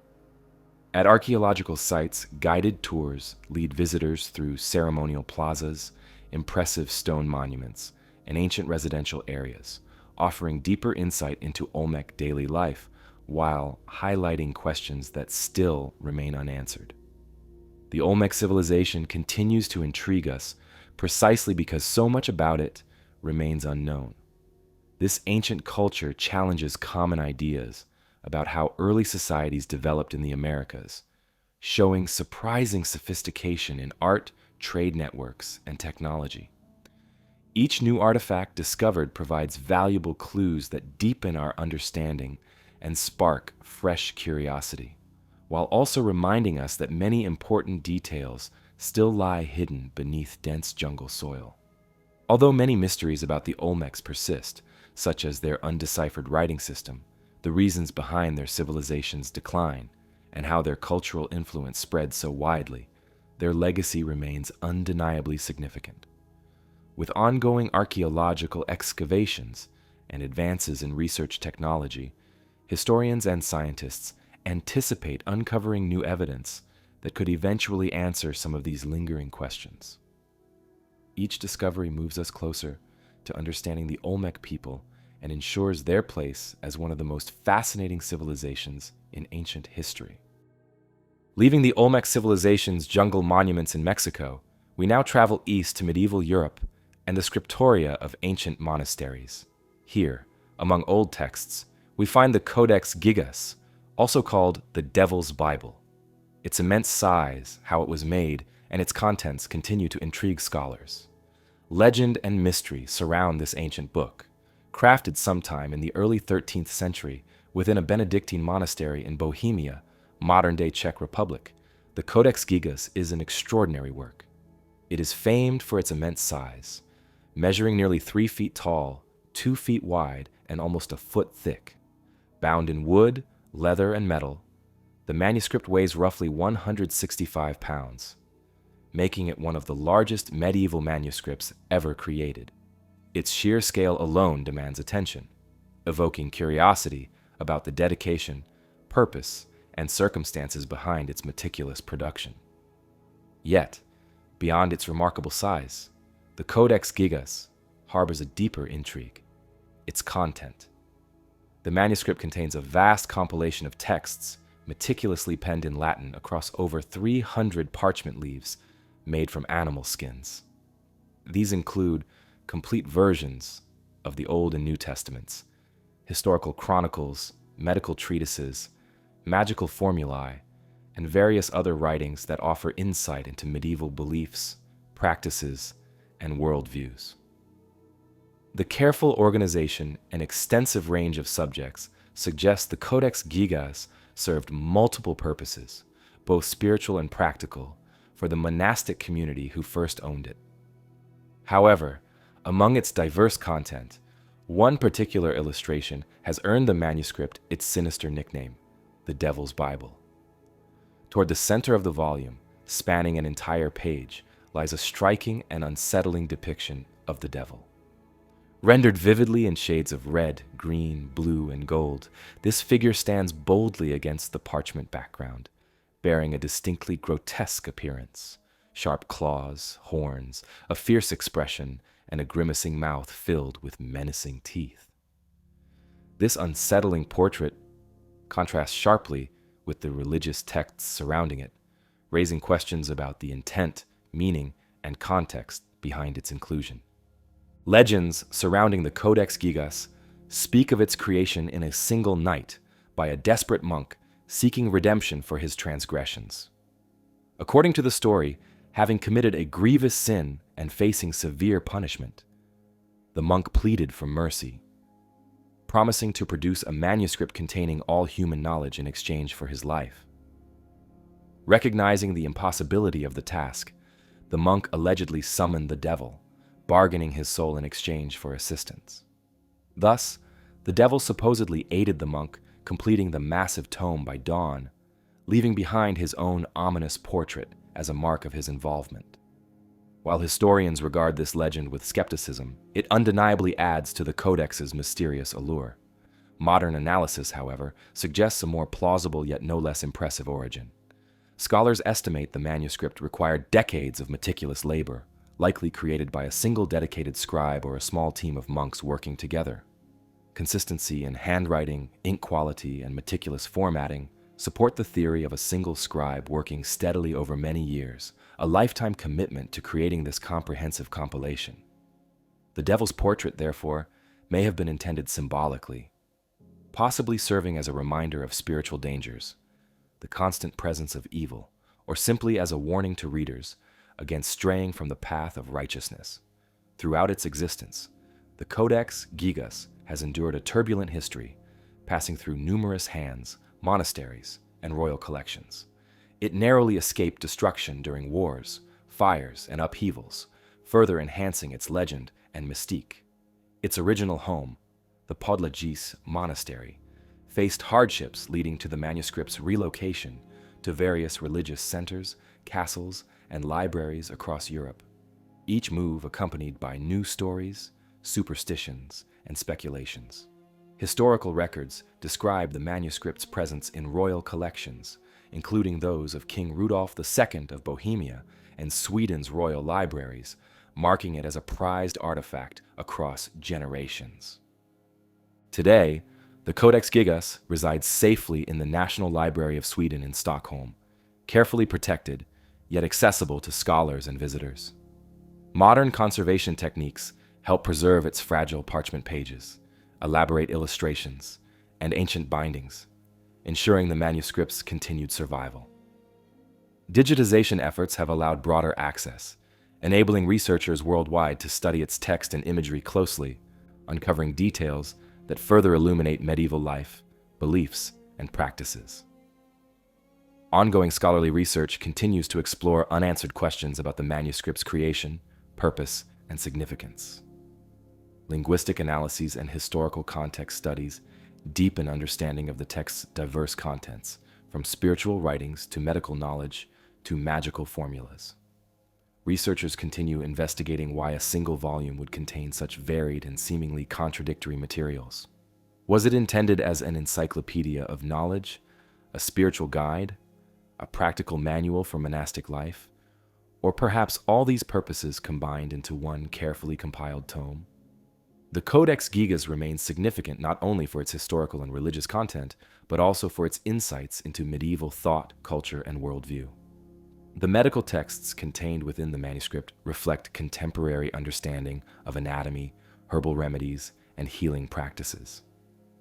Similarly, the inclusion of magical and mystical formulas provides unique glimpses into medieval beliefs regarding supernatural powers, spiritual protection, and symbolic rituals, practices that occupied an intriguing space between religion and superstition in medieval Europe. Even now, the Codex Gigas continues to captivate popular imagination, inspiring fiction, documentaries, and artistic representations. Its depiction of the devil, in particular, has resonated culturally, symbolizing humanity's enduring fascination with evil, temptation, and the supernatural. While its legendary origins might stretch historical truth, they undeniably enhance the manuscript's allure, ensuring its ongoing cultural significance and fascination for contemporary audiences. Eastward from the shadowed legends of the Codex Gigas, we arrive in China's distant Qinghai province and the stark form of Mount Baigong. Hidden within this rugged peak are the Baigong Pipes. Here, far from bustling cities and quiet villages, stands Mount Baigong, a solitary formation rising starkly against the barren backdrop of Qinghai province.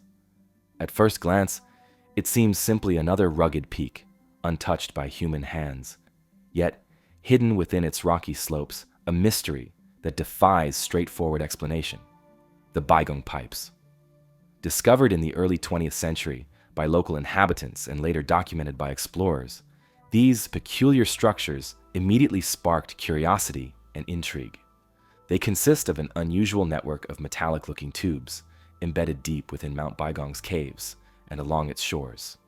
Some pipes measure only a few centimeters, while others stretch much longer, disappearing into rock formations and reappearing in unexpected places. Visually striking and structurally puzzling, the pipes suggest deliberate placement and craftsmanship, yet their true origins remain unknown. Initial examinations of the pipes puzzled researchers. Made predominantly of iron and other metallic compounds, they appear astonishingly well-formed, resembling human-made plumbing systems or industrial conduits. Chemical analyses indicate iron oxide, calcium oxide, and silica, among other substances, suggesting a complex composition not typically found in purely natural formations. Their presence within rock and sediment layers estimated to be tens of thousands of years old further complicates any straightforward explanation, fueling debate among scientists, historians, and enthusiasts. Naturally, numerous theories emerged, attempting to unravel the mystery of these remarkable structures. One common early hypothesis was that they represented ancient industrial technology, perhaps remnants of forgotten civilizations or hidden societies whose history vanished beneath shifting sands and passing centuries. The organized arrangement and consistent shapes lent credibility to the idea of human craftsmanship, implying that perhaps a lost culture once possessed advanced metallurgy and engineering skills long before commonly accepted historical timelines. However, archaeological evidence supporting such ancient industrial activity remains elusive, and no known civilizations of that era could realistically account for these enigmatic pipes. Another theory proposes natural geological processes as explanations for the Baigong Pipes. According to this view, the formations might have resulted from mineral-rich waters flowing through underground fissures, depositing iron-rich sediments over millennia and gradually solidifying into pipe-like shapes. Geological examples exist elsewhere of similar naturally occurring formations, lending some support to this interpretation. Yet, the Baigong Pipes differ significantly from typical geological structures in their remarkable uniformity, alignment, and intricate patterns, which seem improbably precise to have been created solely by chance. The unusual age of these formations adds further complexity. Some tests date certain pipes to approximately 150,000 years old, placing their origin well beyond accepted timelines for sophisticated human metallurgy. While some critics argue that such dating might be inaccurate due to environmental conditions or contamination, the sheer magnitude of these dates continues to intrigue and confound researchers. Consequently, debates persist over whether the pipes truly represent human or natural creations, or perhaps an unknown combination of both, further deepening their mystery. Intriguingly, local folklore and legend from nearby communities around Mount Baigong speak of mysterious lights, strange occurrences, and hidden entities inhabiting the region. Some stories suggest ancient beings or mythical cultures residing within or beneath the mountain, implying that perhaps these pipes served as passageways, conduits, or symbolic structures created by unknown inhabitants. While these legends offer fascinating cultural context, they add another layer of mystique rather than providing clear answers. Further examinations conducted by scientists yielded interesting insights, but no definitive explanations. Microscopic analyses of pipe samples revealed complex crystallization patterns and mineral compositions rarely observed naturally or artificially, deepening the enigma. Some researchers speculate the pipes might represent fossilized plant roots or ancient tree trunks petrified through unique geological conditions. Yet, despite plausible explanations proposed by botanists and geologists, no singular theory fully accounts for all observed features, leaving many questions unanswered. Over the past several decades, the Baigong pipes have attracted growing international interest, prompting visits and detailed studies from Chinese researchers and global scientific teams. Experts in archaeology, geology, metallurgy, and chemistry have traveled to the region, drawn by the unusual nature of these artifacts and the possibility of new insights into Earth's geological or cultural history. Despite thorough investigations, consensus remains elusive, preserving the mystery and scientific intrigue surrounding these formations. Today, travelers and researchers visiting Mount Baigong are fascinated by the unusual pipes embedded within the rock formations, prompting them to wonder about their origins and purpose. Informational displays at the site carefully explain what researchers have discovered so far and discuss various theories about the pipes without jumping to conclusions. Visitors often pause to examine the pipe's unique structure and placement, engaging thoughtfully with ideas offered by both scientists and local folklore. Recently, scientists have continued investigating the Baigong pipes using advanced methods such as satellite imaging, ground-penetrating radar, and chemical analysis. These modern techniques help researchers explore the site in greater detail, potentially uncovering previously hidden clues.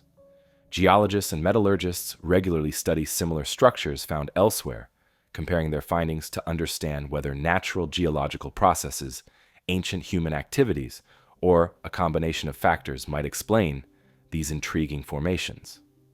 Though the exact origins of the Baigong pipes are still unknown, their presence raises interesting questions about geology, archaeology, and possibly unknown natural phenomena. They demonstrate the complexity of Earth's history and how much we still have left to discover.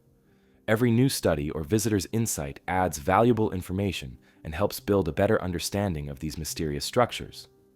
As research progresses, the Baigong pipes remain an engaging puzzle, continually sparking curiosity and encouraging further exploration into Earth's past. From the remote Chinese mountains and the curious nature of the Baigong pipes, our journey continues eastward across the Pacific's vast expanse to Micronesia. On the coast of Pohnpei lies Nan Madol, an ancient city uniquely constructed on artificial islands. This Venice of the Pacific, bordered by mangroves, presents stone structures whose origins and purposes remain a scholarly puzzle. Constructed around the 8th or 9th century and reaching its height between the 12th and 16th centuries, Nan Madol was an impressive feat of ancient engineering. The entire city spreads across nearly 100 artificial islands, carefully built upon shallow coral reefs and interconnected by a network of canals, channels, and waterways. Its structures, composed of massive basalt logs stacked intricately upon each other without mortar, create monumental platforms, temples, and tombs that rise solemnly above water. Each stone weighs many tons, quarried and transported from distant volcanic regions, reflecting meticulous planning, impressive labor, and sophisticated engineering. Precisely how these heavy basalt stones were moved, lifted, and assembled into place remains a central mystery of Nan Madol.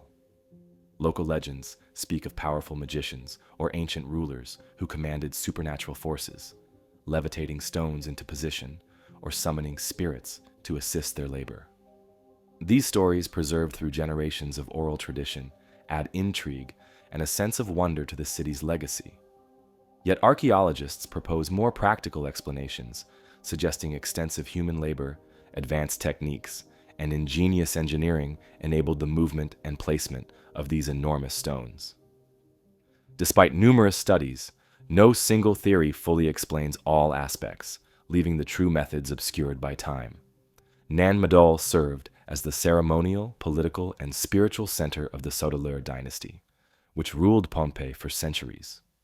Its complex layout reveals careful urban planning, social hierarchy, and religious symbolism. Royal residences, sacred shrines, ritual spaces, and tombs were thoughtfully arranged across islands, creating distinct districts separated by water yet unified through interconnected canals. Central platforms housed temples and royal tombs, symbolizing the ruler's power and divine authority. Archaeological evidence indicates Nan Madol was reserved primarily for the ruling elite and priests, its isolation and complexity underscoring its sacred significance and exclusivity within Saudeleur society. Throughout Nan Madol, many structures were dedicated to religious and ceremonial functions.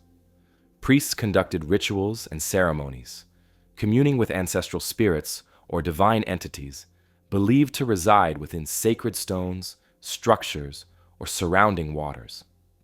Water played a central role in spiritual practices, symbolizing purification, renewal, and connection between earthly life and the spiritual realm.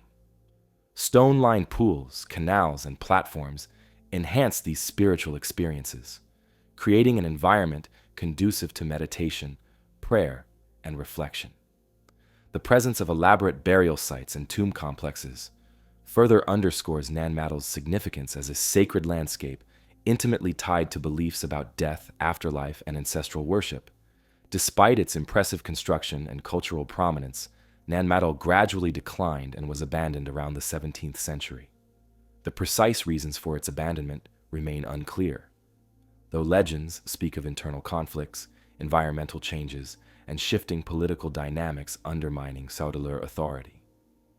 Archaeological studies suggest ecological challenges, such as reduced agricultural productivity, resource depletion, or shifting trade routes, may have contributed significantly to Nan Madol's decline. Eventually, the city's elaborate canals became choked with silt, mangroves reclaimed islands, and the stone structures slowly succumbed to natural forces, their grandeur softly fading beneath tropical vegetation and encroaching waters. European explorers first encountered Nan Madol in the 19th century, struck by its unexpected presence and mysterious origins. Early accounts described its structures as extraordinary, resembling ancient temples or forgotten cities, sparking international interest and curiosity. Since then, Nan Madol has become a focal point for archaeological research, exploration, and historical inquiry, drawing scholars from across the globe intrigued by its mysteries. Researchers continue investigating construction methods, cultural practices, and historical context, employing modern techniques, including underwater surveys, ground-penetrating radar, and detailed mapping to unravel the site's complex history. Contemporary archaeological excavations and analyses offer intriguing insights, yet also highlight Nan Madol's enduring mysteries. Artifacts uncovered, including pottery, tools, ceremonial objects, and burial remains, provide valuable clues into daily life, rituals, and societal structure during its heyday. Examination of human remains from burial sites indicates clear distinctions in social status, health conditions, and dietary practices, emphasizing Nan Madol's hierarchical society. Yet many fundamental questions remain unanswered, including precise methods of construction, the full scope of religious beliefs and practices, and detailed reasons behind its eventual abandonment. Today, Nan Madol exists as both an archaeological treasure and cultural landmark, protected as a UNESCO World Heritage Site. Visitors journey through its waterways by small boats or canoes, navigating carefully around mangroves and stone ruins, experiencing firsthand the city's beauty and lingering mystery. Local guides provide context and historical explanations, combining archaeological insights with traditional legends and cultural perspectives. Conservation efforts focus on preserving fragile stone structures, managing vegetation growth, and mitigating erosion, ensuring Nan Madol's continued survival and cultural significance. Local communities maintain a close bond with Nan Madol, seeing it as sacred, ancestral land deeply connected to their cultural identity. Traditions, stories, songs, and ceremonies that have been passed down through generations preserve memories of the city's creation, its cultural importance, and eventual decline. For the people of Pohnpei, Nan Madol is not only a historical or archaeological site, but also a place of spiritual significance and cultural pride, closely tied to their daily lives and heritage. Researchers continue to investigate Nan Madol, and each year brings new discoveries about the ancient city. Archaeologists frequently uncover artifacts, structures, or signs of daily life that offer valuable clues about how the city was built, how its people lived, and the role it played in regional culture and society. Modern tools such as remote sensing, underwater archaeology, and advanced imaging technologies allow experts to access previously hidden areas, uncovering details about ancient construction techniques and the way different parts of the city were connected. Although much of Nan Madol's story remains unknown, the city represents an impressive example of human skill and creativity. Its carefully arranged stone buildings, complex waterways, and symbolic structures reflect a sophisticated understanding of architecture, spirituality, and community organization. Nan Madol demonstrates the remarkable abilities of ancient people to shape their environment, creating a thriving society that continues to capture our imagination and interest today. The tropical waters and unique architecture of Nan Madol now give way to the misty mountains and ancient stone structures of Russia's North Caucasus. Here, hidden among the valleys and forests, the dolmens stand as silent enigmas. Their builders, origins, and purposes remain a captivating mystery for archaeologists and all who encounter them.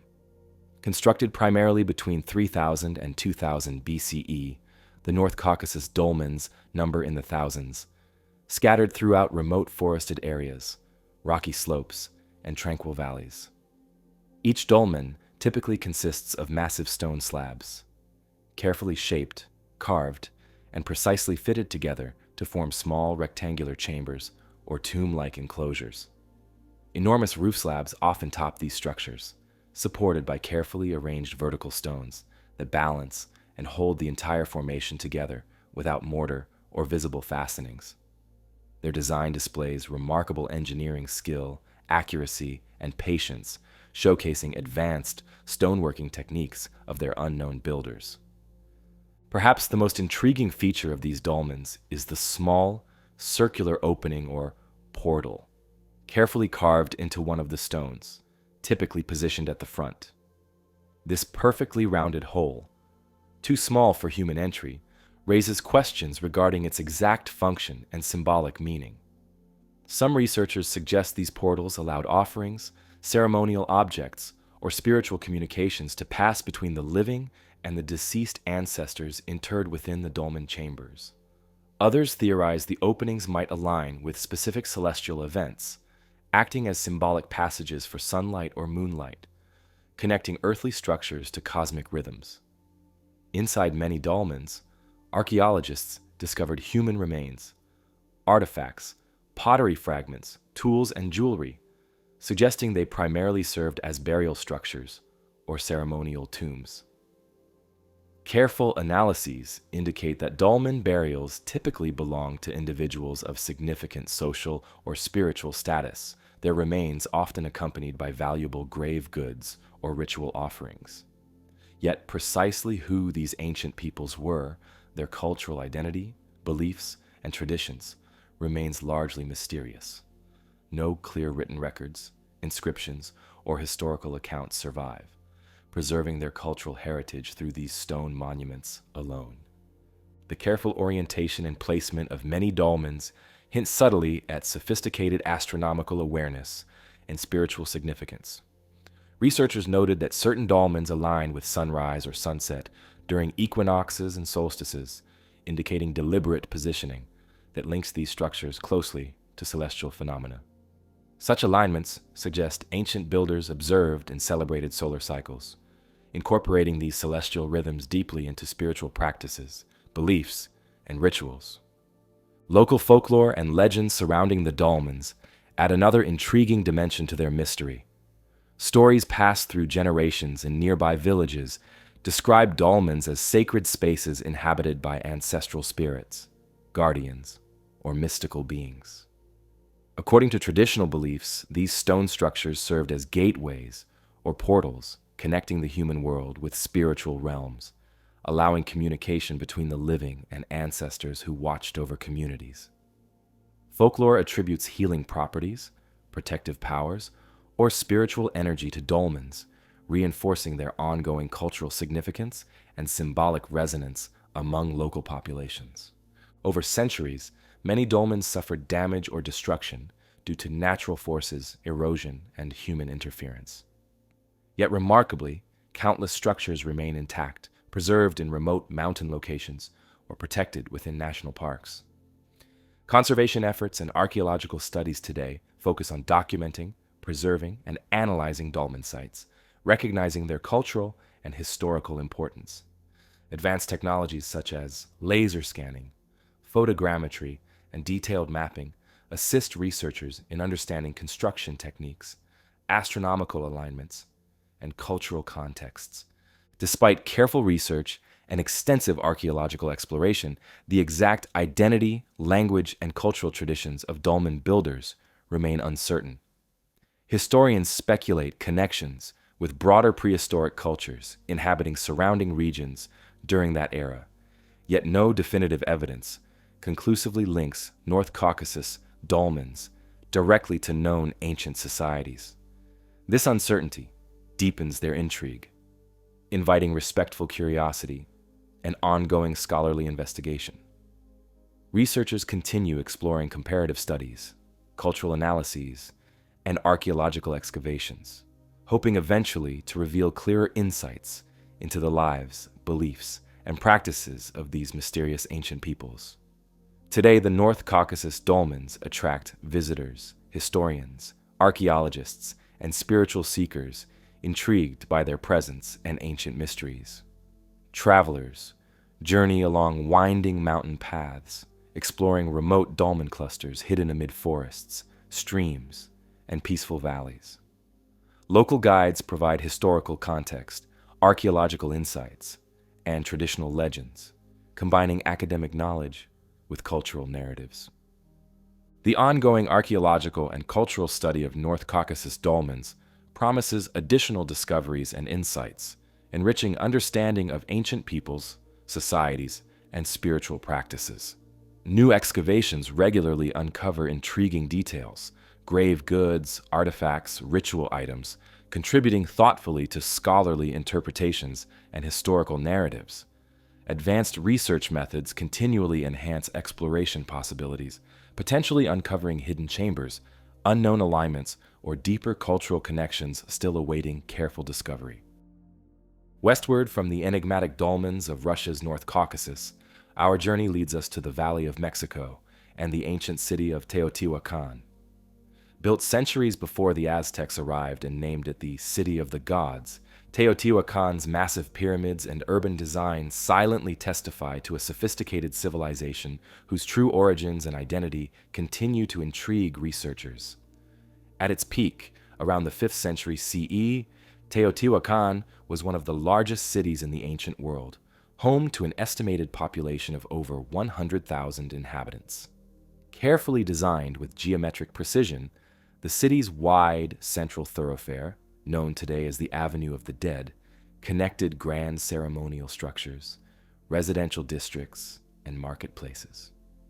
Dominating this landscape were two monumental pyramids, the Pyramid of the Sun and the Pyramid of the Moon. The Pyramid of the Sun, the largest structure in the city, rises impressively to over 200 feet, constructed meticulously from volcanic stone, clay, and rubble, each layer carefully positioned to align with astronomical events. The careful astronomical alignment of Teotihuacan's structures indicates a profound understanding of celestial patterns. Archaeologists have observed precise orientations of its major pyramids and buildings toward key astronomical events, such as solstices, equinoxes, and specific star positions. These alignments hint at a sophisticated cosmology and spiritual belief system that govern daily life and ritual practice. Such celestial connections likely shape ceremonial calendars, agricultural cycles, and communal events, reinforcing the city's symbolic role as a nexus between the heavens and the earthly realm. Yet, despite extensive study, much about Teotihuacan's original inhabitants remains unknown. No written records or inscriptions from the city's peak have been found, leaving its builders, language, and specific cultural practices a persistent mystery. Scholars speculate that the city's founders were possibly multi-ethnic, comprising diverse peoples from surrounding regions, who merged their traditions and technologies into a unified cultural identity. Artifacts unearthed from burial sites and dwellings, obsidian tools, pottery, figurines, jade ornaments, reflect sophisticated craftsmanship and extensive trade networks, suggesting wide-ranging cultural and economic interactions across Mesoamerica. One particularly intriguing discovery at Teotihuacan involves elaborate mural paintings that adorn temple walls, residential complexes, and ceremonial spaces. These murals vividly depict gods, mythical beings, animals, and ceremonial rituals, rendered in bright pigments, still vibrant after centuries.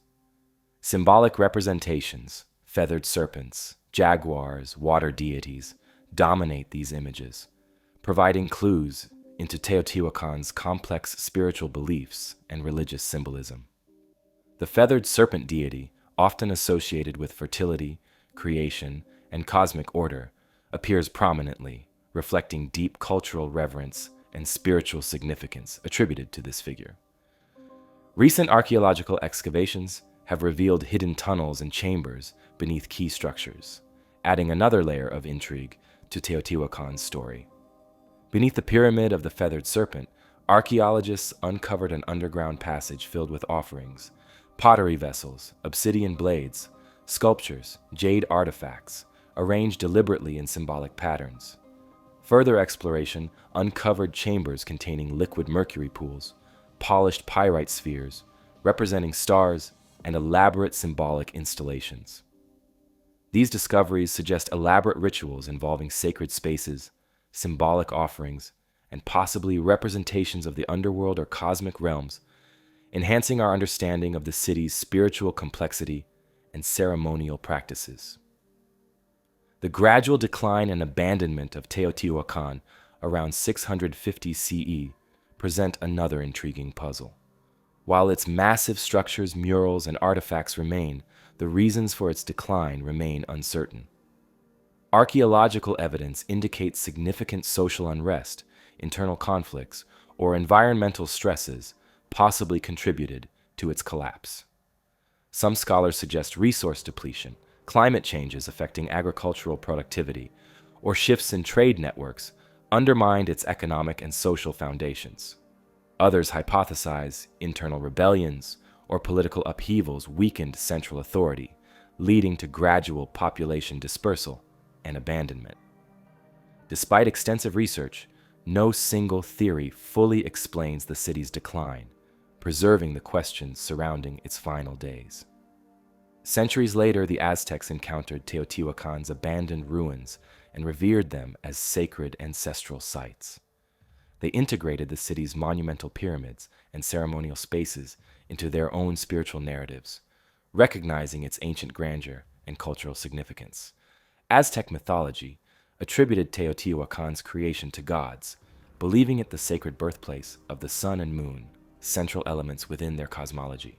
The Aztecs performed ceremonies, pilgrimages, and rituals at these ruins, preserving memories and cultural reverence long after the original inhabitants vanished, ensuring Teotihuacan's lasting place within Mesoamerican cultural heritage. Modern research continues shedding new light on Teotihuacan through archaeological excavation, scientific analyses, and technological advancements. High-resolution imaging, remote sensing, and ground-penetrating radar assist researchers in identifying hidden chambers, burial sites, and structures beneath the city's surface.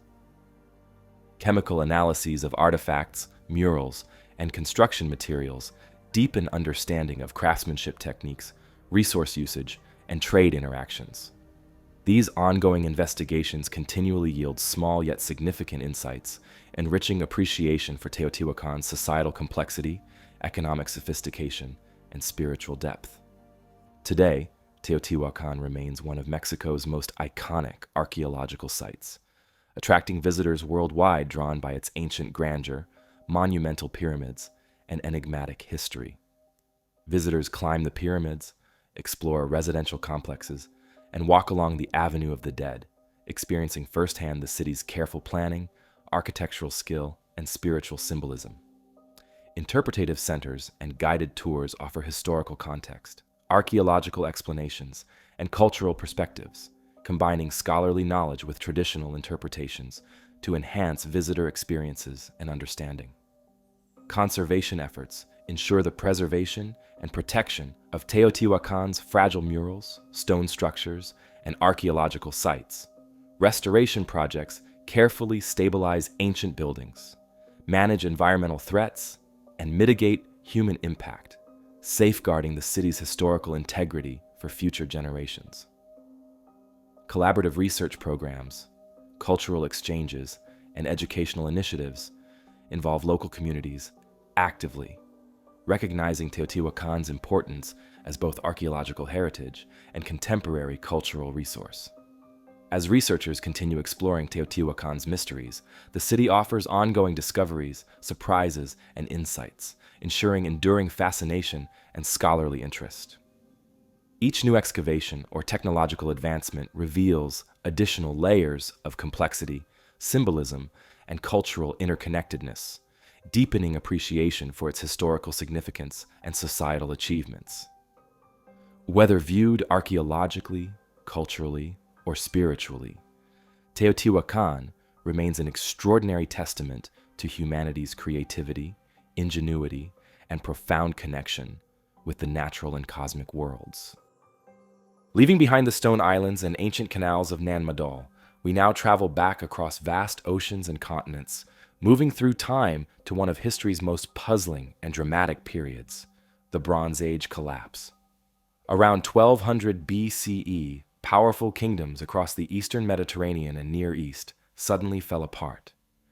Empires that had thrived for centuries, such as the Hittites in Anatolia, the Mycenaeans in Greece, and powerful city-states like Ugarit along the coast, quickly crumbled into ruin and disappeared from historical records. Within just a few decades, societies once bustling with trade, industry, and vibrant culture were reduced to abandoned cities, deserted palaces, and silent ports. The Bronze Age had been a period marked by remarkable advancements and international connections. Bronze, an alloy of copper and tin, formed the foundation of ancient economies. The trade in bronze linked civilizations from Egypt to Mesopotamia, from Greece to the coastlines of the Levant, creating prosperous economies, artistic achievements, and powerful militaries. These societies exchanged not only goods, but also knowledge, culture, and technology, making the Bronze Age one of history's earliest eras of globalization.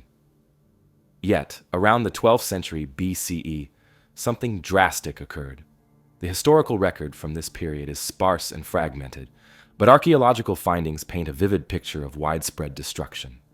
In city after city, excavations reveal layers of ash and burned structures, indicative of fierce attacks and sudden collapse.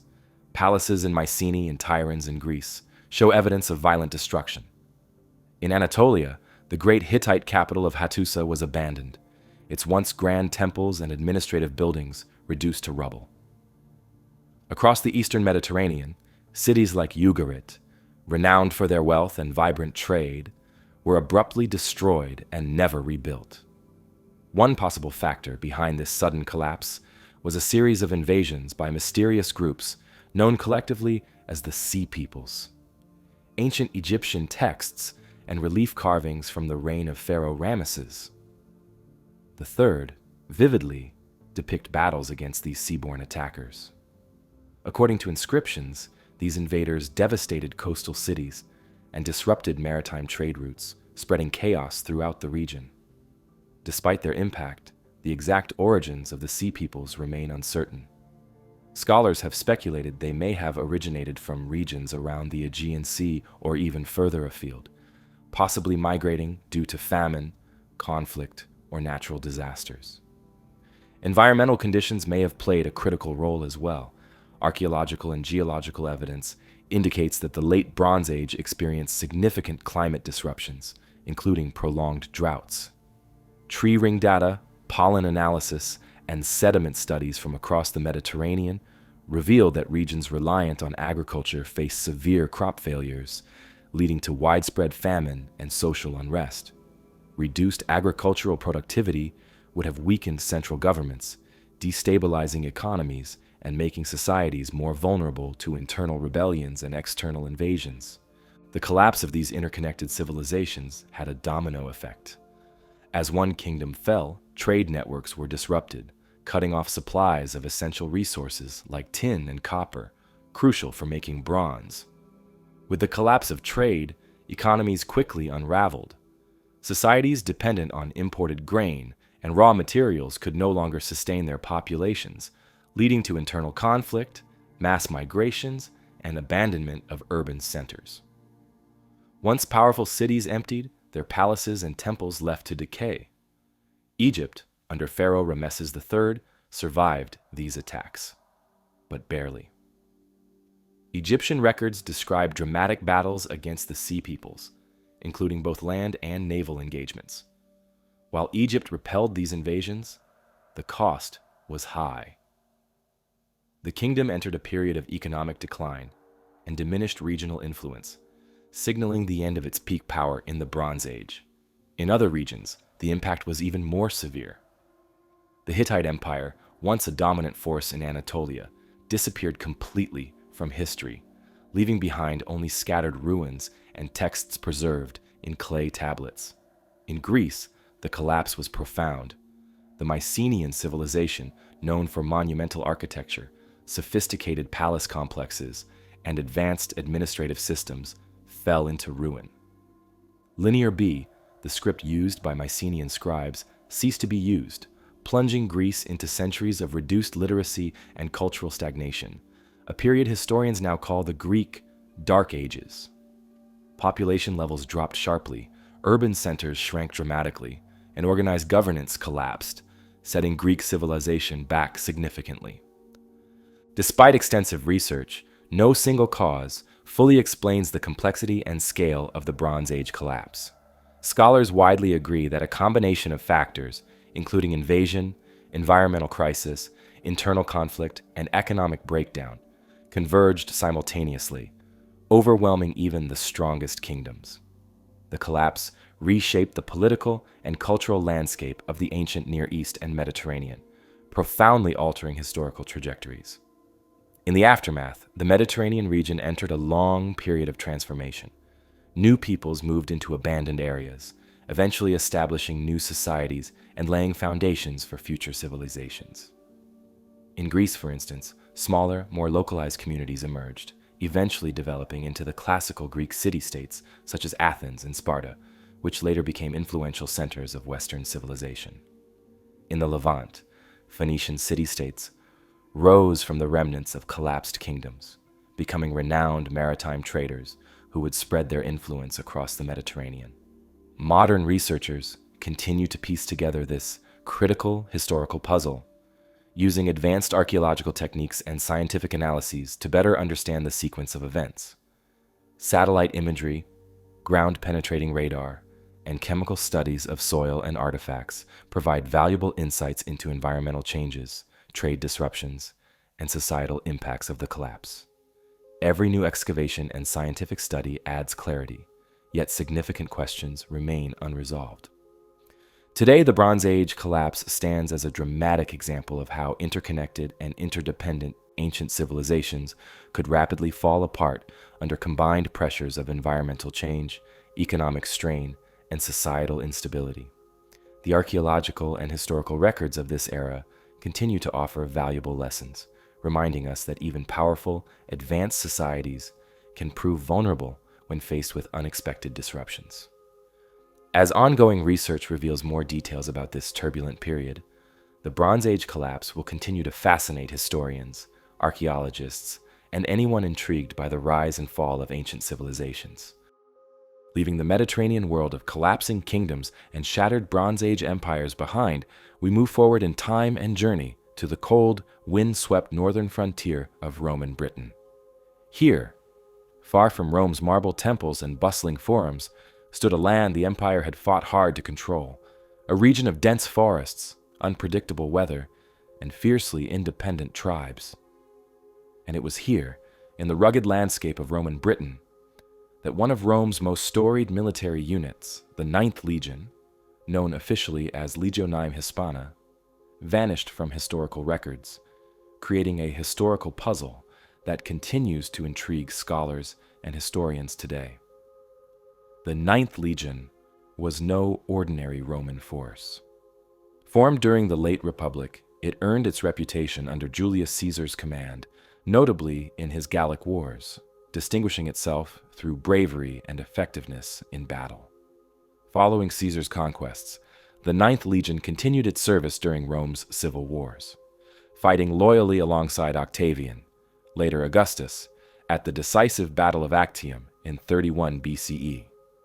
Their bravery and skill in these significant campaigns firmly established their formidable reputation, ensuring their place as one of Rome's elite fighting forces. In the early years of the Roman Empire, the Ninth Legion was stationed across various provinces, securing peace and enforcing Roman rule in Hispania, modern-day Spain, from which it gained its name, Hispana. However, the legion's most famous posting came in 43 CE, when Emperor Claudius ordered the conquest and occupation of Britain. The Ninth was among the primary units that landed on the British shores, quickly proving its mettle in battle against local tribes who fiercely resisted Roman rule.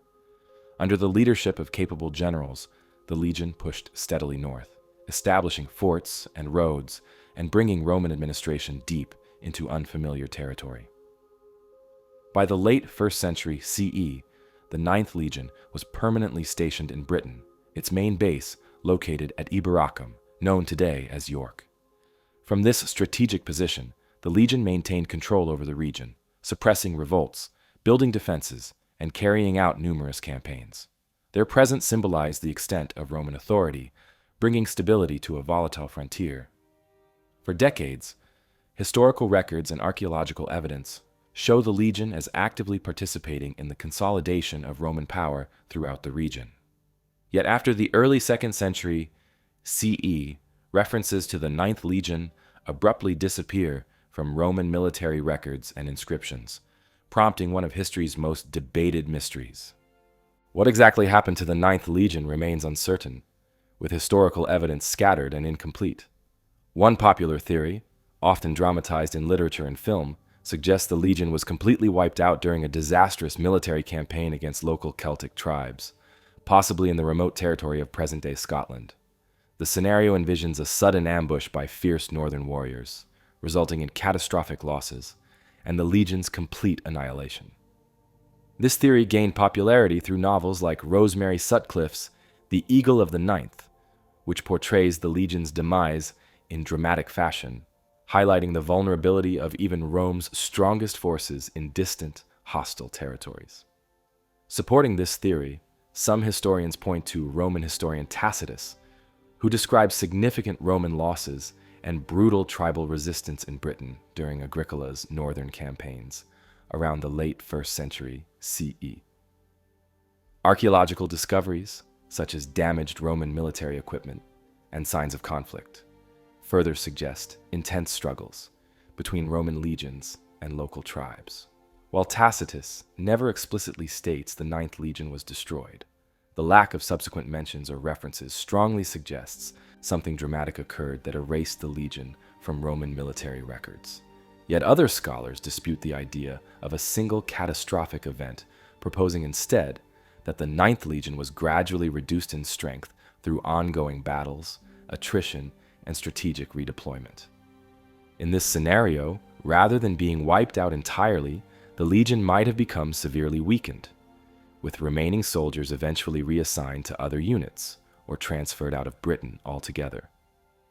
Historical records from the early 2nd century indicate Roman Emperor Hadrian visited Britain in 122 CE, ordering the construction of Hadrian's Wall, a massive defensive structure spanning the width of the island. Some historians suggest the wall's construction was motivated by heavy losses, including the struggles of the Ninth Legion, indicating growing difficulties Rome faced in controlling the northern frontier.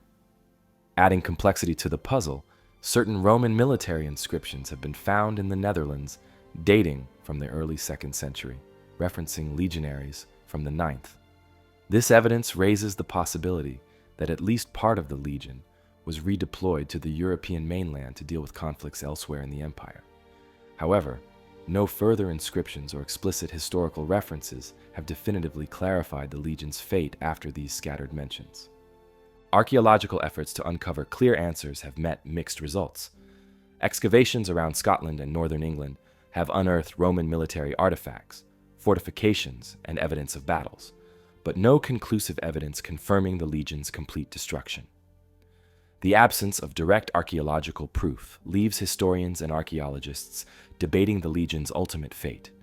Was it destroyed in battle, slowly dismantled and reassigned, or simply moved elsewhere and lost to history's incomplete records? Regardless of which theory proves correct, the disappearance of the Ninth Legion highlights Rome's struggles at the edges of its empire. Britain, particularly its northern reaches, remained a persistent challenge for Roman authorities. Harsh terrain, unpredictable weather, and relentless resistance from local tribes tested Rome's military organization and stretched its resources. Even a highly trained, battle-hardened force like the Ninth Legion could face defeat or attrition under such difficult circumstances, revealing the limits of Roman power. Today, the Ninth Legion remains a compelling subject of historical inquiry, popular culture, and archaeological research. Excavations continue along Hadrian's Wall, in York, and across the Scottish lowlands, continually uncovering new clues and raising fresh questions. Scholars closely analyze historical texts, inscriptions, and archaeological findings, hoping eventually to solve this historical puzzle conclusively. Meanwhile, the story of the Ninth Legion, its legendary reputation, dramatic disappearance, and uncertain fate captivates imaginations, inspiring novels, films, documentaries, and ongoing fascination worldwide. Thus, the mystery of Rome's lost legion continues to serve as a powerful reminder of the fragility of even the mightiest empires. Despite Rome's military strength, administrative efficiency, and cultural achievements, events like the disappearance of the Ninth Legion underscore the unpredictable nature of history, where even the most celebrated and capable forces can vanish without clear explanation. Whether through dramatic defeat in distant battles, slow attrition, or strategic redeployment, the fate of the Ninth Legion vividly illustrates the complex realities faced by ancient empires striving to maintain control over vast, challenging territories. Leaving behind the windswept mysteries of Roman Britain and its lost legion, our journey now moves southward to the deserts of Egypt, to the ancient necropolis known as Saqqara. Just west of the Nile near Memphis, the oldest capital of ancient Egypt, lies a vast burial ground dating back nearly 5,000 years. Saqqara served as the primary burial site for pharaohs, nobles, and priests during Egypt's earliest dynasties, housing impressive tombs, temples, and monuments, including the famed Step Pyramid of Djoser, the world's oldest known pyramid. Yet beneath this well-known surface lies another lesser-known story, a vast network of underground tunnels and chambers stretching beneath the sand that has intrigued archaeologists and historians for decades. Saqqara first gained prominence during Egypt's Third Dynasty, around 2686 to 2613 BCE, under Pharaoh Djoser. His trusted architect, Imhotep, constructed the Step Pyramid as the centerpiece of a grand funerary complex. This was a significant innovation, marking the transition from traditional mastaba tombs, flat-roofed, rectangular structures, to the iconic pyramid shape associated with ancient Egypt. While the pyramid above ground drew significant attention, Imhotep's ambitious vision extended far beneath the earth, creating a complex maze of corridors, galleries, and chambers that sprawled out beneath the sands.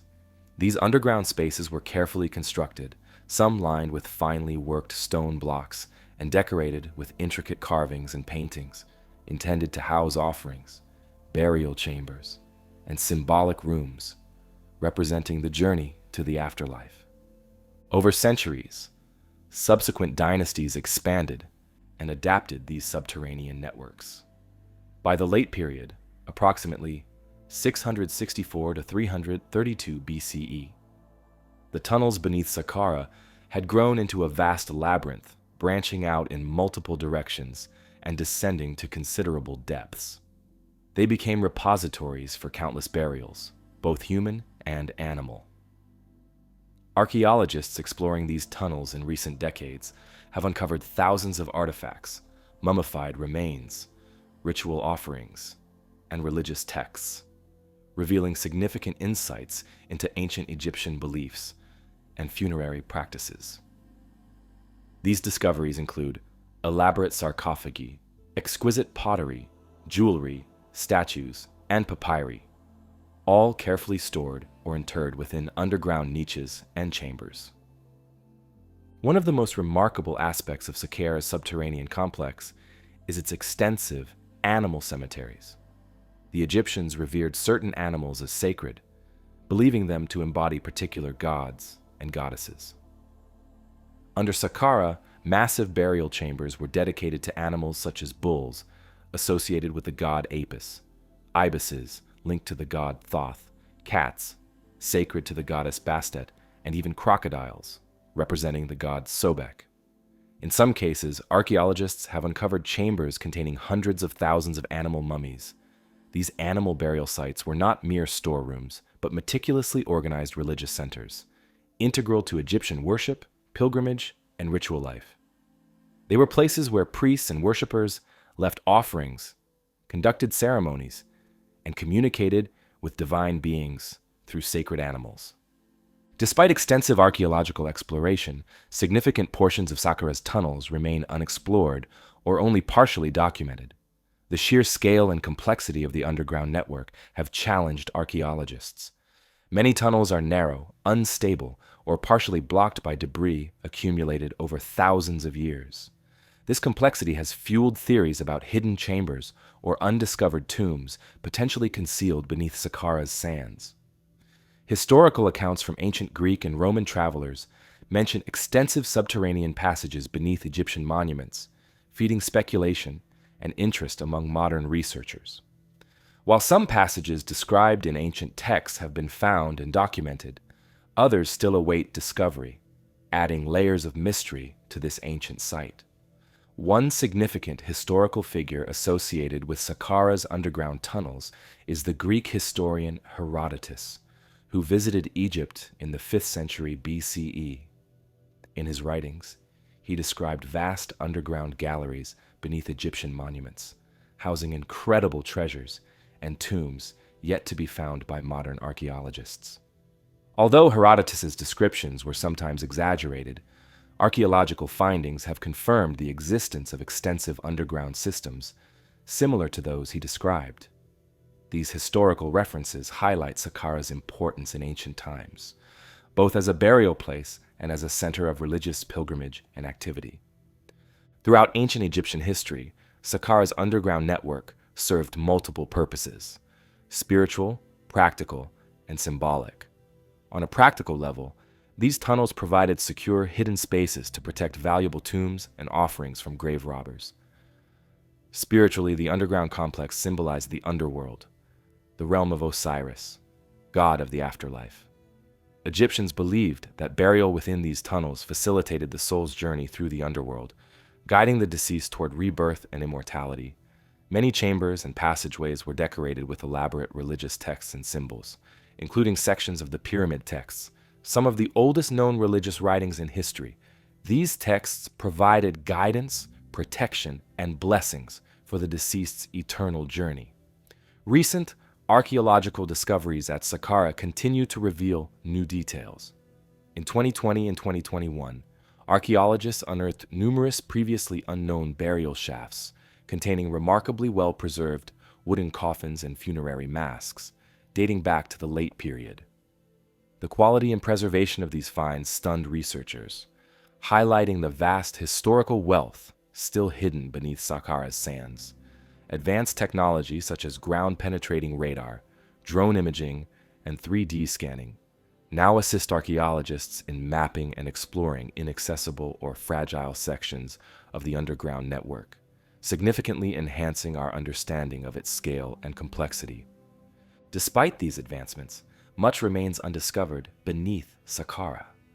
Rumors and speculation persist about legendary tombs, hidden chambers, or even treasures still concealed within the labyrinthine tunnels.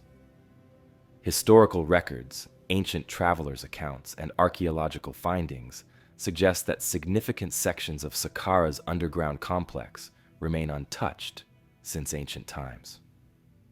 These possibilities continue to attract archaeologists, historians, and explorers eager to uncover more of Egypt's ancient past. Today, Saqqara is recognized as one of Egypt's richest archaeological sites, attracting scholars, tourists, and enthusiasts worldwide. Visitors can explore parts of the tunnels and burial chambers open to the public, guided by informative displays that explain their historical significance and religious symbolism. Archaeological teams regularly conduct new excavations, steadily uncovering additional layers of history and providing fresh insights into Egypt's ancient civilization. Each new discovery deepens our appreciation of the remarkable ingenuity, beliefs, and cultural practices of the ancient Egyptians, who invested tremendous effort in constructing these extensive underground spaces. In this way, the secret tunnels beneath Saqqara serve as a remarkable testament to ancient Egyptian culture, spirituality, and ingenuity. They represent not only a vast funerary complex, but also a reflection of Egypt's deeply held beliefs about life, death, and the afterlife. As exploration continues, archaeologists hope to uncover even more hidden passages, chambers, and artifacts beneath the desert sands, further illuminating this significant chapter in human history. Saqqara's tunnels thus remain a compelling historical puzzle, inviting ongoing investigation and discovery, enriching our understanding of ancient Egypt's extraordinary civilization. Moving from the underground passages of Saqqara, we now journey far across the oceans to the isolated shores of Easter Island, one of the most remote inhabited places on Earth. Easter Island, known locally as Rapa Nui, lies in the southeastern Pacific Ocean, nearly 2,200 miles west of Chile, making it one of the most distant islands from any mainland. This tiny triangular island, covering just about 63 square miles, is famous worldwide for its massive stone statues, known as moai, imposing figures carved from volcanic rock that stand guard along its rugged coastline. But beyond these enigmatic statues, the island holds yet another extraordinary puzzle: the mysterious Rongorongo script, a unique form of writing discovered on wooden tablets, which remains undeciphered. Easter Island was first settled by Polynesian explorers, likely around 1200 CE, who made extraordinary voyages across thousands of miles of open ocean. These first settlers brought with them the rich cultural traditions and navigational skills of their Polynesian heritage. Over generations, they developed a distinct Rapa Nui civilization, thriving in relative isolation, and creating a society structured around clan groups and powerful chiefs. These early inhabitants became skilled farmers, fishermen, and expert stone carvers. They cultivated crops such as sweet potatoes, taro, and bananas, and established a sophisticated society complete with ceremonial complexes, elaborate rituals, and distinctive artistic traditions. The islanders' greatest legacy is undoubtedly their creation of the moai statues, enormous stone figures carved from the volcanic quarry at Roanoke. Hundreds of moai, some standing up to 30 feet tall and weighing over 80 tons, were carefully sculpted, transported, and erected on ceremonial platforms called ahu. Scholars suggest the moai represented important ancestors or revered clan leaders, believed to watch over the community and ensure its prosperity. Yet precisely how the Rapa Nui people moved and raised these immense statues remains an impressive feat of engineering that still fascinates researchers and visitors today. By the time Europeans first encountered the island in the early 18th century, most famously during the Dutch explorer Jacob Roggeveen's visit on Easter Sunday in 1722, from which the island got its modern name, Rapa Nui society had undergone dramatic changes.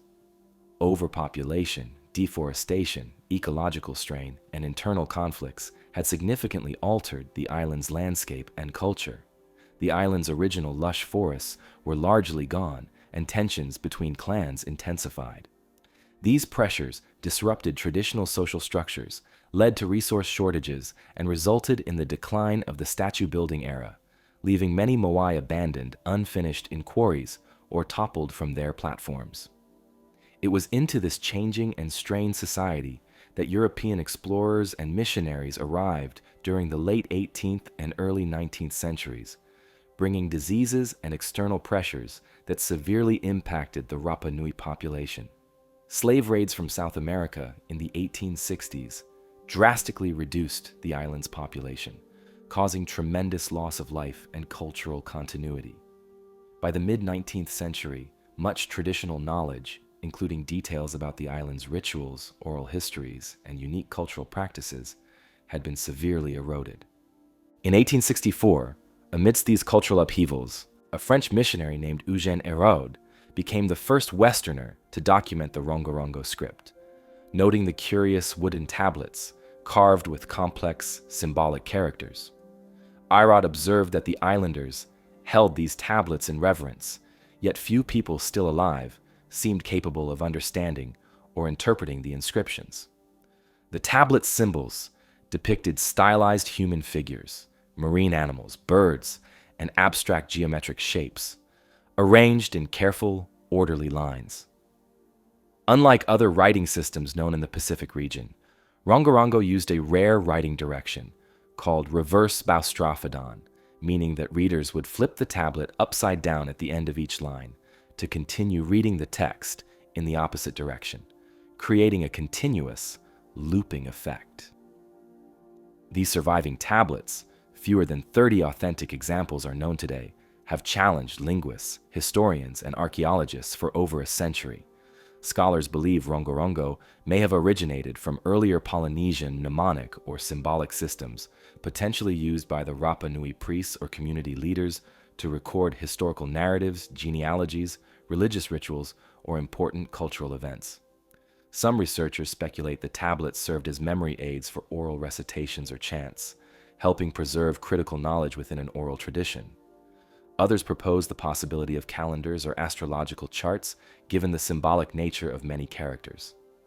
The decline of Rongorongo and its eventual disappearance from active use is closely linked to the social disruptions that overtook Easter Island during the 19th century.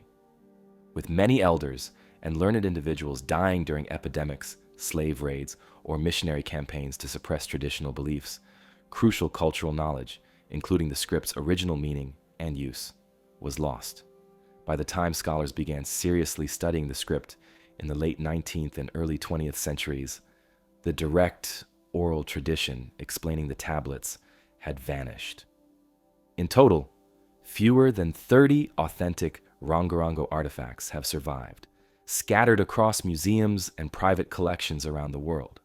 The tablets themselves vary in size, with most being modest, handheld wooden planks carved from native wood.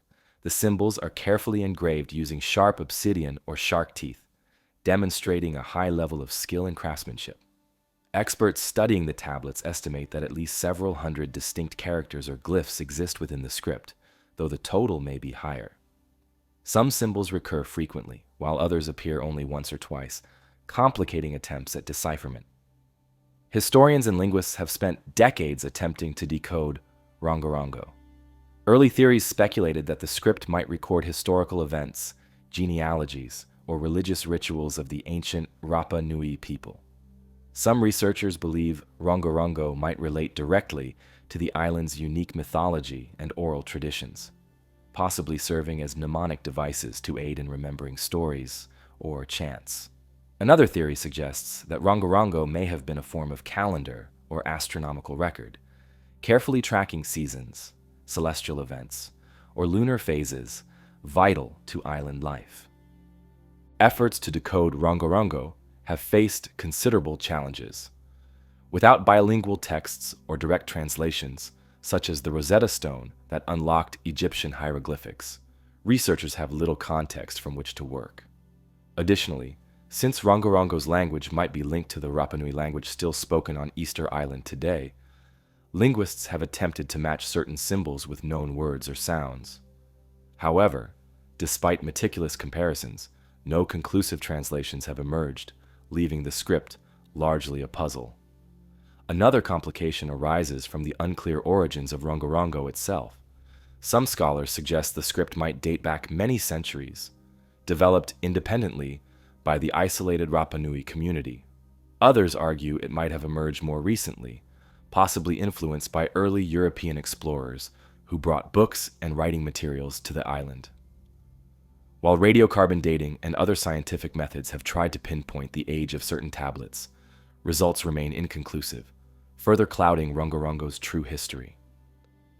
Despite these difficulties, researchers continue making small but promising progress.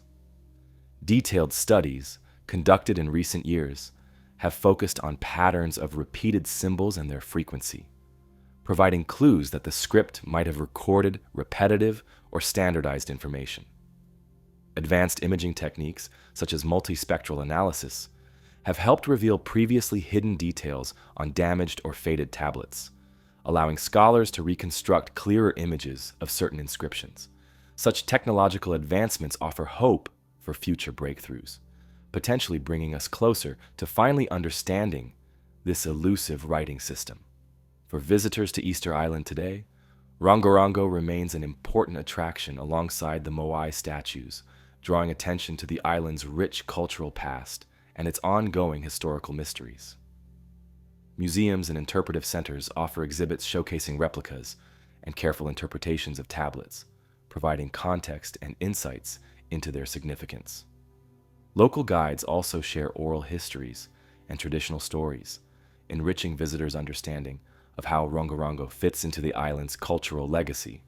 Ultimately, the Rongorongo script represents more than an undeciphered writing system. It embodies the resilience, creativity, and complexity of the Rapa Nui people. It stands as an important reminder of humanity's capacity for invention and cultural expression, even in isolated corners of the world. As research and technology advance, Rongorongo offers the tantalizing possibility of revealing new historical information, stories, and insights about a civilization whose voice was nearly silenced, but now continues to speak through these remarkable wooden tablets. Moving from the mysterious wooden tablets of Easter Island, we now travel across the globe to the English countryside, to a place known as Shugborough Hall in Staffordshire. Nestled within the peaceful and sprawling grounds of Shugborough Hall in Staffordshire, England, stands an intriguing and enigmatic monument known as the Shepherd's Monument. Built around 1748, this elegant stone structure was commissioned by Thomas Anson, a wealthy landowner, politician, and enthusiastic patron of the arts, who transformed his family estate into a center of culture and sophistication. Thomas Anson was deeply immersed in the intellectual trends of his time, engaging with classical literature, philosophy, and the fine arts. He frequently traveled across Europe, particularly to France and Italy, developing an extensive personal collection of paintings, sculptures, and antiquities, many of which he displayed within Shugborough Hall and its surrounding gardens. The Shepherd's Monument itself reflects Anson's profound interest in classical themes and symbolism. Its central relief carving closely replicates Nicolas Poussin's famous 17th century painting, The Shepherds of Arcadia, et in Arcadia ego. This artwork portrays three shepherds and a woman gathered thoughtfully around a tomb inscribed with the phrase et in Arcadia ego, a Latin memento mori, roughly translating to even in Arcadia, I am there, suggesting the presence of death, even in a perfect and idyllic place. Poussin's painting was well known in the 18th century, admired not only for its artistic beauty, but also for the deeper philosophical questions it posed about mortality and the human condition. However, what sets the Shepherd's Monument apart from other neoclassical garden features is a cryptic sequence of letters carved into its lower portion, O, U, O, S, V, A, V, V. These mysterious 8 letters, prominently positioned between the letters DM, a standard Latin abbreviation standing for Dis Manibus, dedicated to the spirits of the departed, have remained stubbornly indecipherable for more than 2 centuries. Neither Thomas Anson nor his brother, Admiral George Anson, one of Britain's most celebrated naval commanders, famous for his global circumnavigation and victory against the Spanish treasure fleet, left behind clear documentation or explanation regarding the inscription's intended meaning or significance. Admiral George Anson was a highly influential figure whose naval accomplishments in the 1740s brought considerable fame, fortune, and prestige to the Anson family. Upon returning to England after his historic circumnavigation, Admiral Anson's achievements greatly enriched Shugborough Hall.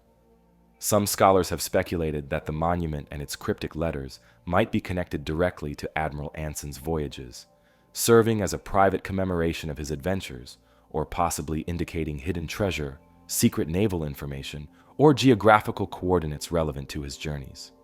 Yet, despite the extensive scrutiny of Admiral Anson's personal papers, letters, and naval records, no definitive connection or explanation for the mysterious letters has been discovered. Throughout the centuries, the Shugborough inscription has attracted widespread attention and speculation. Early observers did not record much interest in the carved letters, possibly because contemporary visitors viewed them as private references understood only by the Anson family. By the 19th century, however, curiosity about the inscription began to grow. Visitors, antiquarians, and historians increasingly remarked upon the puzzle, trying without success to determine its meaning. The lack of documentation or historical context provided by the Ansons themselves added significantly to the mystery's endurance. Numerous theories have since emerged, attempting to explain the inscription. Some historians suggest it may be a simple yet private dedication from Thomas Anson to his family members, or a tribute honoring someone dear to him who had passed away, possibly encoded in a classical or biblical reference. Others theorize the letters might represent an esoteric or philosophical message, reflecting Thomas Anson's documented interests in ancient wisdom traditions, Hermetic philosophy, and secret societies prevalent in the Enlightenment era, such as Freemasonry or Rosicrucianism. It is known that during this period, many aristocrats and intellectuals expressed a fascination with hidden meanings, allegories, and classical symbolism, often incorporating cryptic inscriptions into garden monuments and architectural features as intellectual exercises or personal statements. Indeed, the Freemasonry theory gained significant traction due to the broader social context of 18th century England, where secret societies thrived and often communicated symbolically. Thomas Anson and his associates moved in intellectual circles where Freemasonry and other societies explored ancient knowledge, symbolic rites, and codes. Yet, despite intense historical research into Anson's personal connections and correspondence, no conclusive evidence has confirmed Anson's direct involvement with Freemasonry or a similar society, leaving this theory intriguing but unproven. Further complicating the puzzle, several attempts have been made to link the Shugborough inscription to broader historical mysteries, most notably the legend of the Holy Grail. During the mid-20th century, following the publication of The Holy Blood and the Holy Grail, and later the Da Vinci Code, popular culture eagerly embraced theories proposing that Nicolas Poussin's original painting, The Shepherds of Arcadia, and thus the Shugborough monument inspired by it, contained secret messages relating to sacred relics, ancient bloodlines, or hidden treasures. According to these theories, Shugborough's cryptic letters might conceal geographical clues, secret historical truths, or hints pointing toward locations connected with Grail legends.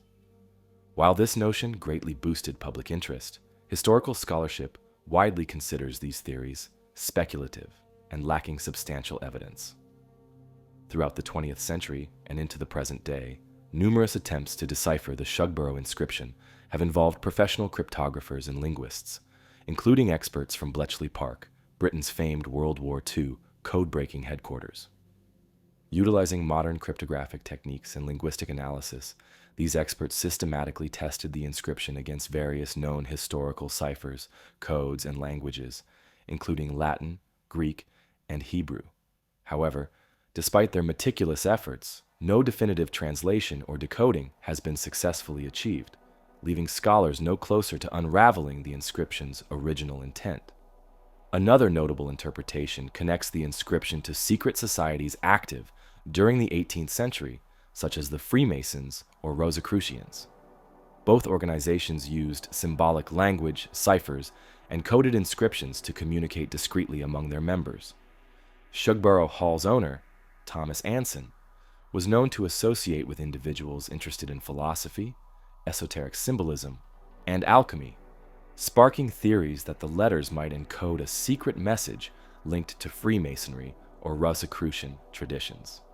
However, extensive historical research into the Anson family's associations with these groups has yielded inconclusive evidence, and no direct link has been firmly established. A more speculative yet captivating theory arose during the 20th century, linking the Shugborough inscription to the legend of the Holy Grail.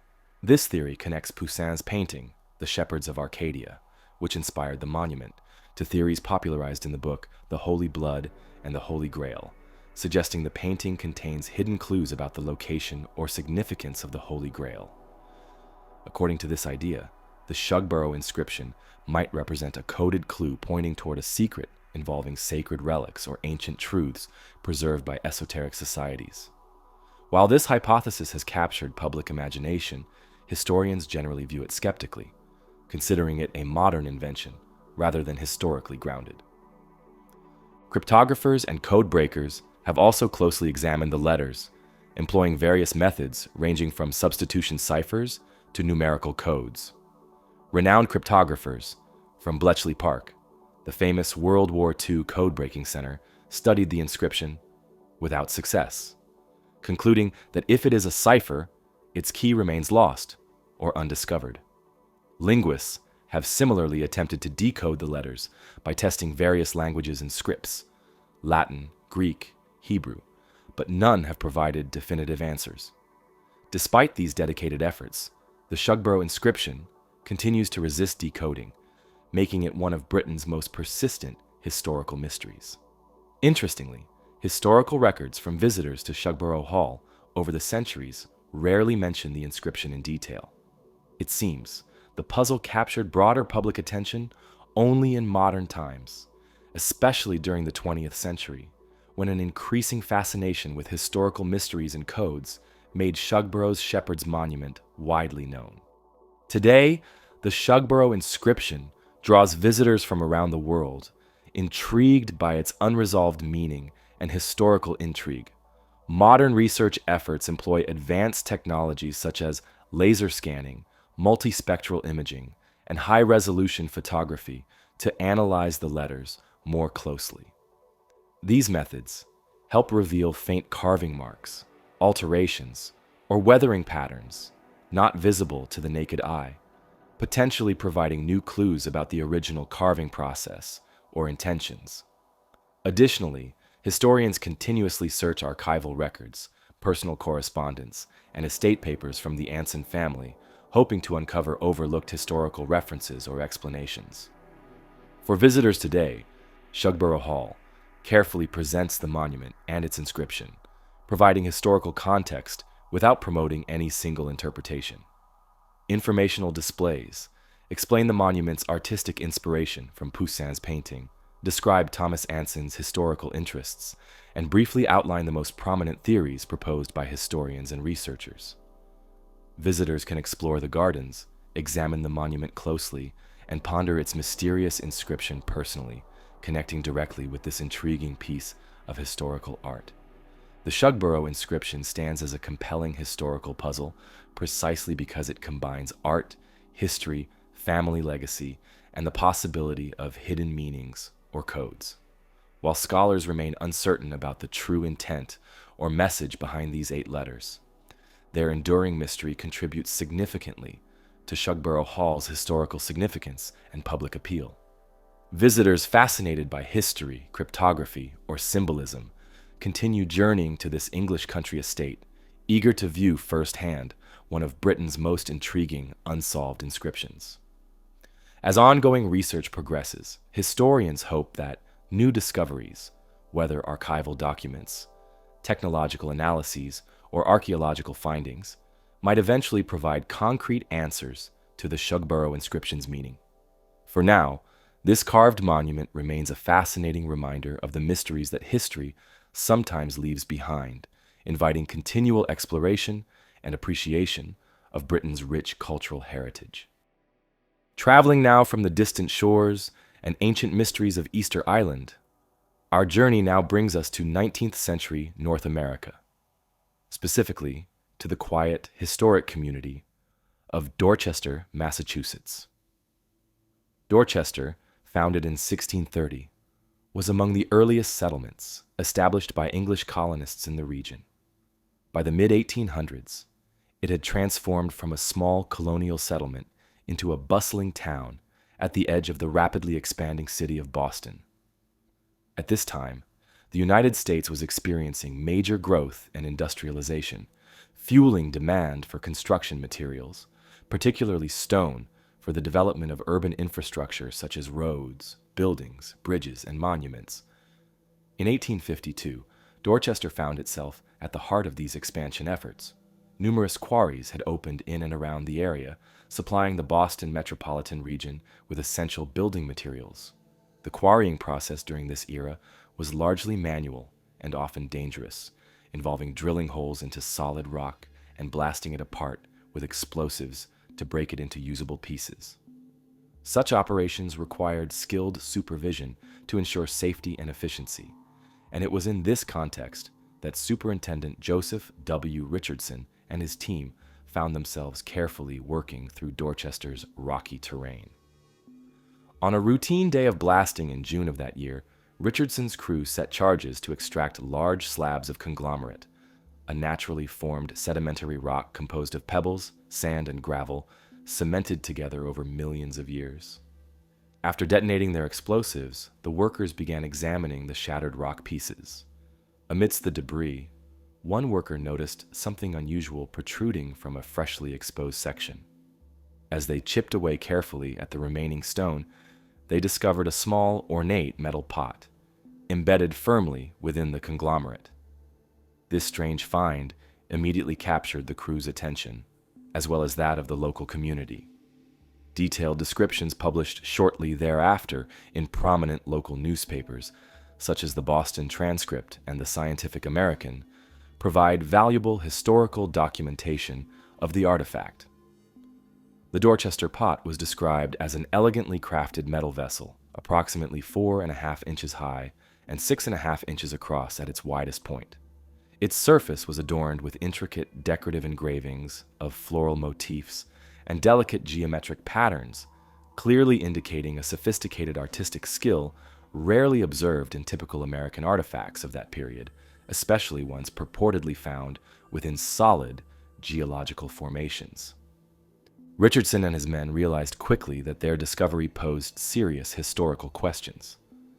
Geologists of the day estimated the rock formation surrounding the artifact dated back hundreds of millions of years, long before human beings were believed to have existed, let alone possessed the metallurgical knowledge and tools needed to produce such a refined object. The artifact's presence seemed to defy conventional understanding of human history, sparking immediate controversy within scholarly circles, attracting interest from local historians, archaeologists, and curious members of the public alike.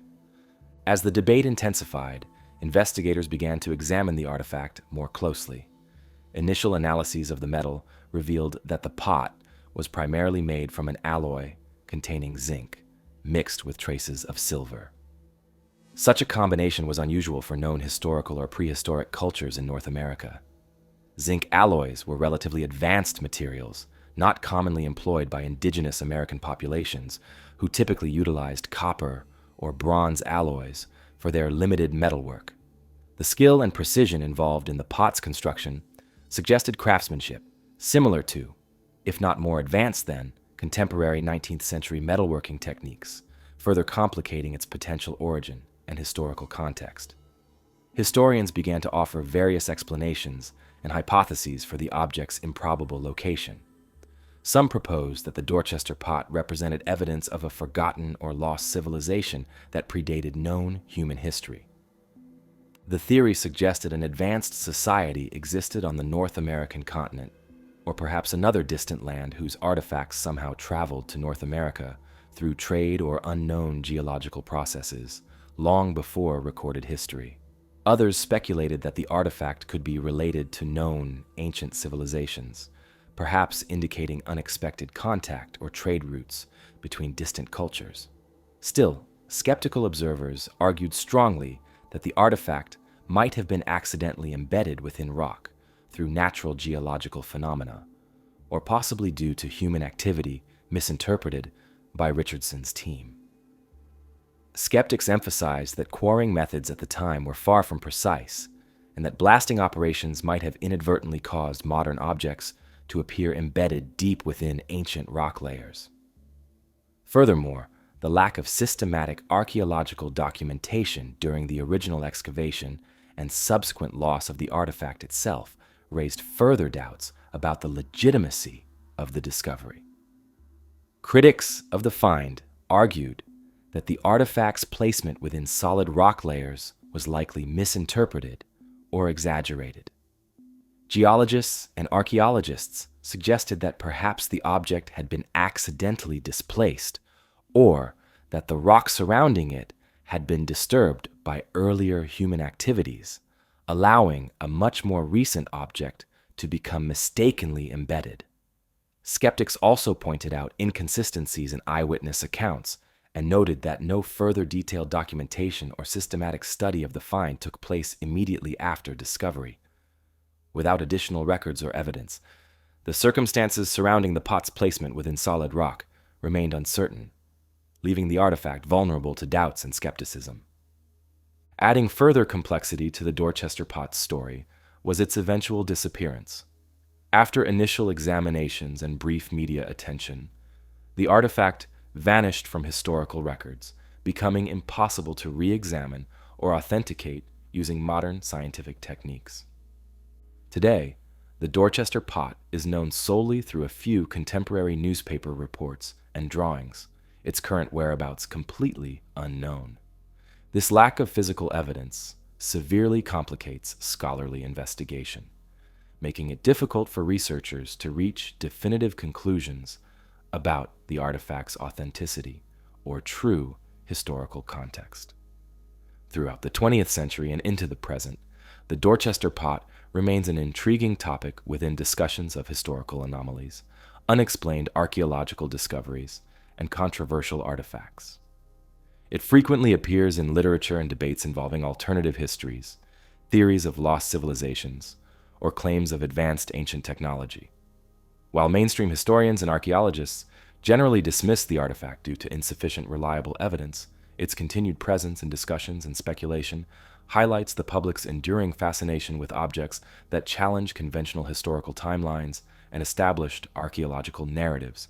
Despite skepticism, some researchers maintain an open interest in exploring the possibility that genuine anomalies or historically significant artifacts occasionally appear in unexpected geological contexts.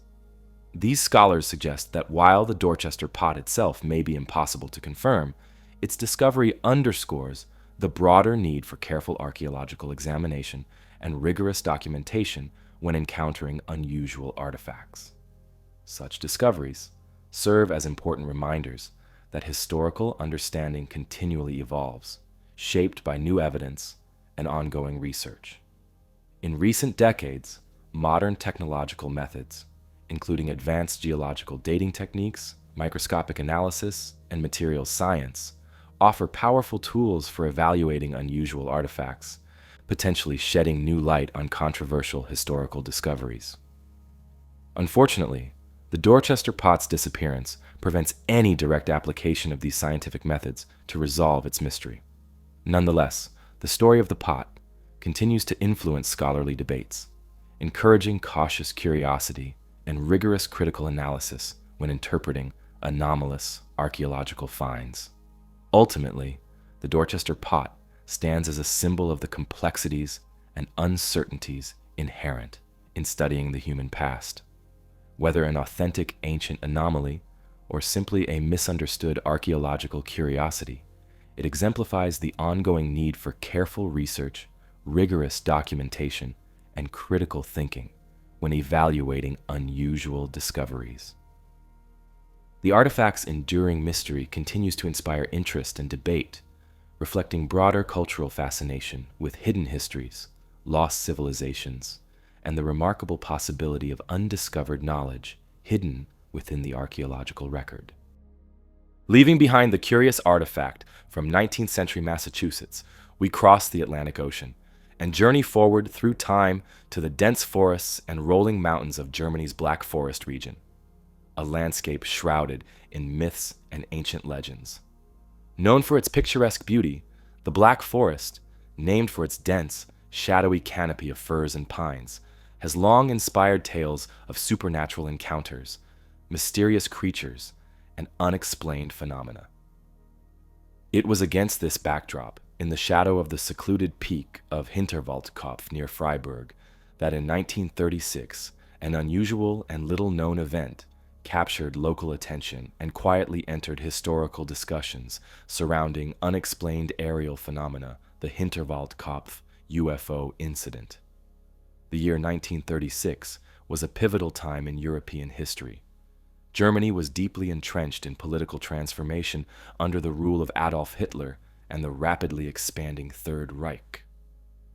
The Nazi government had already begun implementing far-reaching policies and was investing significantly in technological innovation and military preparedness. Secretive experiments, developments in aviation technology, and unconventional scientific projects were not uncommon during this period.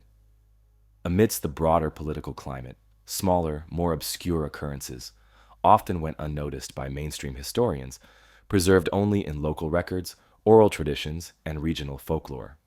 Freiburg, the city closest to Hinterwaldkopf, was at this time a tranquil, medium-sized town situated in the southwestern corner of Germany, near the borders of France and Switzerland. With its historic architecture, rural surroundings, and strong cultural heritage, Freiburg offered a stark contrast to the growing industrialization and militarization seen elsewhere in the country. The surrounding Black Forest, with its vast stretches of dense woodland and isolated mountain trails, remained largely untouched by modernity, offering a setting conducive to stories of mystery and folklore passed down through generations. On the evening of September 9th, 1936, local woodsman and forester Josef Gutmann found himself walking home after a long day's labor cutting and hauling timber from the slopes of Hinterwaldkopf.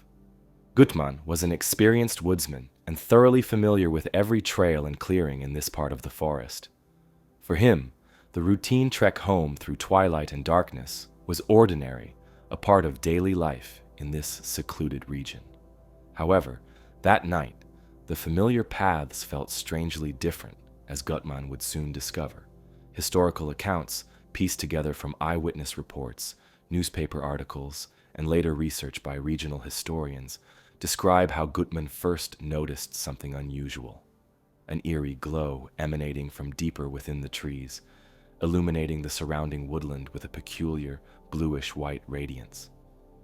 Initially suspecting a forest fire or perhaps some strange atmospheric phenomenon, Gutmann approached cautiously, his curiosity overriding caution. What he encountered as he drew nearer would astonish and unsettle him profoundly. Hidden partially among trees and large rocks in a secluded clearing, Gutmann saw an object that defied all conventional explanations. Historical descriptions document that the craft was disc-shaped, metallic, and approximately 25 to 30 feet in diameter. Its surface appeared completely smooth and reflective, absent of any recognizable seams, rivets, or obvious windows. Gutmann described the object as emitting a faint, persistent humming sound and an otherworldly glow that illuminated the surrounding foliage. The craft was motionless, resting gently on the ground, as though it had landed deliberately or perhaps was forced down unexpectedly. Gutmann's immediate reaction was cautious astonishment. Fearful, yet captivated, he watched quietly from behind nearby trees, hesitant to approach too closely. After several minutes observing this strange craft, Gutmann eventually decided to retreat discreetly from the clearing, eager to report what he had seen to others in the village. Upon returning to Freiburg, Gutmann relayed his encounter to friends and neighbors. Though initially skeptical, several other residents soon came forward, claiming they too had witnessed strange lights and unexplained aerial phenomena around Hinterwaldkopf during the same period. News of Gutmann's encounter spread quickly, capturing the attention of local newspapers and regional authorities. Historical records indicate that local police and military representatives, cautious about any unusual events amid the tense national atmosphere, quickly initiated an investigation. Although records from this inquiry remain sparse and fragmentary, documents confirm that officials visited the clearing described by Gutmann, where they reported evidence of disturbed soil, broken branches, and flattened vegetation, consistent with a heavy object landing or resting at the site. Yet no definitive physical evidence of the craft itself was reportedly found, adding further mystery to Gutmann's account. Given the technological atmosphere of Germany at this time, marked by secretive research, experimental aviation projects, and emerging rocket technology, some historians suggest that Gutmann might have encountered a prototype military aircraft or experimental flying craft developed clandestinely by Nazi scientists. Germany's research into advanced propulsion systems, aerodynamic shapes, and unconventional technologies was significant during the mid-1930s. However, despite extensive historical research and archival exploration, no conclusive documentation has surfaced connecting Gutmann's sighting directly to known German aviation projects of the era. More speculative interpretations emerged decades later, particularly during the widespread interest in UFO phenomena during the mid to late 20th century. UFO researchers highlighted Gutmann's description of the disc-shaped seamless craft as characteristic of many subsequent reports of unidentified flying objects worldwide. These interpretations suggested the Hinterwaldkopf incident might represent one of the earliest detailed sightings of potential extraterrestrial activity in modern European history. Yet, as with many historical UFO accounts, the lack of physical evidence or photographs left the event open to continued debate and uncertainty. The Hinterwaldkopf UFO incident gained moderate local attention at the time, appearing briefly in regional newspapers before fading into relative obscurity amidst larger national events dominating the news cycle. However, decades later, in the 1960s and 1970s, researchers interested in UFO phenomena rediscovered the Hinterwaldkopf story. These researchers, gathering oral accounts from local witnesses and reviewing surviving historical records, pieced together a more complete narrative. While details remained limited, this revived interest ensured that the Hinterwaldkopf incident gained a quiet place in the broader history of unidentified flying object sightings. Explanations offered for Gutmann's sighting ranged from skeptical to speculative. Some skeptics argued that Gutmann had merely misinterpreted natural phenomena, such as unusual weather conditions, electrical storms, or atmospheric lights known as ball lightning. Others suggested he might have witnessed a secret military experiment, as Germany in the 1930s was known for developing experimental aviation technology under tightly guarded secrecy. Though German military aviation history does document advanced prototypes and research programs at that time, no definitive evidence has ever surfaced linking the Hinterwaldkopf sighting to known military operations or aircraft tests. More speculative theories, popularized by later UFO researchers and enthusiasts, suggested Gutmann's sighting represented one of the earliest modern-era reports of extraterrestrial visitation. Advocates of this theory pointed to the craft's disc-shaped appearance, seamless metallic construction, and mysterious light emissions as typical characteristics of later UFO reports worldwide. However, despite these interpretations, no physical proof or reliable photographic evidence was ever produced, leaving the incident open-ended and unresolved within historical records. While much of the original investigation and official documentation from 1936 has either disappeared or remained inaccessible, local folklore in Freiburg and surrounding villages preserved the story, ensuring its survival through oral tradition and collective memory. Older residents continued to recount Gutmann's strange encounter, passing down the story through generations. Eventually, Local historians and amateur researchers gathered these accounts, ensuring that the incident was formally documented and maintained within regional historical archives and collections. Today, the Hinterwaldkopf UFO incident is recognized primarily as an intriguing but historically minor event, overshadowed by larger and more famous UFO encounters that emerged globally in later decades. Visitors to Freiburg and nearby towns occasionally find references to the incident included in local museums or historical exhibitions about the Black Forest region, presented with careful balance between documented facts and remaining uncertainties. The story continues to intrigue UFO enthusiasts and historians who value it for its historical context, occurring well before the explosion of popular interest in extraterrestrial phenomena following World War II. Despite its relative obscurity, the Hinterwaldkopf incident occupies an important historical place within early 20th century accounts of unexplained aerial phenomena. The carefully documented testimony of a single local witness, corroborated by additional sightings in the immediate area, provides valuable historical perspective on how such reports were received, investigated, and preserved in pre-war Germany. Without conclusive evidence, the true nature of what Gutmann witnessed on that autumn night in 1936 remains unknown, leaving the incident as a compelling historical footnote, one among countless other quiet mysteries that continue to capture public imagination, provoke debate, and invite ongoing scholarly investigation. Leaving behind the dark forests and strange lights of Hinterwaldkopf, our historical journey now takes us westward into the heart of rural France, to a small farming village known as Glosel. Situated in the tranquil Allier region of central France, this peaceful community had remained relatively untouched by modernity, continuing a way of life that had changed little since medieval times. By the early 20th century, Glosel was still characterized by its rolling farmland, traditional cottages, and tight-knit community whose lives revolved around agricultural routines and seasonal rhythms. But in the mid-1920s, the quiet simplicity of this rural landscape was abruptly disrupted, thrusting Glosel unexpectedly onto the international stage. France in the 1920s was experiencing an exciting cultural and intellectual revival. The nation was emerging from the shadows of World War I, seeking fresh inspiration and renewed confidence in its cultural heritage.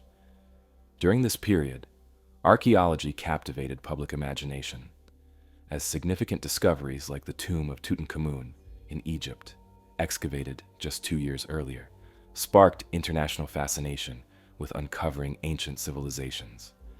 Within this historical atmosphere, ordinary people grew more curious and appreciative of local history, folklore, and traditions.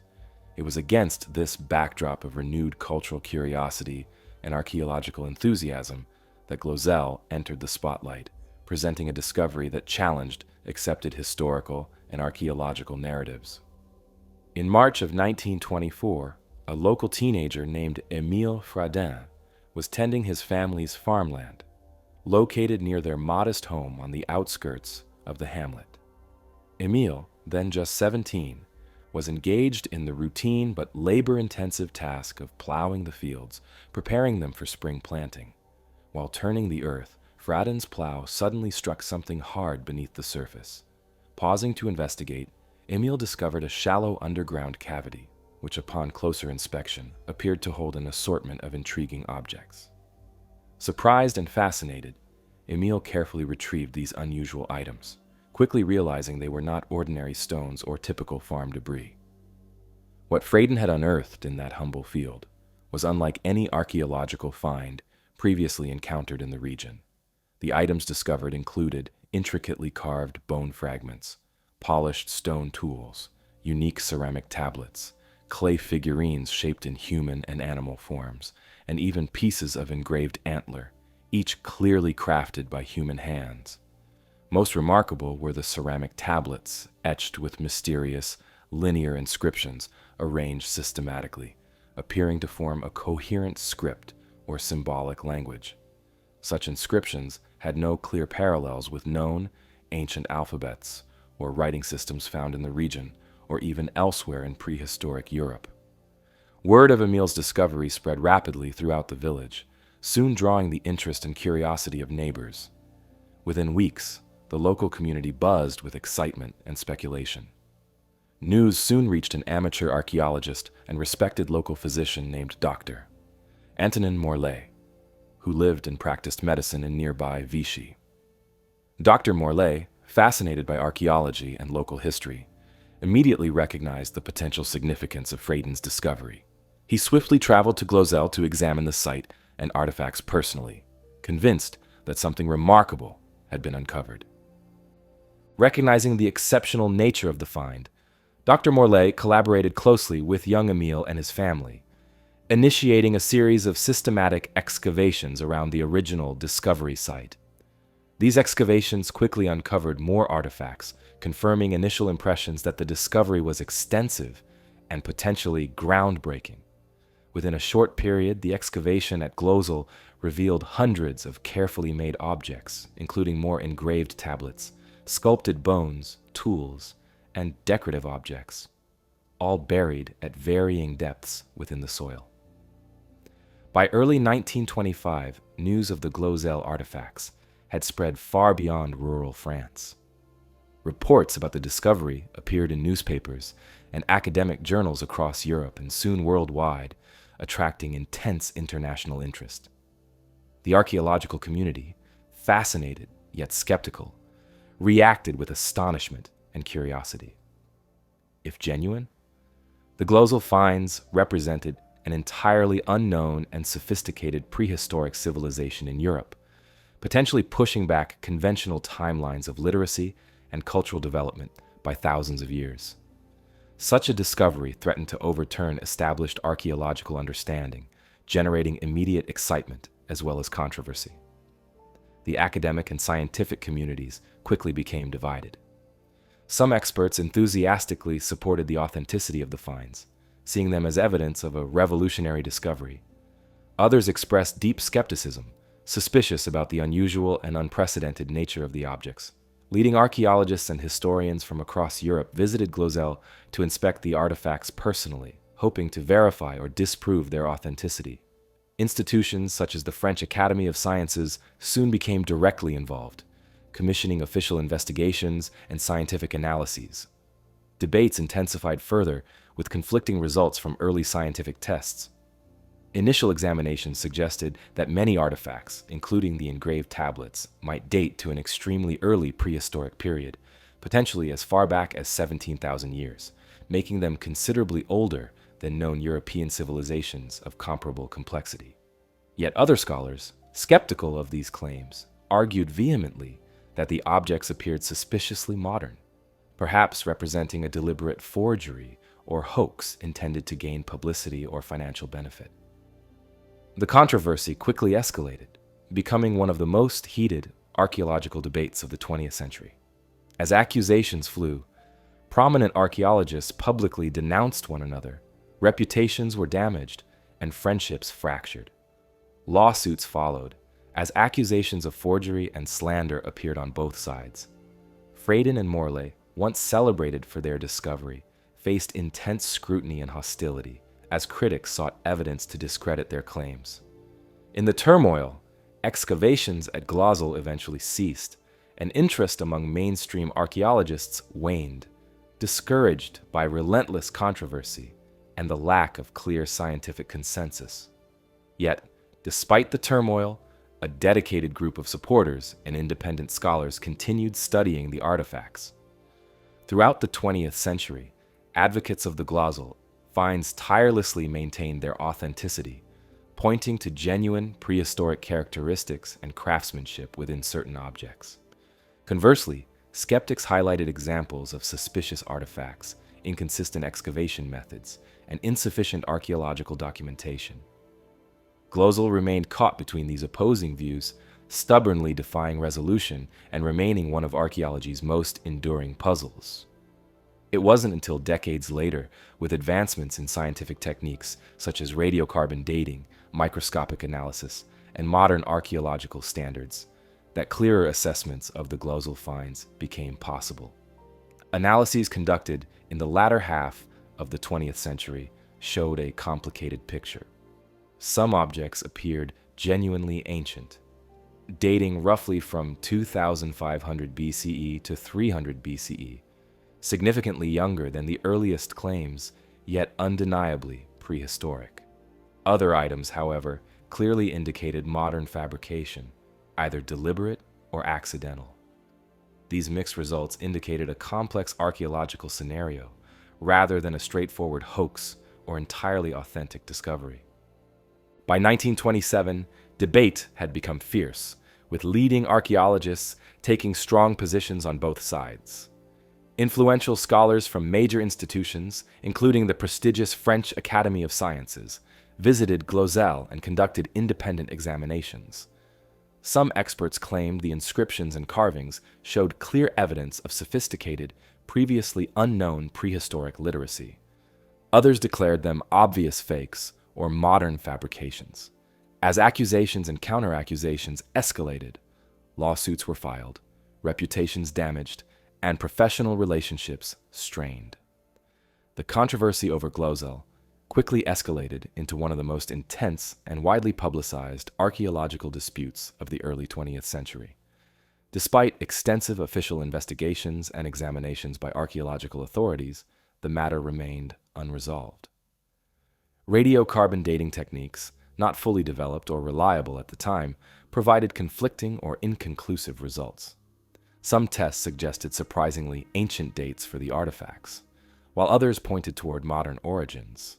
The difficulty in accurately dating organic materials, combined with skepticism about excavation methods and potential contamination, further muddled the waters. By the late 1920s and early 1930s, the controversy had damaged the reputations of key figures involved and divided the archaeological community. Eventually, amidst confusion, allegations of fraud, and legal battles, interest in the Glozell site diminished, and excavation efforts gradually ceased. For decades afterward, the Glozell finds remained controversial and marginalized within mainstream archaeological circles. Official institutions largely avoided re-examining the site or artifacts, wary of reopening painful debates. Yet, small groups of researchers and enthusiasts continued independently studying the Glozell tablets, carvings, and objects. Their efforts kept the debate alive, periodically renewing interest in the possibility that Glozell had indeed revealed a remarkable unknown chapter of European prehistory. It wasn't until the late 20th century that modern scientific approaches provided a chance for reevaluation.